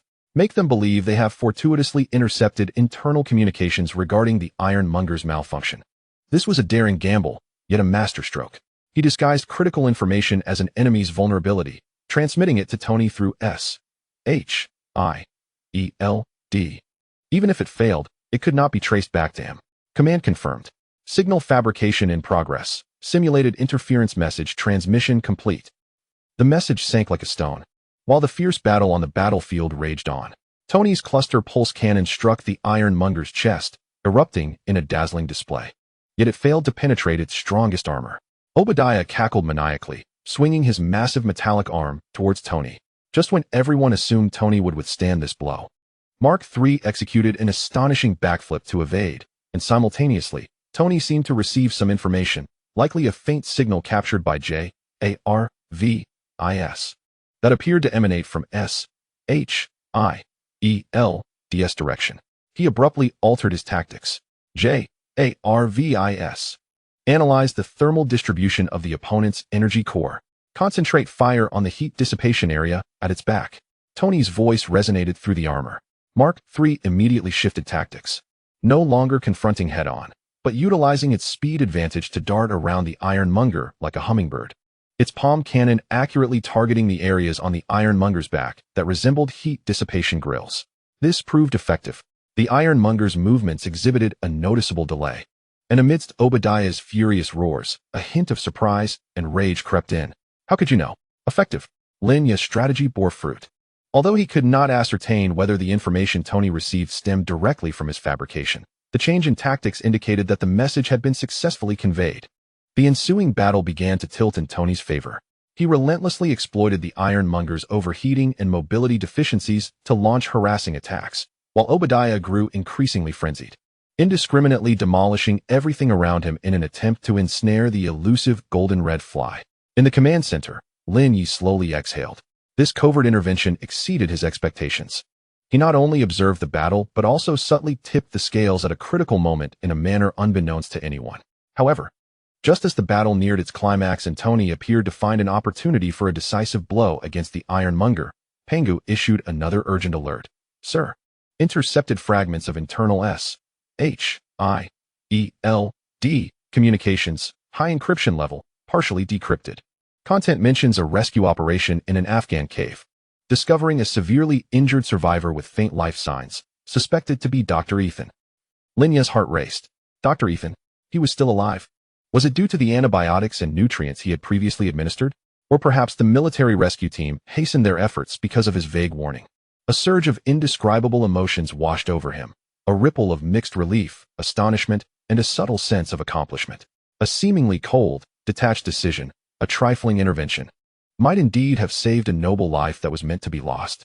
This ripple expanded across the tranquil lake of his heart, making him realize that even as he chose to be a behind-the-scenes player, every move he made bore the weight of altering the fates of others. The battle on the screen continued, the clash of gold-red and gray-black illuminating the New York night sky. Yet within Lin Ye, the news of a stranger Dr. S survival, thousands of miles away, stirred a different kind of wave, distinct from the triumph of controlling the situation and technological breakthroughs. This wave was light, yet profound. Chapter 36, Tony's Return. The smoke above Stark Industries had yet to fully dissipate, as the blaring sirens of fire trucks and police cars sliced through the New York night, isolating the area that had just endured an extraordinary confrontation into an island of chaos and clamor. In the command center of a Manhattan penthouse, however, an unusual silence prevailed, broken only by the low hum of server cooling fans and Panga's steady data reports. On the main screen, the massive wreckage of the ironmonger lay sprawled like a slain beast upon the shattered plaza, its overloaded and burnt-out arc reactor dim and lifeless. Not far away, the golden red Mark III armor knelt, Tony Stark struggling to extricate himself from the damaged helmet, his face a mixture of exhaustion, victorious relief, and a hint of disorientation from having survived. Pepper Potts broke through the police blockade and rushed over, embracing him tightly. This scene unfolded before Lin Ye, Lin Feng, through the clear lens of a high-altitude drone. Battle recording terminated. Primary threat target, Ironmonger, confirmed incapacitated. Secondary threat target, Obadiah Stane, life signal extinguished. Panga's voice calmly summarized the outcome. All monitoring units, execute silent evacuation procedures. Erase all activity logs, ensure no traces remain. Lin Ye issued the directives, yet his gaze lingered on the screen displaying the two embracing figures. A conflict capable of altering the world's landscape had concluded in such a dramatic, yet narratively fitting manner. He had successfully played the role of an observer and chronicler, even exerting a subtle influence at a pivotal moment, unknown to all. Data analysis priority adjusted. Lin Ye suppressed the subtle ripple of emotion stemming from the potential survival of Dr. Ethan, refocusing on practical interests. Prioritizing the analysis of the structural differences between the Mark I wreckage, previously collected from Ten Ring Stronghold, and the Ironmonger S wreckage, particularly the detailed parameters of the Ironmonger's final overload phase. This was crucial for enhancing the energy core's safety redundancy design in the Oracle. Command confirmed. Data analysis task queue updated. In-depth analysis of Ironmonger's overload data expected to take 4 hours. In the following days, global media erupted with news of Tony Stark's survival and his earth-shattering reclamation. The title of Iron Man spread like wildfire, and Stark Industries' stock price experienced a roller coaster ride before ultimately rebounding strongly on the announcement of Tony's survival and upcoming press conference. The conclusion reached by the New York Police and the Federal Bureau of Investigation regarding the incident at the industrial park is that a severe industrial accident was instigated by internal disputes within the company. However, behind this superficial explanation aimed at the uninformed, it is evident that a higher power, S-H-I-E-L-D, has intervened, obscuring the truth from the public eye. Lin Ye has been closely monitoring these developments, yet his focus has shifted. Through Pangu's preliminary analysis of combat data, he has acquired a wealth of first-hand information regarding the operational performance of the arc reactor's armored structure under extreme stress and its capabilities against heavy firepower. This data has been swiftly relayed to the Genesis origin base, where the RD team for the Oracle armor has made several targeted optimizations based on it. Concurrently, the intelligence regarding the possible survival of Dr. Ethan has also been further corroborated. Deep web surveillance has detected S-H-I-E-L-D, mobilizing high-level medical resources to transfer a confidentially identified critically injured patient from Afghanistan to a premier military hospital in Germany. Although it cannot be definitively confirmed that this individual is Ethan, all indirect evidence points towards this possibility. Lin Ye refrained from taking any further action, merely instructing Pangu to mark the hospital and maintain minimal information monitoring. Saving Ethan was a genuine attempt from his heart. The outcome, however, was beyond his control. An excessive scrutiny might invite unnecessary complications. That afternoon, Lin Ye was in his study reviewing the latest weapon system integration plan for the Oracle armor when Ethan entered, bearing an unusual expression. "Sir, an official correspondence has arrived from Stark Industries." Ethan presented a tablet, signed personally by Mr. Tony Stark. Lin Ye raised an eyebrow as he accepted the tablet. The correspondence was in electronic format, exquisitely designed, embellished with the Stark Industries logo and Tony Stark's flamboyant electronic signature. The content was unexpectedly succinct, carrying a hint of Stark's casual tone. "Dear Mr. Lin Ye, I trust this message finds you well. As you may have heard, I have been preoccupied with various matters lately, particularly regarding the situation in New York, which has fortunately been resolved thanks to collective efforts. I have noted your unique insights in the field of energy during our brief encounter at the last Expo, and I would greatly appreciate the opportunity to engage in further discussion over drinks once my affairs settle down. Best regards, Tony Stark." The absence of specific gratitude or any details concerning the battle was striking. However, the phrase "thanks to collective efforts" held a profound significance. This invitation resembled an unspoken probe in an olive branch. Tony Stark is no fool. While he may not be able to ascertain the origins of the hint regarding Ironmonger's cooling weakness, he undoubtedly sensed the presence of extraordinary variables during that conflict. Given Lin Ye's demonstrated technical prowess at the Expo and his status as a prominent figure in recent New York events, it was inevitable that he would become an object of scrutiny and interest. "Sir, how shall we respond?" Ethan inquired. Lin Ye pondered for a moment, a smile creeping upon his lips. Tony's proactive outreach was more rapid than he had anticipated. It presented both a challenge and an opportunity. He could not appear overly eager, Yet he also could not dismiss this goodwill. "Reply to Mr. Stark," Lin Ye stated slowly, expressing his delight at Stark's safe return and commending the extraordinary courage and wisdom he exhibited in adversity. He would convey his honor and anticipation regarding the invitation, while acknowledging the multitude of matters Stark must currently address, suggesting that his assistant arrange a suitable time for their meeting. The tone should remain polite and restrained, laced with a hint of admiration for a fellow formidable peer. Understood, Ethan noted the key points. Furthermore, Pangu detected that Stark Industries' internal network was secretly undergoing extensive data repair and security fortification, employing remarkably sophisticated techniques, suggesting the involvement of external forces. Ethan added, implying that SHIELD was likely assisting Tony in tidying up the aftermath and enhancing confidentiality. As anticipated, Lin Ye nodded. Following this incident, Tony would undoubtedly place greater emphasis on his security and technological confidentiality. SHIELD would also delve deeper into his life. For them, this meant future interactions required increased caution. Approaching the floor-to-ceiling window, he gazed out at the sun-drenched streets of New York. Tony Stark's return, along with Iron Man's official emergence, signified the onset of a new chapter in the Marvel Universe's narrative. The era of superheroes had commenced.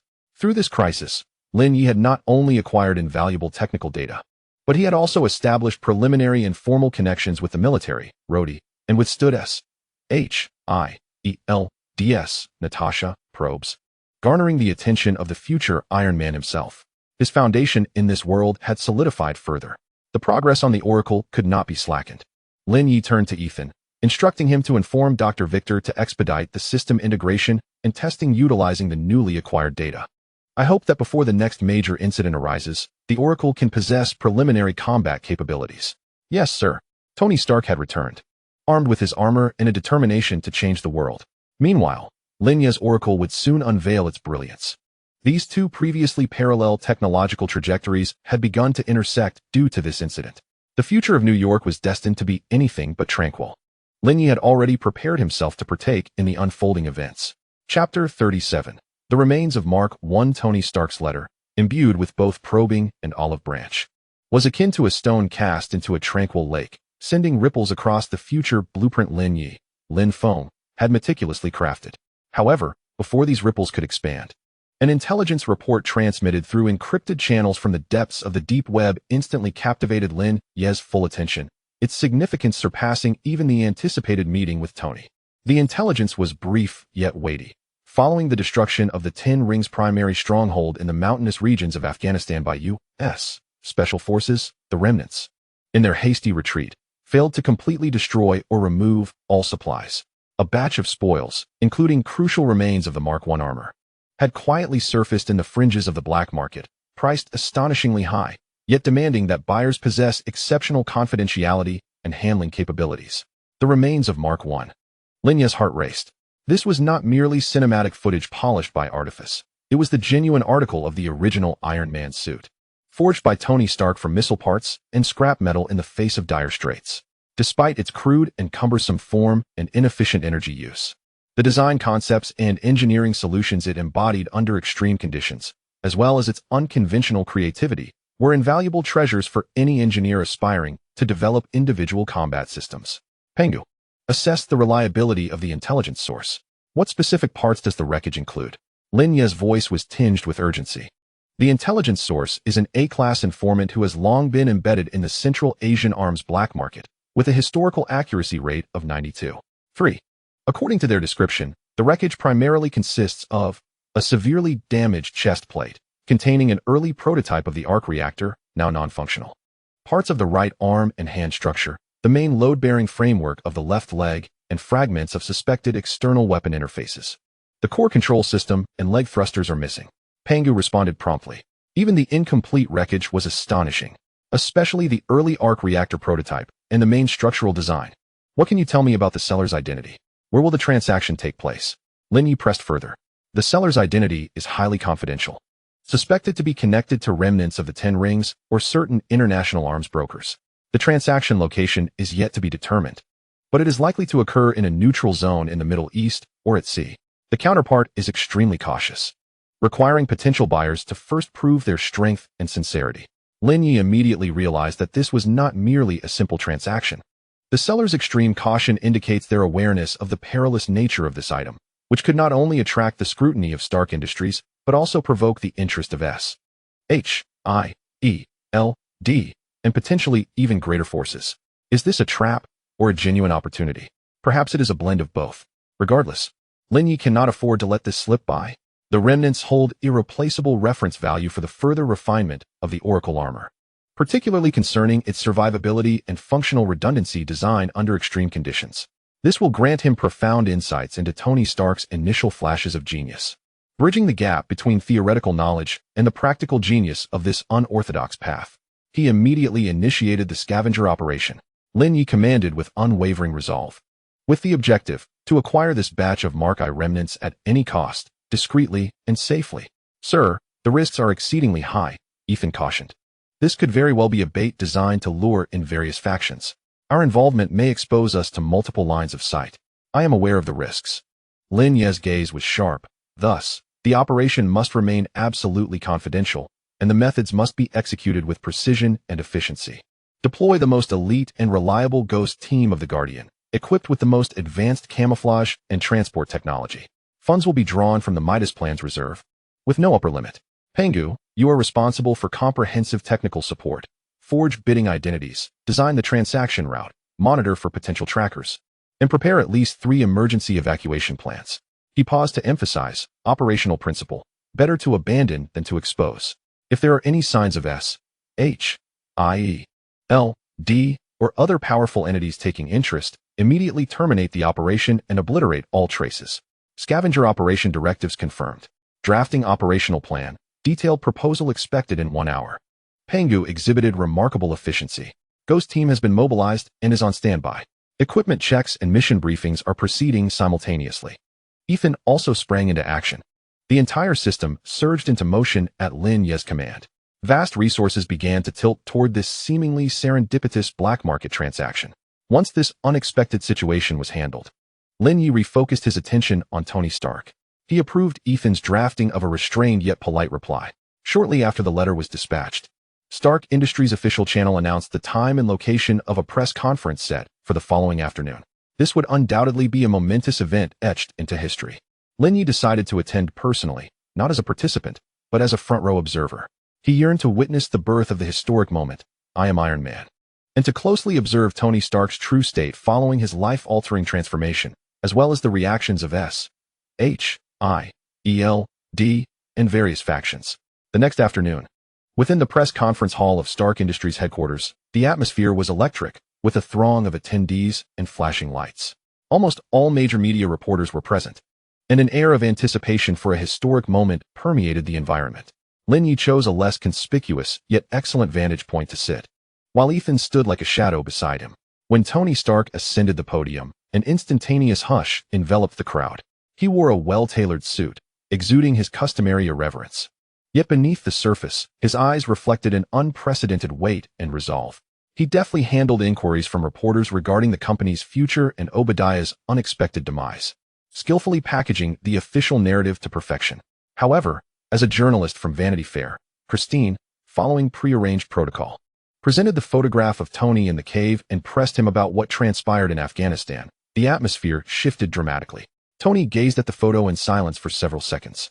All eyes, including Lin Ye's, were fixed upon him. He sensed Tony was making a monumental decision, one that diverged from the script prepared by SHIELD. Then, Tony lifted his head, his gaze sweeping across the audience as though piercing through the camera lenses to address the entire world. He inhaled deeply and uttered the earth-shattering words. The truth is, I am Iron Man. Instantly, the crowd erupted in uproar. The flashes of cameras exploded like fireworks. Reporters surged toward the front rows in a frenzy. Lin Ye, seated in his place, observed the figure of Tony Stark on the podium, unabashedly confessing everything with a glint of defiance and liberation in his eyes, and a slight smile crept upon his lips. Just as expected, this was Tony. He never played by the rules. He intended to define heroism on his terms. Almost simultaneously with Tony's pronouncement, Lin Ye keenly noticed a few seemingly ordinary staff members or reporters in the corners and rear of the press conference, their movements momentarily stiffening. Their exchanged glances revealing shock and bewilderment.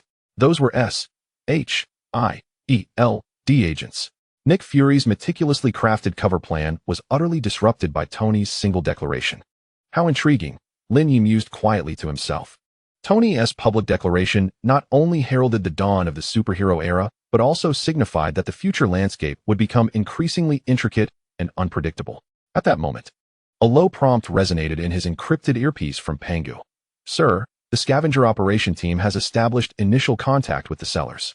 They have presented the first test within 24 hours. Transfer a substantial earnest payment to a designated account and successfully decrypt a segment of information they provide to demonstrate our capabilities. The contention for the Mark I remnants had officially commenced. Lin Ye rose, discreetly departing the bustling press conference alongside Ethan. Outside, the sun shone brilliantly, and the streets of New York bustled with people, oblivious to the world-altering event that had just transpired. Yet Lin Ye understood that from this moment forth, everything had changed. He settled into the car and addressed Ethan. Reply to the Ghost team. Accept the challenge. Funds are to be transferred immediately. As for the encrypted information, leave it to Pangu. I want results in half an hour. The vehicle glided smoothly away from Stark Industries headquarters. Lin Ye's gaze drifted toward the swiftly passing cityscape, his mind already formulating the next steps. Tony had revealed his cards. Now, his oracle must hasten its pace. And that Mark I wreckage scattered across the black market. He was determined to acquire it. Chapter 38. Obadiah's Ambition. Tony Stark's earth-shattering claim, I am Iron Man, had plunged into the calm surface of the lake like a heavy bomb, igniting a tsunami of public discourse that swept across the globe, fundamentally altering perceptions of superheroes, technological giants, and personal safety. However, amidst this storm that engulfed the world, one individual, driven by a near-manic obsession, was forging his final ambitions and fury into an even larger, more monstrous steel shell. On Long Island, the abandoned warehouse, closely monitored by the deep web, now resembled the core of a bomb on the verge of detonation.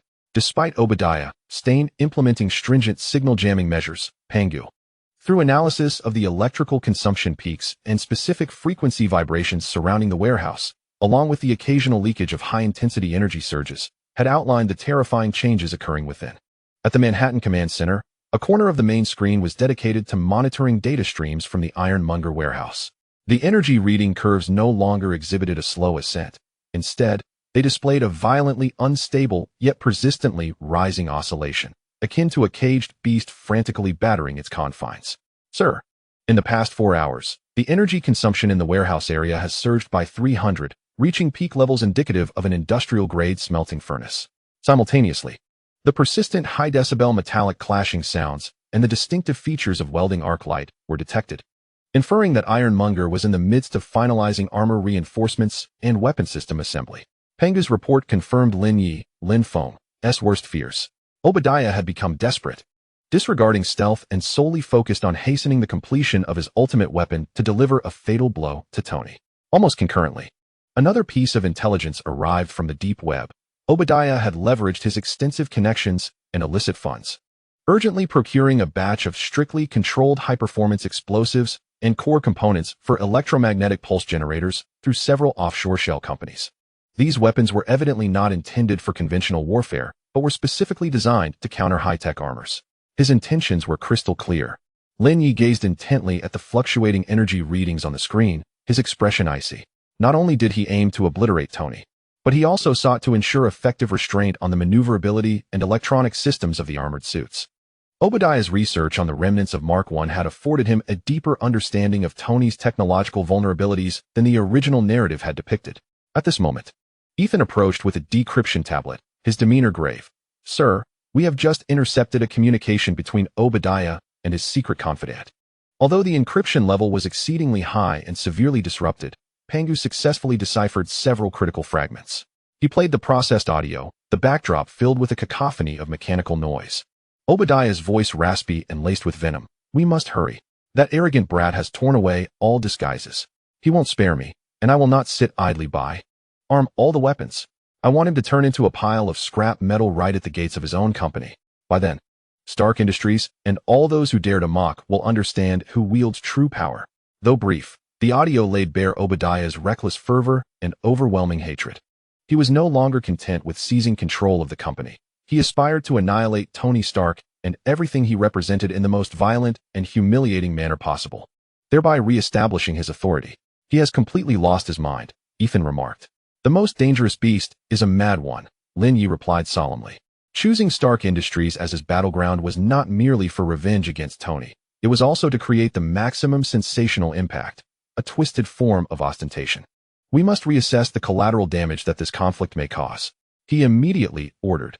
Pengu, based on the current speculation of Ironmonger's weapon configuration and armor levels. Simulate the potential destruction radius within Stark Industries.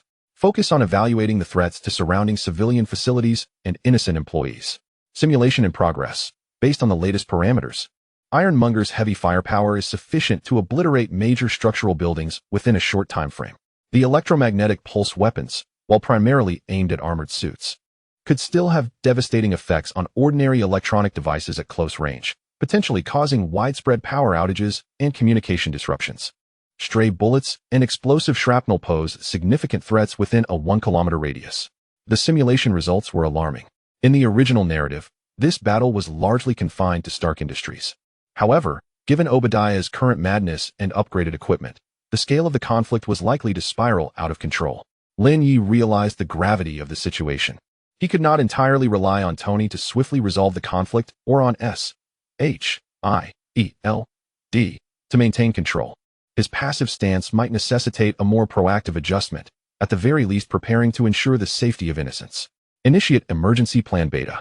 Lin Ye made an additional decision, notifying Guardian Security to secretly mobilize an emergency response team equipped with non-lethal weapons and rescue gear, stationed on standby at the periphery of Stark Industries. Should the battle erupt and signs of civilian involvement appear, they would prioritize evacuation and rescue while ensuring their own concealment. Codename, Safety Net. Understood. The Safety Net protocol has been activated. Ethan promptly recorded and transmitted the orders.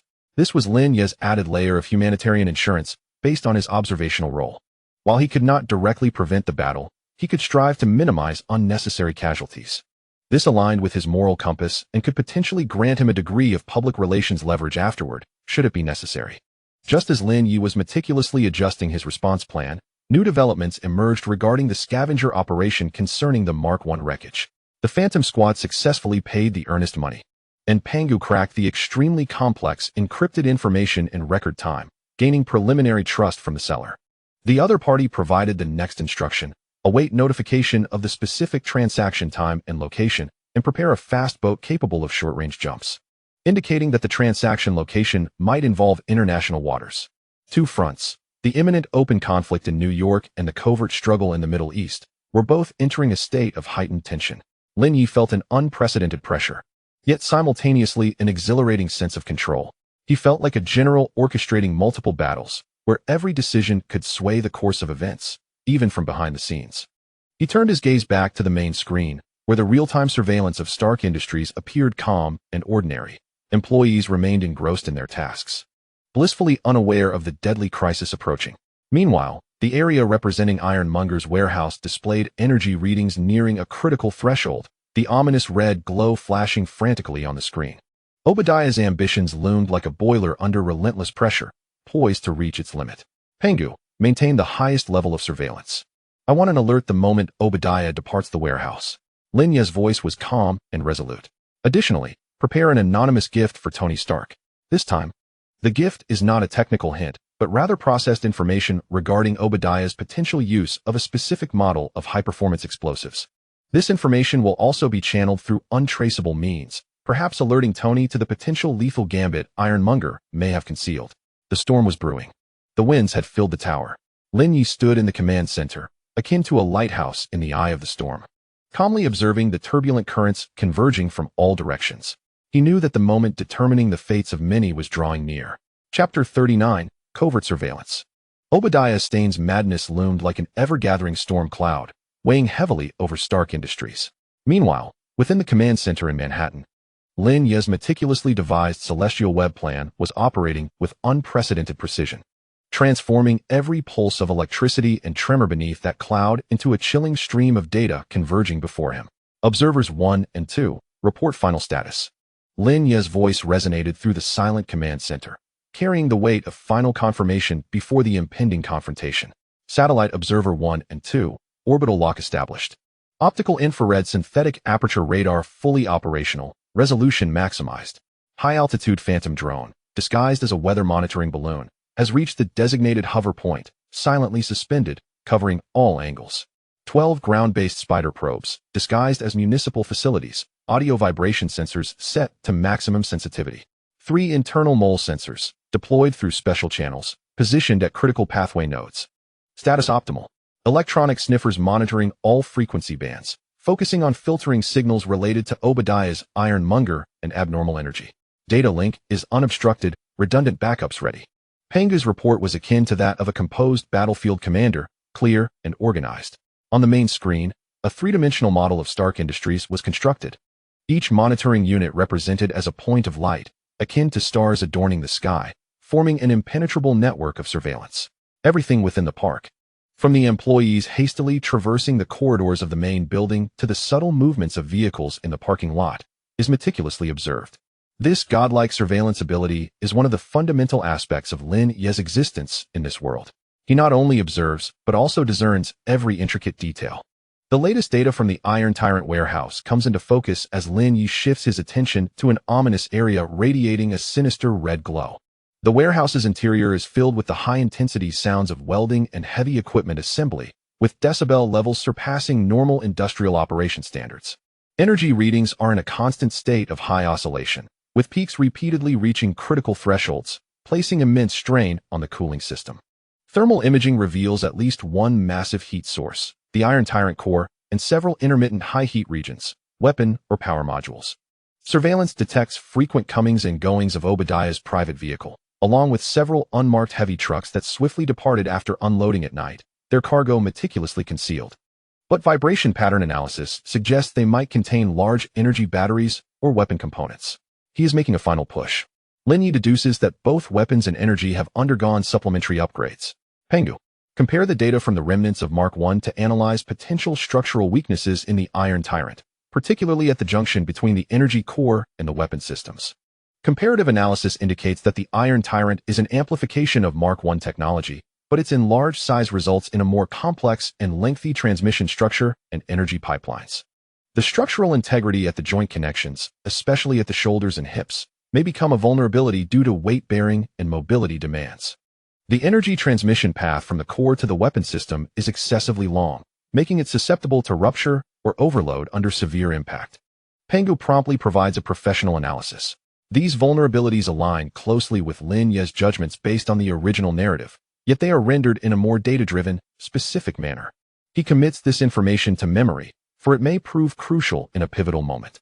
Just as Lin Ye concentrates fully on Obadiah, Pengu suddenly triggers a secondary but noteworthy alert. A significant increase in network scanning activity directed at Stark Industrial Park has been detected, originating from multiple jump IPs, ultimately pointing to a cluster of servers associated with SHIELD. The scanning behavior is increasingly aggressive, attempting to infiltrate the park's security systems and the external network of Tony Stark's studio. SHIELD has evidently intensified its operations. Nick Fury will not idly watch as Obadiah and Tony, this father-son duo, dismantle Stark Industrial Park. Their intervention is inevitable, however. The timing and manner of their involvement will directly influence the battlefield. Record SHIELD's scanning patterns and infiltration attempts, but do not intercept. Allow them entry. Lin Ye commands, should the need arise, he may assist them in revealing certain things we wish them to see, such as obscure clues regarding Obadiah's financial flows or abnormal energy consumption records from Tony's studio. He aims to subtly guide SHIELD's attention, enabling them to swiftly identify the core of the crisis without exposing his own presence. Command confirmed. Information inducement channel established. Time slips away amidst the tense surveillance. As night descends, Stark Industrial Park illuminates with lights, appearing normal, yet on Lin Ye's monitoring screen, the indices representing crisis are escalating sharply. Suddenly, a series of anomalous signals erupt almost simultaneously. Energy readings from the Iron Tyrant warehouse surge dramatically, crossing the safety red line. A tremendous metallic crash echoes from within. Obadiah's private mobile signal departs the warehouse area, moving at high speed towards the Stark main building. At the Stark main building, Strong energy fluctuations are detected outside Tony Stark's private studio. The Mark III armor activates. The security system logs indicate that Pepper Potts' credentials were used to access the surveillance footage from Obadiah's office. SHIEL. DS network scanning activities peak instantaneously, with targeted focus on the main building and warehouse. All signals converge towards a singular conclusion. The ultimate conflict erupts at this very moment. All units. Recording initiated. Highest priority. Lin Ye rises abruptly, his voice resolute. His gaze, sharp as a hawk, fixates on the two impending points of collision on the main screen, one representing Obadiah and the Iron Tyrant, charging towards the main building from the warehouse like an out-of-control locomotive, while the other represents Tony and his Mark III, poised for action from the rooftop of the main building. The phase of covert observation concludes. What follows will be a collision of raw force and unyielding resolve. Lin Ye takes a deep breath. Transmitting previously prepared anonymous information regarding the potential use of high-performance explosives and electromagnetic pulse weapons by the Iron Tyrant through a pre-established breach in the communications device of SHIELD operatives. This is his final, albeit exceedingly tenuous, intervention. He has done all that he can. The rest is to bear witness to this historic moment and remain prepared to activate the safety net plan for any unforeseen occurrences. The 2 points of light on the screen are rapidly converging. The previously covert gaze now transforms into a witness to history. The storm is upon us. Chapter 40. The Iron Tyrant incident erupts. The invisible net woven by the observer's agreement tightens to its utmost extent at this moment. The main screen at the Manhattan Command Center seems to pulsate with frenetic energy as the three-dimensional model of Stark Industrial Park embodies a wild vitality, with the red light symbolizing crisis flashing frantically between the two focal points. From the aerial perspectives of high-altitude satellites and ghost drones, the breathtaking scene is captured with clarity. The colossal Iron Tyrant, akin to a colossal beast unshackled from its chains, strides forth with earth-shaking steps, brazenly smashing through the dilapidated doors of the warehouse district, reducing obstacles to mere paper in its wake. Its massive arc reactor, glowing with an unstable and overly bright cerulean light, casts a hellish form upon its fearsome exterior. Its objective is clear, the main building of Stark Industries. Almost simultaneously, the platform atop the main building roars open, unleashing a stream of golden red light that soars skyward. The Mark III armor carves an elegant yet fierce arc through the night sky, its plasma thrusters belching forth dazzling flames, a stark contrast to the Iron Tyrant's cumbersome form. Tony Stark's voice resonates through external speakers, laced with suppressed fury and determination. Obadiah? This ends now. This ends now. Obadiah's hoarse, frenzied roar reverberates through the Iron Tyrant's external speakers, shaking the air. This is merely the beginning. I will reduce you and your little toys to ashes. With no room for further dialogue, the battle instantly escalates to a fever pitch. The missile silo on the Iron Tyrant's shoulder opens instantaneously, unleashing a barrage of smoke-trailing missiles that hurtle towards Tony in the sky. The Mark III adeptly veers and rolls, simultaneously deploying scorching decoy flares, igniting a series of brilliant and lethal fireballs in the night sky, with shrapnel raining down like a torrential downpour, striking the park's structures and ground, inciting gasps and chaos. Record missile tracking parameters. Decoy flare interference efficiency. Lin Ye's voice is as calm as a machine, his eyes fixed on the streams of data flowing back from various sensors on the split screen. This is not a mere cinematic experience. It is an exceptionally valuable opportunity to observe the practical performance of high-tech weaponry at close range. Missile acceleration peak, 15G. Tracking algorithm utilizes thermal radar composite guidance, with moderate anti-jamming capabilities. Decoy flare thermal radiation simulation success rate, 87. Effective interference range. Panga's report synchronizes with the sound of explosions. From the ground-level perspective, the concealed camera trembled violently, capturing Ironmonger as he raised his formidable right arm, the terrifying rotary cannon beginning to spin and warm up. In the next moment, a horrific metal storm unleashed itself upon the airspace that Tony might attempt to evade.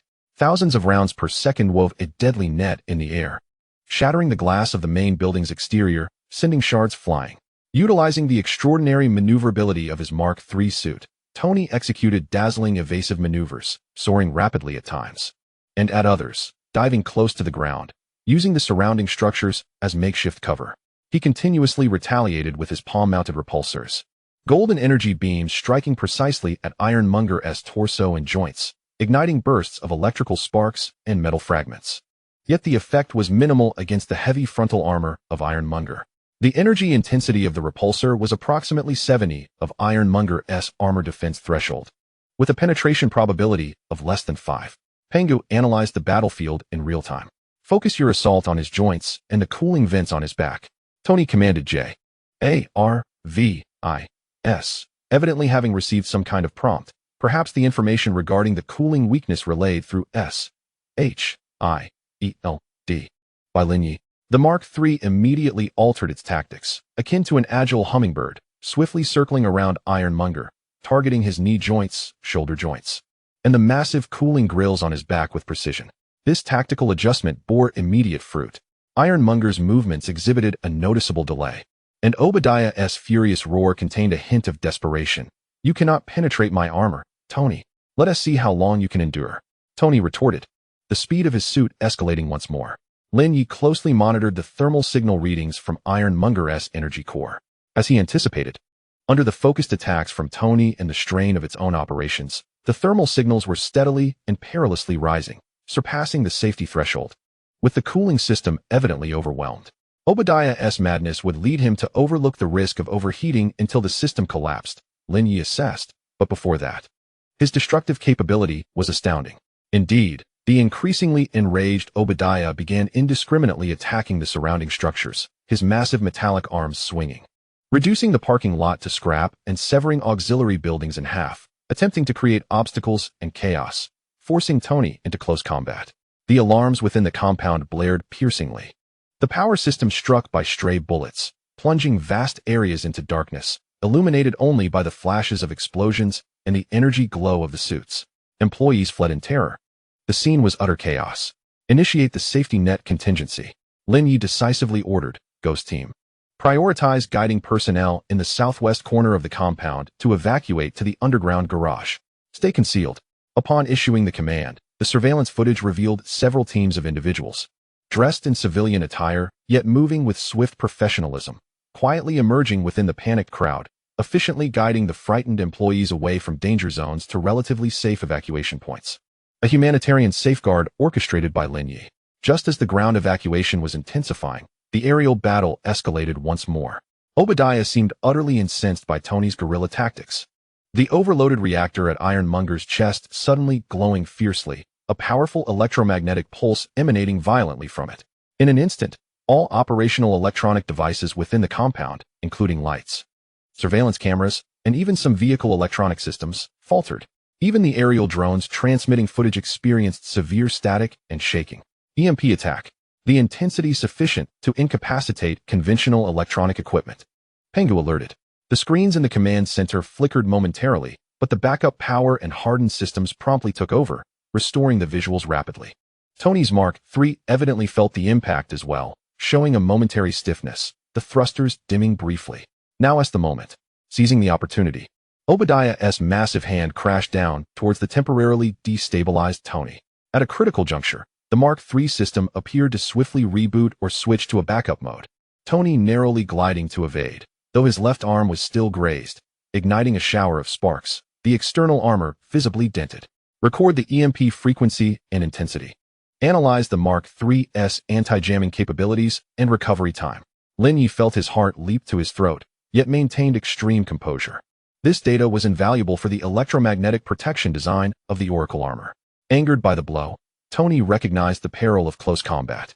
The Mark III retreated with all its might, simultaneously channeling all energy to the large arc reactor in its chest. "Your greatest mistake, Obadiah, was replicating a larger reactor without improving its cooling system," Tony bellowed, the light in his chest converging to its zenith. "Savor the taste of overload." A beam of golden energy, several times thicker than before, shot forth like a spear of judgment, striking solidly at the reactor on Ironmonger's chest, which glowed ominously due to overheating. "No!" Obadiah let out a desperate roar. Boom! The deafening explosion engulfed the entire compound. The reactor at Ironmonger's chest could not withstand the combined energy onslaught, resulting in a catastrophic explosion. A massive fireball soared into the sky, the shockwave sending surrounding debris flying as though they were mere toys. Ironmonger's colossal form was shattered into countless pieces, the core reduced to a smoldering wreckage. crashing heavily to the ground, motionless. The aftershocks of the explosion were so powerful that even Lin Ye, far away in Manhattan, felt the intense vibrations through the surveillance feed. The night sky momentarily returned to silence. Only the crackling of the fire and distant sirens could be heard. The Mark III gently descended near the explosion site. Tony emerging from the suit, his face smeared with soot and exhaustion, gazing at the wreckage of Ironmonger with a complex expression. Pepper Potts broke through the barriers set by rescue personnel, rushing over and embracing him tightly. The battle was over. Recording terminated. Primary threat neutralized. Pengu's voice resonated. All surveillance units, execute silent withdrawal procedures. Erase all traces of activity. Lin Ye let out a long breath, issuing the final directive. Safety net team, report casualty figures. He added, a total of 17 individuals sustained minor injuries within the compound, mostly abrasions or shock from evasion, with no life-threatening conditions. The safety net team has assisted in the evacuation of the majority, with no exposures. Hearing this outcome, Lin Ye felt a measure of relief. His limited intervention and contingency plans had played a positive role. He returned to the control console, rapidly reviewing the vast combat data compiled by Pengu, energy countermeasure curves, armor defense efficacy, maneuverability overload limits, EMP impact analysis. These were invaluable treasures. Simultaneously, he noted that shortly after the battle's conclusion, several unmarked black SUVs swiftly entered the scene. With individuals clad in black suits, moving deftly, beginning to take control of the area, dispersing bystanders, evidently agents from SHIELD. Nick Fury's cleanup team had arrived. Pengu analyzed the timing and method of SHIELD's intervention. Assess our probability of detection. SHIELD arrived at the scene approximately 3 minutes after the EMP attack, acting efficiently with clear objectives. All our surveillance units withdrew in a timely manner. No signs of reverse tracking were detected. The probability of detection is below 1. Lin Ye nodded.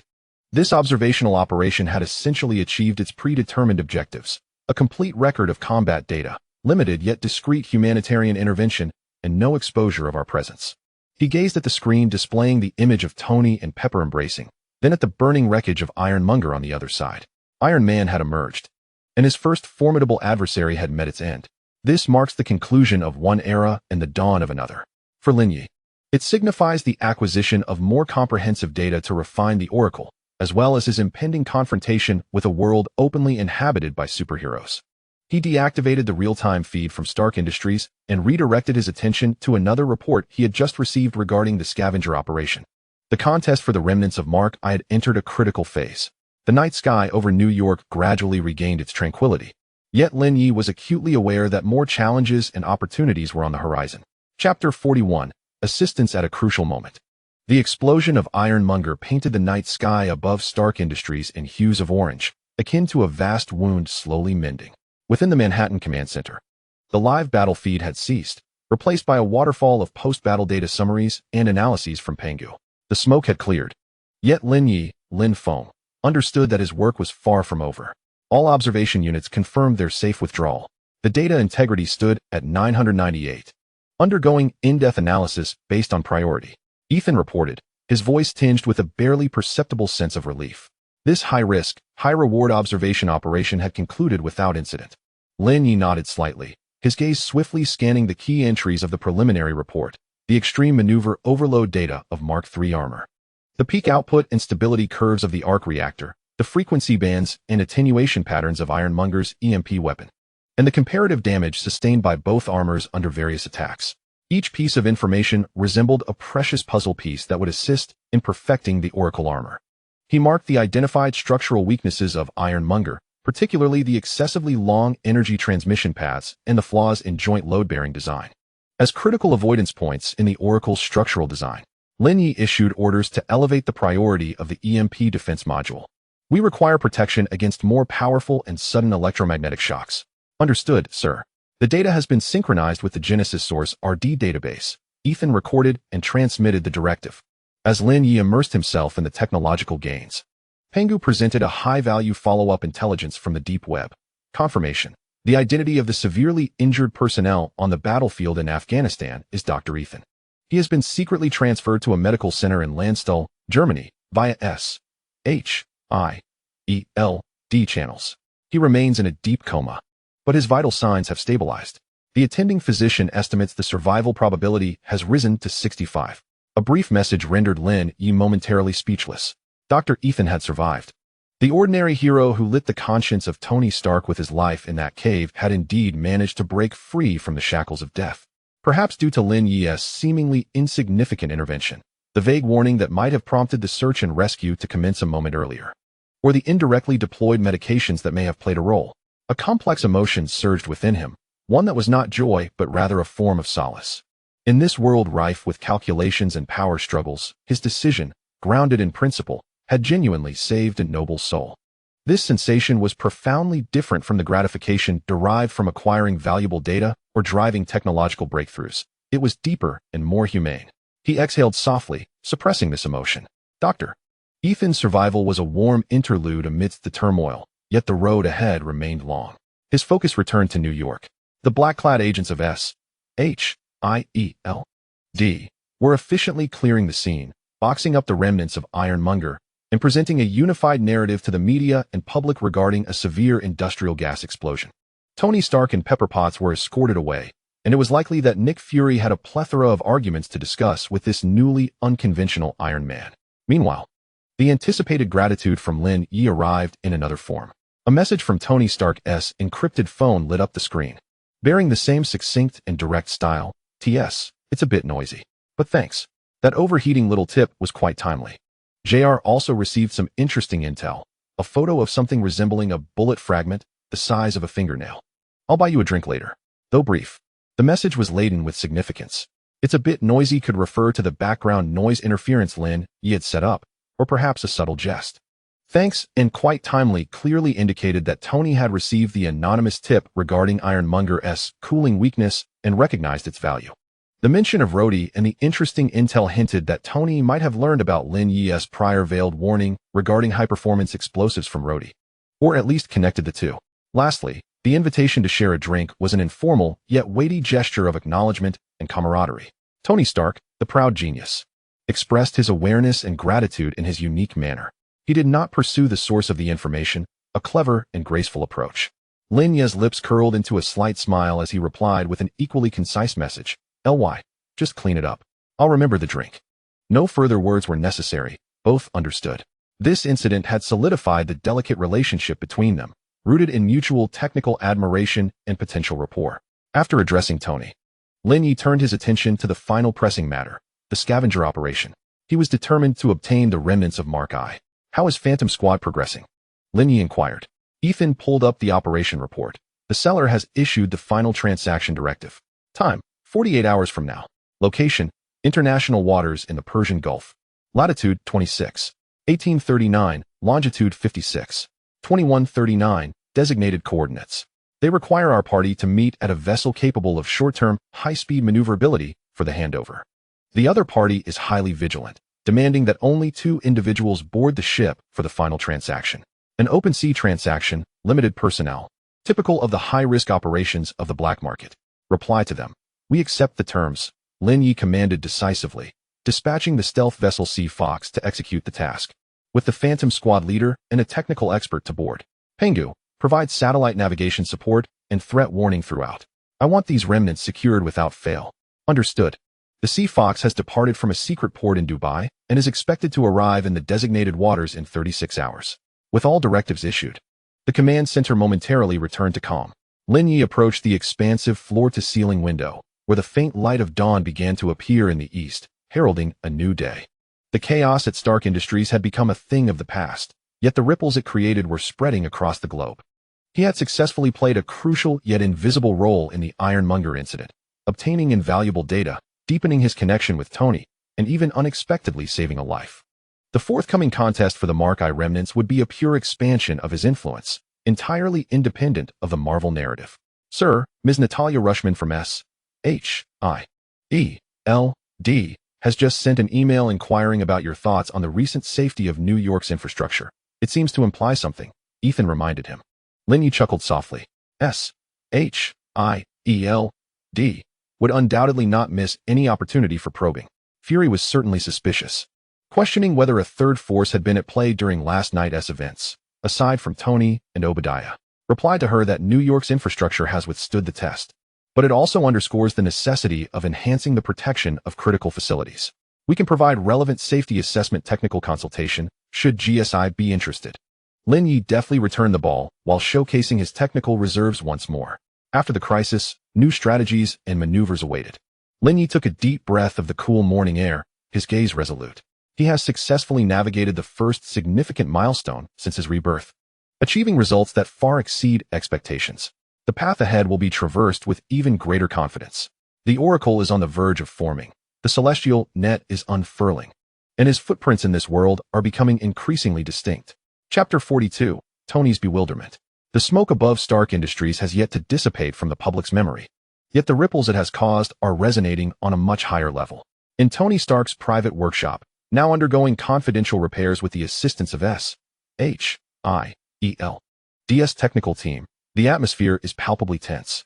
Clad in an oil-stained work vest, Tony leans against the workstation, clutching a tablet that is repeatedly playing a technologically enhanced battlefield recording from mere seconds before the Ironmonger's explosion. His brow is furrowed, and the usual air of flippancy has been replaced by profound contemplation and an indescribable sense of perplexity. JARVIS, he speaks, his voice hoarse from sleeplessness. Play the last 3 seconds again, at 10 times slower speed, focusing on the moment the hydraulic line on the Ironmonger's right shoulder ruptures. Of course, Sir JARVIS replies gently, and the footage begins to play in a series of still frames. In the footage, just before he unleashes the chest-mounted pulse cannon, triggering a catastrophic overload of the Ironmonger's reactor, the creature's raised right arm exhibits an exceedingly subtle stutter in its aiming motion, causing a crucial delay in the opening of its shoulder-mounted missile pod by a fraction of a second.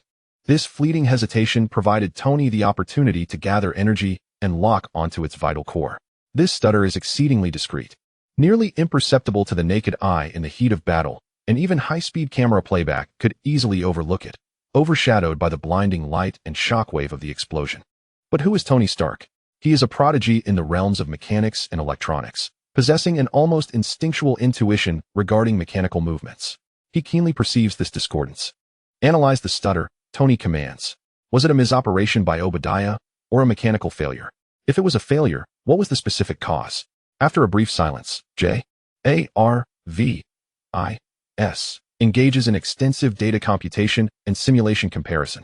Sir, based on the structural data of the Ironmonger's wreckage and motion trajectory simulation, there is an 873 probability that the stutter was not due to operator error. The more probable explanation is that the primary hydraulic transmission line in the right shoulder experienced fatigue rupture due to cumulative internal stress and external attacks. The rupture occurred precisely at a point of structural stress concentration where a slight design flaw exists. Flaw. Tony seizes upon the keyword, magnifying the design blueprint to highlight the stress point. A 3D design appears on the screen, with JARVIS marking the location with a red dot. Tony scrutinizes it, his gaze sharpening. This flaw is minuscule, nearly falling within the realm of manufacturing tolerance, and would be difficult to detect in routine tests. Yet under the extreme weight and violent movements of the Ironmonger, even the slightest imperfection could be magnified into an Achilles heel. Obadiah's team is competent, but such a fine analysis of stress does not align with their typical style, Tony muses. Moreover, the timing is too fortuitous. He recalls another detail from the battle, when he was momentarily paralyzed by the Ironmonger's EMP blast. Obadiah had an excellent opportunity to severely damage or even capture him.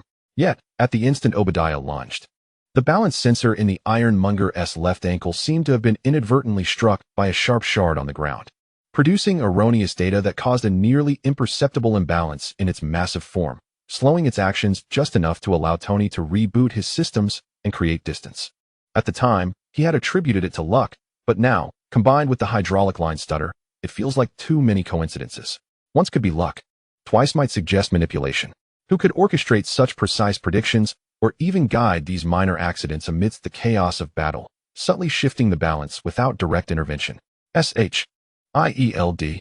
They possess the capability, yet based on his encounters with Nick Fury, the one-eyed commander, they tend to prefer direct control or forceful intervention. This level of precision assistance does not align with their modus operandi. A vague figure emerges in his mind, the mysterious affluent young man from the Expo who spoke with him about material interface engineering. The one who articulated the concept of a diversified safety ecosystem at the tech forum, Lin Ye.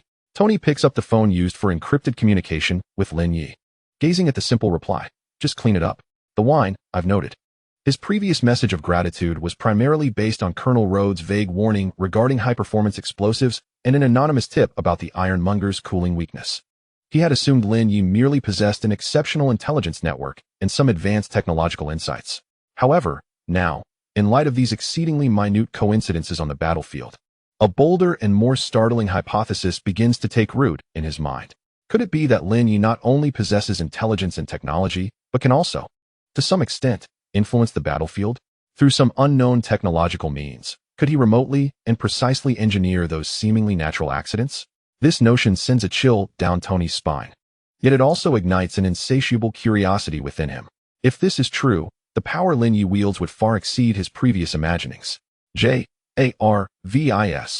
Tony sets down the tablet, his eyes gleaming with a challenging spark. Retrieve all public and non-public information regarding Lin Ye and his Lin Holdings Genesis technology. I wish to know more. Sir, the confidentiality measures on the subject are exceptionally stringent, and public data is limited. Then let us approach it from the periphery.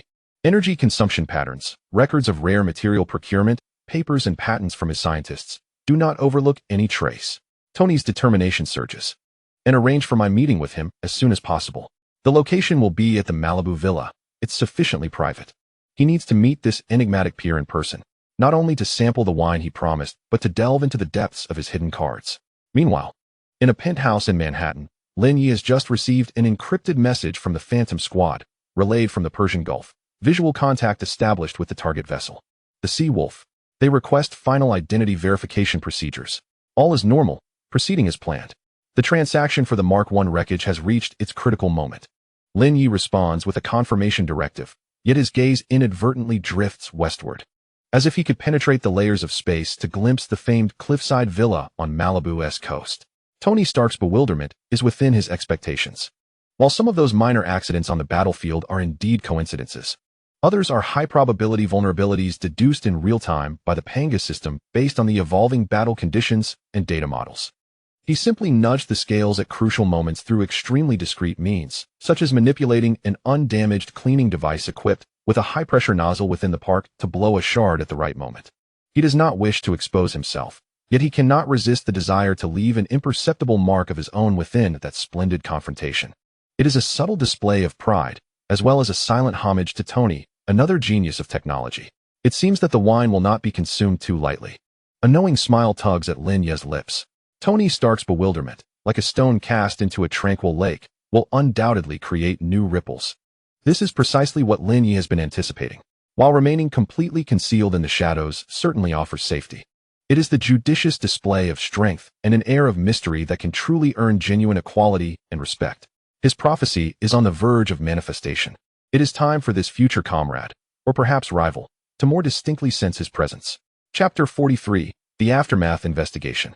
The dust of the Iron Tyrant incident slowly settles under the official designation of an industrial accident, with the ruins of Stark Industrial Park swiftly cleared away. Meanwhile, the media's fervor gradually shifts toward new tabloid headlines. Yet, on a level inaccessible to the ordinary populace, the investigation into the truth behind that extraordinary battle has merely begun. Various factions, each with their own motives, cast their gazes upon the battlefield still tinged with remnants of energy, as well as the elusive silhouette of a third party.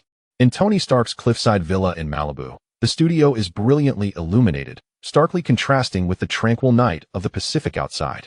Tony has not rested. Before him, a holographic projection plays back the battlefield surveillance footage meticulously fabricated by Pangu and inadvertently acquired by SHIELD, albeit at an exceedingly slow pace. These clips, limited in perspective and occasionally shaky, exude an amateurish quality, as if salvaged from a civilian surveillance device that has not been entirely destroyed. Yet, Tony's gaze, akin to the most precise of scanners, fixates on the split-second moment before the hydraulic pipe on Iron Tyrant's right shoulder ruptured, as well as the instant when its ankle sensor was struck by debris. Jarvis.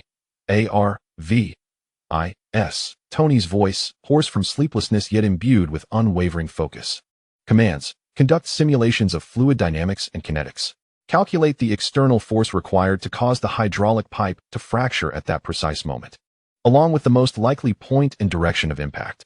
The simulation, based on the internal oil pressure and stress distribution of the pipe material, indicates that a solid object weighing approximately 37 grams traveling at a velocity of 120 meters per second would need to strike that specific stress point at an angle of less than 15 degrees. JARVIS promptly provides the results. 37 grams at 120 meters per second, Tony murmurs, tracing possible flight paths on the holographic projection, contemplating whether it could be a small steel ball shot from some high-pressure pneumatic device. His attention shifts to the background of the battlefield footage, where a partially collapsed factory door seems to house a high-pressure water gun interface meant for cleaning industrial floors, although the connected water hose is already severed. JARVIS analyze whether there could have been residual pressure at that high-pressure interface before the explosion, and if the sudden release of pressure could have propelled a specific size stone nearby to the required velocity. The possibility exists, albeit with a probability of less than 5. It would require an extraordinarily fortuitous alignment of residual pressure, stone shape, and timing of release. JARVIS responds objectively. Fortuitous, Tony scoffs, his eyes sharp. What about the impact on the ankle sensor? Simulate the size, shape, and trajectory of that shard. Another set of data emerges. The simulation results reveal that while the trajectory of the debris appears natural, its initial kinetic energy and angle exhibit slight, unnatural optimizations, as though an invisible hand had gently nudged it to strike the most critical sensor. Too many coincidences, Tony muses, nearly convinced that an unseen specter manipulated the battlefield at a crucial moment, subtly altering the course of events in an imperceptible manner. Such intervention is precise, covert, and of a technical sophistication far beyond that of ordinary forces. Lin Ye's name is circled emphatically on his list of suspicions. This young man, shrouded in a mysterious background of advanced energy technology, possesses both the motive to maintain balance, to showcase capability, and the technical potential. Delve deeper into all information regarding Lin Ye, JARVIS. Focus particularly on whether he has any subsidiaries or laboratories involved in precision mechanical fluid control or high-velocity ballistic research. Tony issues a new directive, his intuition suggesting that the key to unraveling the battlefield enigma likely resides with that young man from the East. Simultaneously, in SHIELDS Triskelion, Nick Fury's office, Natasha Romanoff stands before Fury's desk, reporting on her investigation into Lin Ye. Her tone is calm and professional, yet a glimmer of frustration flickers in her eyes. Director, our infiltration and surveillance of Lin Ye have yielded little fruit. GSI's business contacts failed to acquire core information, and our previous attempts at technological reconnaissance were flawlessly countered, potentially even resulting in the implantation of misleading information. The target's counter-surveillance capabilities are beyond imagination, with the confidentiality surrounding his entire business empire and personal life rivaling that of some small nation's military fortresses. Fury's single eye fixates on Lin Ye's handsome yet inscrutable visage on the screen, his fingers tapping rhythmically on the desk.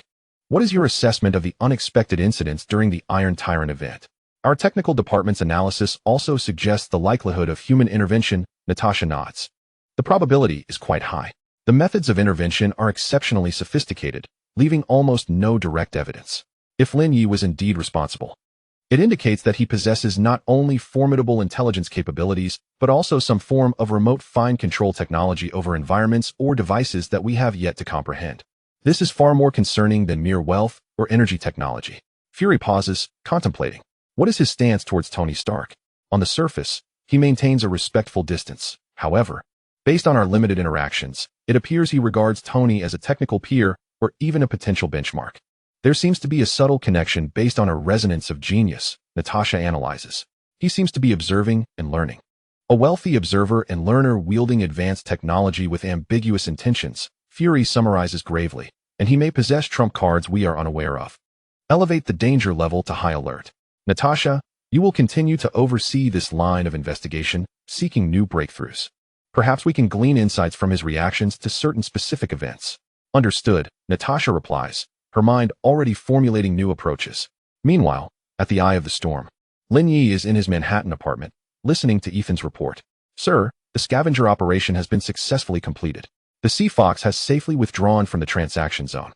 and the designated remnants of Mark I have been secured and are en route to the geneticist base. Ethan's tone carries a hint of relief following task completion. Was the transaction smooth? Any loose ends? Lin Ye inquires, concerned for security. The process went smoothly. The other party was quite professional. After the exchange of money and goods, we parted ways immediately. Panga monitored the entire operation and detected no suspicious tracking signals. The other party seemed eager to rid themselves of this hot potato. Excellent. Lin Ye nods in satisfaction. The acquisition of the Mark I remnants holds significant importance for his technological research. At that moment, Pangu alerts him to a new email, sent by the Stark Industrial Expo Organizing Committee. Sir, the Organizing Committee has sent a formal invitation. In light of Prometheus Energy's stellar performance at the last exhibition, they have specifically invited us to participate in the upcoming Expo, providing us with a larger core exhibit space. Additionally, Mr. Tony Stark has conveyed through private channels his anticipation of further discussions with you at the Expo. Lin Ye gazes at the invitation, a smile tugging at the corners of his mouth. Tony's invitation comes as no surprise. The Expo serves as an excellent stage to showcase strength and observe reactions from various parties. Reply to the committee that we accept the invitation. Furthermore, send a response to Mr. Stark, expressing eagerness for our upcoming meeting. Lin Ye pauses, adding, inform Dr. Victor that once the Mark I remnants arrive, he should promptly assemble a capable team for reverse engineering analysis, focusing on its original design concepts and engineering solutions under extreme conditions. I want to see a preliminary analysis report before the Expo. Yes, sir. Subsequent investigations commenced from various parties, with suspicions and conjectures surging beneath the surface. Lin Ye remained acutely aware, yet composed. He had successfully acquired what he desired, while simultaneously embedding deeper questions in the minds of Tony Stark and S.H.I.E.L.D. This was splendid. The aura of mystery, at times, serves as a potent force in itself. He approached the window, gazing upon the luminous expanse of New York below, while Tony scrutinized him and S.H.I.E.L.D. monitored his actions.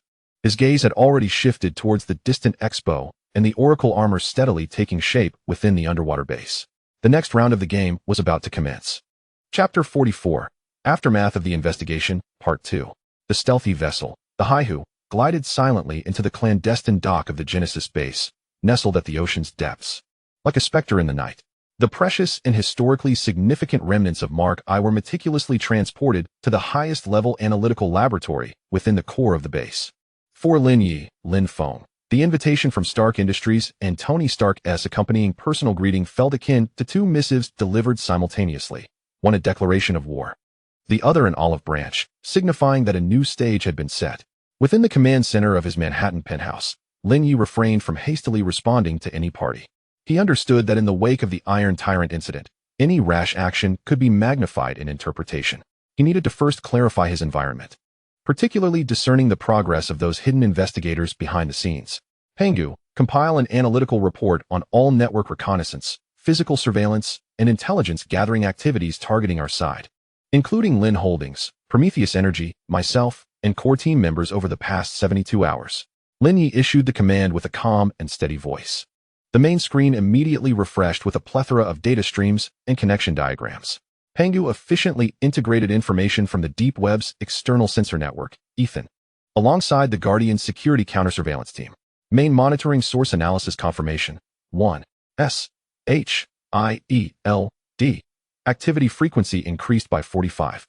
Network level. Continuous attempts to infiltrate our public and semi-public network nodes with a more targeted attack pattern, focusing on traces associated with precision mechanical control and environmental simulation algorithm battlefield data analysis. The mirror system successfully misdirected them to a pre-established false information repository. Physical level. At least 3 teams of field agents were observed rotating shifts to monitor the Manhattan office of our New York division. Their technical prowess was notable, yet they did not attempt to breach the physical security perimeter. Suspected use of aerial reconnaissance equipment disguised as civilian aircraft for periodic remote sensing scans was detected. Intelligence level. An investigation is underway through third-party channels, secretly probing our recent procurement records of rare metals, particularly specific alloy elements, and logistics information, attempting to link the origins of certain non-standard components found on the Iron Tyrant remains. 2. Tony Stark, via JARVIS. Network level, conducting extensive non-invasive open-source intelligence gathering, delving deeply into all research projects associated with Mr. Stark's enterprises, including published academic papers. The analysis model exhibits a strong focus on technical background. Inference target, attempting to construct a technical capability map for Mr. Stark, seeking evidence in technical fields potentially related to the subtle anomalies observed on the battlefield. 3. Others, several media outlets, including the Horn Daily, received anonymous tips suggesting Mr. Stark's involvement in recent anomalous events in New York, though the evidence remains vague and has yet to stir public opinion. Suspected to be the work of Obadiah's remnants or commercial competitors. The report vividly delineated a landscape of multifaceted scrutiny. S.H.I.E.L.'s investigation was systematic and professional, while Tony's inquiry was imbued with the tenacity of a technical genius, and some unscrupulous individuals were attempting to capitalize on the turmoil. Lin Ye was neither surprised nor displeased. This level of attention precisely validated the efficiency and value of his prior actions. The crux lay in how to respond, transforming this scrutiny into an advantage rather than a risk. In regard to S.H.I.E.L.D., Lin Ye commenced his deployment, maintaining the highest level of electronic defenses to ensure the authenticity of the mirror system. He considered selectively leaking some inconsequential yet seemingly credible research progress, such as an abstract of a white paper on the application prospects of high-pressure fluid precision control technology in the clean energy sector, or test data on the effects of microkinetic impacts on metal fatigue, accidentally disclosed by a materials laboratory. He intended to continue providing S.H.I.E.L.'s analysts with snacks, keeping them occupied with the analysis of these half-truths, preventing them from reaching the core. As for Mr. Stark's open-source intelligence gathering, Lin Ye smirked slightly. There was no need to obstruct him. Indeed, he could even lend a hand.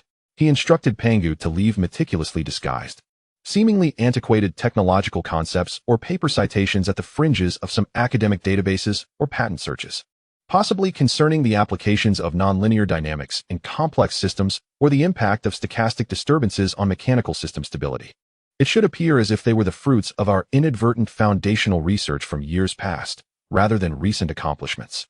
He aimed to guide Tony's thought process, allowing him to discover theoretical foundations that could elucidate the coincidences witnessed on the battlefield, thereby attributing Lin Ye's capabilities to foresight and a profound theoretical foundation, rather than to the more sensational real-time battlefield micromanipulations. This was a more sophisticated misdirection, built on a foundation of respect for the other's intellect. Understood.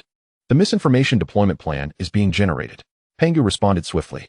After addressing the external investigative countermeasures, Lin Ye turned his attention to the most crucial internal development, the preliminary analysis results of the Oracle armor concerning the Mark I remnants. Dr. Victor Lee had already sent an encrypted briefing, which included a plethora of high-resolution scanned images and data analysis charts. The rough welding marks, the joints reconfigured from missile components, and the initial arc reactor casing, bearing signs of hand craftsmanship, all narrated the tale of Tony Stark's despair and genius within that cave. Sir, the design philosophy of Mark I is astonishing. Dr. Victor's voice resonated through the encrypted communication, brimming with palpable excitement. It maximized functionality under conditions of extreme resource scarcity. Its structural strength and weight balance, along with the simplified energy transfer pathways, particularly the concept of integrating existing weapon components into armor functionality, are immensely enlightening for us. Our Oracle may be more advanced and precise in design, but we can glean much from Mark I in terms of adaptability to extreme environments and rapid repairs. Lin Ye meticulously perused the report. Indeed, Mark I represented a fundamentally different engineering philosophy, seeking not perfection, but efficacy. This philosophy served as a valuable complement to the Oracle, which must confront various unknown threats. Based on these analyses, he immediately directed the optimization of Oracle's modular design, enhancing redundancy and rapid replacement capabilities of key components, particularly the joints and energy conduction sections, drawing inspiration from Mark I's reinforcement strategies. Additionally, the energy output logs from that original arc reactor will be invaluable for optimizing the stability and efficiency of our own energy core. Organize a team for in-depth research. Yes, sir. We are already in the process of developing improvement plans. Dr. Victor responded with enthusiasm. Concluding the communication with the base, Lin Ye felt a profound sense of fulfillment. External challenges, internal progress. This was precisely the state he desired. He picked up the Expo invitation, contemplated briefly, and instructed Ethan, formally respond to the organizing committee that Lin Holdings and its subsidiary, Prometheus Energy, will attend the exhibition as scheduled. As for Mr. Stark's personal invitation, he paused momentarily, revealing a subtly significant smile, replied to him that I eagerly anticipate our next meeting. Perhaps we might find a tranquil spot after the exhibition to savor the wine he promised. Furthermore, he could add a remark about having stumbled upon an old article regarding the peripheral applications of chaos theory, which might offer insights into the unexpected behaviors of certain complex systems, and then attach the abstract of the fabricated paper by Pangu. This was a strategic maneuver, responding to the invitation while subtly steering Tony's investigation in the direction he desired. Very well, sir. Ethan noted the key points. All instructions were issued methodically. As Lin Ye regained control of the tempo, he approached the information screen, observing the progress bar for the Oracle Armor advance another notch. Watching as the misleading information laid by Pangu began to quietly circulate through the network, and witnessing the distant stage of the exhibition slowly illuminated. The subsequent investigation was in full swing, yet he had erected a firewall, setting a bewildering maze.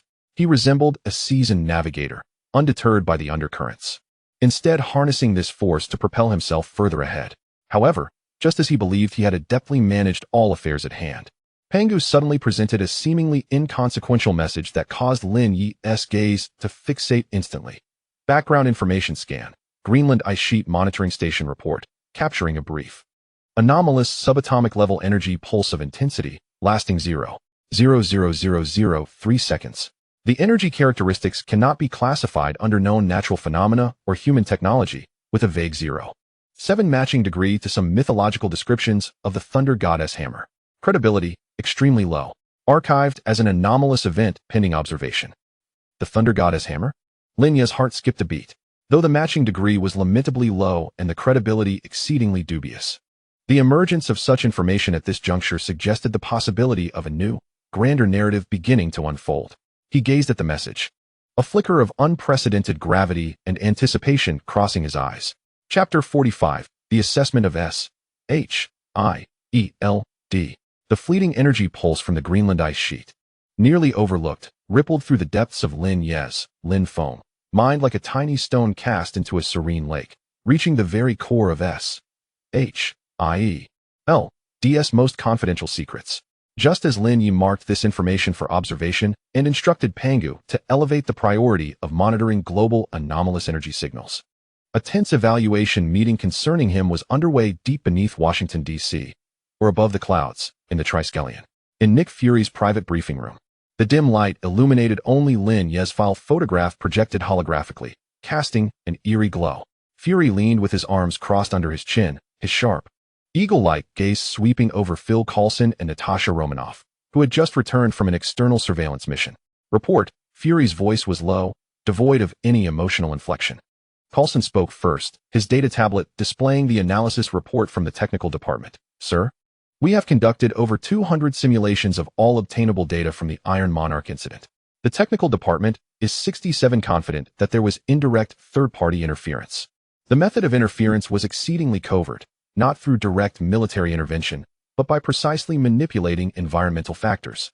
He brought up a simulation animation showcasing the hydraulic line rupture on Iron Monarch's right shoulder and the ankle sensor being struck by debris, accompanied by complex mechanical analysis data. The natural probability of such occurrences was less than 3.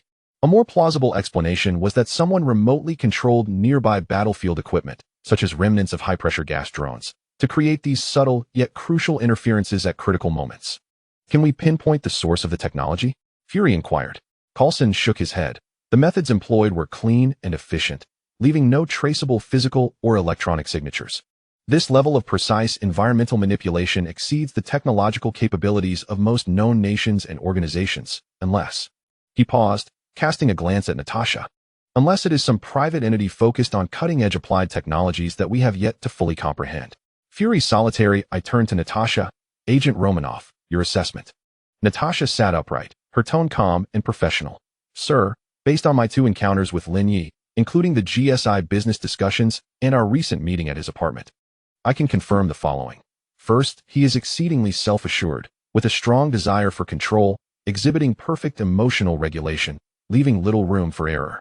Second, he possesses unfathomable financial resources, and the structure of his business empire is complex, making penetration into its core areas impossible. Third, and most critically, she emphasized, his insights in the realm of technology, particularly in energy and materials science, evidently surpass current public technological standards, even complementing or competing with Stark Industries' top-tier technology on certain levels. She displayed snippets of Lin Ye's remarks at technology forums, along with some publicly available technical parameters from Prometheus Energy. His proposals for technological diversification and ecological security appeared grandiose, yet subtly concealed his ambition to construct an independent technological system.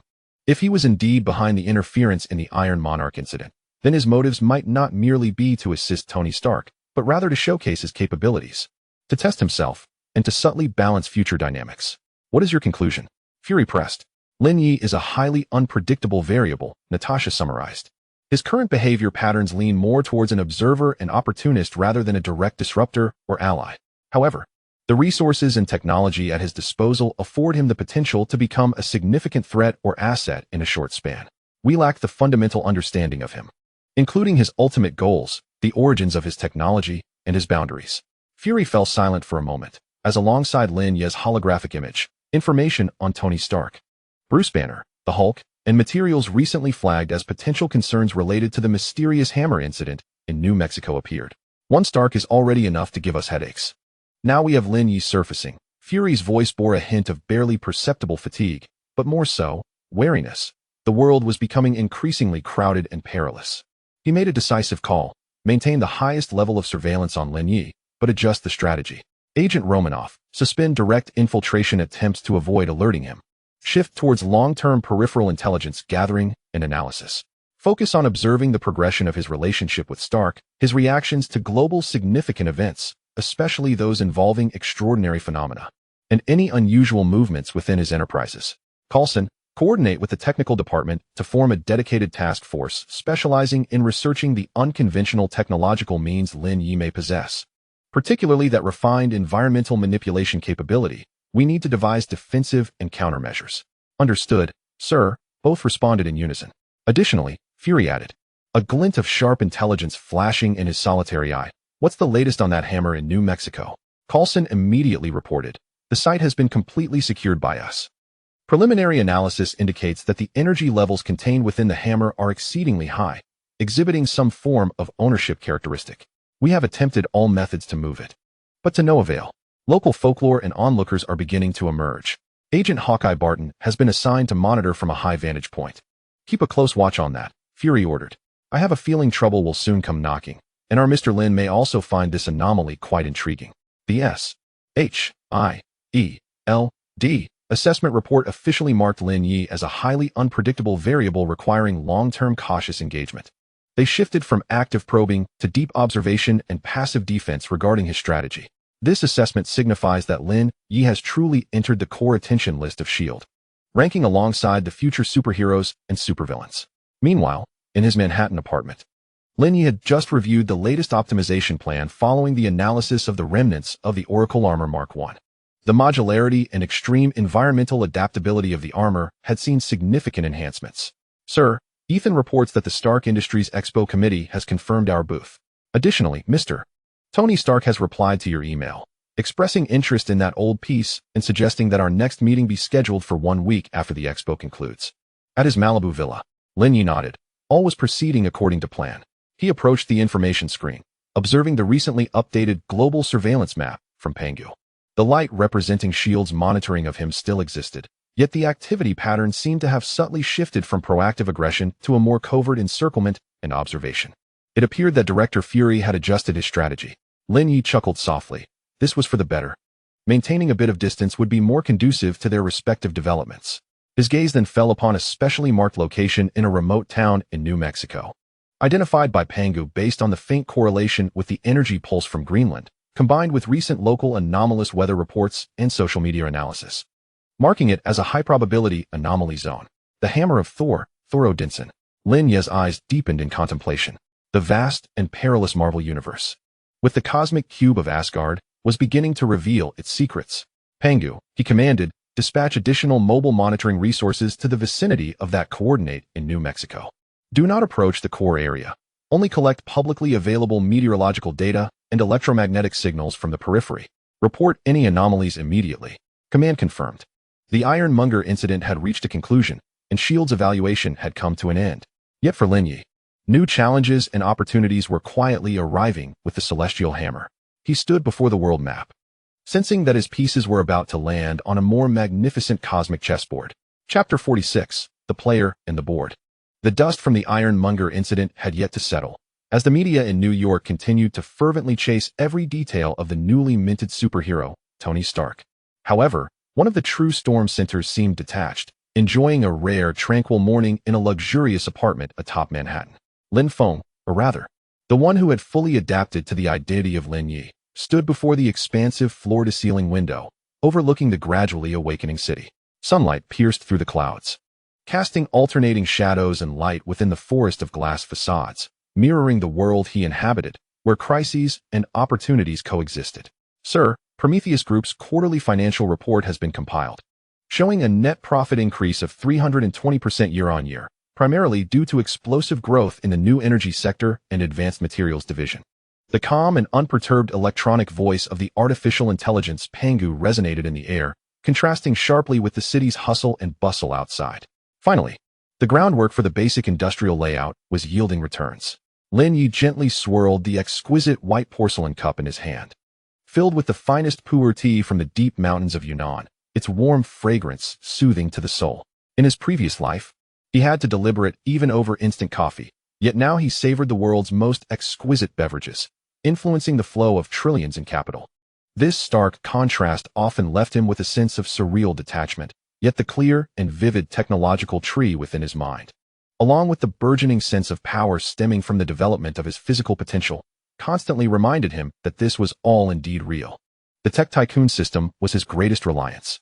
Over the past months, he had not only utilized the resource integration function to efficiently organize the vast and complex assets left behind by the original owner of this body, but also employed technological blueprint simulation to transform the advanced technological concepts from his previous life into feasible blueprints step by step.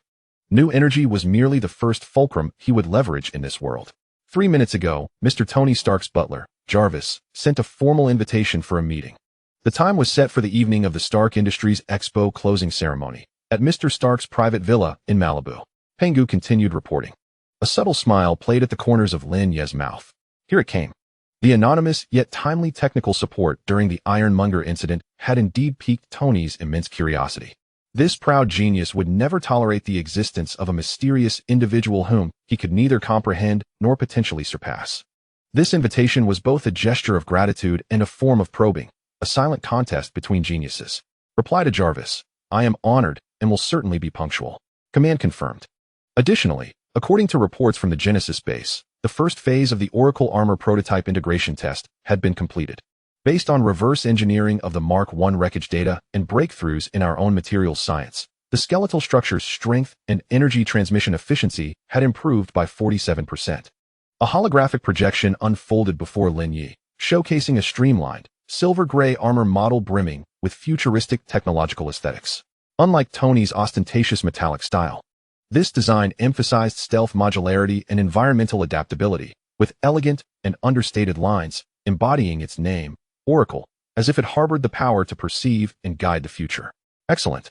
Notify the base to begin infusing new nanomaterials for the second phase of adaptive camouflage and dynamic structural reinforcement testing. I expect to see preliminary results before the Expo concludes. Command issued. After addressing these matters, Lin Ye approached the enormous global map positioned in his study. This map was not a standard version, but rather a dynamic information graphic updated in real time by Pangu, pulsating with numerous light points representing energy flows, financial transactions, military movements, and marked anomalous signals. His gaze traversed the still tumultuous regions of the Middle East, swept past several hidden Hydra secret base markers, and finally settled on a remote town coordinate in New Mexico, specially highlighted by Pangu with a pale golden halo. Days prior, following a brief energy pulse from Greenland, Pangu had intensified monitoring of similar signals worldwide through complex algorithmic correlations. This town, named Puente Antiguo, had been deemed a high-probability anomaly zone due to its recent unusual concentrations of thunderstorms, faint yet persistent geomagnetic disturbances, and the burgeoning legend of the unshakable magical hammer circulating at the fringes of the internet. Lin Ye was acutely aware of what lay there. The hammer of the thunder god, Mjolnir, and soon to be banished to Earth, the Prince of Asgard, Thor Odinson. This signified that the grand narrative of the Marvel Universe was about to unfold in earnest. Earth would no longer merely be a stage for superheroes and secret organizations. It would become a nexus of interstellar warfare and mythic legends. Pangu, deploy 2 stealth drones to the perimeter of the target area in New Mexico. Highest directive, absolute concealment. Solely for passive signal reception and environmental data collection. Unauthorized entry within a 5-kilometer radius of the core is strictly prohibited. Understood.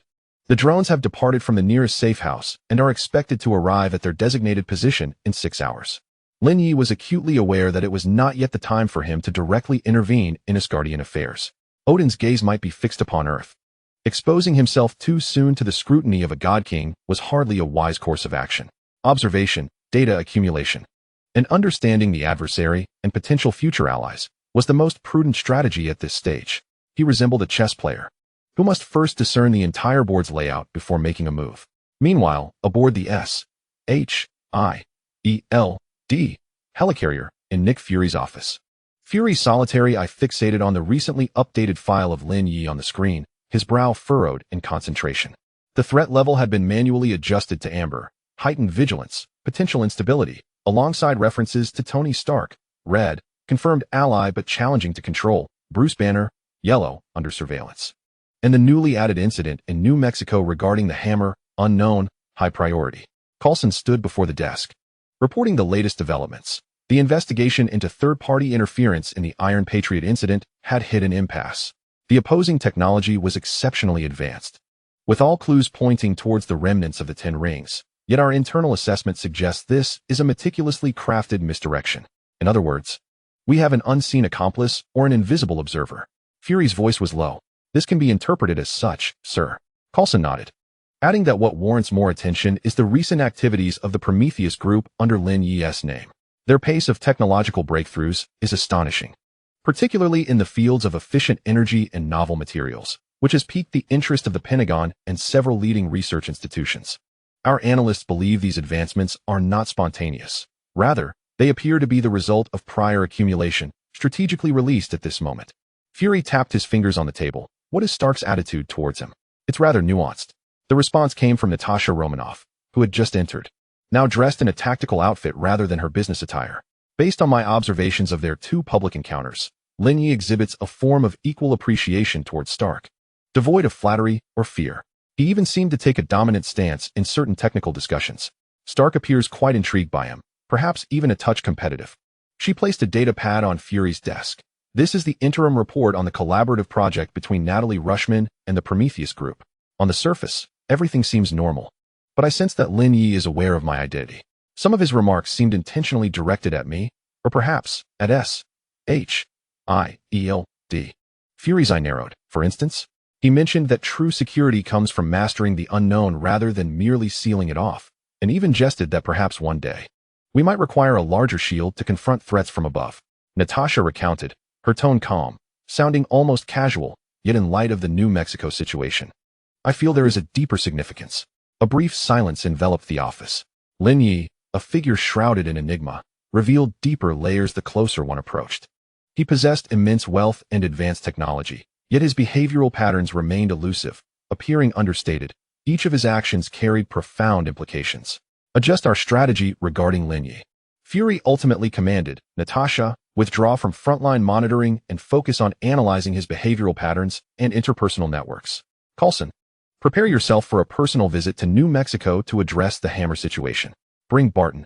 I require the most professional assessment. Understood, sir. Both replied in unison. As for Lin Ye, Fury gazed at the handsome, tranquil face on the screen.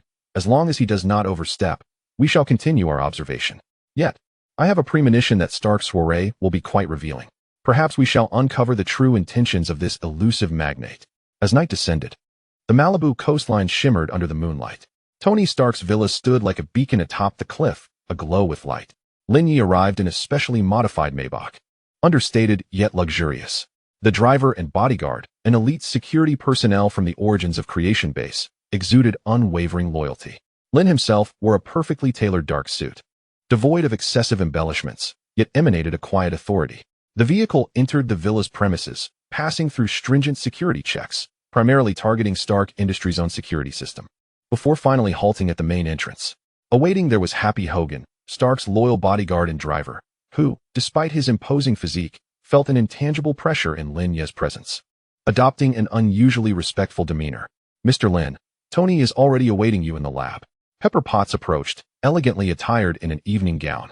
Her smile poised, yet her eyes betraying a hint of fatigue and exasperation at Tony's impromptu soiree. "Miss Potts, you look resplendent as ever." Lin Ye smiled and nodded. His courtesy impeccable. "It is my honor to be invited once again." After exchanging pleasantries, Pepper guided Lin Ye through the modern art-filled living room, leading directly to the underground laboratory. She understood that for someone like Tony and Lin Ye, the laboratory was their true banquet hall. As the lab door slid open, the roar of classic rock music enveloped them. Tony Stark stood at a holographic workstation, intricately displaying the design schematics for the Mark V briefcase armor. Wielding a wrench, he hummed along with the music, appearing both relaxed and engrossed. "Hey, look who's here." Upon hearing the commotion, Tony turned, silencing the music. His face alight with his signature slightly brash smile. "Our mysterious benefactor, Lin. Welcome to my cave. Tony, your cave outshines most palaces in the world." Lin Ye surveyed his surroundings, taking in the futuristic equipment and scattered mechanical parts, his tone laced with genuine admiration. "This is no mere flattery. Stark's talent, particularly in mechanical engineering and energy applications, is truly commendable." "Haha, I appreciate your compliment." Tony strode over, clapping Lin Ye on the shoulder, then handed him a glass of whiskey. "Try this, a single malt from Scotland, far more exhilarating than your mysterious Eastern leaves." Lin Ye accepted the glass, but refrained from drinking immediately, his gaze fixated on the Mark V design on the workstation. A briefcase concept? A clever idea that balances portability with emergency combat capability. However, it demands exceptional material science and structural integrity. Tony's eyes lit up. "Precisely. I knew you would pinpoint the crux. I'm grappling with the balance between weight reduction and maintaining defensive capabilities." Jarvis simulated 17 alloy formulas, but none yielded satisfactory results. He seemed to have found a kindred spirit, launching into a detailed exposition of the technical challenges. Lin Ye listened patiently, occasionally posing a couple of pivotal questions that struck at the heart of the matter. He refrained from offering direct solutions, instead guiding Tony to contemplate the energy distribution and dynamic load perspectives. This mode of interaction made Tony feel at ease, less like a mentee and more akin to a collaborative brainstorming session. Pepper observed the two quickly engrossed in their technical discourse, offering a wry smile as she quietly departed to arrange dinner. She realized that perhaps only someone like Lin Ye could genuinely engage with Tony on an intellectual level. As their discussion reached a natural pause, Tony raised his glass to clink with Lin Ye's, his tone turning slightly more formal. "Listen, Lin. Regarding that previous incident with Obadiah, although the official report and everyone else attributes it to infighting within the 10 Rings or a system malfunction, I know it's more complex than that." He fixed his gaze on Lin Ye, seeking to discern something within. The energy optimization proposal and system backdoor alert that arrived at a critical moment were too timely and precise. "I've checked. The number of individuals capable and motivated to execute such actions is scant, and you are the one I find most enigmatic." Lin Ye took a sip of his drink, the amber liquid swirling in the glass. He met Tony's gaze, neither evading nor confirming, merely stating, "Tony, in this world, oftentimes, the outcome is far more significant than the process.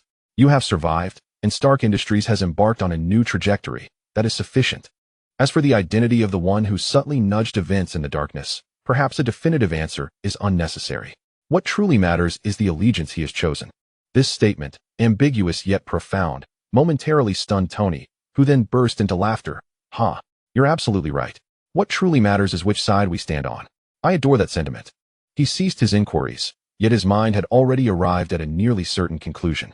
Lin Ye's tacit approval, rather than diminishing it, instilled in him a greater sense of trust and fondness for this enigmatic Eastern magnate, a genius capable of assistance without seeking recompense, at least.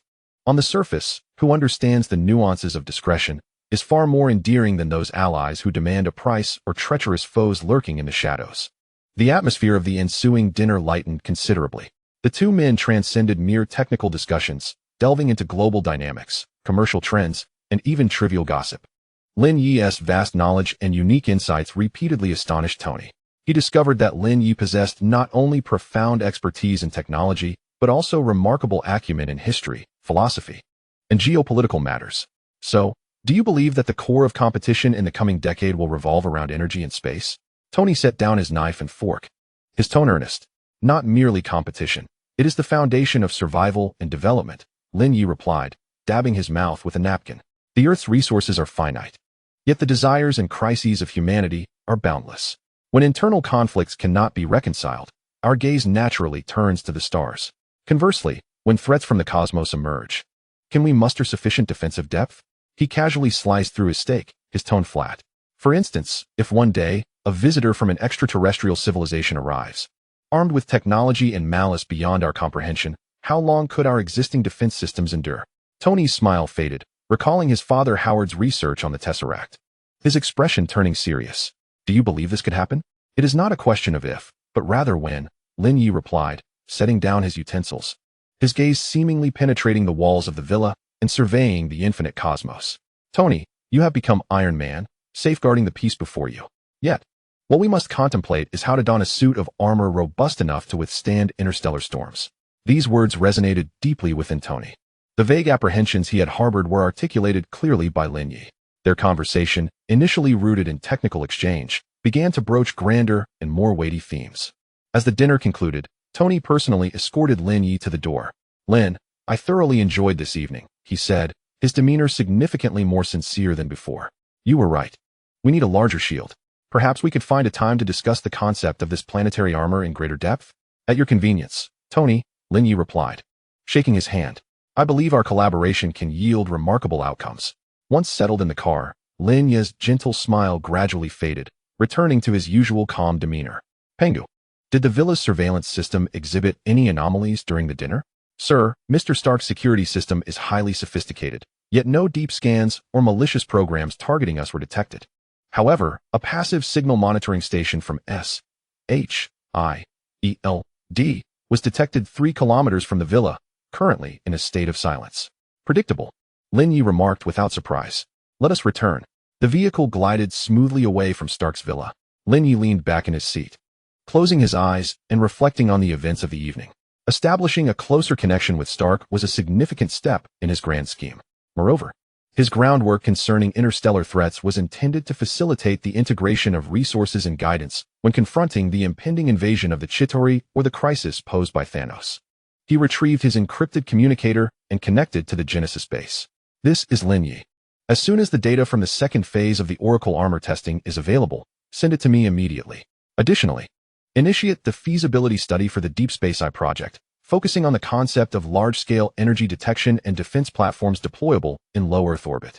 Command confirmed, boss. Setting down the communicator, Lin Ye once again directed his gaze towards the boundless night sky beyond the car window.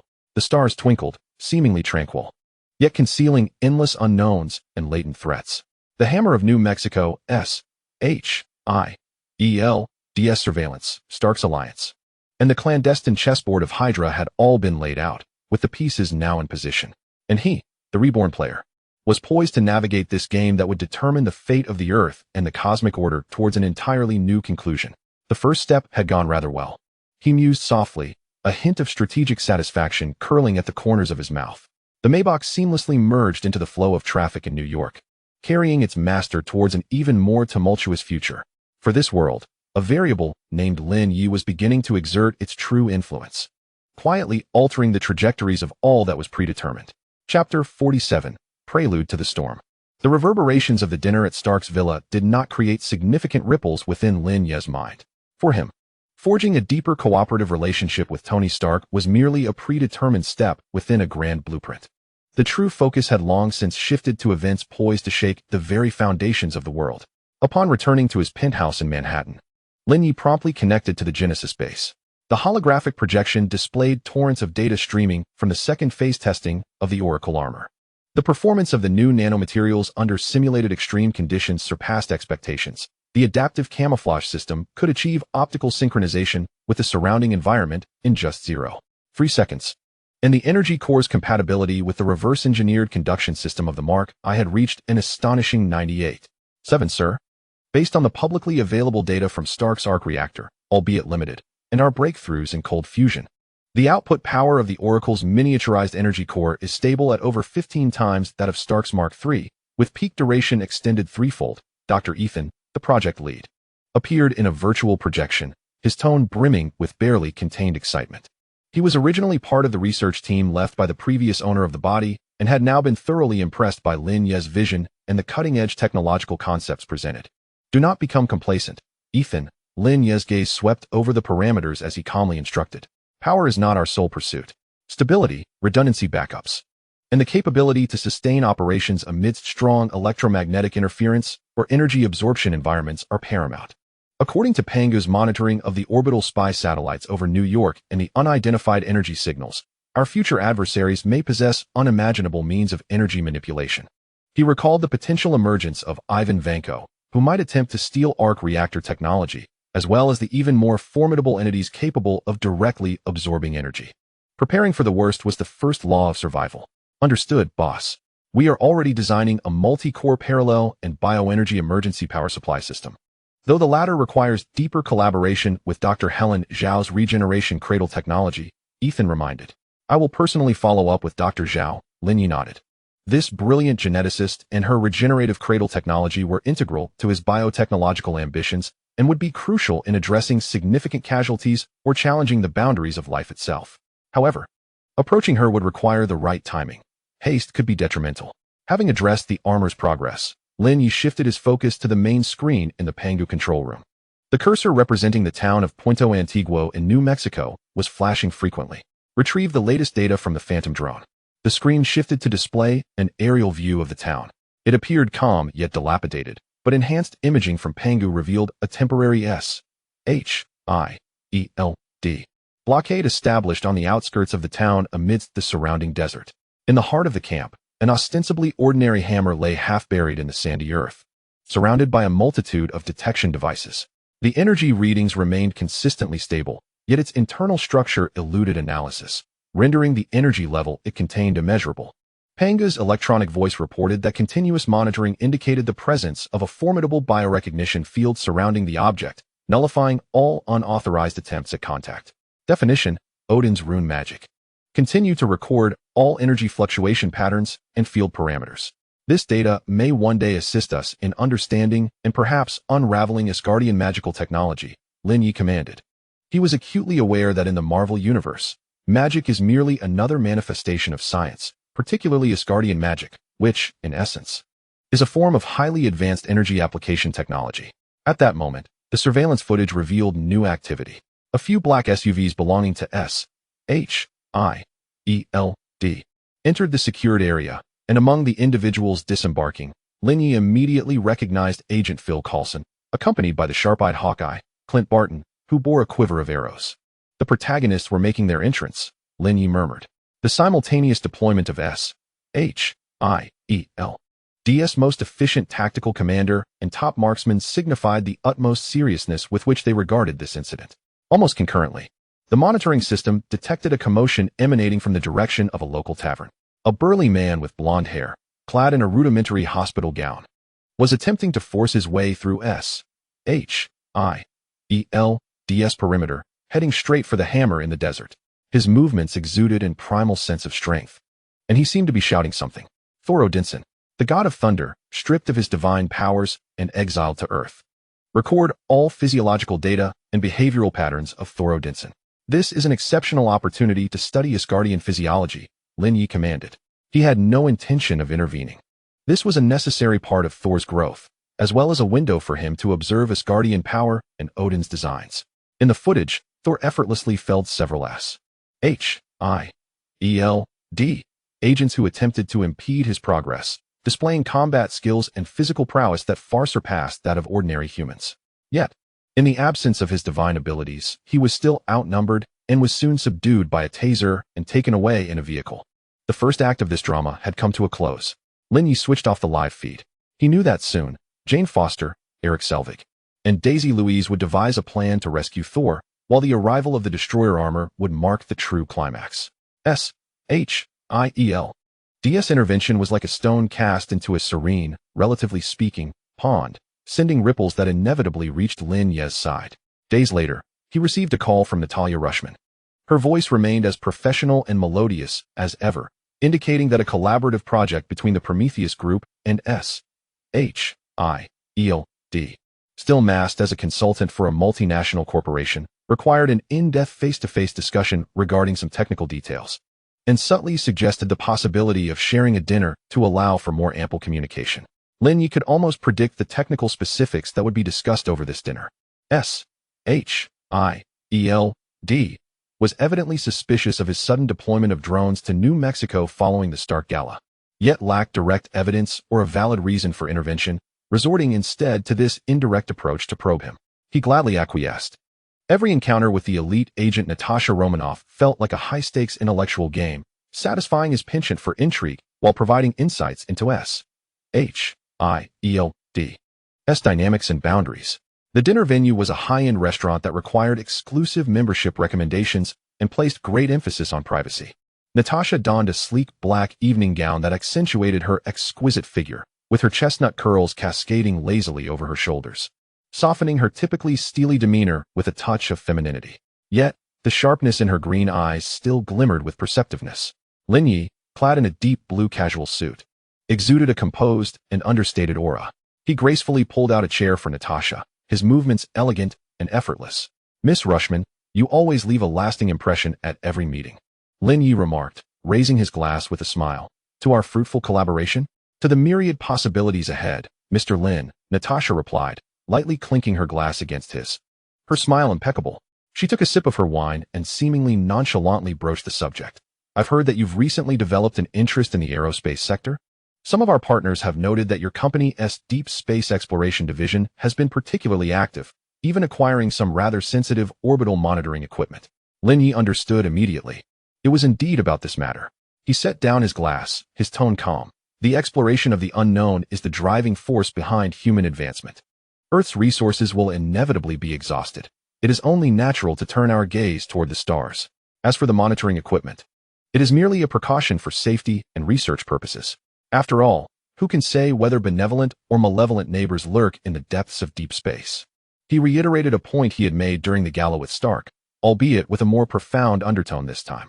Natasha's eyelashes fluttered slightly. She had caught the implication in Lin Ye's words. "Mr. Lin seems particularly concerned about extraterrestrial threats? As far as we know, the mainstream scientific community has yet to confirm the existence of any extraterrestrial intelligent life.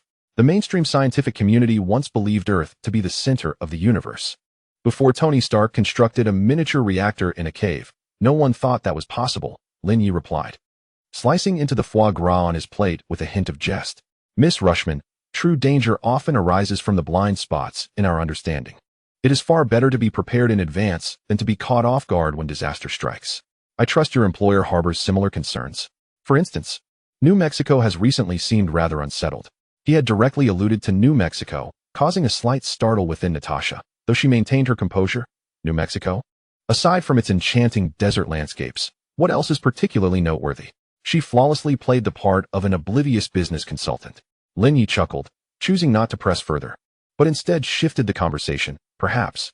"However, I personally believe that collaboration is far more effective than going solo, whether in responding to future crises or venturing into new realms. Stark Industries possesses an advantage in propulsion technology, while Prometheus has accumulated expertise in materials and energy. If we could join forces, we might significantly accelerate humanity's stride toward deep space." He began steering the topic towards broader technological collaboration, painting an ambitious yet commercially logical blueprint for space exploration spearheaded by Prometheus and Stark Industries. This was not only a clever evasion of Natasha's probing, but also a part of his genuine plan to subtly integrate resources through business and technological partnerships, thus elevating the technological level of the entire planet in preparation for future conflicts. Natasha listened intently, her mind racing. Lin Ye's words sounded reasonable, aligned with the ambitions of a top-tier tech magnate. Yet, his mention of New Mexico, coupled with that seemingly all-seeing gaze, left her feeling uneasy. She could not ascertain whether Lin Ye possessed knowledge of information they were unaware of, or if he was merely making conjectures based on keen insight. The dinner unfolded in an atmosphere that appeared congenial, yet was laden with ulterior motives. Natasha endeavored to extract more information regarding Lin Ye's technological sources and ultimate goals from his discourse, while Lin Ye maintained a delicate balance of candor and mystery, showcasing his strengths while safeguarding his core secrets. As the dinner concluded, Natasha had to concede that this probing had yielded limited results. Lin Ye was akin to a deep pool of water. You could cast a stone and create the anticipated ripples, yet you would never truly know what lay hidden beneath the surface. Thank you very much for the dinner and your invaluable insights, Mr. Lin. Natasha extended her hand to bid farewell to Lin Ye, hopeful that their collaboration would yield even more fruitful outcomes. I share your anticipation, Miss Rashman, Lin Ye stated, grasping her hand with a moderate yet deliberate pressure, the timing impeccable. Please extend my regards to your colleagues. Inform them that Prometheus remains ever willing to contribute to the greater cause of safety. This declaration subtly hinted at his awareness of Natasha's affiliation with S.H.I.E.L.D. A flicker of barely perceptible intrigue passed through Natasha's emerald gaze, yet she quickly regained her composure, nodding with a smile before turning away. As she gracefully vanished through the doorway of the dining hall, Lin Ye's smile gradually faded. He understood that S.H.I.E.L.D.'s apprehensions would not dissipate easily.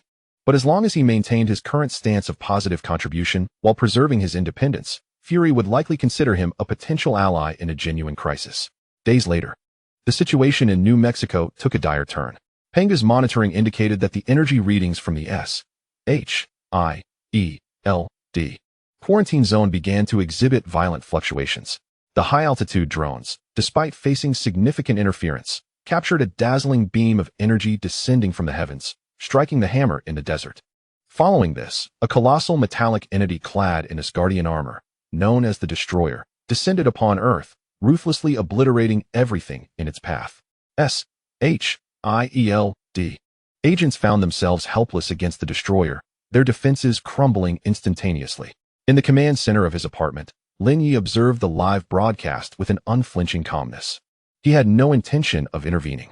This was Odin's test for Thor, an internal matter of Asgard. To meddle would only invite disaster. Moreover, he needed to witness the return of the god of thunder firsthand and gather primary data on Asgard's advanced combat capabilities. In the footage, Thor emerged at a critical moment, sacrificing himself to shield his comrades. His heroism moved Odin, and Mjolnir once again acknowledged him. Reinvigorated with divine power, Thor summoned thunder and engaged in a fierce battle against the Destroyer, ultimately vanquishing it completely. The entire sequence unfolded with breathtaking grandeur, imbued with mythological resonance. Lin Ye meticulously documented the manifestations of Thor's power, energy levels, the Destroyer's attack patterns, and its defensive vulnerabilities. This data would prove vital for any future conflicts. Once the event concluded, the radiant light of the Bifrost whisked Thor and his companions away, while S.H.I.E.L.D. began to tidy up the aftermath, obscuring the truth. The town of Puente Antiguo regained a facade of tranquility, but undercurrents of unrest began to stir. Sir, we have detected a complete disappearance of the Asgardian energy signature. S.H.I.E.L.D. is clearing the scene, and the public relations control protocols have been initiated. Panga reported. Lin Ye nodded, closing the monitoring screen. The incident involving the god of thunder had reached a temporary conclusion, yet its ramifications were just beginning. S.H.I.E.L.D. had encountered authentic extraterrestrial power, their worldview irrevocably shaken, while Hydra's insidious presence within S.H.I.E.L.D. would undoubtedly stir to life. Other factions in the cosmos might also redirect their gaze toward this seemingly inconspicuous blue planet following these events. For him, this signified that his window of preparation had narrowed considerably. He approached the information console, observing that the countdown for the final test of the Oracle armor had dwindled to a mere 72 hours. Beside the armor lay the conceptual designs for Panga's proposed near-Earth orbital defense platform, along with threat assessment documents marked with keywords such as Cosmic Cube, Chitauri, and their mothership. The air thickened with the scent of impending turmoil. Lin Ye inhaled deeply, his eyes sharpening with determination.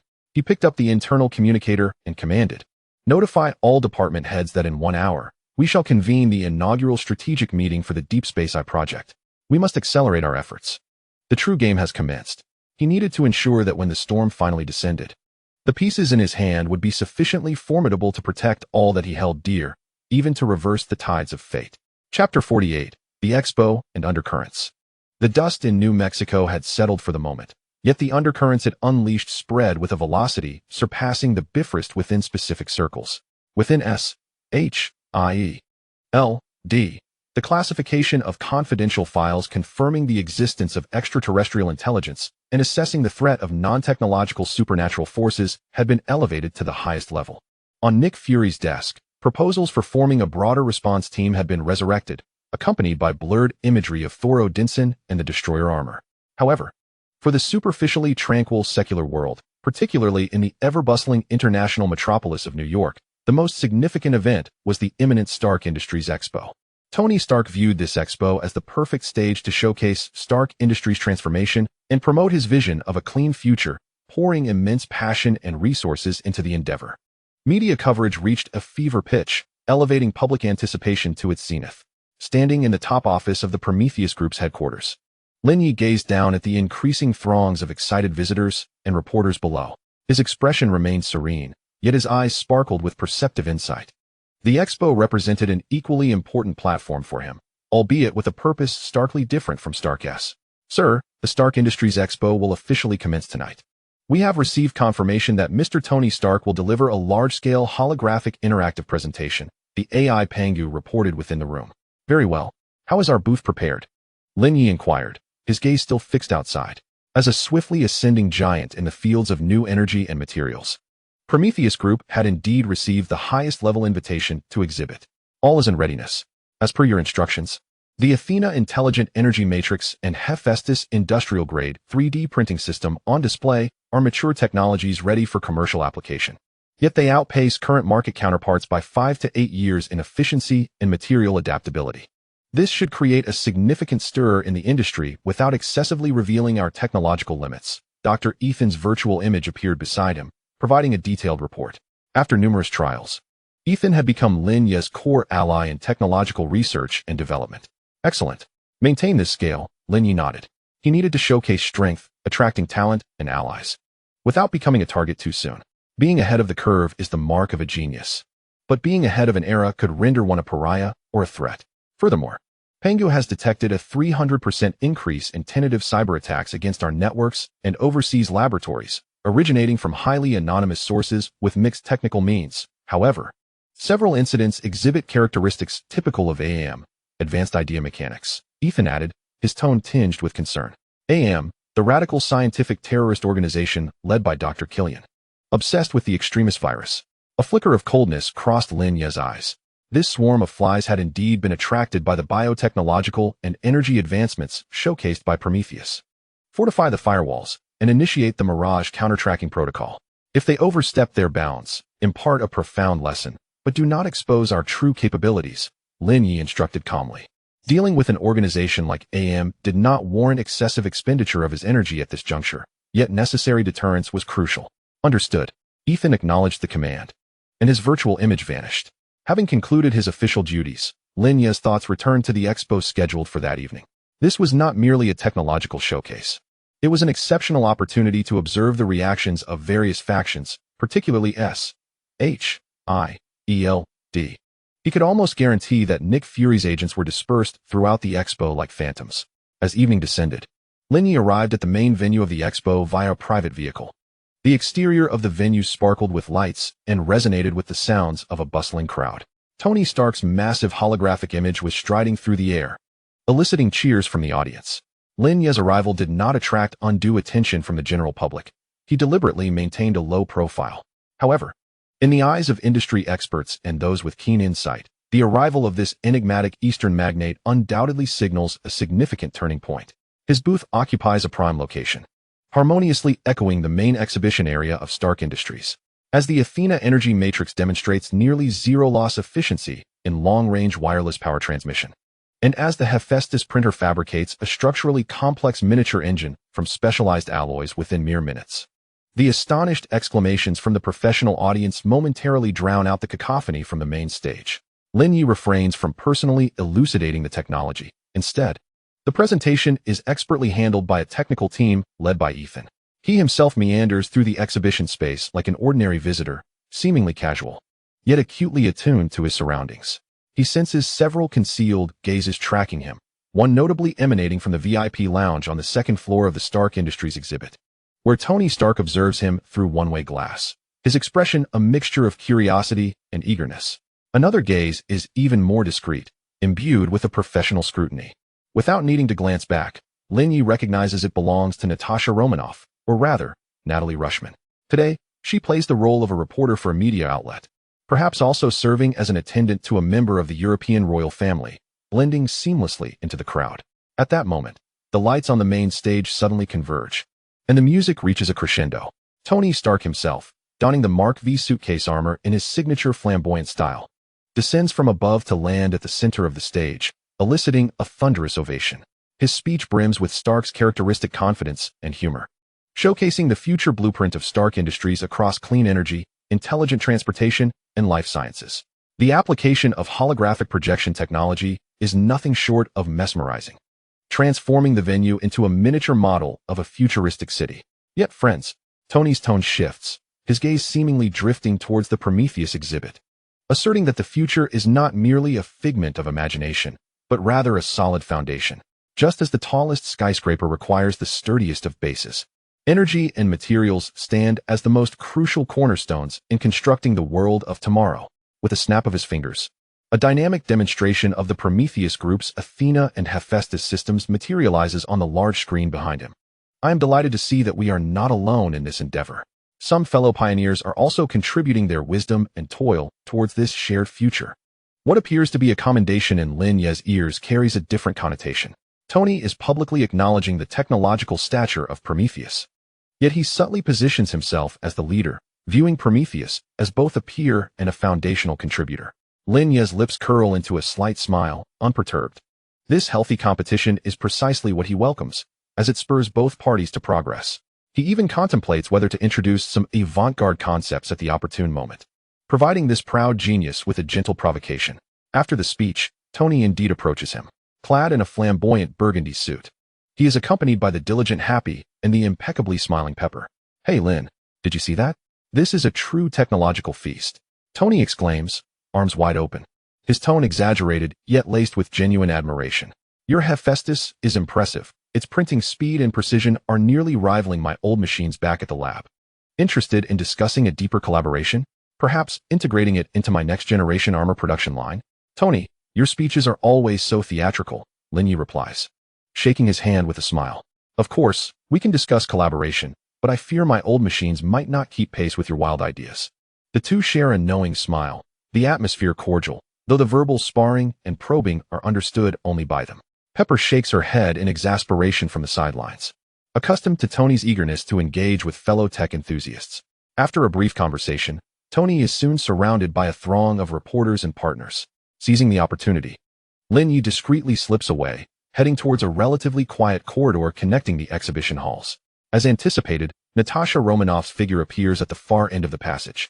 As if by coincidence, "Mr. Lin, what a stroke of luck," she greets, attired in a sharp navy professional suit, her chestnut hair elegantly styled, exuding competence. A recording pen and notepad in hand, she assumes the role of a financial journalist. "Ms. Rushman, or rather, Agent Romanoff," Lin Ye halts, directly unveiling her identity in a calm tone. This setting does not seem suitable for an in-depth interview. Natasha's pupils constrict ever so slightly, though her professional smile remains unwavering. "Mr. Lin, your perceptiveness is indeed remarkable. However, I am merely here as an observer today. Mr. Stark's vision is grand, and your company's technology presents a tangible possibility for its realization." Skillfully sidestepping the identity issue, she redirects the conversation back to the Expo. The value of technology lies in its application, in whether it can enhance the world or render it safer. Lin Ye speaks with intention, alluding to the events in New Mexico. If there had been more advanced warning and defense systems, perhaps many unnecessary losses could have been averted. He references New Mexico once more. Natasha's internal alarms ring loudly. Lin Ye's understanding of SHIELD's covert operations seems to surpass their estimates. She responds, maintaining her composure, "It appears Mr. Lin is quite concerned with global security. I wonder if the Prometheus Group has any foundational achievements in defensive technology?" Defense sometimes requires more wisdom and technical reserves than offense. Lin Ye refrains from giving a direct answer, instead gesturing towards an impressive urban defense system model on display at Stark Industries. "Tony favors visible shields, whereas I might lean towards constructing an invisible safety net." Glimpsing at the time, he smiles, "Apologies, Ms. Rushman, but I have a meeting to attend. I look forward to a deeper exchange with your employer next time." With that, He politely nods and turns to leave, leaving Natasha standing there, her thoughts a tumultuous sea. Lin Ye's words, seemingly vague, convey a wealth of information. He is aware of SHIELD's existence and operations, possesses defense technology concepts that surpass public knowledge, and even implies a willingness to collaborate with SHIELD. Natasha promptly encrypts the content of their brief conversation and relays it back to headquarters. Lin Ye, this variable, will likely need a reassessment of his risk and potential value levels within SHIELD's evaluation system. The first day of the Expo concludes amidst the superficial glamour and clamor. Yet for Lin Ye, the true gains lie not on the exhibition floor, but in the intangible exchanges and acquisition of information. He has confirmed Stark's stance, probed SHIELD's limits, and inadvertently issued a warning to AM. Upon returning to his apartment, Lin Ye does not rest. Instead, he descends directly into the underground command center, linked to the Genesis base. Pengu. Retrieve and analyze the movement trajectories and communication records of all marked personnel during the Expo. Processing analysis complete. Confirmation of 7 SHIELD agents, with a focus on Tony Stark and several military representatives involved in classified projects. Additionally, 2 suspected Hydra infiltrators were identified, with their communication content encrypted at a high level. But keywords related to the Insight project infrastructure were captured. The mention of the Hydra Insight project causes Lin Ye's expression to sharpen. The specter of Zola's algorithm has begun to wander, and earlier than he anticipated. Continue monitoring, with a focus on marking all information related to the Insight project, Zola's algorithm. And Alexander Pierce. Command confirmed. Having processed this information, Lin Ye cast his gaze toward the opposite side of the main screen. There. The countdown for the final test of the Oracle armor had dwindled to a mere 24 hours. Simultaneously, the energy characteristic analysis report of Asgard, updated based on the data from the Thor incident, had been generated. While it could not fully decipher the magical runes, it provided a deeper understanding of the patterns and intensities of energy fluctuations. The impending storm felt increasingly palpable. The Stark Expo served as a prelude to revelry. Yet following the festivities, the true test would soon follow. Lin Ye took a deep breath and activated the communication channel of the Genesis source. Ethan, how are preparations for the final test? All set, boss. Every system is functioning optimally, awaiting your command. Excellent. A sharp glint flickered in Lin Ye's eyes. Proceed as planned. Upon completion of the test, the Oracle will enter a state of full combat readiness. He approached the expansive global strategic map, surveying the various potential threat points marked upon it. The names of the Chitauri, Dark Elves, and Thanos loomed overhead like the sword of Damocles.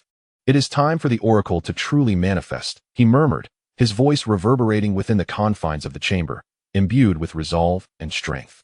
The lights of the Expo had dimmed, yet beneath the night sky of New York, a more clandestine and radiant light was poised to illuminate the Genesis source base, heralding the arrival of a new guardian to this perilous stage. Chapter 49. The Oracle's First Cry and the Hammer from Beyond.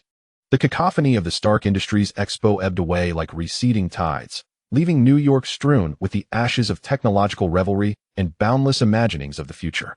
However, for Lin Ye, the true spectacle was just beginning to unfold within the secluded confines of the Genesis source base. In the depths of the base, the atmosphere was so tense it felt as though it could be wrung out. The vast space had been simulated into various extreme environments, from icebound tundras to molten lava fields, from regions of intense electromagnetic interference to vacuum low-pressure chambers. Dr. Ethan stood before the control console, fine beads of perspiration dotting his brow. Despite his unwavering confidence in the Oracle armor, this was the final test, and there could be no margin for error. All core research personnel held their breath, their eyes fixated on the sleek silver-gray figure at the center of the arena. Through the base's neural connection system, Lin Ye synchronized his senses with the Oracle armor. Standing at the starting point of the test site, he felt the cool touch of the nanomaterials adhering to his skin, alongside the stable and powerful flow of energy from the miniature core within. This sensation of empowerment starkly contrasted with the desolate figure that had perished in despair on a rainy night in his previous life. Final comprehensive test. Phase 1. Extreme environment adaptability, commencing. Ethan's voice resonated through the communication channel. At the moment the command was issued, the environment simulator within the test site sprang into action. A biting wind laden with ice particles swept in, plummeting the temperature to -60 degrees. Ordinary metals would become as fragile as glass. Yet the nano-units on the surface of the Oracle armor swiftly adjusted their structure to form an insulative layer, allowing the internal temperature control system to function steadily. Lin Ye felt not a whisper of cold. The scene then shifted to a scorching desert, the ground temperature soaring above 80 degrees. The armor's thermal energy dispersion system operated efficiently, converting excess heat into auxiliary energy. A succession of unimaginable harsh environments followed: vacuum, high pressure, and intense radiation. The Oracle armor stood as a most loyal fortress, perfectly shielding its occupant, with all data metrics remaining within the green safety range. Phase 1 complete. All systems performed excellently. The control console erupted with cheers. Lin Ye calmly responded. Proceed to Phase 2, mobility and firepower testing. The propulsion units at the feet and back of the armor expelled an ethereal blue ion stream, propelling the Oracle into the air as it executed a series of intricate tactical maneuvers, rapid stops, turns, and rolls, its movements as fluid as a cheetah, far surpassing any active combat mech. Simultaneously, the pulse energy cannons mounted on its arms precisely targeted and obliterated rapidly moving targets, while shoulder-mounted micromissile bays unleashed intelligent missiles that navigated the complex obstacle course with ease, accurately striking concealed objectives. Mobility exceeds design specifications by 15. Firepower system accuracy at 100. Ethan's voice was tinged with exhilaration. Final phase, information warfare and stealth capability testing. Lin Ye commanded. This was the core advantage that distinguished the Oracle armor from Iron Man's suit. The nano-units on the armor's surface commenced simulating the light and textures of the surrounding environment. And within a mere 2 seconds, the Oracle vanished from plain sight, even leaving behind only an almost negligible signal on the most advanced infrared and radar detectors. Meanwhile, the Pangu artificial intelligence interfaced with the armor system, instantly infiltrating the simulated enemy command network of the test site, incapacitating their communications, and feeding back a wealth of false information. Optical camouflage perfect. Signal characteristics reduced to a minimum. Information suppression success rate at 98. Ethan nearly shouted the final results. The entire test site erupted into enthusiastic applause and cheers. After months of arduous research and development, the Oracle armor had finally passed all stringent tests, its overall performance far exceeding expectations, particularly in information warfare and adaptability, establishing an absolute advantage over contemporary technological weaponry. Lin Ye disengaged from the neural connection and stepped out of the armor. His expression held little excitement. Instead, it bore a calmness that seemed almost expected. He gently patted the cool armor, as one might caress a flawless work of art. Well done, everyone, Lin Ye addressed Ethan and the research team. But this is merely the beginning. The Oracle requires the crucible of combat to truly evolve. Initiate development of Oracle version 15, focusing on enhancing defenses against energy attacks, particularly magical and cosmic energies, as well as capabilities for space warfare. Understood, boss. The team responded in unison, spirits soaring. The joy of success was fleeting. Lin Ye swiftly redirected his attention to the broader picture. He returned to the control room and inquired of Pangu. Any updates from New Mexico? Sir, the Phantom drone has returned with the latest analysis report. An anomalous energy field persists around the target object, Thor's hammer, but its intensity exhibits periodic fluctuations, with a 73 similarity to the residual energy of the Bifrost. Additionally, SHIELD has established a permanent observation post in the area, overseen directly by Agent Phil Coulson. A holographic projection displayed an aerial view of the town of Puente Antiguo, with SHIELD's camp clearly visible. Lin Ye's gaze deepened. He understood that the narrative involving Thor was about to commence. This was not merely a window into Asgard's powers, but also an opportunity for intersection with SHIELD and the future Avengers. Maintain the highest level of covert surveillance. Record all energy fluctuations, personnel movements, and anomalous events. Particularly, if any individual's anomalous to reason approach that hammer, notify me immediately. Command confirmed. Having addressed these matters, Lin Ye reviewed the public opinion reports and business intelligence following the Stark Industries Expo. As anticipated, the technology showcased by the Prometheus Group had caused a tremendous sensation, with stock prices soaring and collaboration invitations pouring in like snowflakes. However, certain discordant notes began to emerge, as several think tanks with military backgrounds published reports subtly warning of the potential risks posed by emerging tech giants to national security. Some international competitors began to conspire, attempting to create obstacles in standard setting. As the adage goes, the tree desires stillness, yet the wind will not cease. Lin Ye snorted softly.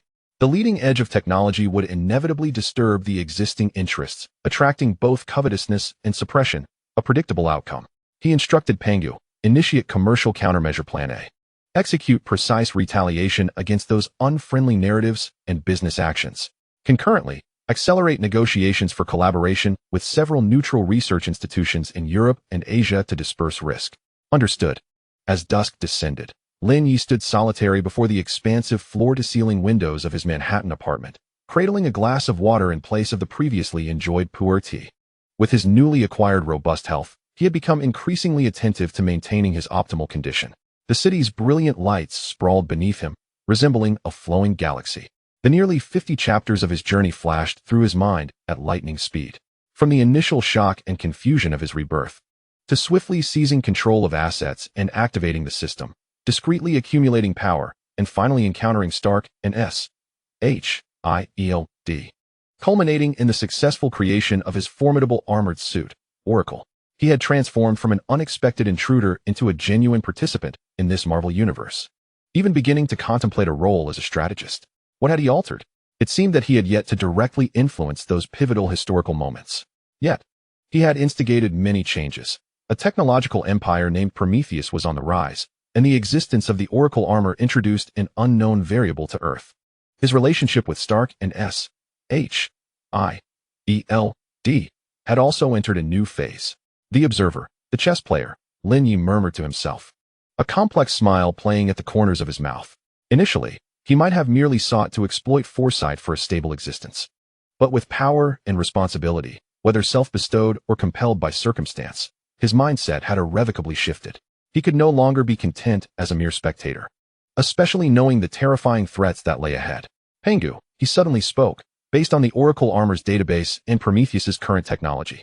Simulate the construction of a minimal global emergency defense network prototype, covering major population centers, and focus on assessing interception efficiency against high-speed, high-density small targets, akin to Chitauri individual flying devices. The mission was established, and simulation calculations commenced, projected to require 72 hours to complete the preliminary model. This was a monumental endeavor, far from being accomplished overnight. Yet, Lin Ye understood that he must commence action. The Battle of New York may have seemed distant, but it was, in fact, looming ever closer. He raised his hand, gently pressing it against the cold glass, as if to touch the pulse of the city. The mirror-like reflection revealed his resolute and profound gaze. Iron Man had already made his entrance, and Thor was soon to return. Thus, it was time for his oracle to showcase itself to the world. The first volume of this tale drew a brief pause at this moment. Yet, a grander symphony, a surging undercurrent, was poised to erupt beneath the calm surface. Lin Ye, this reborn technological mogul, was about to plunge deeper into the vortex of the Marvel Universe, penning a legend that belonged to either a tech hero or a prophet in his unique manner. Meanwhile, in the deserts of New Mexico, a hammer that no one could move quietly awaited its master, anticipating the gears of fate that would stir the world. Chapter 51, New Objectives, Foundations, and Blueprints. The first rays of morning sunlight filtered through the colossal floor-to-ceiling windows of the penthouse apartment, casting a warm glow upon Lin Ye's face. He stood at the window, gazing down upon the gradually awakening city of New York. The skyscrapers resembled a forest of steel as the streets began to converge into a river of traffic. This vibrant yet perilous city was not only the stage for his new life, but also the home he was bound to protect. 2 weeks had elapsed since that night in the New Mexico desert, when he beheld the arrival of Thor's hammer. That brief expedition had served as a powerful wake-up call, resonating within his heart. The vastness and mystery of the universe, along with the existence of the realm of Asgard, incessantly reminded him that the threats facing this world extended far beyond the terror organizations and clandestine forces on Earth. Master, your breakfast is ready, and today's global news briefing has been compiled. A gentle yet rational electronic voice resonated within the room, emanating from the omnipresent hidden speakers. This was Pangu, the artificial intelligence he had created, now in a phase of rapid growth. Thank you, Pangu. Lin Ye turned and strode toward the dining area. The table was adorned with a breakfast that catered to his taste, a fusion of Eastern and Western cuisines, while a pale blue holographic interface hovered nearby, displaying a rolling stream of concise news headlines and key data. As he dined, he swiftly perused the information. Stark Industries had announced a new clean energy collaboration, While Pepper Potts' visage frequently graced the financial sections, the Daily Bugle continued its relentless coverage of blurry photographs of Spider-Man, the authenticity of which remained dubious. Meanwhile, various anomalies and unsolved mysteries sporadically appearing across the globe were overlooked by mainstream media, yet keenly detected and flagged by Pangu. One particular news brief regarding a suspected violent explosion in the slums of Rio de Janeiro, accompanied by an unusual green glow, caught Lin Ye's attention momentarily. He recognized that it was no ordinary explosion. It was the chaos triggered by Dr. Bruce Banner's future alter ego, the Hulk, as he evaded General Ross's pursuit. Another pivotal moment was imminent. However, he refrained from issuing immediate directives. He needed to contemplate and strategize. After finishing his breakfast, Lin Ye entered his study. A wall silently slid open, revealing a concealed high-speed elevator. The elevator descended vertically, reaching the core area deep within the building, his private laboratory, the geneticist's source. In stark contrast to the opulent modern style of the top floor, the geneticist's source laboratory exuded a cold, technological ambience. Silver alloy walls emitted a soft glow from shadowless lights, while an array of precision instruments operated in meticulous order, filling the air with a faint scent of ozone and lubricants. At the center of the laboratory, a vast platform was isolated by multiple layers of energy barriers, upon which a sleek silver-blue suit of armor underwent final adjustments by several mechanical arms. The armor's surface shimmered with a subtle luster, a unique phenomenon resulting from the fusion of vibranium molecules and specialized nanomaterials. This was the culmination of his efforts, the first generation of the Oracle armor, nearing completion. Lin Ye approached the main control console, his fingers dancing swiftly across the virtual keyboard, calling up the armor's complete data model. Pangu, report the final testing progress of the Oracle armor. Instantaneously, the holographic projection displayed a 3D structural diagram of the armor, alongside a plethora of dense data streams. Master, the overall completion of the Oracle armor stands at 98.7. The integration of the Vibranium frame with the external nanocomposite armor has reached 99.99, and the energy conduction efficiency exceeds the expected value by 53. The Tai Chi energy core operates stably, with a peak output power 18 times that of Stark's Mark IV arc reactor, and its volatility is lower than 30. The weapon systems are fully calibrated, and the stealth module's propulsion system is in optimal standby condition. What constitutes the remaining 13? Lin Ye inquired, his gaze sharp as it scanned each data point. Primarily, it pertains to the tactical AI assistance system's deep learning and adaptive debugging. Currently, the system can handle 95 of preset combat scenarios. However, its decision-making efficiency in extremely complex, variable-laden chaotic battlefield environments still requires enhancement. It is anticipated that a minimum of 120 hours of real combat data feeding is necessary to achieve a perfect synchronization with your thought processes. Lin Ye nodded. This was within his expectations. No simulation could rival the insights gained from actual combat. Tony Stark's J.A.R.V.I.S. had been refined through countless battles, and Pangu and the armor's AI required a similar evolution. What analysis do you have regarding the New Mexico incident? Lin Ye temporarily shifted the topic away from the armor. He needed to hear the insights of this increasingly intelligent AI. Pangu's electronic voice seemed to carry a hint of contemplation. Based on the recorded energy spectrum anomalies and the physical phenomena you witnessed firsthand, the hammer of Thor being immovable, it can be determined with 99.98 certainty that the object corresponds closely with Mjolnir, the hammer of the Norse god of thunder. This confirms the existence of the Asgardian pantheon, whose technological or magical capabilities far surpass Earth's current understanding. The incident underscores that Earth exists within a grander cosmic framework, necessitating a re-evaluation of the magnitude and nature of external threats. What is the conclusion? Lin Ye inquired. The conclusion is that a singular, passive response strategy is no longer sufficient to confront the challenges of the future. Master, you require a more formidable power, not just personal strength, but also a solid foundation.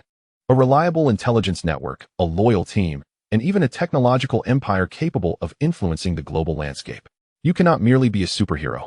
You must become one of the cornerstones safeguarding this planet, perhaps even a rule maker, he continued. Lin Ye nodded slightly, finding Pangu's analysis resonant with his own thoughts. At the onset of his rebirth, his desire was simply to utilize his prophetic advantages and system benefits to live securely, while striving to rescue those characters whose fates were fraught with hardship. However, as time progressed, particularly after experiencing the vastness and peril of this world firsthand, his perspective shifted.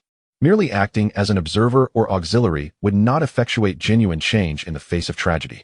The Chitauri army unleashed by Loki, Ultron's ascent in Sokovia, Thanos' snap, these calamities demand a more potent force for confrontation. He needed to establish his own influence, to forge a shield and sword of his own.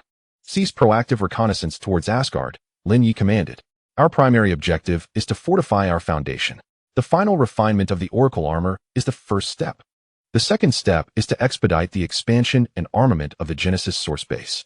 The third step is to begin constructing a global monitoring and early warning network. Centered around Pangu. Understood. Resource allocation priorities have been adjusted. The second phase of the base's expansion, which includes the addition of living support areas, advanced biological laboratories, and large hangars, will commence today. The global network node layout has been optimized, with preliminary coverage of major cities and strategic locations expected within 6 months. Excellent. Lin Ye approached the Oracle armor, his fingers brushing against the cool surface of the armor. The unique texture of Vibranium brought him a sense of reassurance. This suit of armor was more than a mere weapon. It was the starting point of his grand vision and a bastion of his confidence. He recalled Natasha Romanoff, the Black Widow who had infiltrated his life under the guise of Natalie. Over the past weeks, their interactions maintained a delicate equilibrium. In public, she was the capable and charming executive assistant, while in private, their conversations occasionally transcended professional boundaries, delving into technology, philosophy, and even touching upon the blurred edges of personal histories. He sensed the sharpness and complexity beneath her icy exterior, as well as her growing curiosity about him mingled with a barely perceptible wariness. Shield and Nick Fury were undoubtedly keeping a close watch on him. During the incident involving Thor's hammer, although he did not make a direct appearance, Fury was certainly aware of his presence. This tacit understanding was the current baseline of their mutual accord.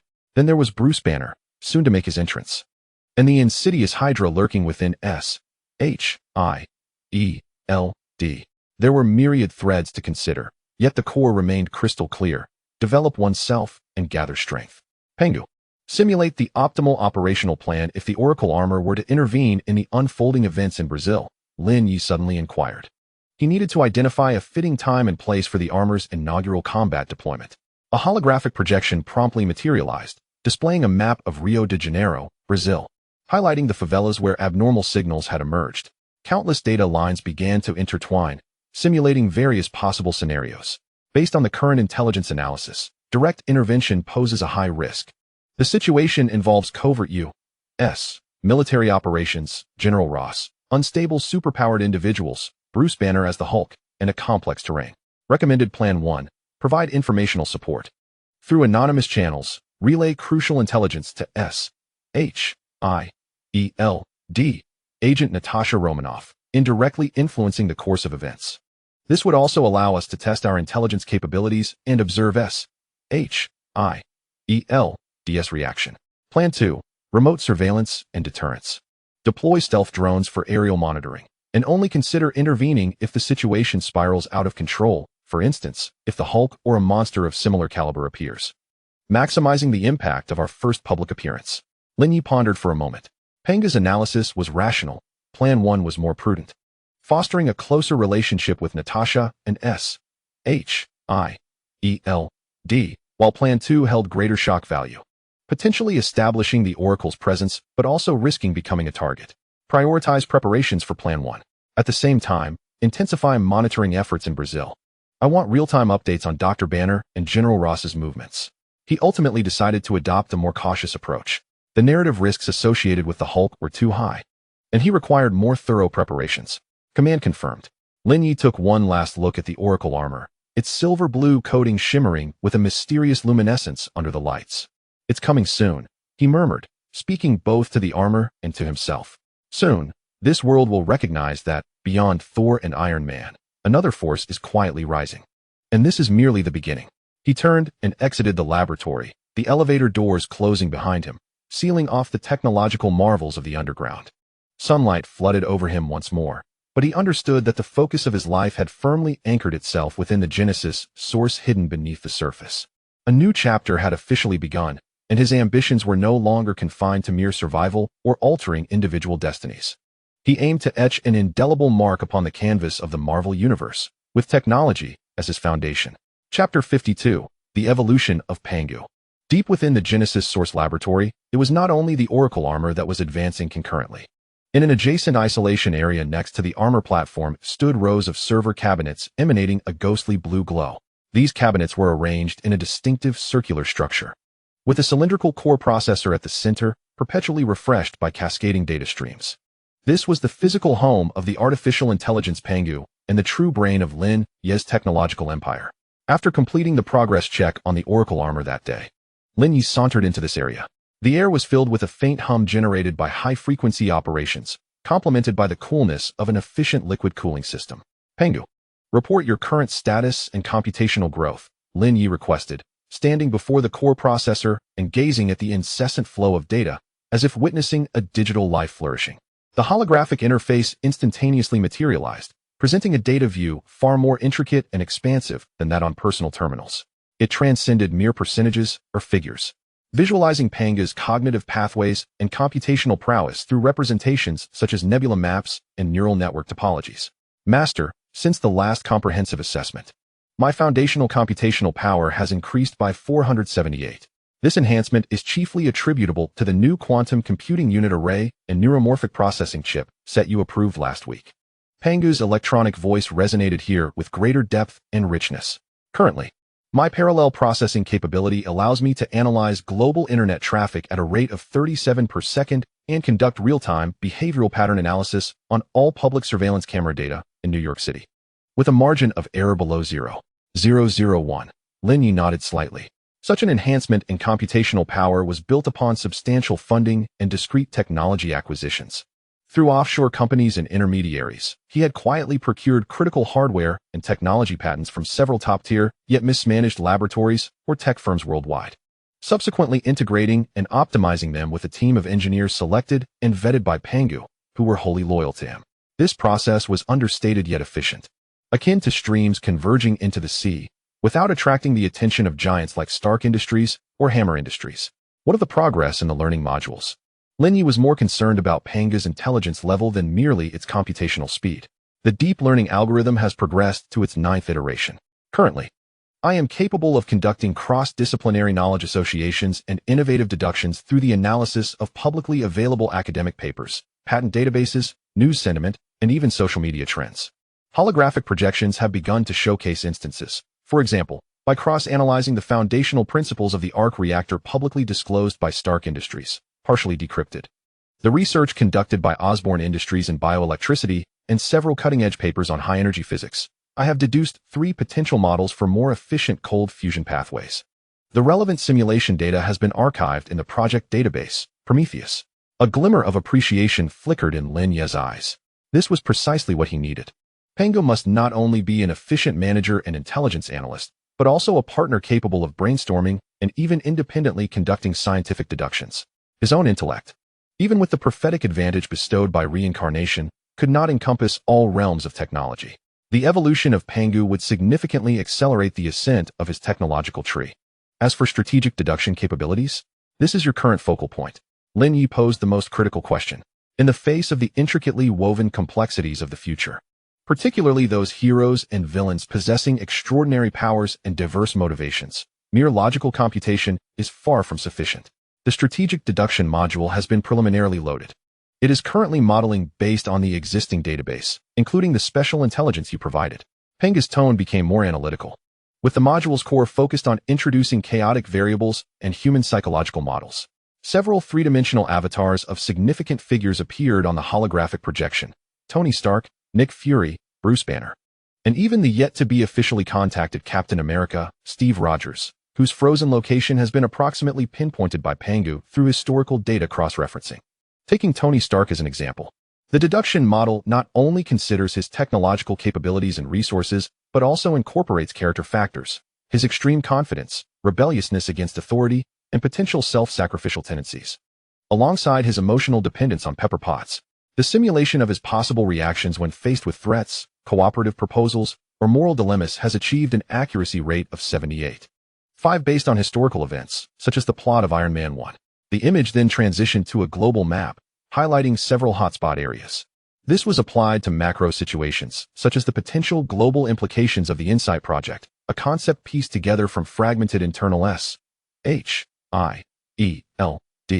information, if maliciously exploited, or a comparative analysis of different landing points for the Chitauri invasion and corresponding response strategies. Currently, the accuracy of event deductions dominated by linear logic is relatively high, but there exists considerable uncertainty in outcomes for events heavily reliant on randomness or extreme personal emotional fluctuations. This is already commendable, Lin Ye affirmed, acknowledging that uncertainty is inherently part of the future. What we need to do is maximize our winning probability rather than pursue absolute predictions. Continue to optimize your model, particularly for potential hostile forces, such as AM. Hydra's upper echelons, with a focus on Alexander Pierce, John Garrett, etc., and extraterrestrial entities, notably the Chitauri and Kree, in behavioral pattern analysis. The directive has been recorded, and its priority has been elevated. I must remind you, Master, that deep strategic deduction consumes vast computational resources. During highly complex deductions, there may be a temporary reduction in processing speed for other non-core tasks. Acceptable. Set the deduction tasks to occur during nighttime when the data center load is lower.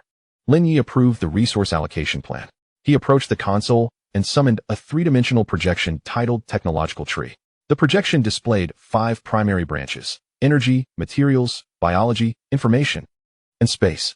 Each branch contained countless more refined nodes, some illuminated, indicating mastery or near mastery, while the majority remained in a gray state.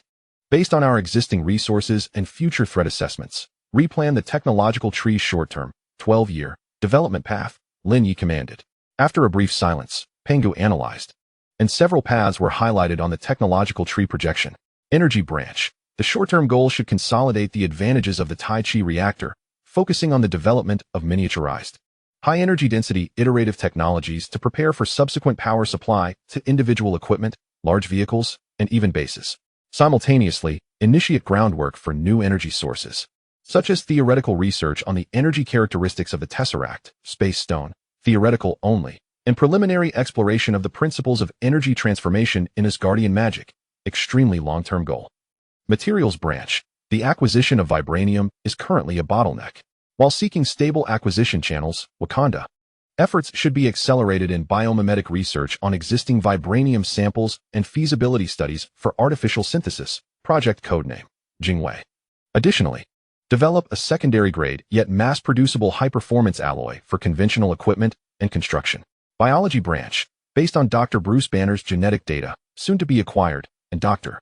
Helen Zhao's forward-looking research on regenerative cradle technology. The short-term goal should concentrate on advanced trauma, rapid healing, and enhancement of human functions, not via the super soldier serum route, as well as protection and treatment against specific biochemical radiation threats. This serves as the technological foundation for a long-term commitment related to Ms. Natasha Romanoff, restoring fertility. At the mention of Natasha, Lin Ye's gaze softened for a moment. The priority of the biology branch has been appropriately advanced. Understood, adjustments made. Information branch. The core lies in my continuous evolution. Short-term goals include establishing a global surveillance network independent of the internet, a quantum encryption communication network, Hongming network, and developing defenses and countermeasures against electronic warfare mind control, such as Loki's scepter. Space branch. Currently the weakest foundation, yet of immense long-term significance. The short-term goal is preliminary theoretical accumulation, including monitoring Dr. Aaron Hand's S.H.I.E.L.D. research related to spatial teleportation, deep analysis of spatial fluctuation data at the Thor's Hammer arrival point, and beginning to conceptualize the theoretical foundation for future space vessels. Lin Ye scrutinized this clear path diagram. Pengu's planning was rational and visionary, aligning perfectly with his strategy of solidifying foundations to address crises while looking to the future. Excellent. Proceed along this path. The resource allocation order is as follows: information, energy, biology, materials, and space. The plan has been locked, and the resource allocation scheme is being generated. Just as Lin Ye was preparing to delve deeper into a specific technical detail, Pengu suddenly emitted a gentle, alert tone. Master Miss, Natalie Rushman is at the entrance of your penthouse, carrying documents requiring your signature, and she reminds you of a video conference concerning the Asia-Pacific market expansion in 10 minutes. Lin Ye snapped back from the immersive technological planning. Right, he still had a visible company to manage, along with a charming yet perilous assistant dispatched by S.H.I.E.L.D. He activated the internal communication system, instructing her that he would be up shortly. Lin Ye adjusted his expression, retracting the sharp gaze belonging to the omnipotent creator source, transforming back into the image of a young, affluent, and exceptionally talented business magnate. He cast one last glance at the silently operating Pangu core and the technological tree blueprint. The underground world was preparing for the storm of the future, while life above ground was equally a performance requiring careful portrayal. As he ascended in the elevator, Pangu's voice echoed through his private earpiece. Based on behavioral pattern analysis, Ms. Natalie appears to be more focused on your recent itinerary than usual today, particularly any plans that may involve leaving New York.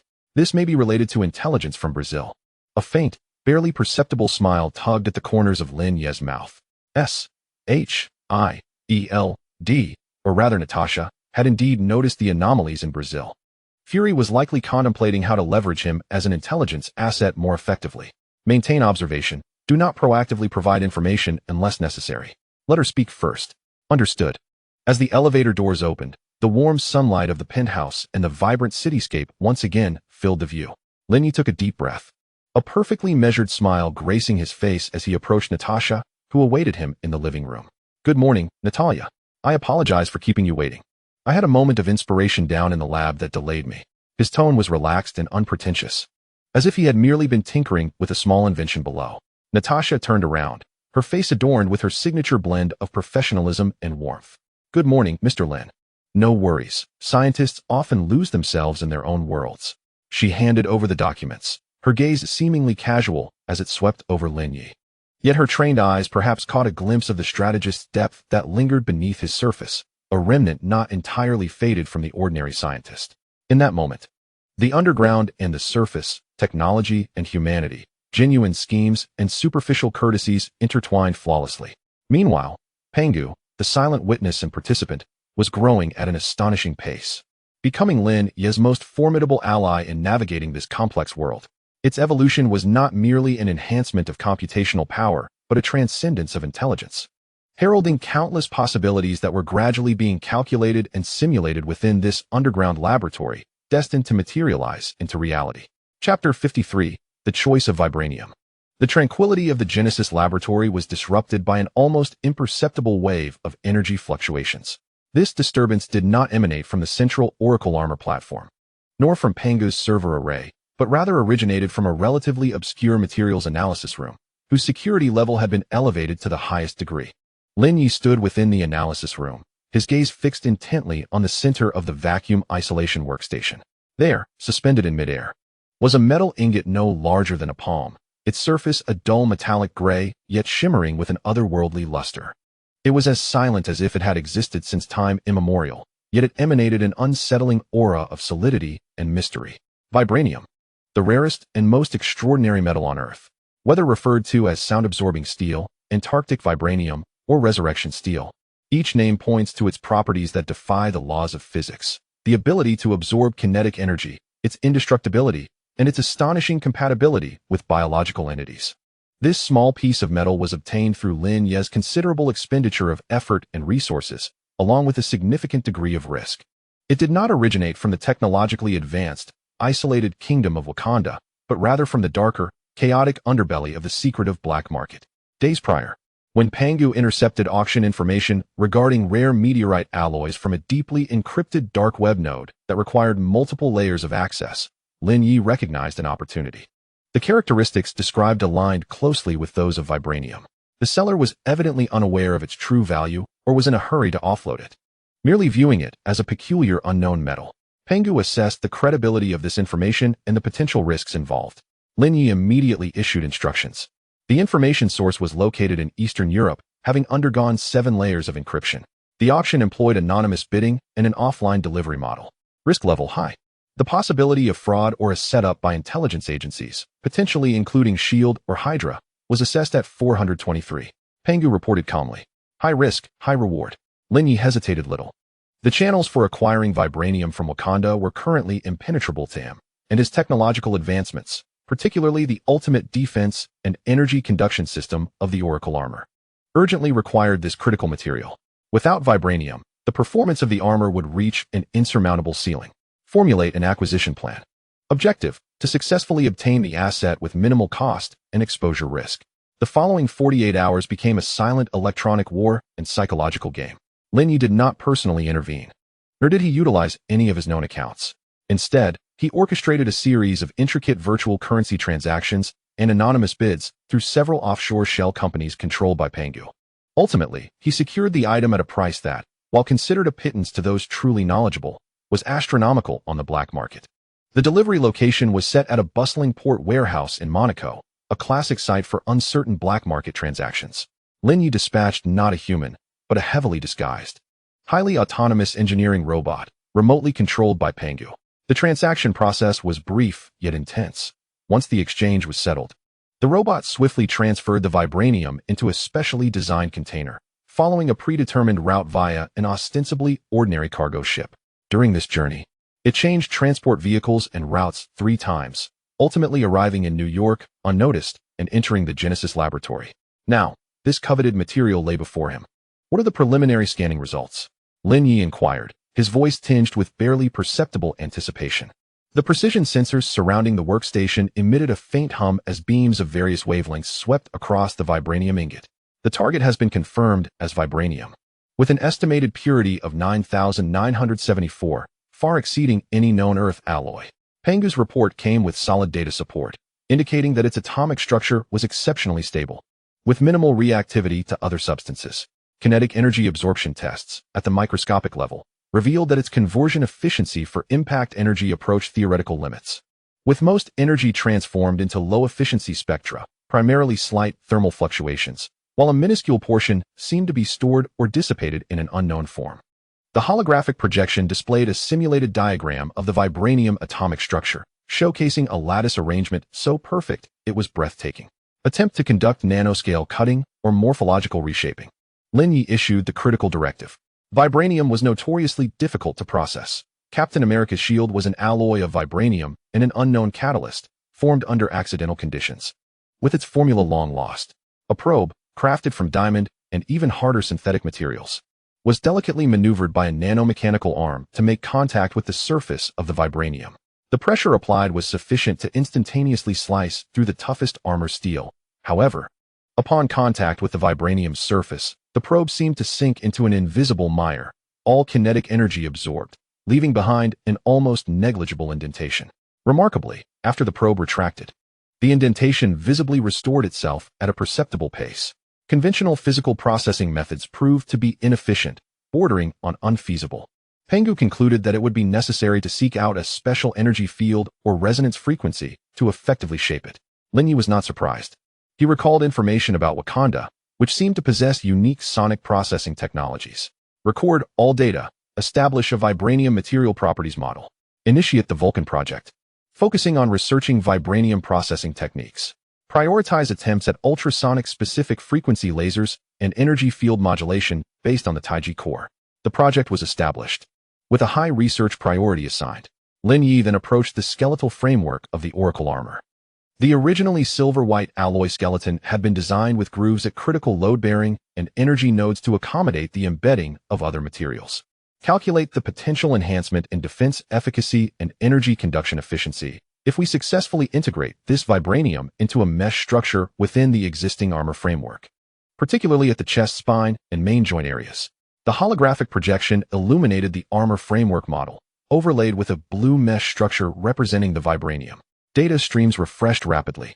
Simulation complete. By reinforcing critical areas with a mesh structure, the overall defense strength is expected to increase by 300 to 450%. With particularly notable improvements in resistance to kinetic attacks, including high-energy impacts from armor-piercing projectiles. The efficiency of energy conduction is anticipated to exceed 80, signifying that the core output of Tai Chi can be transmitted more effectively to weapon systems and propulsion units, resulting in a qualitative leap in the maneuverability and sustained firepower of the armor. Concurrently, the biocompatibility of Vibranium may lay the groundwork for the future integration of more advanced biosensors or neural link interfaces. 300 to 400. Lin Ye inhaled deeply. This increment is nothing short of astonishing. It implies that the Oracle armor will stand nearly invincible against the majority of conventional weaponry, and even some superpowered assaults. The enhancement in energy conduction addresses the bottleneck of high-performance weapons and prolonged combat duration. However, Master, I must caution you of the risks. Pengu's voice remained as rational as ever. Firstly, the processing technology poses the greatest obstacle. Secondly, there is the issue of Vibranium's source. Although this black market transaction is discreet, it is by no means infallible. Wakanda is exceedingly sensitive to the external flow of Vibranium. Should they trace any clues, it could precipitate unpredictable diplomatic or even military repercussions. Lastly, the unique energy signature of Vibranium may attract the attention of certain organizations with advanced detection capabilities, such as the higher echelons of S, H, I, E, L, D, or potential cosmic forces. The balance of pros and cons is strikingly clear. The advantages include a monumental leap in the armor's performance and significantly enhanced survivability. The drawbacks encompass potential technical challenges and future complications that may arise. Lin Ye remained silent for a moment, his fingers gently tapping the edge of the control panel. His gaze swept over the tranquil Vibranium before shifting to the nearby sleek and powerful armor framework. The future adversaries include the Chitauri army, Ultron, and Thanos' dark cult. Without materials of Vibranium's caliber, relying solely on Earth's existing technology would be akin to throwing eggs against stones. The threat from Wakanda is a matter for the future, while the crisis at hand is imminent. Moreover, possessing Vibranium inherently increases the leverage for future dialogues or even collaborations with Wakanda. The risks are manageable. Lin Ye ultimately made his decision. Address the processing technology challenges by concentrating resources to overcome them. As for the sourcing issue, initiate the fog protocol to thoroughly eliminate all traces of this transaction, both digital and physical, while ensuring the relevant intermediaries undergo necessary memory alteration through non-lethal biotechnology or psychological suggestion.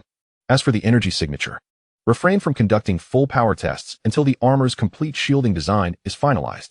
He paused, his tone resolute. Execute the Vibranium integration plan. Utilize this Vibranium to the utmost on the blade of the Oracle. Command confirmed. The Vulcan project and the Oracle armor upgrade plan have been merged, with priorities set to the highest. With Lin Ye's directive, the laboratory became bustling once more. Although effective processing methods had yet to be discovered, preliminary preparations could commence immediately. More precise scanning, in-depth material analysis, and targeted energy field generator designs. All resources would converge on this critical node. Lin Ye gazed at the small piece of Vibranium, envisioning the Oracle armor standing resilient amidst a hail of bullets, embodying Earth's hope as it surged into the depths of the cosmos. This was not merely an upgrade in materials, it was a solid step toward a higher stage. The process of acquiring Vibranium resembled a transaction in a shadowy corner, fraught with uncertainty. Yet ultimately, this treasure from fallen stars would, in his hands, radiate the brilliance necessary to safeguard human civilization. The choice was made. Though the path ahead is fraught with peril, one must forge onward. Chapter 54. The initial rotation of Tai Chi, a new chapter in energy. The challenges of acquiring and processing Vibranium stand as a formidable technological mountain awaiting conquest. Yet Lin Ye understands that even the most robust armor requires a relentless heart to drive it. While the Vulcan project team diligently tackles the Vibranium processing technology, he directs his primary focus toward the finalization and testing of another core energy system for the Oracle armor. The energy testing zone of the Genesis Source Laboratory contrasts sharply with the precision and quietude of the materials area. It is filled with a palpable sense of energy. A massive, circular energy containment device occupies a large portion of the space, with thick superconducting cables coiling like giant serpents within the dedicated channels along the floor and walls. The air suffused with the distinctive scent of ozone and ionized air. At the center of the testing area, a circular apparatus with a diameter of approximately 1 meter is operating at low power, emitting a deep, harmonious hum. Its surface is a matte black, adorned with silver patterns akin to a circuit board. These patterns are not static, but rather host a flowing azure energy that circulates within, endlessly cycling to form a dynamic, aesthetically profound Tai Chi diagram. This is the engineering prototype of the Tai Chi energy core. In contrast to Tony Stark's compact arc reactor concentrated in the chest, Lin Ye's Tai Chi core employs a circular structure. This is not merely a departure from convention. It reflects his distinct understanding of the essence of energy and profound considerations of future needs. Pengu, report on the stability test data for the third phase of the Tai Chi prototype. Lin Ye stood at the main control console, his gaze fixed intently on the energy readings. Beside him stood several core energy engineers, all of whom had undergone rigorous background checks by Pengu and signed nearly lifelong confidentiality agreements with Lin Ye.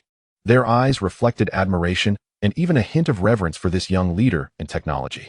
Master, the third phase 72-hour continuous operation test has concluded. The output power maintained at the standard level, equivalent to Stark Industries Mark I reactor peak power, with fluctuations below 0.05, surpassing design specifications. Penga's voice resonated clearly within the testing zone. Energy transfer efficiency reaches 94.7, with an exceptionally low waste heat generation rate. And the cooling system load is merely 30 of the maximum design capacity. Dr. Li Ming, a bespectacled chief energy engineer, could scarcely contain his excitement as he added, "Boss, this is incredible. The symmetry of the magnetic field created by the circular structure significantly suppresses energy turbulence and dissipation. This level of stability and efficiency far exceeds any known energy system, including Stark's." Lin Ye nodded, his expression remaining composed. "This is merely the foundational testing. Next, we will conduct a pulse load test to simulate the instantaneous high load demands when the armor rapidly redirects energy weapons in succession." Understood. Load the simulation program sequences Alpha through Delta. Dr. Li Ming immediately began operating the control console. The hum of the central Tai Chi core suddenly intensified, and the speed of the energy flow within escalated instantly, the blue luminosity becoming dazzling. Yet the entire circular structure remained as stable as ever. On the holographic screen, the curve representing energy output exhibited steep peaks, but the apex was smooth, devoid of violent serrated fluctuations, and upon release of the load, the output swiftly returned to baseline levels with almost no overshoot or oscillation. Pulse response time, 0.003 seconds. Peak power carrying capacity exceeds expectations by 15. Recovery stability is flawless. Dr. Li Ming's voice trembled with excitement. A hint of satisfaction finally graced Lin Ye's lips. This is the true advantage of the Tai Chi core, its extraordinary dynamic response and buffering capability. Stark's arc reactor delivers brute force directly, but in the face of drastic load variations, it inevitably incurs slight delays and fluctuations, which could prove fatal in high-speed combat. In contrast, the Tai Chi's circular energy flow acts like a vast flywheel, capable of smoothly absorbing and releasing shock energy demands, providing the armor with an unceasing and seamless power supply. "Boss, is this unique pulse buffering characteristic also?" Dr. Li Ming ventured, tracing a vague arc in the air with his finger. Lin Ye glanced at him, aware that this astute doctor had surmised part of his intent.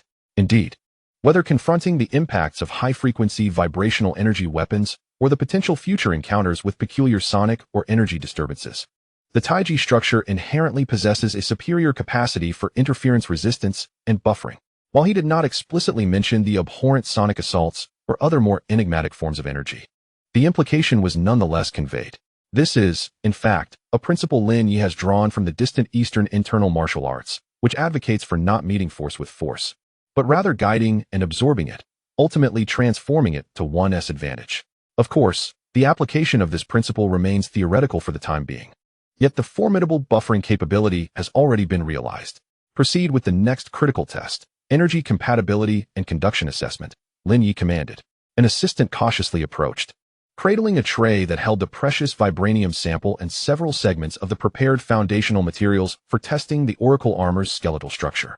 A probe, crafted from a special alloy for energy conduction, was connected at one end to the Taiji core's output and gently touched to the small piece of vibranium.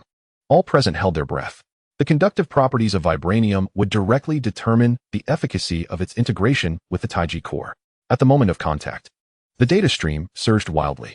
The energy infusion stabilized, establishing a conductive efficiency within the vibranium's internal energy flow field. "My heavens!" Dr. Li Ming nearly exclaimed. Conductive efficiency at 992. Nearly flawless. Moreover, the energy distribution within the vibranium is astonishingly uniform. The holographic display revealed that the energy flowed through the vibranium sample like mercury, swiftly and evenly filling the entire structure, devoid of hotspots or losses.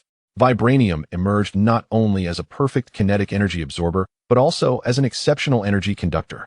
Lin Ye felt a profound sense of assurance. This gamble had paid off. The combination of vibranium and the Taiji core was nothing short of a celestial match. Efficient and stable energy, transmitted through an almost lossless conduction pathway, would unleash formidable combat power throughout every corner of the armor. Next, the testing turned to the armor's skeletal materials. As the Taiji energy flowed through the designated vibranium nodes into the alloy framework, the entire structure seemed to be imbued with life, glowing faintly as the energy circulated smoothly, heralding the future agility and power of the armor's movements. The testing continued for several hours, with each result more exhilarating than the last. When the final test concluded and the Taiji core gradually reduced its power to standby mode, heartfelt applause erupted in the laboratory. The engineers understood they were participating in the birth of a groundbreaking technology. "Well done, everyone," Lin Ye commended his team. Once the data was compiled, he initiated the miniaturization design for the Taiji core.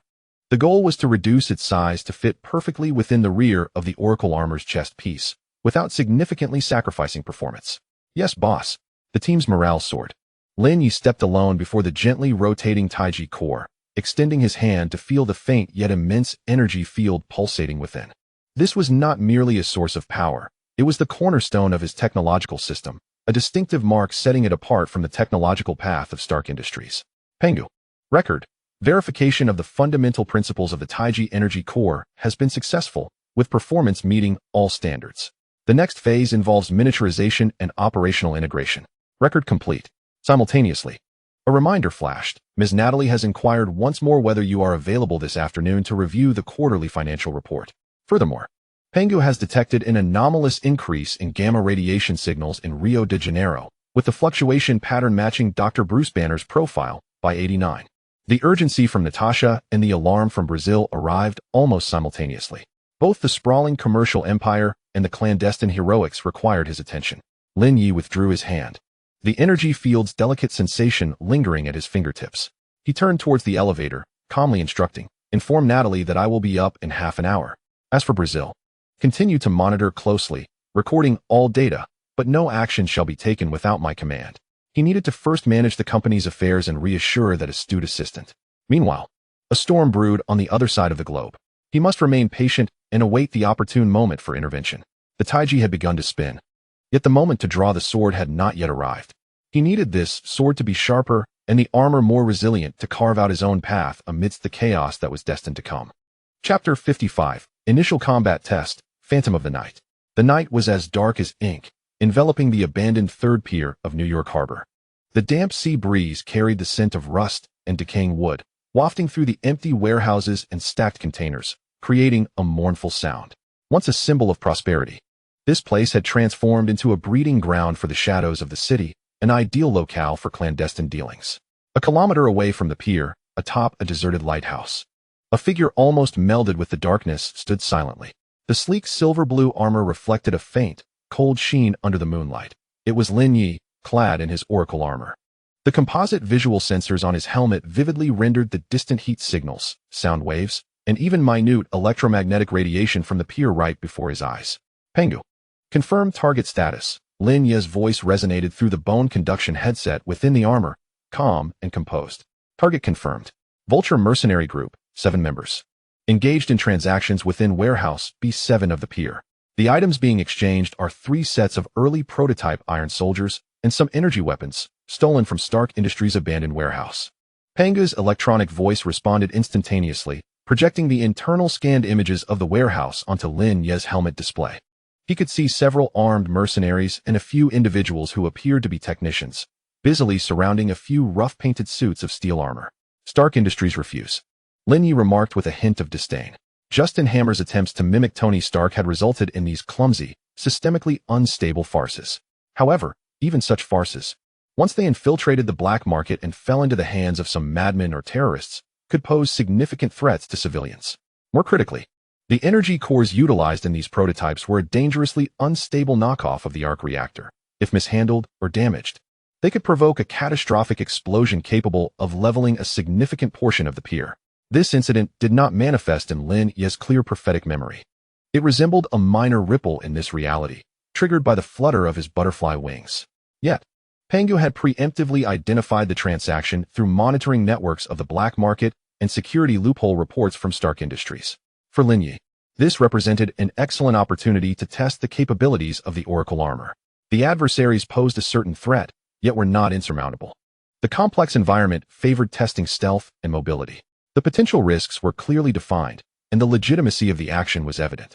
Moreover, it afforded an opportunity to help Stark clear out some debris, though Tony might remain oblivious, or perhaps even indifferent, to the favor.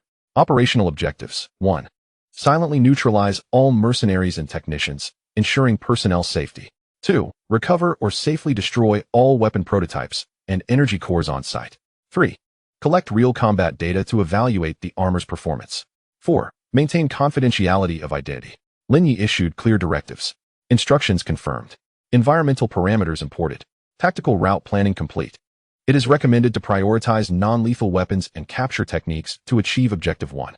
Lin Ye inhaled deeply, feeling the stable yet surging energy of the Taiji core flowing within the armor. This was his first experience wearing the complete Oracle armor in actual combat. Although it was merely against a group of mercenaries, a flicker of excitement and slight tension coursed through him. Commencing operation. As the words left his lips, the thrusters concealed behind the Oracle battle armor emitted two faint, azure trails, and he glided down from the pinnacle of the lighthouse like a wraith, deftly utilizing the cover of darkness and the intricate landscape to approach the B7 warehouse with remarkable speed. The nano-coating on the surface of the armor not only provided exceptional physical protection, but also boasted advanced optical camouflage capabilities, rendering it nearly imperceptible as it moved. A mere blur in motion. The ventilation shaft atop the warehouse was designated as the point of infiltration. Lin Ye descended onto the roof with the grace of a feather, his movements so light that they produced no sound. He extended a finger, revealing a miniature laser cutter at its tip, which he silently employed to carve a perfect circular hole in the rusted metal. The air within circulated normally, devoid of any noxious gases or radiation. The positions of 7 targets were now marked, as Pangu conducted its final confirmations. Like liquid, Lin Ye slipped through the incision into the warehouse, landing atop a high beam and surveying the unsuspecting targets below. His initial focus fell upon 2 sentinels scattered throughout the warehouse. He aimed to test his stealth approach and silent incapacitation techniques.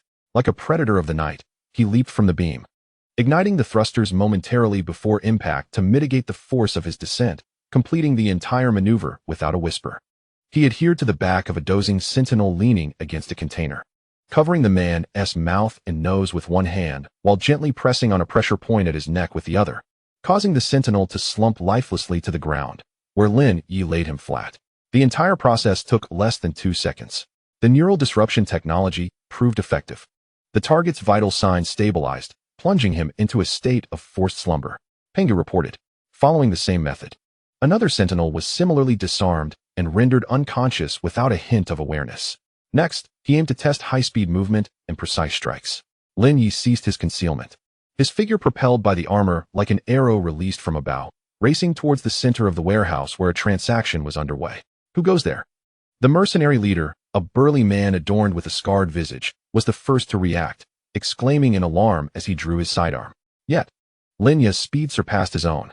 Amidst the horrified gazes of onlookers, the silver-blue figure surged forward.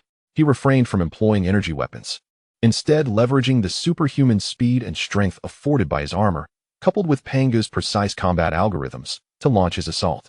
He sidestepped a hail of bullets from one mercenary, the rounds striking the container behind him and erupting in a shower of sparks, yet not even grazing the armor's coating. In a swift counter, he delivered a precise knife-hand strike to the wrist of the armed mercenary, the sound of shattering bone ringing clear as the mercenary collapsed in agony. Simultaneously, his left leg lashed out like a steel whip, sending another mercenary, along with his weapon, crashing into the wall, where he slumped unconscious. Quick, accurate, lethal. The armor's auxiliary system amplified Lin Ye's own combat prowess several-fold.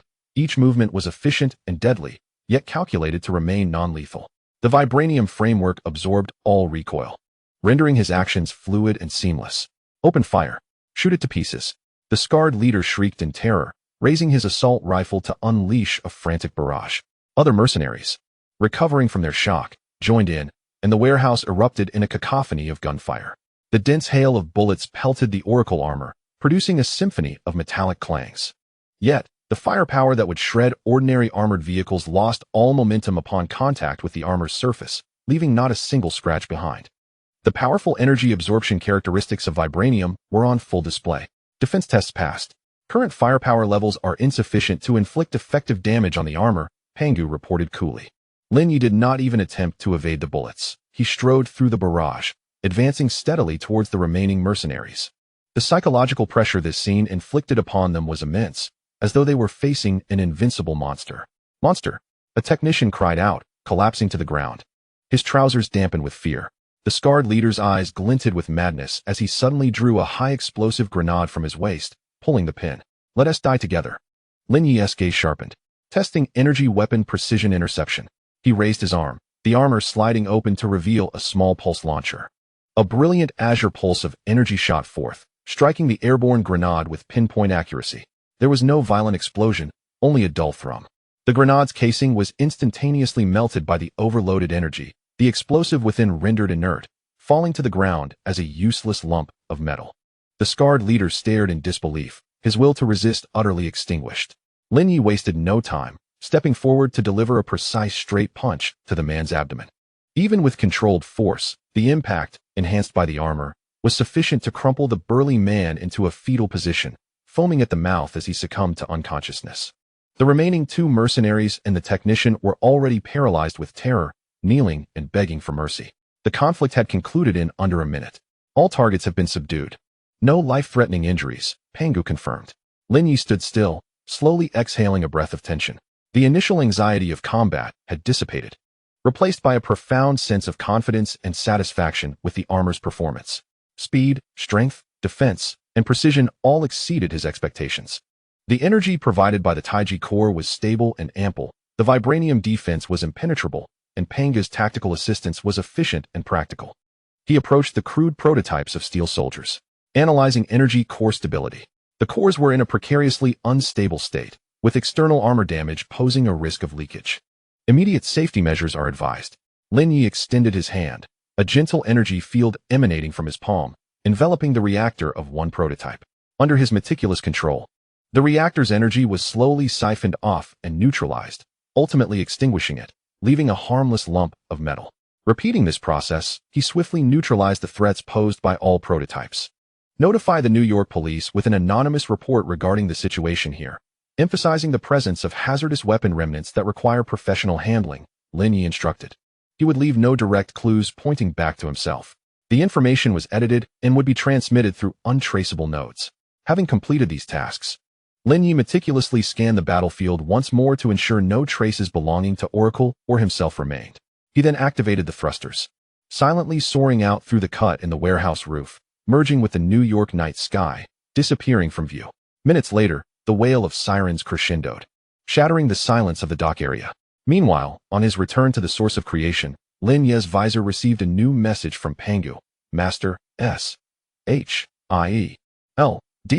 Internal communications intercepted. A Level 7 agent codenamed Knight reported the dock incident, describing an unknown high-tech armed individual who swiftly quelled the arms deal with efficient non-lethal means. The identity remains unknown. This report has caught Nick Fury's attention. Lin Ye smiled faintly. The inaugural battle test had concluded perfectly. The name Oracle, for the first time, albeit in an exceedingly covert manner, had entered the purview of the planet's most clandestine guardian organization. The specter of the night had made its presence known, though it was but a fleeting glimpse. It was sufficient to instill vigilance in certain individuals and solidify Lin Ye's resolve in the path he had chosen. Chapter 56, Natasha's Doubts. At S.H.I.E.L.D.'s Triskelion headquarters, within a highly classified briefing room, Natasha Romanoff, or rather the agent currently referred to as Knight in S.H.I.E.L.D.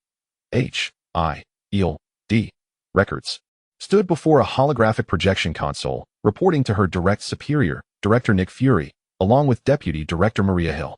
The projection screen displayed several blurry yet discernible photographs, depicting the scene of the comatose mercenaries at the abandoned warehouse in the New York harbor from last night, alongside images of the dismantled Hammer Industries prototype and close-ups of energy pulse burn marks. Summarizing the events, Natasha's voice remained calm and professional, devoid of any personal emotion. The incident transpired between 11:17 p.m. and 11:23 p.m. last night, with a remarkably brief duration. All 7 members of the Vulture mercenary group and 2 illegal weapons technicians were subdued, employing clean and efficient non-lethal strikes or energy-based disorientation, and are currently under hospital supervision with no life-threatening conditions. All illegal weapon prototypes have been dismantled, and the energy cores neutralized by an unknown technology that eliminated any risk of explosion. Fury's single eye scanned the projection, his fingers tapping the table. This unknown technology, along with this enigmatic high-tech armed individual, is of paramount importance. What does the analysis report indicate? Deputy Director Hill retrieved another set of data. The residual energy signatures at the scene are exceedingly unique, not matching any known weapon systems within our database, including Stark's arc reactor technology. It is a highly efficient, stable, and unusually mild form of energy, primarily utilized for incapacitation rather than destruction.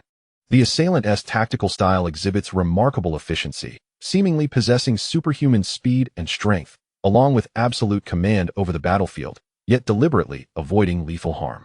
Knight, you have been observing Lin Ye closely. This incident occurred in proximity to his territory. Do you believe it is connected to him? Fury's sharp gaze fixed on Natasha. Natalya Rashman is Lin Ye's assistant, while Natasha Romanoff is ASHIELD agent.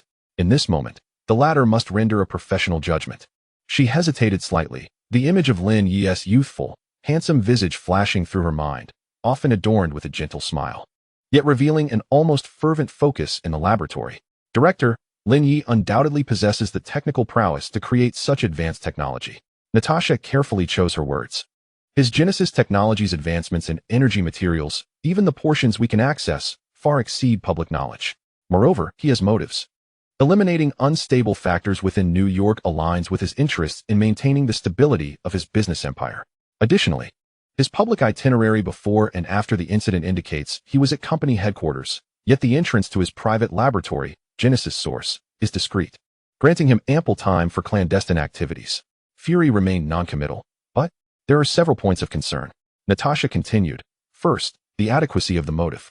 Is it worthwhile for him to personally intervene and expose his potentially hidden capabilities for a few discarded Hammer Industries prototypes? This seems more akin to a test. Second, the style. According to the report, the assailant displayed absolute control and a non-lethal inclination, which contrasts with my impression of Lin Ye as a calculating businessman and scientist who prefers to operate behind the scenes. Of course, this could be a guise. Third, and most crucially, we possess no direct evidence. His company's network communication records and financial flows, under the protection of the Panga system, are as pristine as crystal. I have attempted various infiltration methods, all of which have failed. Hill added, the defensive capabilities of the Pangu AI are formidable. Even our top hackers struggle to delve deeply without alerting the other party. Lin Ye appears to be exceedingly confident in this regard. Fury fell silent for a moment, a glimmer of contemplation flickering in his eye. A test makes sense. Testing his toys, while also testing our reactions. This guy is more cunning and audacious than we anticipated. He turned to Natasha. Your mission remains unchanged. Continue close observation. Pay particular attention to any unusual energy fluctuations from his laboratory. Any procurement or research related to advanced materials, especially that special metal capable of absorbing kinetic energy, and whether he occasionally disappears for extended periods. Understood, Natasha nodded. Furthermore, Fury's tone grew grave. The situation in Brazil has changed. Dr. Banner's whereabouts have resurfaced, and the gamma signal has intensified. Agent Romanoff, prepare yourself. We may need you to conclude Natalya's assignment prematurely and head to Brazil. Natasha felt a jolt within, yet maintained a composed facade. Yes, Director. As the briefing concluded, Natasha exited the conference room and returned to her temporary office in the Triskelion. Closing the door, she isolated herself from the external clamor, leaning against it and exhaling softly. Assuming the identity of Natalya Rashman was not arduous. The challenge lay in maintaining the requisite distance and navigating the increasingly complex emotions while continuously uncovering the mysteries surrounding Lin Ye. She approached the window. Gazing down at the Potomac River, memories of her interactions with Lin Ye flooding her mind. The spark in his eyes when discussing technology. The profound insights he occasionally shared on philosophy and history, his calm demeanor towards subordinates, at least on the surface. And that moment after the Technology Expo when he inadvertently guided Tony Stark, revealing a fleeting smile that suggested he had everything under control. That smile resonated eerily with the absolute command described in the Doc incident report. Who are you, Lin Ye? Natasha murmured to herself.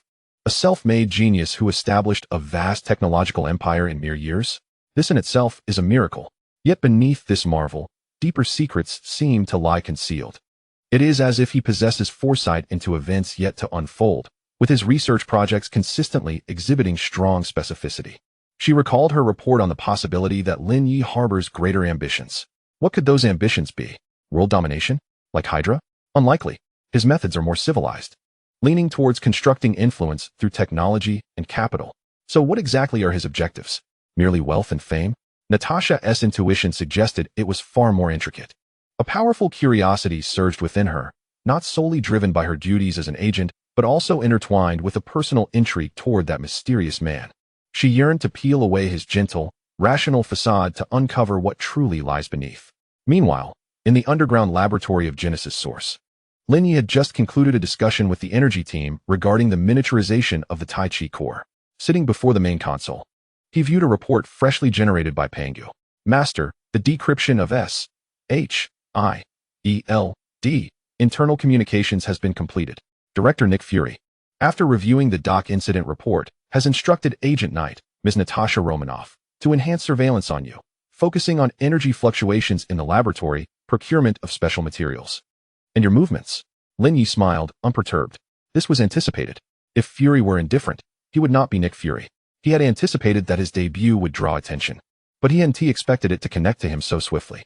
However, without evidence, Fury could only harbor suspicions. What of Natasha's reaction? He was more intrigued by that. Agent Romanoff objectively analyzed the potential connection between you and the incident in her report, highlighting the differences in motive and style while emphasizing the lack of direct evidence. Yet, within her private office, she exhibited notable confusion and inquisitiveness. According to remote analysis of her heart rate and micro-expressions via the routine cameras in her office, her curiosity regarding you has significantly heightened over the past 24 hours. Lin Ye gently tapped his fingers on the table. Natasha's curiosity is a double-edged sword. If handled well, it could serve as a catalyst for warming emotions. If mishandled, it could lead to a breakdown of trust or even premature opposition. What is the status of the gamma signal in Brazil? He shifted the topic, which was also fast approaching. The signal continues to strengthen with improved location accuracy. Based on pattern analysis, Dr. Bruce Banner is likely attempting to reach out to a geneticist named Mr. Blue in search of a cure for his condition. S.H.I.E.L.D. seems to be aware of this development, and Director Fury has requested Agent Romanoff to remain on standby. The critical juncture is approaching. Lin Ye pondered for a moment before issuing his directives. Adjust Natalie's schedule to free up tomorrow morning. I wish to personally inspect several philanthropic projects the company is undertaking in the urban area. Furthermore, in my name, extend an invitation to Natalie for dinner, scheduled for tonight at her preferred Italian restaurant. The orders were executed. The invitation has been sent to Natalie Rushman's work terminal. Lin Ye understood the necessity of taking the initiative. Given Natasha's deepening concerns, he would provide her with an opportunity to observe him outside of a professional setting. Simultaneously, the inspection of the charitable projects would allow him to present a side of himself that is committed to giving back to society, thereby somewhat diminishing the enigmatic aura surrounding the high-tech armed individual. In the evening, within the warm ambience of the Italian restaurant, Lin Ye gazed at Natasha, who at that moment appeared as the competent and captivating assistant, Natalie. She was adorned in a fitting evening gown, her makeup flawless, and her demeanor elegant. Yet, Lin Ye could discern a subtle scrutiny lurking in the depths of her gaze. The recent demands of the company have been considerable. I appreciate your efforts, Natalie. Lin Ye raised his glass, his tone gentle. It is my duty, Mr. Lin, Natasha responded with a smile that was impeccable. I am honored to be part of such a monumental enterprise as Genesis Technologies. The two engaged in casual conversation regarding company affairs and amusing anecdotes from New York. Lin Ye portrayed himself as a somewhat workaholic yet amusing young entrepreneur, occasionally revealing an enthusiasm for cutting-edge technology, while meticulously avoiding any sensitive topics. He casually mentioned, I happened to see the news yesterday. It seems there was some trouble at the port regarding an arms deal. The security in New York is truly.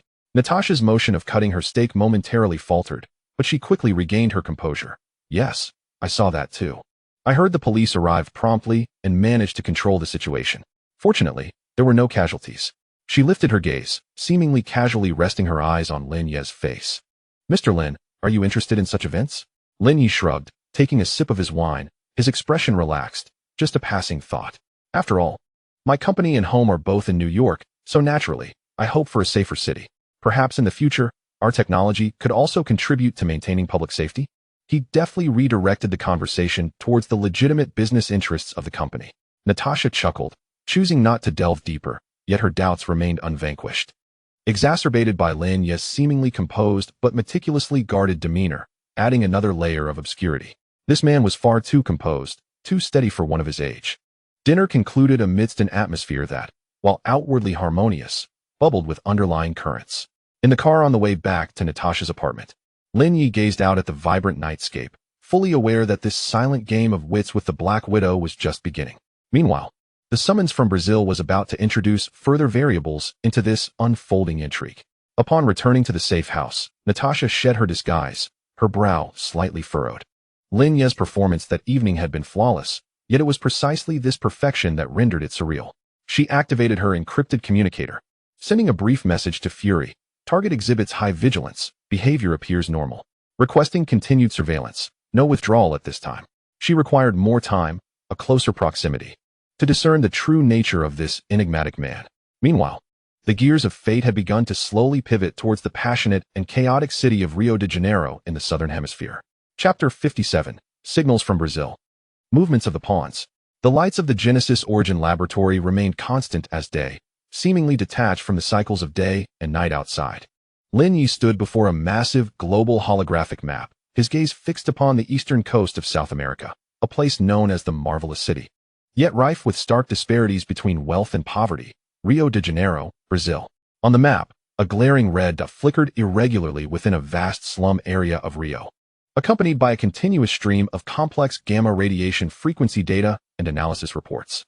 The signal source has been confirmed with a 99.97 match to the gamma radiation characteristics recorded in SHIELD files pertaining to Dr. Bruce Banner's laboratory accident at Calvo University. The electronic voice of Pangu echoed within the spacious laboratory, calmly stating the facts. The signal strength has exhibited an increasing trend of volatility over the past 48 hours, suggesting that Dr. Banner's emotional state may be unstable, or he is attempting to exert control over the gamma energy within him. The holographic image magnified, focusing on the chaotic yet vibrant slum built against the hills.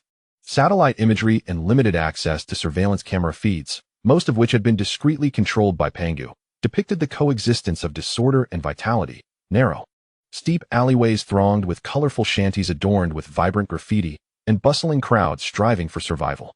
Can we accurately pinpoint a specific building? Lin Ye inquired, aware that Banner was likely hiding within a bottling factory, disguised as a worker. We are currently cross-referencing thermal signal data with anomalous energy fluctuations, Pangu replied. The population density in this area is extremely high, and the electromagnetic environment is complex. Precise localization requires either closer proximity sensors or an extended duration of signal pattern analysis.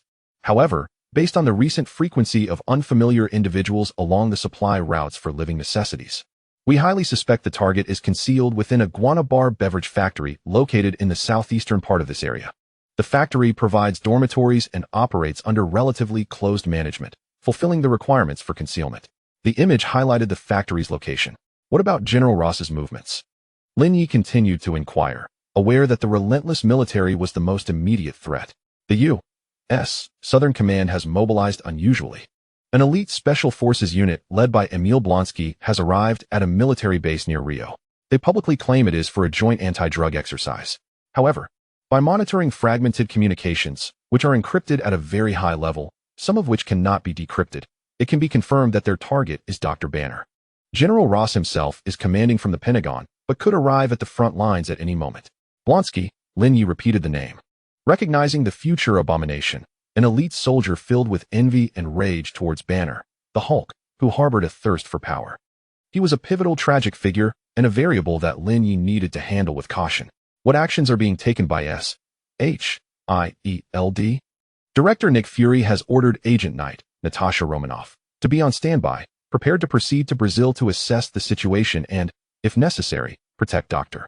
Banner from falling into military or hostile hands. A Quinjet is on standby at the secret base. All the pieces are in motion. General Ross's army, SHIELD agents, and the omniscient variable that is Lin Ye. At the center of the storm is Bruce Banner, who merely wishes to escape his curse and live a tranquil life. Lin Ye fell into contemplation. His initial plan was relatively passive, to monitor, gather data, and intervene at a critical moment, such as when the abomination appeared, to firmly establish the Oracle's position and maximize benefits. Banner's blood sample for further recognition by SHIELD. However, gazing at that isolated red on the map and contemplating Dr. Banner's inner turmoil and his faint pursuit of hope, he hesitated. Purely utilitarian calculations may not be the optimal solution. Would an earlier engagement with Banner, an expression of goodwill, potentially foster a more solid alliance in the future? After all, Bruce Banner himself is an invaluable scientific treasure, not merely the host of the Hulk. Pengu, simulate the impact of different intervention timelines on subsequent events. 1. Completely passive. Only intervene at the outbreak of the abomination event. Advantages: lowest risk, strongest shock effect, complete collection of combat data between Hulk and abomination. Disadvantages: may miss the best opportunity to establish trust with Banner, civilian casualties could be difficult to minimize. 2. Early engagement. Prior to the discovery of Banner, attempts should be made to contact him anonymously or provide indirect assistance. Advantages: this could potentially win Banner's favor, laying the groundwork for future collaboration, or steer events in a more favorable direction. Disadvantages: there exists a considerable degree of uncertainty, which may provoke a premature response from General Ross or S.H., i.e. L.D., leading to more aggressive actions that could reveal one's own presence. 3. Limited intervention.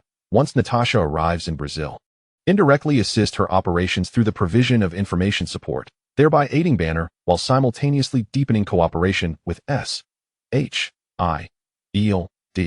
The data streams on the holographic screen surged rapidly, generating countless possibilities for analysis and evaluation. Simulation results indicated that option 3, limited intervention, currently possesses the highest probability of comprehensive benefit. It would demonstrate our value while keeping risks within manageable bounds. Interaction with Agent Romanoff could also serve as a crucial channel for observing and influencing S.H.I.E.L.D.'s decision-making. Lin Ye nodded. The analysis provided by Pengu resonated closely with his own intuitive judgment. Directly stepping into the spotlight was not congruent with his current strategy of accumulating capital and subtly revealing his prowess. Utilizing Natasha as a conduit was the optimal choice. Decision recorded. Execute option 3, limited intervention. Key objectives. First, ensure the survival of Dr. Banner, avoiding his capture by military forces if at all possible. Second, gather comprehensive data on the Hulk's transformations and combat. Third, assist Natasha Romanoff in completing her mission, thereby enhancing goodwill and trust levels. Fourth, obtain a blood or cellular sample from Dr. Banner, if circumstances permit. The directives have been recorded. Surveillance efforts in the direction of Brazil have been intensified, prioritizing the sensor deployment around the Guana Bar beverage factory. At that moment, Pengu notified, Master, Ms. Natalie Rushman is online and handling your schedule for tomorrow. According to internal communications from S.H.I.E.L.D., Director Fury may issue her operational orders within the next 24 hours. The interplay of information above and below ground began anew. Lin Ye understood that his leisurely days as a boss were drawing to a close. He needed to prepare for Natasha's departure and the ensuing remote collaboration. He stepped away from the global map and approached the maintenance platform for the Oracle armor. The armor shimmered with a silver-blue hue under the lights, its Vibranium framework and Tai Chi core endowing it with a sense of calm, yet formidable power. How much longer until the final adjustments to the armor are complete? The full system integration and final pressure testing are expected to require an additional 36 hours. By that time, the Oracle will be combat ready. 36 hours is a bit tight, but it should be sufficient for deployment when needed. Lin Ye caressed the cold gauntlet of the armor, a clear plan gradually forming in his mind. He would remain in the shadows, observing the tumult in Rio, poised to make a decisive move at the pivotal moment. Meanwhile, within the bustling beverage factory in Rio de Janeiro, Bruce Banner had just concluded a day of arduous labor and returned to his modest dormitory, dragging his weary body. He cautiously powered on a battered laptop, the screen's faint glow reflecting his anxious, yet hopeful countenance. He was communicating with Dr. Samuel Stearns, known as Mr. Blue on the other end of the network. The only glimmer of hope for ridding himself of the monster within. Unbeknownst to him, every action he took was already under the scrutiny of numerous forces, and the web of fate was slowly tightening around him. A chase and storm surrounding this gentle physicist was about to unfold in the zombie-infused streets of Rio de Janeiro. Meanwhile, Lin Ye, the player hidden beneath the neon lights of New York, had already placed his finger upon the chessboard. Chapter 58, Proactive Move, the first call with Fury. The air within the Genesis source laboratory seemed to solidify, punctuated only by the low hum of the server clusters and the incessantly blinking red dot on the holographic map of Brazil, attesting to the passage of time. Lin Ye had stood before the global map in contemplation for nearly an hour, repeatedly simulating various possibilities in his mind. The analytical data provided by Pengu was both detailed and ruthless, clearly laying out the pros and cons before him. Passive waiting, while undoubtedly safe, did not align with his nascent ambitions, nor did it resonate with his deep-seated desire to avert certain tragedies. Complete proactive intervention, however, posed too great a risk, likely exposing him prematurely to the spotlight, making him a target. Ultimately, he resolved to take action, rather than being swept along by events. It was better to make a proactive move, directing the game toward a more advantageous outcome. The crux of this strategy hinged upon the director of S.H.I.E.L.D., Nick Fury. Pengu, Lin Ye's voice shattered the laboratory's silence, imbued with an undeniable resolve. Prepare an absolutely secure communication line. Elevate the encryption level to the highest degree. I wish to speak directly with Nick Fury. Understood. Establishing a quantum encryption channel. Utilizing a one-time dynamic key to bypass all known S.H.I.E.L.D. conventional communication nodes. Estimated time, 2 minutes. Pengu's response was swift and efficient, lacking any inquiry into the rationale, faithfully executing the command. This was precisely what Lin Ye valued most about it, its unwavering obedience and execution capability. 2 minutes later, an exceedingly simple, unmarked communication interface illuminated the holographic screen before Lin Ye, indicating that the connection was being established. Meanwhile, in the Triskelion building of S.H.I.E.L.D.,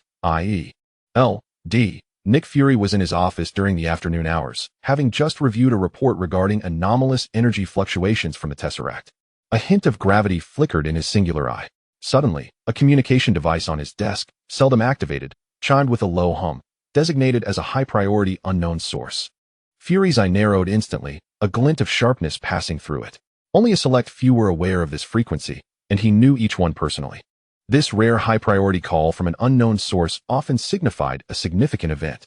Without hesitation, he waved his assistants out of the office and pressed the answer button, signaling the security personnel lurking in the shadows to heighten their vigilance. "Who are you?" Fury's voice was deep and imposing, devoid of any pleasantries. The holographic projection flickered to life, revealing a slightly blurred image of a young Asian male, processed to obscure precise details of his location. "Good afternoon, Director Fury." Lin Ye's voice had also been modulated, sounding more composed and serene, devoid of his youthful timbre. "You may refer to me as the consultant." Fury's mind raced, sifting through all possible identities. "Consultant? I don't recall hiring you. State your purpose. My time is precious." Time is indeed precious, especially considering that Dr. Bruce Banner may not have much of it left in Rio de Janeiro. Lin Ye dropped the bombshell directly. Fury's pupils contracted imperceptibly, yet his expression remained inscrutable. "Banner? I don't understand what you're implying." "The Guanabar Beverage Factory. The assembly line worker, Mr. Green, is anxiously awaiting a reply from Mr. Blue." Lin Ye calmly disclosed the critical information, while Emil Blonsky's anti-venom task force was less than 5 kilometers from the beverage factory. General Ross was likely growing impatient back at the Pentagon. Fury fell silent. The other party not only knew Banner's precise location, but was also fully aware of the military operations details and code name. Such intelligence capabilities exceeded those of a typical organization. He instantly ruled out Hydra. If they possessed such capabilities, they would have already acted rather than notify him. So, who exactly was this mysterious consultant, and what was their purpose? "What do you want?" Fury altered his line of questioning, his tone still vigilant, but no longer dismissive. "I am merely an observer wishing to prevent the situation from spiraling out of control." Lin Ye spoke slowly. "Dr. Banner is a valuable asset, but he also poses a tremendous risk. Allowing him to fall into the hands of General Ross's radical faction, or forcing Hulk to erupt violently in the slums populated by millions, is not the desired outcome for S.H.I.E.L.D., is it? S.H.I.E.L.D. possesses the capability to handle such situations." Fury responded firmly. "Of course, I trust that Agent Knight is fully prepared." Lin Ye pointed out Natasha's codename, showcasing yet another piece of intelligence. "However, the situation in Rio is intricate. The military is eager for swift action. Blonsky is an excellent soldier, but also an uncontrollable powder keg. A minor misstep could lead to catastrophic consequences." Fury had to admit that what was said was indeed his greatest concern. Once the military intervenes, matters often simplify into blunt force. "So what is your suggestion?" Fury began to recognize the value of this conversation. "Cooperation, limited cooperation." Lin Ye articulated the objective. "I can provide some intelligence support for Agent Knight's operation, such as real-time updates on military movements, marking potential traps, and even offering technical assistance when necessary. The goal is to ensure Dr. Banner is invited to S.H.I.E.L.D. rather than captured by the military or forced into becoming a destructive green behemoth." "What is the price?" Fury never believed in free lunches. The price is that S.H.I.E.L.D. must acknowledge the existence of certain friendly and capable forces in this world, which are more inclined to maintain stability from the shadows rather than vie for power in the spotlight. Lin Ye's voice carried a hint of significance. Perhaps, in the face of more daunting crises in the future, we might explore deeper cooperation, such as addressing issues that originate from beyond Earth. Fury singular, I widened momentarily. The research on the cosmic cube is top secret, and the threat of the Chitauri is information known only to a select few. This consultant seems to imply more than he reveals. An extended silence ensued as Fury weighed his options swiftly. Accepting this mysterious individual's assistance would undoubtedly enhance the likelihood of mission success while mitigating risks. Yet, it also meant that S.H.I.E.L.D. would owe a debt of gratitude and tacitly concede to the existence and influence of an unknown power. The risk lies in determining whether this individual is friend or foe, a challenging judgment to make. How can I trust that your information is accurate? How can I ensure this is not a trap? Fury posed the most critical questions. You may choose not to believe me, Lin Ye replied with a light tone. But time is of the essence. As for traps, if I intended to harm S.H.I.E.L.D., I would have far simpler and more effective methods than risking such a crucial pawn as Dr. Banner. I will first provide a piece of information as a gesture of goodwill.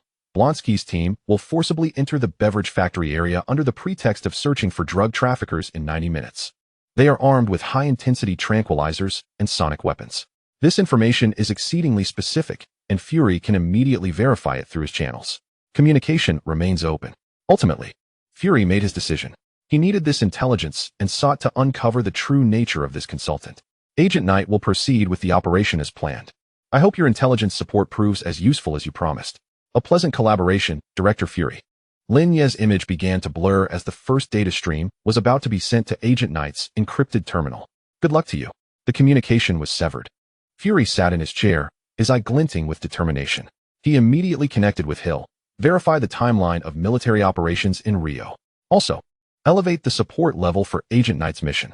Furthermore, utilize all resources to uncover the true identity of this consultant. Meanwhile, at the Genesis Source Laboratory, Lin Ye slowly exhaled. This was his first direct confrontation with the world's intelligence chief, and despite his prophetic advantage, he still felt the pressure.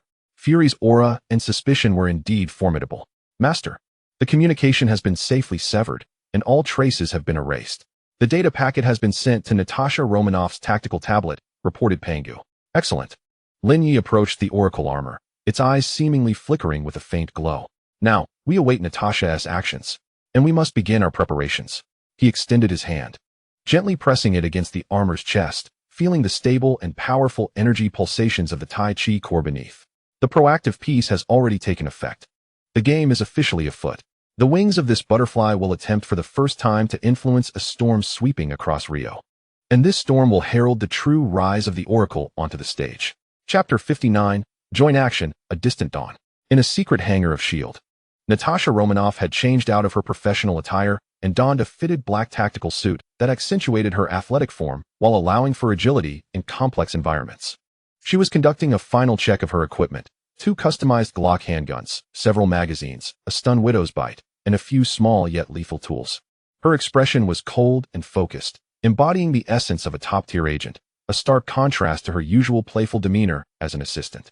Moments ago, she had received a direct order from Nick Fury: depart immediately for Rio de Janeiro, locate and engage Dr. Bruce Banner, and ensure he is invited back to S.H.I.E.L.D. before the military can intervene. The command was brief and urgent, but what unsettled her more was Fury's final, weighty addition: during this operation, you may receive additional intelligence support. Remain vigilant, but feel free to utilize it as deemed appropriate. Additional intelligence support? Natasha immediately recalled the dock incident and that mysterious high-tech armed individual. Had Director Fury established some form of connection with them? This deepened her suspicions regarding Lin Ye. But at this moment, the mission took precedence. She boarded the sci-fi-styled Quinjet. As the hatch closed, the engines produced a low rumble, and the aircraft silently glided out of the hangar, merging with the clouds as it sped towards South America. Once the jet entered autopilot mode, Natasha opened her encrypted tactical tablet and began meticulously studying the detailed maps and architectural layouts of Rio de Janeiro, particularly focusing on the targeted slum areas and their social conditions. Just as she was intently analyzing, the tablet's screen flickered, and a data packet, devoid of any identifying markers and remarkably simplistic in design, automatically popped up, titled simply, Gift. Natasha's gaze sharpened, her finger hovering above the screen, hesitating to click. She quickly checked the tablet's firewall and intrusion detection systems. Everything was normal, with no signs of forced breaches. This data packet seemed to have appeared out of thin air. Or rather, it was placed there by a being of considerable authority. This must be the additional support Fury mentioned. Indeed, they have made their move. And in such a clandestine manner, showcasing their formidable technical prowess. Taking a deep breath, she clicked on the data packet. The contents therein stirred even this seasoned top agent. Real-time dynamic map. Not merely static satellite imagery, but an integrated map that combines thermal signatures, hotspots of personnel movement, and even highlights several suspected military reconnaissance points. The Guanabara beverage factory is prominently displayed, with its internal structure clearly outlined, including the location of Dr. Banner's potential residence. Military communications summary. Intercepted and translated portions of encrypted communications from Emil Blonsky's team, although incomplete, clearly indicated their operational timeline, arriving in approximately 70 minutes, and tactical intentions, rapid infiltration, prioritizing non-lethal weaponry. Environmental analysis report. A detailed outline of the optimal infiltration and exfiltration routes through the slum's alleyways, accounting for slope gradients, visibility blind spots, and the activity patterns of local residents. Even the potential congestion scenarios for different time frames have been anticipated. Recent behavioral pattern analysis of Dr. Banner reveals, based on limited surveillance data, the emotional fluctuation points in Banner's activity trajectory, notably, gamma signals intensified during his communications with Mr. Blue, as well as the possible methods he might employ for resistance or escape. The meticulousness and foresight of this intelligence far surpass any reports currently available from SHIELD's Intelligence Department. Natasha swiftly cross-referenced this information with her own knowledge, discovering a remarkable alignment that even supplemented numerous critical details. Who could this individual be? What grants them such formidable intelligence capabilities? And why extend assistance to SHIELD? Countless questions swirled in her mind. Yet, undeniably, this intelligence served as her greatest asset in accomplishing her mission. Without further hesitation, she began to rapidly adjust her action plan in accordance with this invaluable gift. The entry point, which could have taken hours of reconnaissance to ascertain, was now glaringly apparent. The military's movements were entirely within her grasp, allowing her to exploit a precise window of opportunity. Pengu, the data packet has been received and opened. At the Genesis lab, Lin Ye received the feedback. Excellent. Maintain a one-way information push channel to Natasha's tactical tablet with the highest priority. Simultaneously, conduct comprehensive surveillance of all public and private camera communication nodes surrounding the Bronsky team and the beverage factory. Lin Ye issued the directives. At that moment, he resembled a chess player seated at a global surveillance center, observing the movements of each piece on the board. The large screen before him was segmented into several zones. The flight path of Natasha's Quinjet, a real-time dynamic map of the Rio slums, where the red dot representing the Bronsky team was advancing towards the beverage factory, alongside footage from concealed cameras positioned at several critical locations within the factory, temporarily hijacked through Pengu's technological means. He witnessed Natasha's aircraft soaring through the sky at an extraordinary speed, expected to arrive over the target area at least 20 minutes ahead of Bronsky. He saw Bronsky's team traveling in 3 unmarked SUVs, navigating the winding mountain roads, their expressions grim as they inspected their weapons. Inside the factory, Bruce Banner had just concluded a day of work, walking towards his dormitory with a heavy heart, seemingly oblivious to the impending crisis, unconsciously pressing his fingers against his chest, as if suppressing something. A peculiar sense of involvement surged within Lin Ye. He was well versed in the narrative, yet now, he was no longer a mere observer, but an invisible manipulator behind the scenes. He was aiding Natasha while steering the events towards he hoped, more favorable direction. Pengu. Simulate Natasha's actions based on the intelligence we provided, and calculate the probability of successfully extracting Banner. Given the existing parameters, the success probability stands at 687.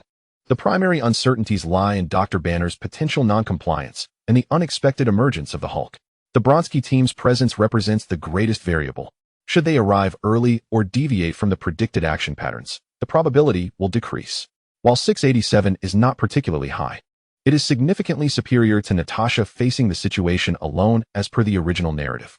In the original storyline, although she eventually located Banner, the process was fraught with peril, culminating in Banner being coerced to leap from a building, triggering Hulk's first outburst in Rio. Our objective is to enhance this probability as much as possible. Maintain heightened surveillance on Bronsky. If he exhibits any signs of accelerated movement or route alteration, promptly alert Natasha. Understood. Time ticked away. The Quinjet, utilizing optical camouflage technology, silently hovered in a visual dead zone above the slums. Natasha descended via a rappel line, akin to a shadowy feline of the night. Landing precisely atop an abandoned water tower, the optimal entry point suggested by the intelligence, affording a clear view while evading most ground-level sight lines. Through a high-powered telescope, she observed the beverage factory below, finding the actual situation entirely consistent with the intelligence. Workers were clocking out, a torrent of people flowing. The figure of Dr. Banner appeared at the dormitory entrance, seemingly preparing to step out for supplies. I am in position. The target has emerged. Natasha reported via encrypted communication to Fury, while her fingers swiftly navigated the tactical tablet, cross-referencing the recently observed minutiae with the received intelligence. Proceed as planned. The advisor's intelligence is utilitarian, but maintain discernment. Fury's voice resonated. Natasha inhaled deeply, temporarily suppressing her suspicions regarding the enigmatic advisor, especially any potential connection to Lin Ye. Mission first. Like a wraith merging with the shadows, she slipped down from the water tower, leveraging the blind spots and convoluted alleyways noted in the intelligence to approach the beverage factory swiftly and silently. Her movements were fluid and efficient, exemplifying the Black Widow's unparalleled infiltration skills. In the laboratory, Lin Ye observed the point representing Natasha rapidly closing in on the point representing Banner along the optimal path, nodding slightly in approval. Indeed, Natasha exhibited exceptional execution capabilities. Meanwhile, the point representing Bronsky, although also approaching, should be outpaced by Natasha given the current speed. Everything seemed to be progressing according to plan. However, just as Natasha was within 50 meters of Banner's dormitory, poised to make contact, Panga's alarm suddenly blared. Warning. The Bronsky team's vehicles have unexpectedly accelerated. Deviating from the predetermined route, they have chosen a steeper yet shorter path. Estimated arrival time has been advanced to within 10 minutes. Lin Ye's expression hardened. A variable has emerged. As anticipated, Bronsky, the restless element, was unwilling to adhere to protocol. Immediately relay the latest developments to Natasha. Highlight Bronsky's new route and estimated arrival time. An urgent message instantaneously appeared on Natasha's tactical tablet. Natasha, concealed around a corner, was prepared to wait for Banner to reach a more secluded spot before revealing herself. Upon seeing the red alert pop up on her tablet, her brow furrowed. Time had suddenly become critical. Without hesitation, she altered her previously mild approach plan. She needed to extract Banner before the military arrived. Stepping out from the shadows, she positioned herself in front of the somewhat distracted Bruce Banner, who had just exited the dormitory. Dr. Banner, Natasha stated in as calm a tone as possible. Though her pace quickened, I am Agent Natasha Romanoff of S.H.I.E.L.D. You need to come with me immediately. The military is on their way. Banner initially froze, before his face contorted with sheer terror and resistance. No, you can't do this. I'm not going anywhere. He instinctively recoiled, his heartbeat quickening. The gamma radiation readings on Panga's monitoring screen spiking dramatically. Lin Ye clenched his fists in the laboratory. The most dreaded scenario had indeed materialized. Banner's resistance and fear were the key triggers for the Hulk. Natasha, Banner's emotional state is extremely unstable. Gamma signals are intensifying rapidly. Immediate coercive measures are recommended. Or a change in strategy. Lin Ye nearly shouted into the microphone, but he knew he couldn't. He could only send this crucial warning as data through Pangu. Natasha's tablet vibrated once more, displaying the latest alert. She also sensed the dangerously unstable aura emanating from Banner. With no time to hesitate, she flipped her wrist, aiming the widow's bite at Banner. Doctor, I apologize, but this is necessary. A sudden chase unfolded in the crowded, chaotic alleyways of Rio de Janeiro's slums. In the distance, the roar of military SUVs' engines was already audible. Lin Ye's first remote collaborative operation faced its initial genuine test. On the chessboard, the tides had turned. The narrow, steep, and labyrinthine alleys of the favelas in Rio de Janeiro resemble a vast, three-dimensional maze. The walls are adorned with faded graffiti, and clotheslines are strewn haphazardly with vibrant garments, while the air is permeated with a medley of food waste and dampness. At this moment, the once vibrant alley is the stage for a life-and-death chase. Bruce Banner, akin to a startled rabbit, desperately races through the constricted passageways.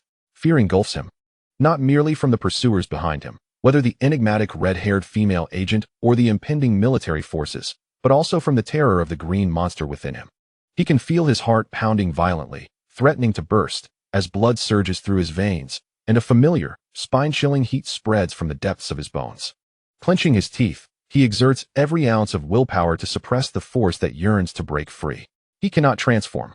To do so here would unleash unimaginable calamity. Natasha Romanoff trails closely behind, her movements more agile and efficient than Banner's, akin to a sleek feline navigating an obstacle course.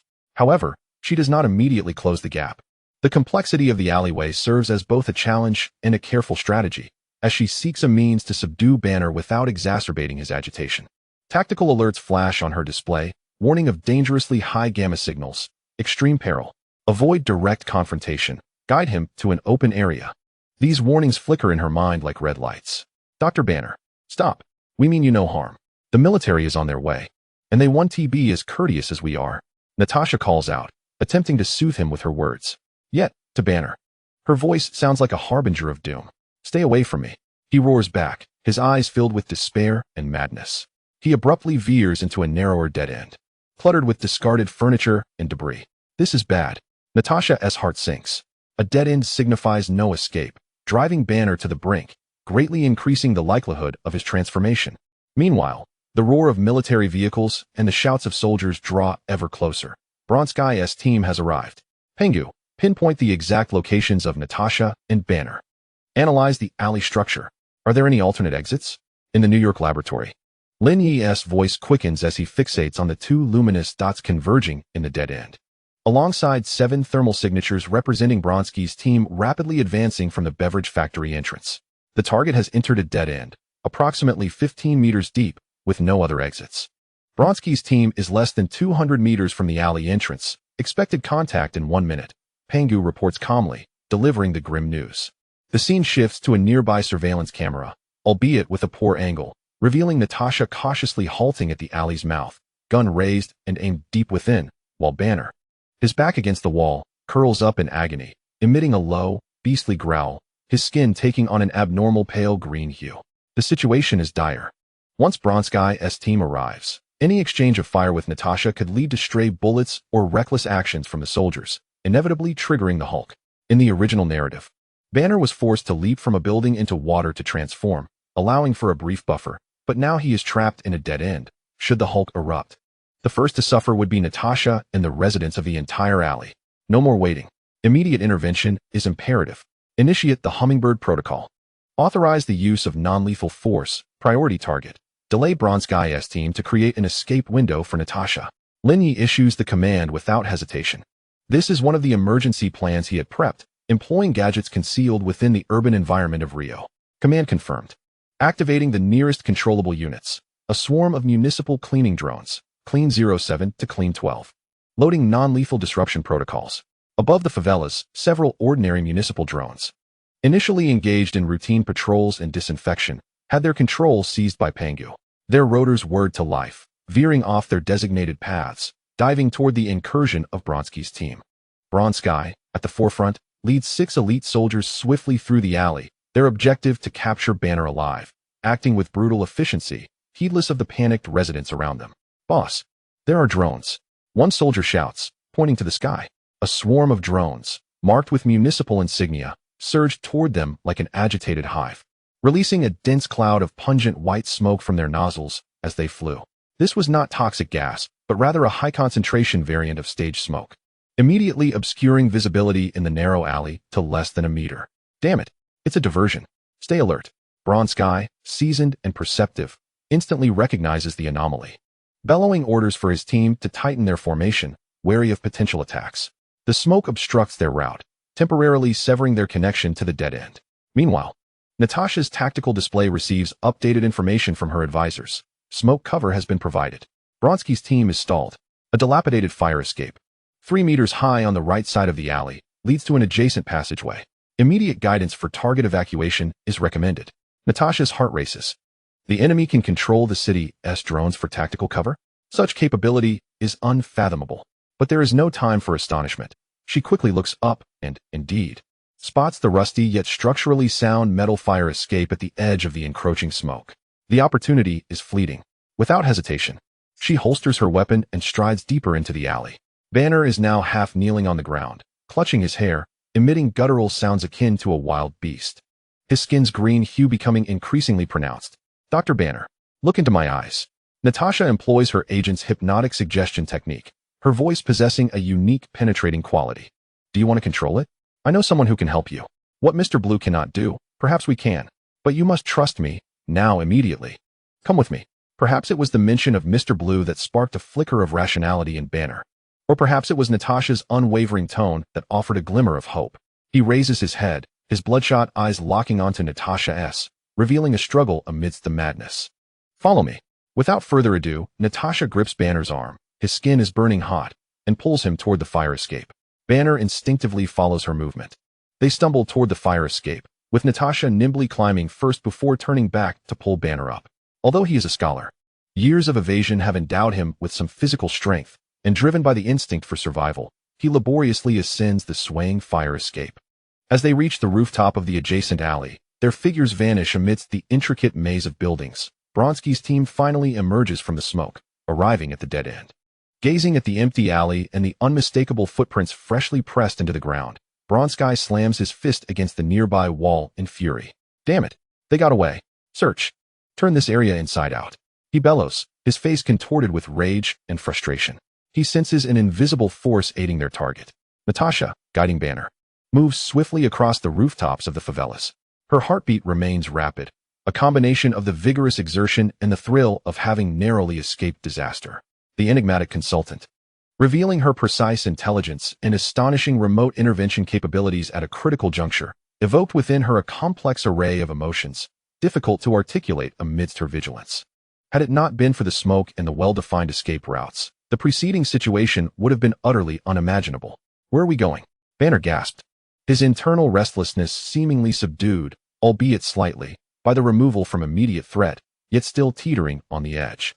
"To a safe location," Natasha replied tersely, glancing at her tablet, where the consultant had meticulously planned a new evacuation route to evade military searches, culminating at a predetermined safe house on the city's outskirts.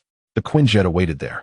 This heart-pounding chase through the slums had temporarily deviated from its originally bloody course, thanks to Lin Ye's remote assistance.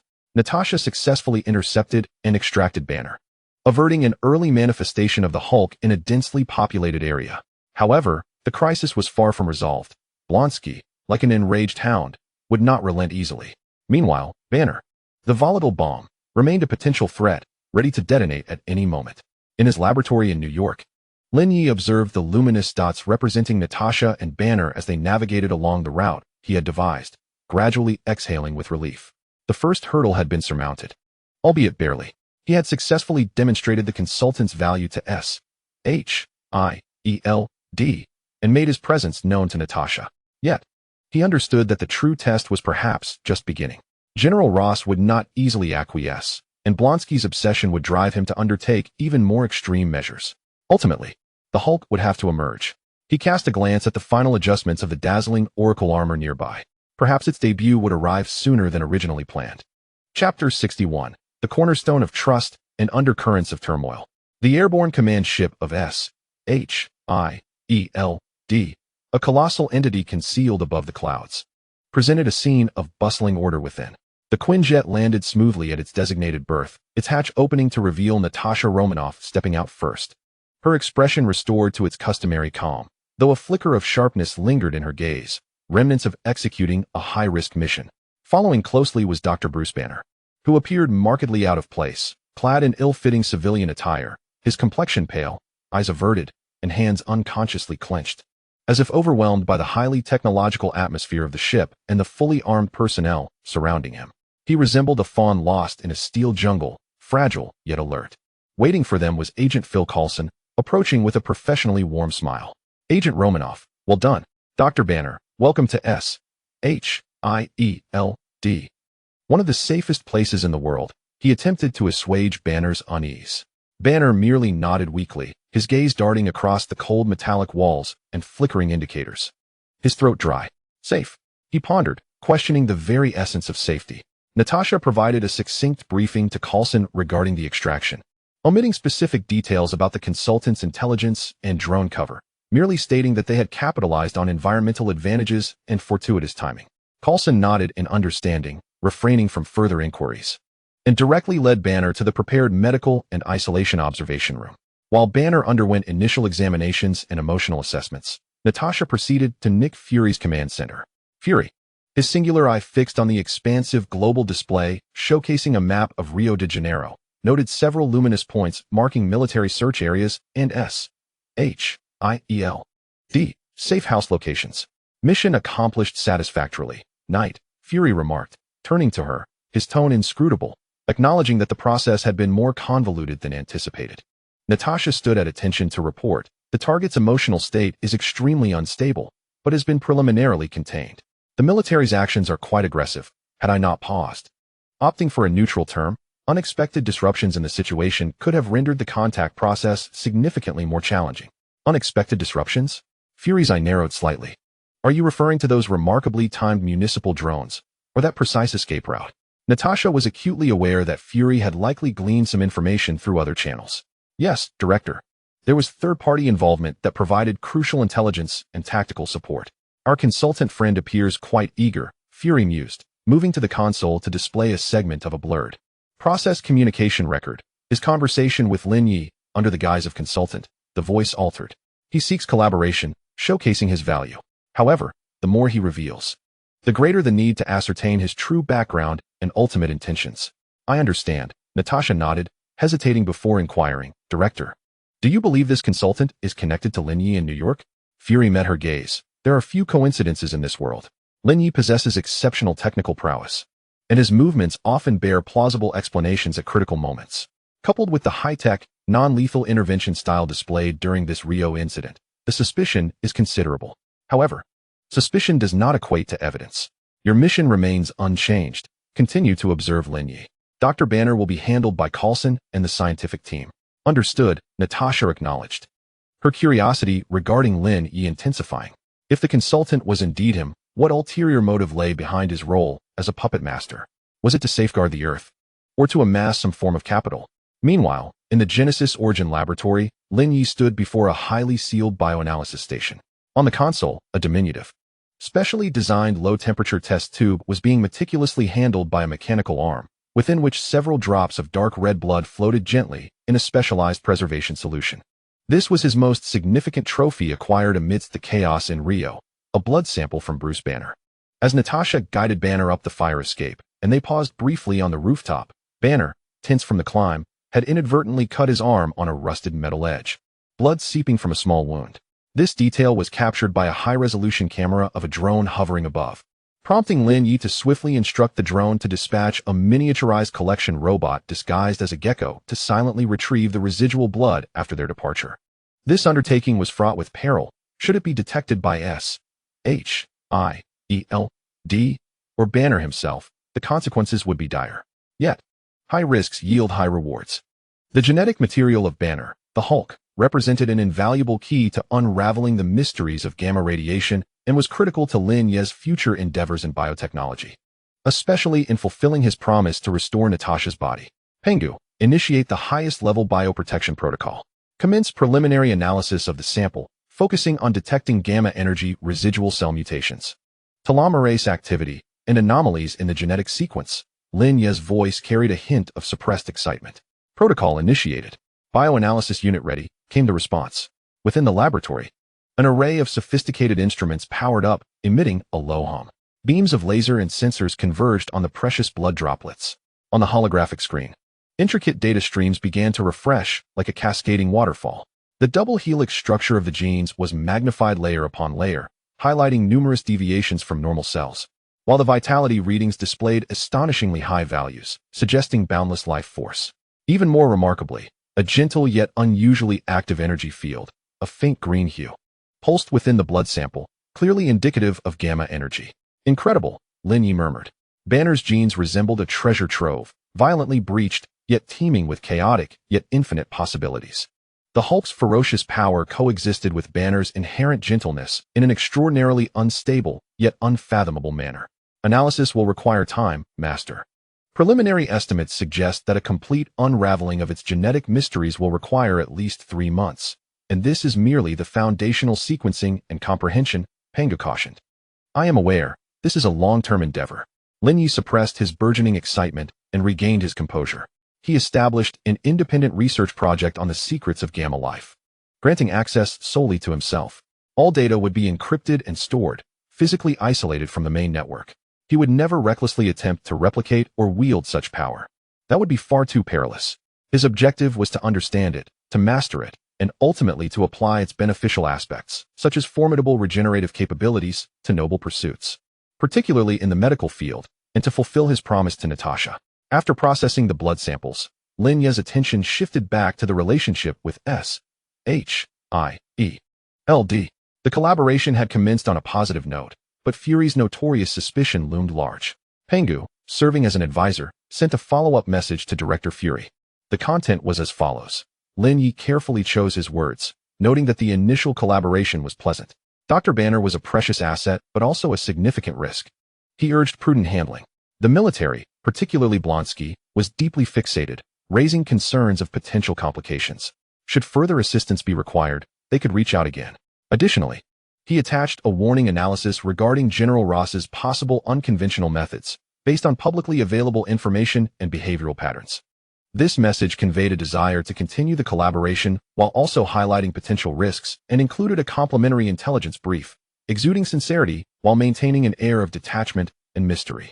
Shortly after the message was sent, Lin Ye received a satellite call from Natasha Romanoff aboard the airborne carrier, evidently conducted with Fury's tacit approval or even instruction. "Mr. Lin," came Natasha's somewhat fatigued yet professional voice, "I am on a temporary assignment attending to urgent matters, and I have just concluded. I must report that my return to New York may be delayed by a day or two." "That's quite all right, Natalie. Has everything proceeded smoothly?"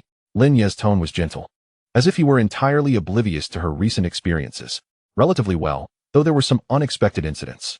Natasha's voice faltered momentarily as she seemed to seek clues in Lin Ye's tone, but found none. "Mr. Lin, what are your thoughts on certain unconventional technological interventions, such as remotely controlling urban infrastructure to mitigate crises?"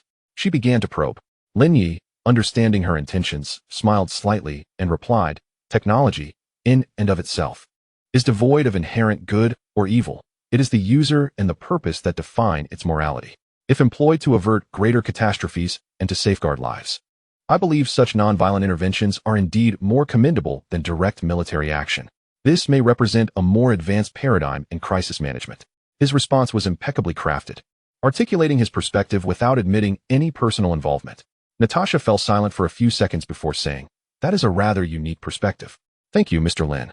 I will expedite my affairs here and return promptly." After the call ended, Lin Ye recognized that Natasha's doubts had only deepened, yet that was precisely his intention. He aimed to pique her curiosity, to lead her to investigate, ultimately guiding her step by step into the intricate web he had woven. Meanwhile, aboard the SHIELD airborne carrier, Natasha set down the phone, her brow furrowing. Lin Ye's response was too perfect, almost as if it had been meticulously rehearsed. She approached the viewport, gazing down at the vast expanse of clouds below. The images of the shadowy advisor and the young man constructing a technological empire in New York continuously overlapped and diverged in her mind. A strong premonition gripped her. The crisis in Rio was merely the beginning, and a far greater storm was brewing. Lin Ye, whether as an advisor or in his own right, would undoubtedly play a pivotal role in this impending tempest. She needed to draw closer to him, not merely as Assistant Natalie, but as Black Widow Natasha Romanoff. The truth often lies hidden within the closest proximity. Chapter 62. The Budding Rapport and Encroaching Shadows. In the medical isolation unit of the SHIELD airborne carrier, Bruce Banner lay on the cold examination table, various sensors affixed to him, monitoring every subtle fluctuation of his vital signs. With his eyes tightly shut, he attempted to block out everything external. Yet the scientist within him could not entirely disregard the presence of the cutting-edge medical and research apparatus surrounding him. A contradictory emotion tore at him. On one hand, there was the fear of being confined and studied, and on the other, a faint glimmer of hope regarding the advanced technologies that SHIELD might possess, surpassing even Mr. Blue. Agent Phil Coulson stood outside the observation window, communicating with Banner through a microphone in his characteristic calming tone. "Dr. Banner, please relax. We are merely conducting some basic checks to ensure your health. We understand your situation, SHIELD DS' goal is to assist you in managing the circumstances rather than creating further complications.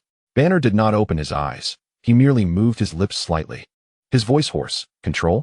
If I cannot even manage it myself, what can you do? We possess the world's finest research team and resources, Doctor. Perhaps a change in perspective. A different approach. Coulson refrained from providing a direct answer, leaving open-ended possibilities. He understood that for a genius like Banner, rigid commands were far less effective than guidance and the presentation of alternatives. Simultaneously, in another section of the carrier, Natasha Romanoff had changed into casual attire and was seated in the lounge, a cup of coffee before her, which she had scarcely touched. Her fingertips glided over her personal tablet as she repeatedly reviewed the intelligence package provided by the advisor during the Rio operation, along with subsequent drone interference footage.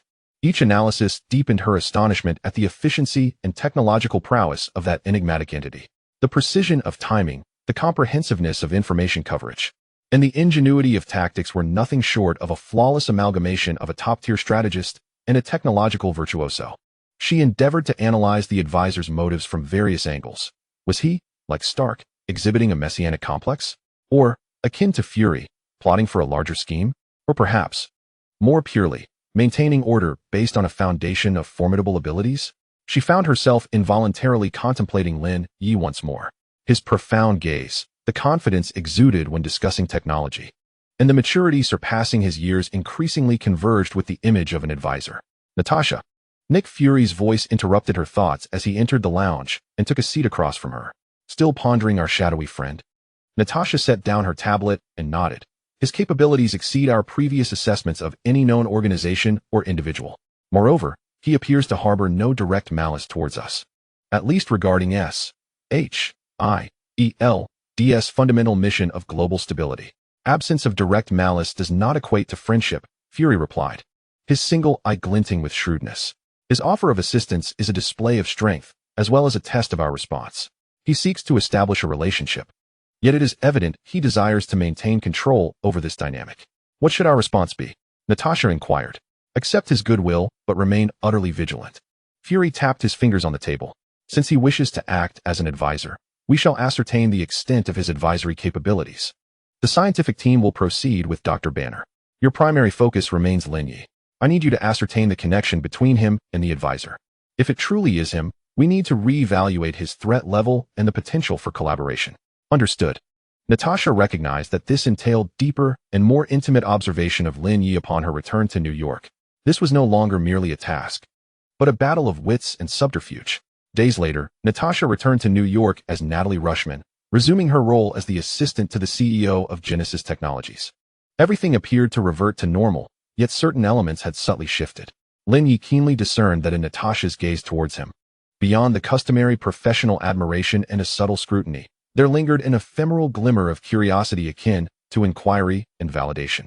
She would casually engage him in discussions surrounding the ethical applications of cutting-edge technology, such as the boundaries of artificial intelligence in urban management or the prospects of non-lethal technologies in crisis intervention. On one occasion, following a dinner, the two stood before the floor-to-ceiling windows of Lin Ye's penthouse, gazing down at the resplendent nightscape of New York. Mr. Lin, Natasha inquired, her wine glass in hand. Seemingly nonchalant, if, and I emphasize if, there existed a technology that could silently avert an impending tragedy from a great distance, albeit through the employment of morally ambiguous methods, would you utilize it? A stirring occurred within Lin Ye, cognizant that she was persisting with her prior probing. He swirled the red wine in his glass, his gaze drifting into the distance. It depends on the magnitude of the tragedy and the depth of the moral gray area. If it were to prevent a far greater calamity and safeguard the innocent, I believe I would. The adage, with great power comes great responsibility, though a cliché, bears its weight in truth. The crux lies in whether the intent and the ethical boundaries are aimed at control or guardianship. He turned to face Natasha, his expression earnest and profound. Just as we develop new technologies with the intention of enhancing human life rather than creating more efficient weapons, the journey may encounter controversy. Yet as long as the goal remains steadfast and one's conscience is clear, that suffices. Natasha met his gaze, endeavoring to unearth any semblance of hypocrisy or pretense within those depths. Yet all she found was an almost stubborn resolve accompanied by an ineffable solitude. In that moment, she felt nearly certain that, even if Lin Ye were not the advisor himself, He was undeniably intertwined with the advisor in profound ways. His principles aligned closely with the advisor's methodologies. A peculiar synergy began to quietly blossom between them, rooted in unspoken shared experiences of crises, albeit Lin Ye was behind the scenes, and a latent concordance with certain ideologies. Natasha's vigilance towards Lin Ye persisted, yet it began to intertwine with a more complex emotion, curiosity towards a formidable, enigmatic figure who seemed to harbor goodwill and even a hint of admiration. Meanwhile, in the unseen corners, shadows drew ever closer.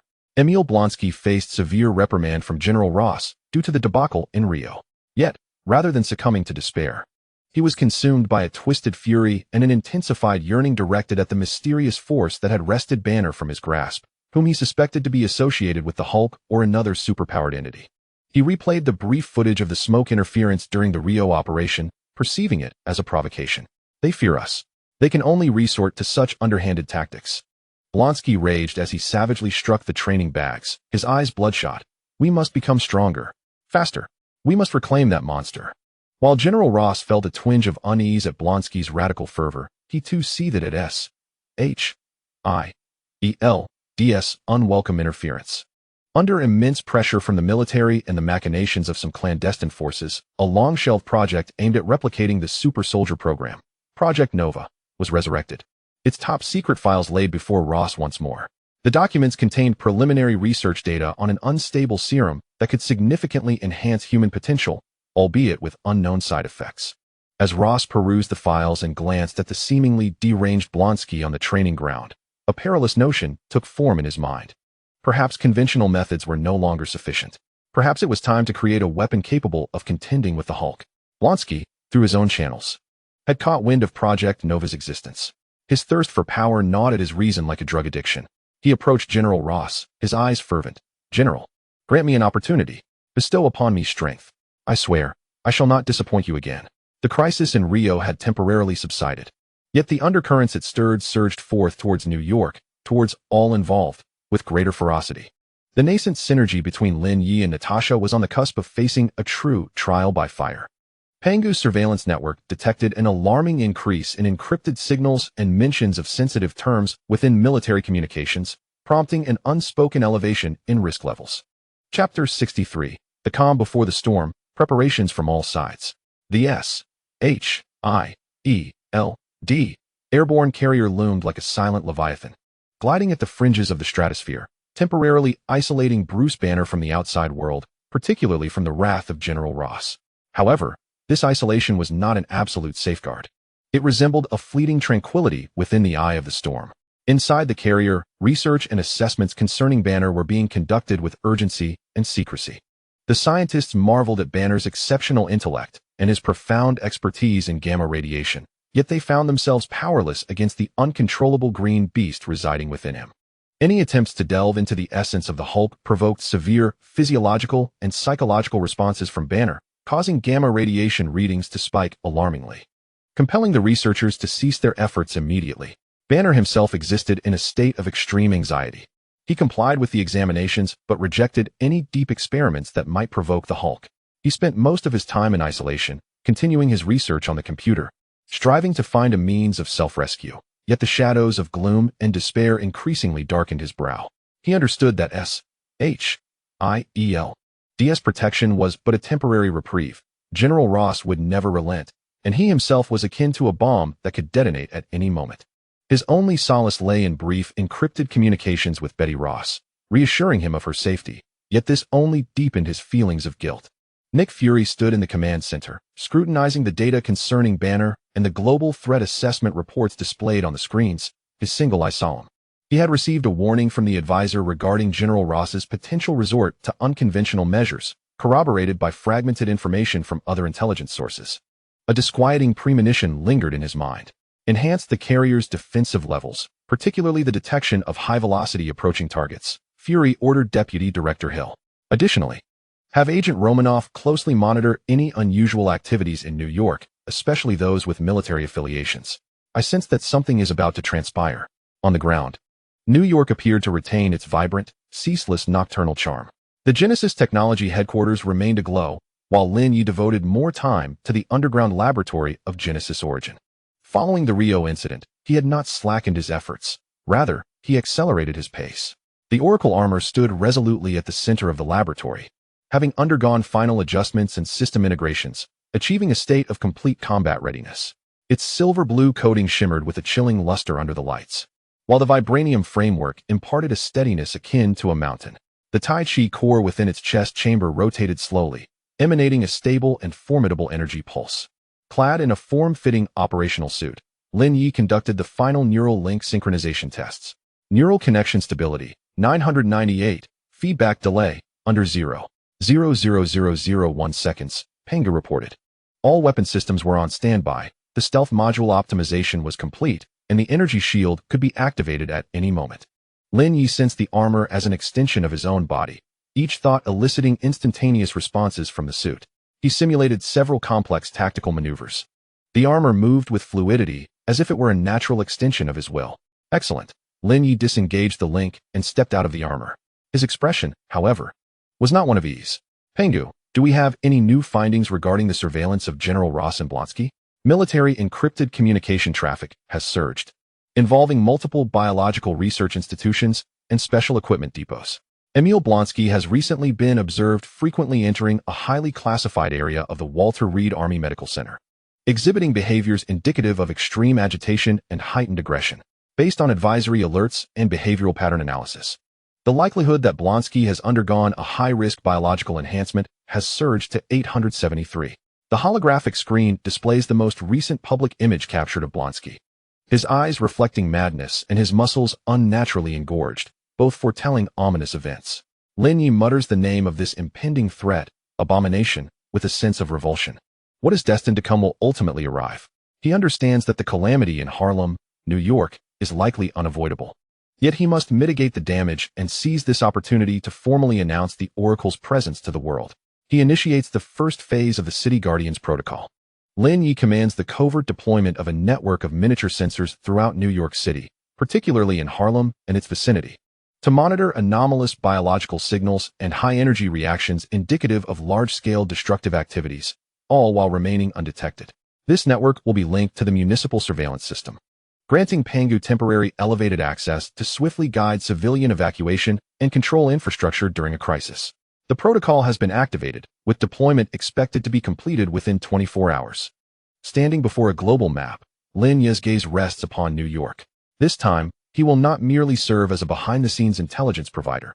He will confront the threat directly. This endeavor is not solely to rescue the innocent, but also to manifest his own ideals, declaring the existence of the Oracle to the world. Meanwhile, Natasha Romanoff, operating under the guise of Natalie, efficiently manages the company's daily affairs, yet a significant portion of her attention remains fixated on Lin Ye and external developments. She keenly observes that Lin Ye has been spending increasingly prolonged hours in the laboratory, the ostensible reason being the pursuit of new inspirations. But she senses an impending tension akin to a storm brewing. Concurrently, through channels within SHIELD, she becomes aware of unusual military movements and Blonsky's aberrations. She attempts several indirect inquiries, yet Lin Ye's responses remain impeccably sound. This deliberate calm only deepens her conviction that a significant event looms on the horizon. She enhances her own equipment checks and carries with her several non-lethal but effective control weapons.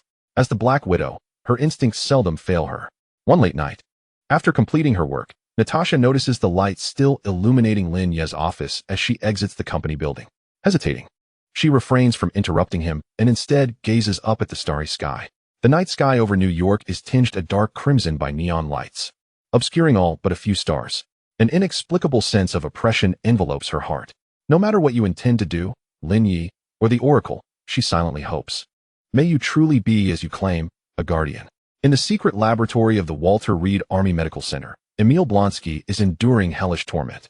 A bizarre compound, a mix of a subpar super soldier serum and a sample extracted from Hulk's blood, residual from the Calvo University incident, is forcibly injected into his body. Excruciating pain engulfs him as his muscle fibers tear and reconfigure, his bones groan under immense strain, his consciousness teeters on the brink of collapse. Yet his formidable willpower, or perhaps his frenzied thirst for power, sustains him. General Ross observes Blonsky's agonized writhing through bulletproof glass, his face betraying no emotion, though his tightly clenched fists reveal his inner turmoil. He knows this is a gamble. However, if successful, he will possess the ultimate weapon capable of contending with, and even capturing the Hulk. Increase the dosage. I demand results. Ross bellows into the communicator. The serum surges into Blonsky's veins like molten lava, and his body begins to undergo horrific mutations. His physique expands. His skin takes on an unhealthy gray-green hue. And inhuman roars escape his throat. On the eve of the storm, various forces accelerate along their respective trajectories. The tranquility is on the verge of being shattered, and the intersection of fate is destined to occur in the district known as Harlem. Lin Ye's Oracle Armor, Natasha's Black Widow skills, the Hulk's Primal Fury, and the impending birth of the monster abomination are all set to collide on this stage, an encounter poised to be etched into the annals of history. On Panga's monitoring screen, within the area representing New York, several key parameters begin to exhibit signs of anomalous fluctuations. The storm has arrived. Chapter 64, The Birth of Abomination. The Lament of Harlem. New York, Harlem. The afternoon sun casts a lazy golden hue over this district, rich in jazz history and unique cultural essence. The streets are bustling with traffic, pedestrians hurriedly moving about, the shouts of vendors intertwining with the laughter of children, composing a quintessential urban life tableau. Yet beneath this calm facade, a lethal crisis surges like an undercurrent. Within the secret laboratory of the Walter Reed Army Medical Center, the last inhuman roar, rife with suffering, abruptly ceases. In the room beyond the bulletproof glass, dust settles, revealing a colossal and grotesque figure that has supplanted Emil Blonsky, now standing amidst the ruins. Towering close to 3 meters, his body is cloaked in uneven, rock-like gray-green skin, muscles twisted to a degree that defies biology. His spine protruding into a row of bony spikes, his visage contorted, embodying sheer brutality and a desire for destruction. This is Abomination, a creature spawned from the twisted jealousy of Hulk and the madness of a substandard serum. General Ross gazes upon this creation through the glass, his expression devoid of joy, replaced instead by a subtle yet discernible fear and a cold acceptance of the situation. Abomination swivels his blood-red eyes towards Ross beyond the glass, emitting a low growl reminiscent of sandpaper scraping against wood. Target Hulk. Ross, feigning composure, commands through a loudspeaker, attempting to direct this monster. Yet Abomination merely widens his jaws, revealing a set of ivory teeth, producing a sound akin to mockery. He suddenly slams a fist against the reinforced bulletproof glass. Boom. The glass, designed to withstand heavy machine gun fire, shatters into countless shards. Alarm bells resonate throughout the entire base. Stop him. General Ross retreats in terror, urgently issuing commands to the surrounding soldiers. But the bullets that strike Abomination are akin to mere tickles, leaving no mark whatsoever. Abomination seizes a heavy medical apparatus and, as if it were a child's toy, hurls it towards the soldiers, resulting in immediate casualties. He demolishes every obstacle in his path, like an uncontrollable battering ram, bursting forth from the underground base and onto the streets of New York. His objective is clear: to find the Hulk, to defeat him, to prove himself as the strongest entity. Based on fragmented information gleaned from Ross and some primal instinct, he understands that Hulk is related to Bruce Banner, who is likely in New York under the protection of S.H.I.E.L.D. But it matters not. Should he wreak enough havoc upon this city, he is certain that the green bug will emerge. Simultaneously, within the geneticist source laboratory, shrill alarm bells blare. Highest alert. A high-intensity biological energy reaction detected at the intersection of East 128th Street and Lenox Avenue in Harlem, New York. The energy signature bears similarities to the initial transformation phase of Dr. Bruce Banner's Hulk profile, but is even more violent and unstable. The target is engaging in large-scale destruction. The electronic voice of Pangu is more urgent than ever. Lin Ye, almost instantaneously upon the alarm's activation, rushes towards the Oracle Armor. Real-time visuals. The main screen immediately switches to chaotic scenes unfolding on the streets of Harlem. Abomination rampaging, flipping vehicles as though they were mere scraps of paper, uprooting streetlights, and crashing into buildings, leaving gaping holes in their facades. People scream in terror and flee, the scene a cacophony of chaos and smoke. It's Abomination. He has appeared earlier than anticipated and is far more powerful than expected. Lin Ye's heart sinks, though he had long been prepared. Witnessing firsthand the devastation wrought by the monstrous entity ignited within him a profound sense of anger and urgency. Armor status: 100% ready. Initiate Phase 2 of the City Guardian Protocol.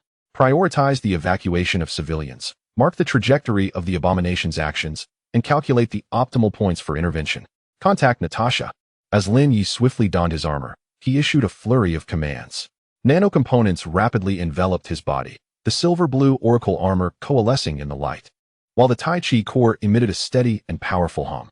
At the Triskelion, Nick Fury received the alert almost immediately. His single eye narrowed in fury as he beheld the chaotic destruction wrought by the gray monstrosity on the screen. That fool Ross. He cursed, promptly ordering. Contact the airborne carrier. Get Dr. Banner to see this. Let him witness the fruits of his labor. All nearby agents were dispatched without delay to the scene, prioritizing the evacuation of civilians. Contact Stark. Fury understood that conventional weaponry would prove ineffective against such a creature. They would need to rely on unconventional forces. He hoped that upon witnessing the chaos, the Hulk would emerge to halt the destruction, and he immediately thought of Tony Stark's Iron Man suit. At Stark Industries, Tony was leisurely fine-tuning his latest suit when he was abruptly interrupted by Jarvis's urgent alert. Sir, an emergency has arisen in the Harlem area of New York. A colossal gray creature is wreaking havoc. Tony approached the window, gazing at the thick smoke rising from the direction of Harlem, his brow furrowed. Another big brute party. Is it? Jarvis, prepare the latest model. We need to restore some semblance of order. Despite his nonchalant tone, his movements were swift and decisive. Meanwhile, in Harlem, a deadly pursuit unfolded. Betty Ross, worried about her father and Blonsky, had fortuitously arrived in New York and found herself near the epicenter of the chaos. The Abomination, amidst its rampage, recognized her instantly as General Ross's daughter and the object of the Hulk's affections. You, take me to the Hulk, it roared, advancing toward the terrified Betty with colossal strides. This was undoubtedly the most provoking way to incite the Hulk's wrath. S-H-I-E-L-D. Agents attempted to shield Betty, but their firepower was utterly ineffective against the Abomination.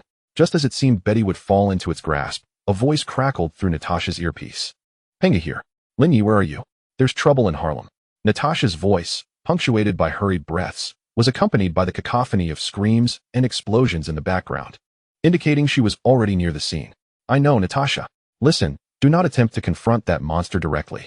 Your mission is to evacuate as many civilians as possible and ensure Betty Ross's safety.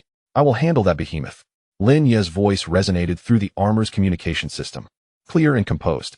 Natasha, concealed behind an overturned vehicle, glanced at the Abomination, which loomed like a demonic figure in the distance.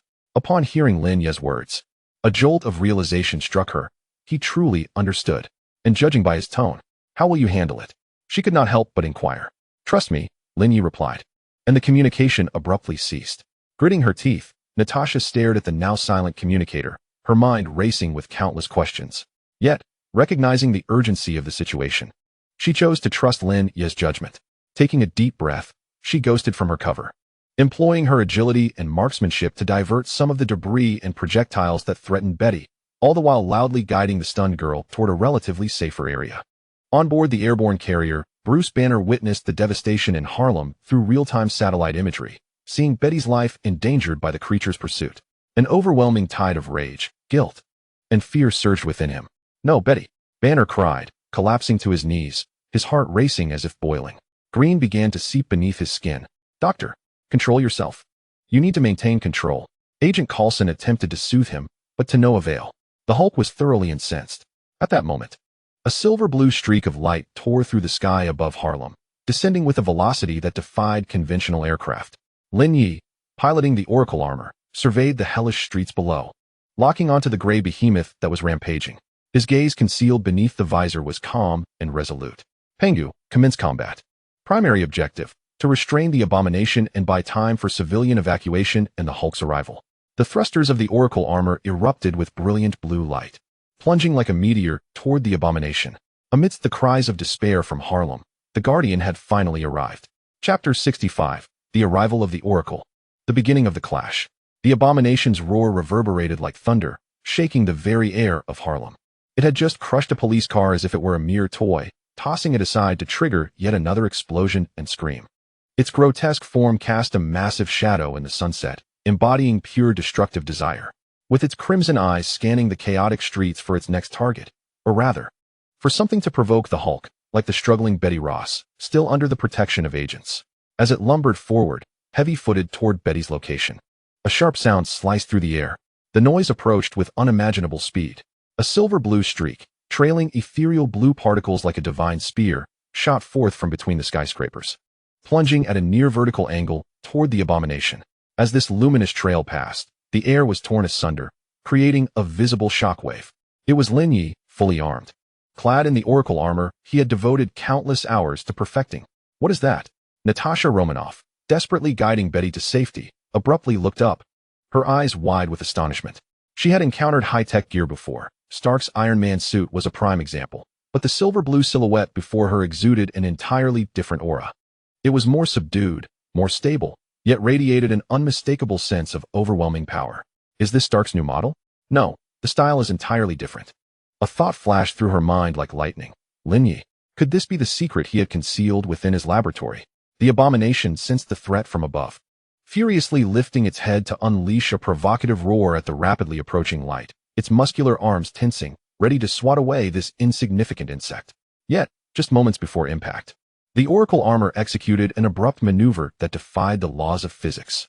The primary thrusters and numerous microthrusters worked in unison, producing a precise and powerful counterthrust that allowed the several-ton suit to hover gracefully, as if weightless, approximately 20 meters in front of the abomination, showcasing astonishing maneuverability and control.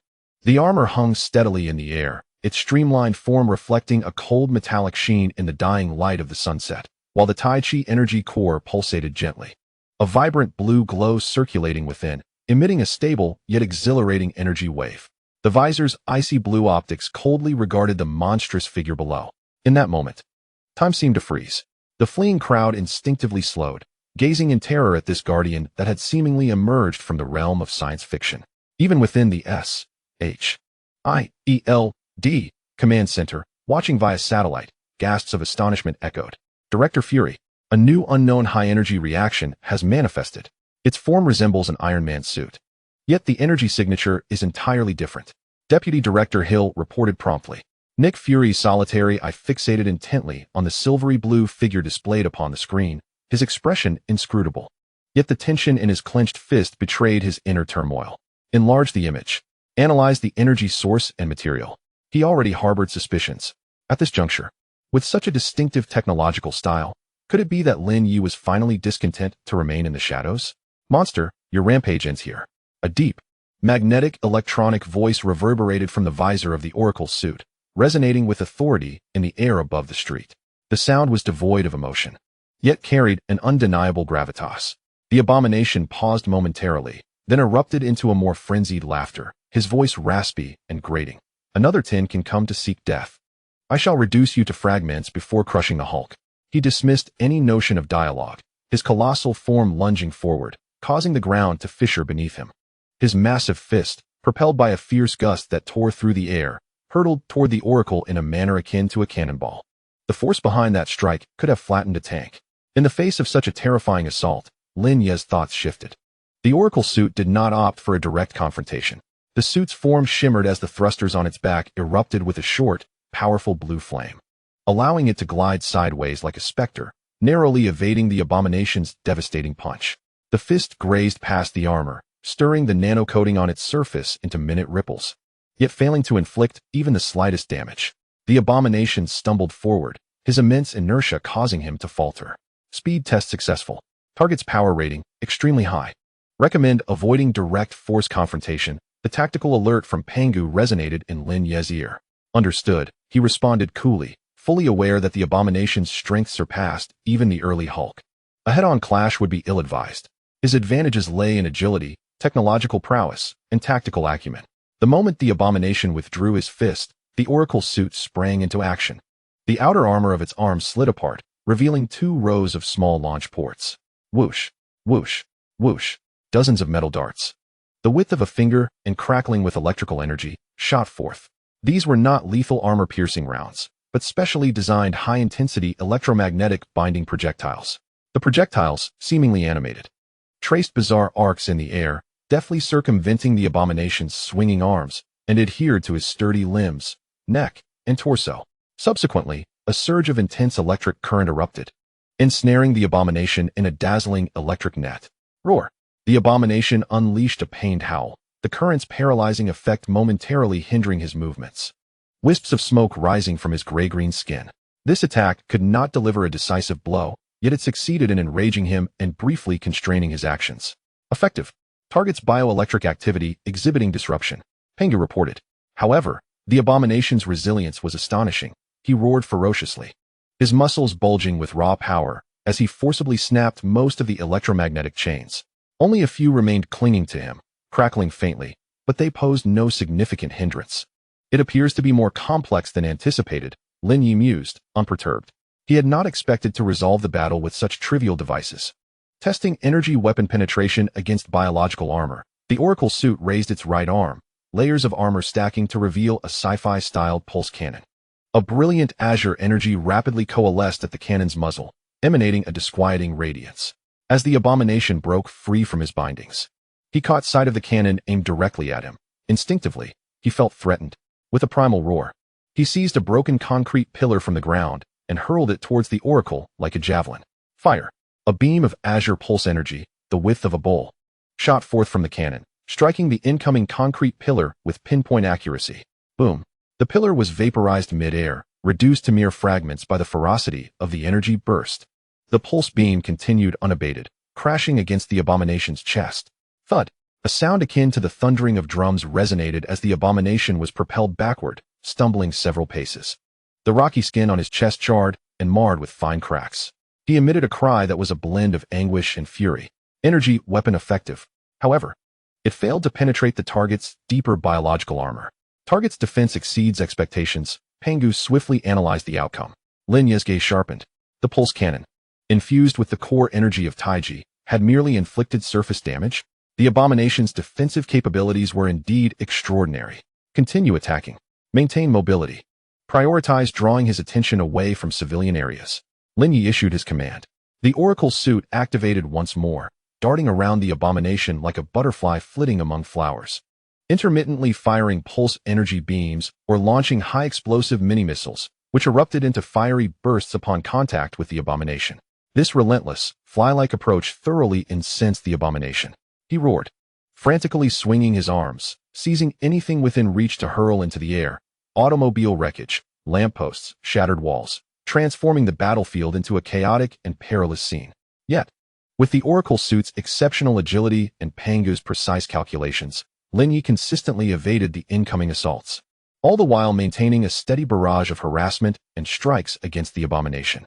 His strategy was clear: entangle him, wear him down, and await the arrival of that green behemoth or his next opportunity. On the ground, Natasha seized the chance presented by the Oracle suit, drawing all the abomination's fire, successfully relocating Betty Ross to a relatively secure shelter. She gazed up at the silver-blue figure maneuvering amidst the colossal monster, her thoughts a tumultuous mix. The fluidity of its evasive maneuvers, the precision of its energy shots, and the calm tactical mind were unmistakably Lin Ye. Not only did he possess such formidable individual combat prowess, but he also stepped forward at the first opportunity to protect civilians. Confronting the monster, a stark contrast to those she had encountered previously, who fought for profit or power, an ineffable emotion quietly blossomed within her heart. At that moment, a familiar roar of thrusters echoed from the distant sky, a golden red figure slicing through the atmosphere. Tony Stark, donned in his Mark IV armor, had finally arrived. Hey, big guy, bullying a newcomer is nothing to brag about. Come face off against your Uncle Stark. Stark's signature tone, laced with mockery, blared through external speakers as the mini-missile pods on his shoulders opened, unleashing several small missiles trailing white smoke toward the abomination. The battlefield in Harlem had already shifted due to the Oracle's initial intervention. Now, with Iron Man's entrance, a true three-way melee was on the verge of erupting.